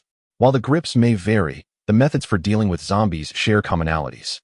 As I mentioned earlier, the most efficient and reliable approach targets the eye sockets, followed by the oral cavity, and then an upward thrust from the chin to the temples. Striking the back of the head is also an option, though it requires considerable force. If all else fails, decapitating or tripping them are viable alternatives. Yet, the primary objective remains the destruction of the brain. All of this constituted the necessary choices one must make when confronted with the undead. If combat were not absolutely necessary, evading and distancing oneself from them would always be the wisest course of action. As Qin Muyang spoke, the two zombies staggered closer. He raised the iron rod and swiftly dispatched them, one through the eye socket and the other from below the chin. His intention was to demonstrate the different techniques clearly to the three observers. "See, quite simple," he remarked, mirroring his previous instruction to Li Mingchuan and the others. Before stepping back, "Now, it is your turn. Who will go first?" "I shall," declared Jiang Yuanfan, stepping forward. He was the type of student who eagerly answered questions in class and was always the first to volunteer during experiments. With Qin Muyang by his side, he felt no trepidation. Calm, astute, and composed, he grasped the makeshift weapon, exuding an air of a gallant hero as he stood at the top of the staircase. Soon, a zombie ambled toward him. Jiang Yuanfan raised the half-spoon steadily, poised to strike. However, as he lunged forward, his foot slipped, leading him to inadvertently embrace the approaching zombie. Fortunately, Qin Muyang was nearby. He swiftly grasped Jiang Yuanfan by the collar and pulled him back, while simultaneously shoving the zombie away, causing it to stumble back and fall down the stairs. Upon releasing Jiang Yuanfan, Qin Muyang observed his expression, which remained composed, as if the near mishap had not involved him at all. This demonstrated his profound trust in Qin Muyang. Understanding that there was no need for concern in such circumstances, Qin Muyang contemplated advising him not to place all his hopes on his teammates, but decided against it. Recognizing Jiang Yuanfan's keen ability to assess the situation, ultimately, he chose silence. Jiang Yuanfan, gripping the half-spoon once more, returned to his previous position, awaiting the zombie to rise and continue its slow advance toward him. One could only imagine that had a human taken such a fall, they would be dazed or at least disoriented, struggling to regain their composure for quite some time. The undead, devoid of pain, continued their relentless advance with twisted necks until they finally reached Jiang Yuanfan. This time, Jiang Yuanfan accurately thrust the half-spoon in his hand into the eye socket of the zombie. However, his strength fell short, and he did not succeed in dispatching the creature immediately. Only after exerting himself once more did he finally eliminate the zombie. Soon, another undead approached. Rather than attacking directly, Jiang Yuanfan skillfully tripped the zombie with his leg, bending down to stab at its head, thereby better utilizing his entire body as strength to compensate for his lack of raw power. This zombie, too, was vanquished, and Jiang Yuanfan began to form a clearer strategy for dealing with the undead. At that moment, zombies were not only emerging from the staircase, others were also approaching from down the corridor. Chapter 72, Knocking on the Door. There were a total of 5 zombies, a manageable number. Qin Muyang waved his hand decisively. "Gao Fei, Liang Dongsheng, these are yours. Divide them as you wish." Liang Dongsheng quickly opted to confront the 2 zombies ascending the stairs, as the elevated position provided a more advantageous angle for aiming and striking. Moreover, having witnessed Qin Muyang's demonstration, he dared not take the risk of directly facing the zombies in the corridor. For Gao Fei, confronting zombies was not particularly daunting or terrifying, as he had already dispatched several in the past. However, facing 3 zombies simultaneously was a first for him. With the simpler and quicker methods taught by Qin Muyang in mind, he did not falter when 3 zombies attacked at once. His movements were graceful, swift, and powerful, second only to Qin Muyang's prowess. Liang Dongsheng, relying on his brute strength, found it quite easy to handle the 2 zombies. The trio completed their tasks commendably, far exceeding Qin Muyang's initial expectations and performing significantly better than Li Mingchuan and Zhang Jin had on that fateful day. Each member of the team faced the undead without hesitation, embodying the courage that served as their other weapon in this formidable encounter. Following this, Qin Muyang attracted a dozen or so more zombies, all of which were entrusted to the 3 of them to handle.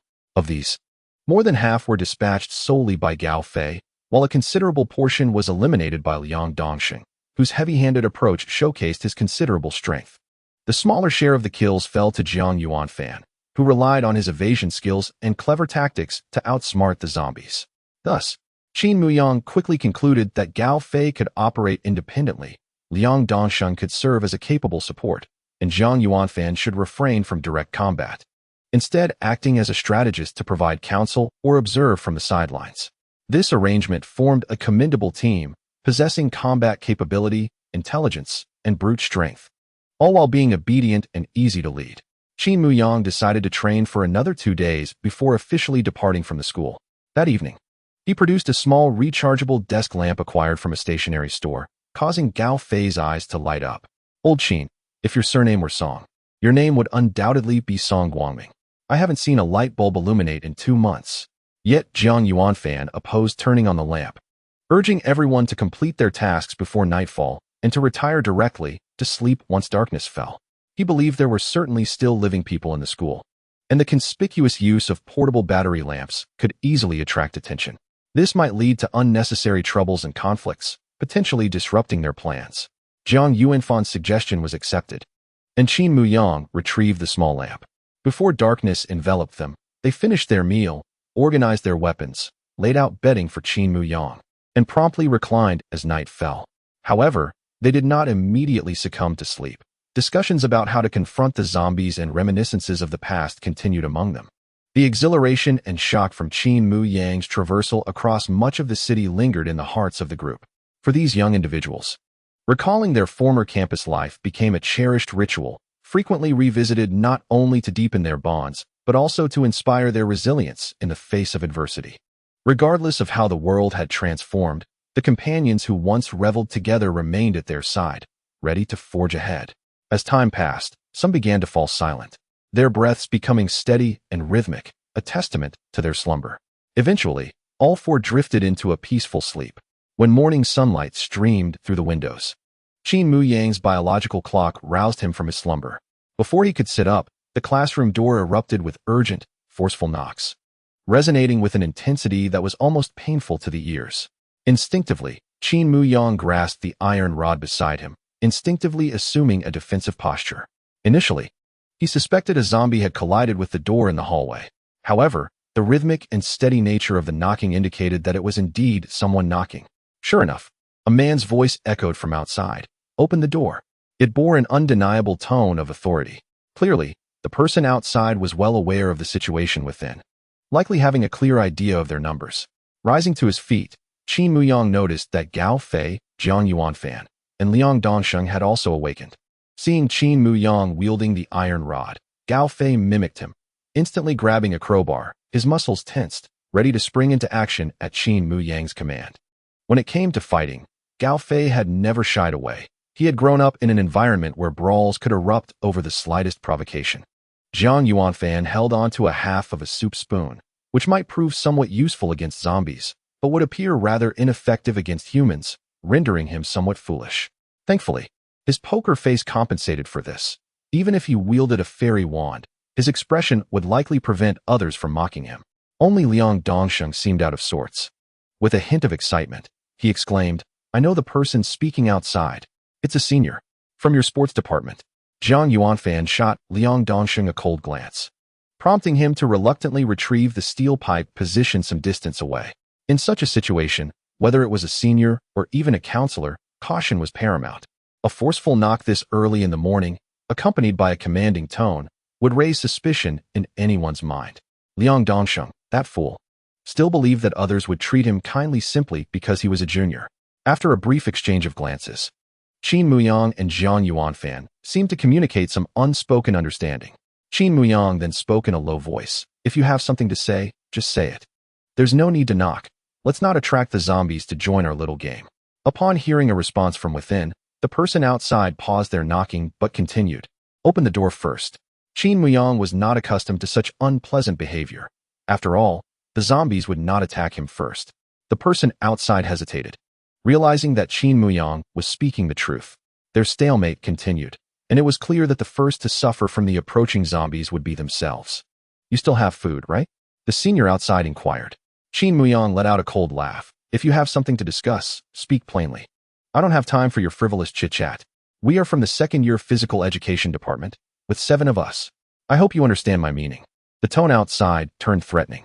The second-year physical education department was well known for their strength throughout the school. By revealing their background in numbers, they attempted to pressure Qin Muyang and his group into submission. However, Qin Muyang was not one to be easily intimidated. It was naive to think he could be swayed by mere words. 7 of you? I can handle 3.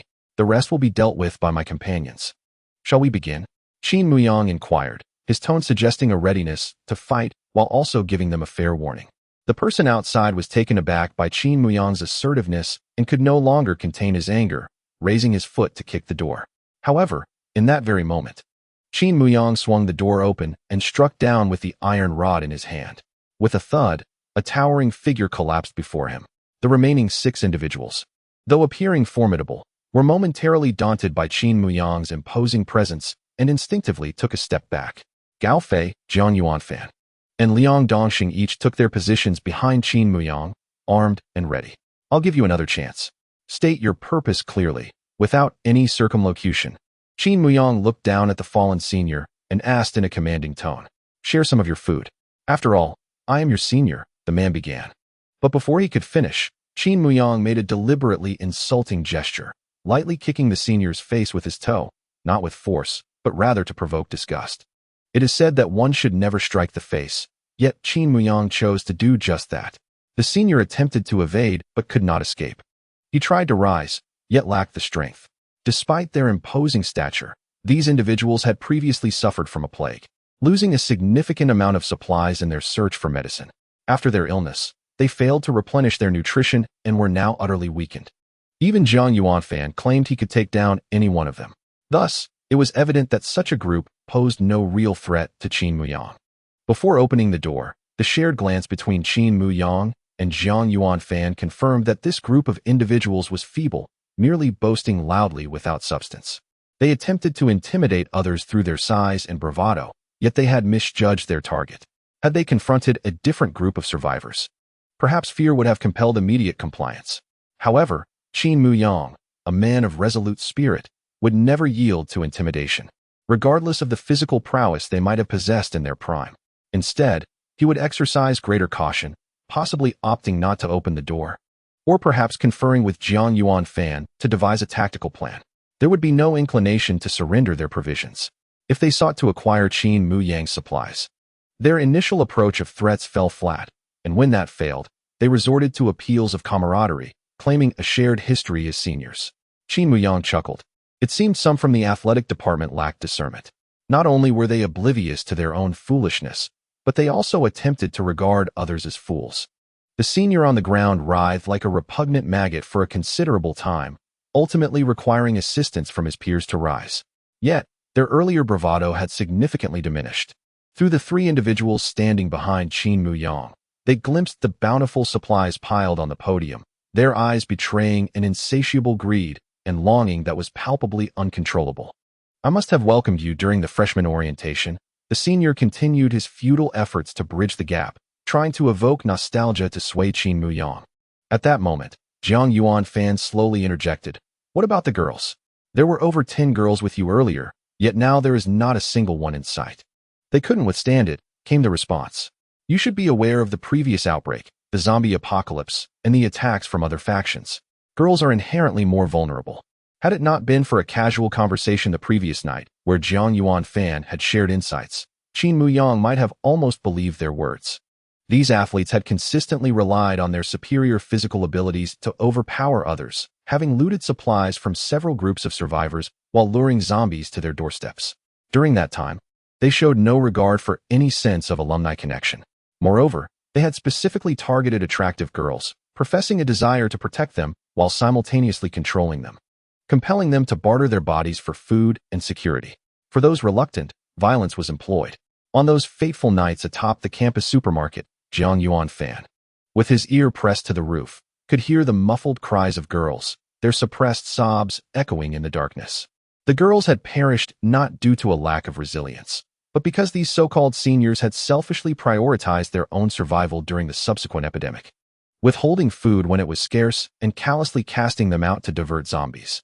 While these matters might have seemed irrelevant to Qin Muyang, as the world had irrevocably altered and the old rules had vanished. The moment they set their sights on him, he could not simply stand by. Throughout his journey, he had encountered individuals like Li Ming Chuan, Zhang Jin, Wang Aigua, and even Yu Sheng, all of whom possessed a sense of responsibility and conscience. Unexpectedly, it was the very group of students heralded as the hope of tomorrow that fell apart first. Old Jiang, your assistance is unnecessary this time. Gao Fei and I can manage just fine. Qin Muyang tightened his grip on the iron rod in his hand. Gao Fei stepped forward, positioning himself beside Qin Muyang. Damn it! Before Qin Muyang could even speak, Gao Fei had already charged ahead, his excitement spilling over into a flurry of expletives. These individuals proved to be nothing more than a facade of strength, utterly incapable of putting up a fight. They soon found themselves sprawled on the ground, bruised and battered, unable to move.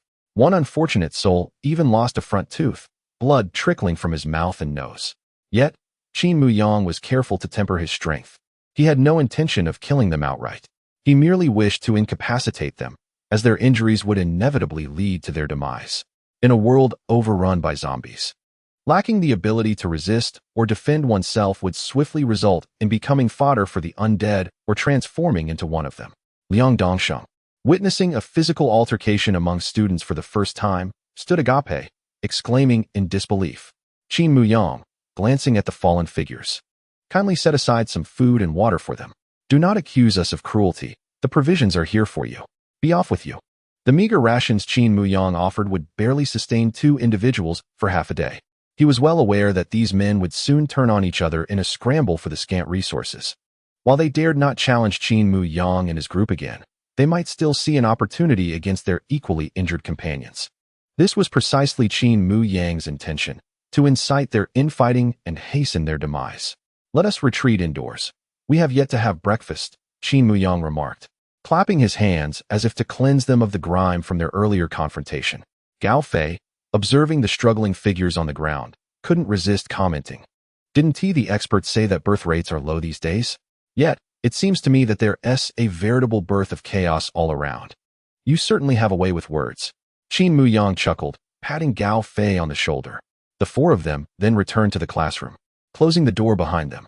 Outside, the group indeed erupted into a violent scuffle over the scant food, ultimately chasing each other into the distance. Once back in the classroom, Qin Muyang began instructing everyone to gather their belongings in preparation for departure. If they were only 7, it would be manageable. However, should others join them, retaliation could ensue, potentially attracting a horde of zombies and trapping them within the school building. Given that they intended to leave within the next couple of days, departing a bit earlier would not be a detriment. Chapter 74. Departure. Having distributed the food earlier, Qin Muyang had already resolved to leave.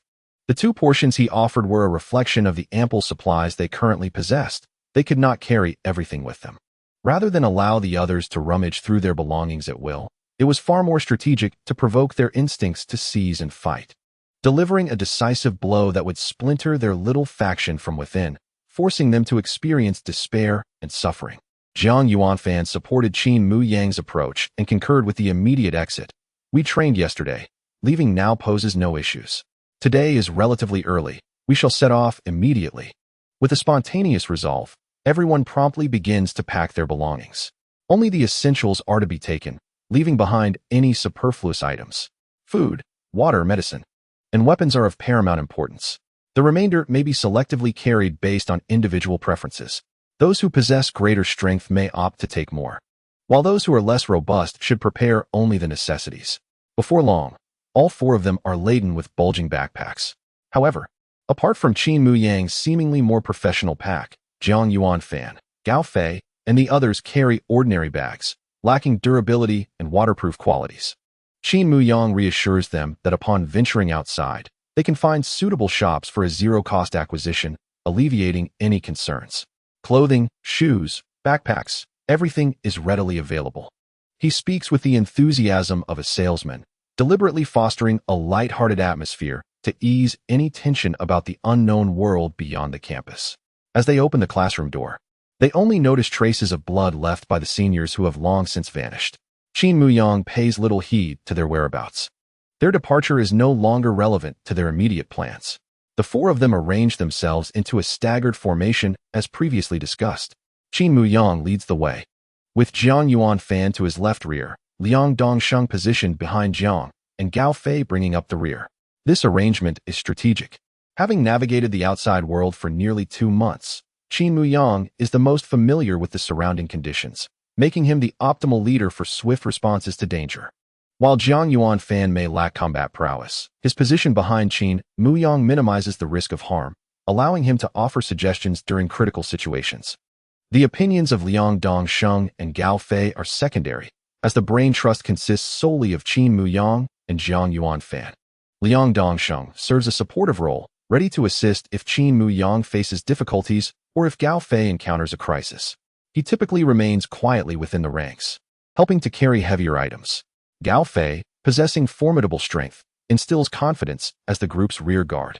The four gradually descend the stairs, having encountered no issues. The zombies on the staircase were dispatched by the previous group of 7. The exit they approach appears relatively safe, with only a few scattered zombies wandering about.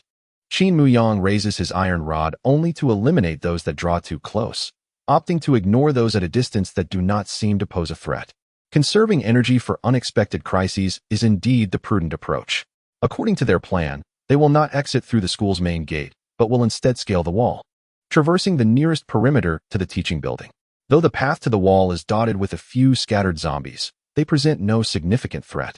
Nevertheless, Qin Muyang encourages Jiang Yuanfan and Gao Fei to attempt killing zombies if the opportunity arises, as gaining experience will fortify their confidence when confronting the undead in the outside world. Gao Fei needed no introduction. Even Jiang Yuanfan had managed to dispatch a zombie on his own. As they approached the wall, Qin Muyang climbed up first to survey the surroundings, ensuring the outside was safe before leaping down to assist them. However, a significant problem arose during the wall climbing attempt. Jiang Yuanfan was utterly incapable of scaling it. In his youth, he had traversed trees and rivers alongside Qin Muyang, but as he matured, he became engrossed in his studies, rendering such skills long forgotten. His physical prowess had diminished considerably, making the nearly 2-meter-high wall seem insurmountable. Qin Muyang waited for what felt like an eternity outside, while Liang Dongsheng had already vaulted over the wall, and Jiang Yuanfan struggled to ascend. Ultimately, Gao Fei squatted down, allowing Jiang Yuanfan to step onto his shoulder, enabling him to finally reach the top. As he jumped down, he nearly twisted his ankle, but fortunately, Qin Muyang was there to catch him. Exiting the wall led them to a narrow path, which, once navigated, opened onto the main street outside. No matter how much they had heard from Qin Muyang about the outside world, nothing could compare to the shocking reality they now witnessed. The street had undergone a radical transformation. Once pristine and orderly, it was now overrun with weeds. The cracks in the ground provided ideal conditions for grass seeds to take root, resulting in vibrant green weeds swaying gently in the breeze. Abandoned cars, now rusting, contributed to an overwhelming sense of desolation reminiscent of a post-apocalyptic scenario. Sparse zombies meandered along the street, occasionally emitting low, guttural growls. At times, a rustle in the wind would attract a few zombies, but upon detecting no prey, they would gradually disperse once more. Apart from these eerie figures, the city was enveloped in an almost haunting silence. Even Gao Fei, who usually wore a carefree expression, could not help but adopt a serious demeanor in this moment. "It turns out this world has truly come to an end," he murmured. "I always thought this was merely a dream, akin to a game confined to our university. I believed that once the game ended, or we left school, everything would return to normal." Liang Dongsheng echoed his sentiments. "I felt the same way. I never experienced the genuine sense of a zombie apocalypse. It always felt like I was merely surviving in a game." Jiang Yuanfan gazed at the distant buildings with shattered glass, revealing dark, gaping windows, and sighed softly. That place had once been the tallest office building in Beishan City, now resembling a forsaken structure from an apocalyptic game. No, it was not merely a resemblance. It had truly transformed into a relic of the end times. While Beishan City may not be a first-tier city, it was certainly vibrant and prosperous. Many students aspired to remain in this city for their future endeavors. Perhaps Jiang Yuanfan had once dreamt of working in that very office building. Yet now, everything lay in ruins. After a moment of silence, Qin Muyang finally broke the stillness. "Let us proceed. We have a long journey ahead. We must reach our first destination before nightfall." They have meticulously mapped out their daily waypoints, of course, merely to establish a forward objective. In truth, any unforeseen circumstances along the journey may alter their plans. Nonetheless, let us proceed according to the established itinerary for now. It is essential to have a destination in mind, providing oneself with a glimmer of hope and confidence.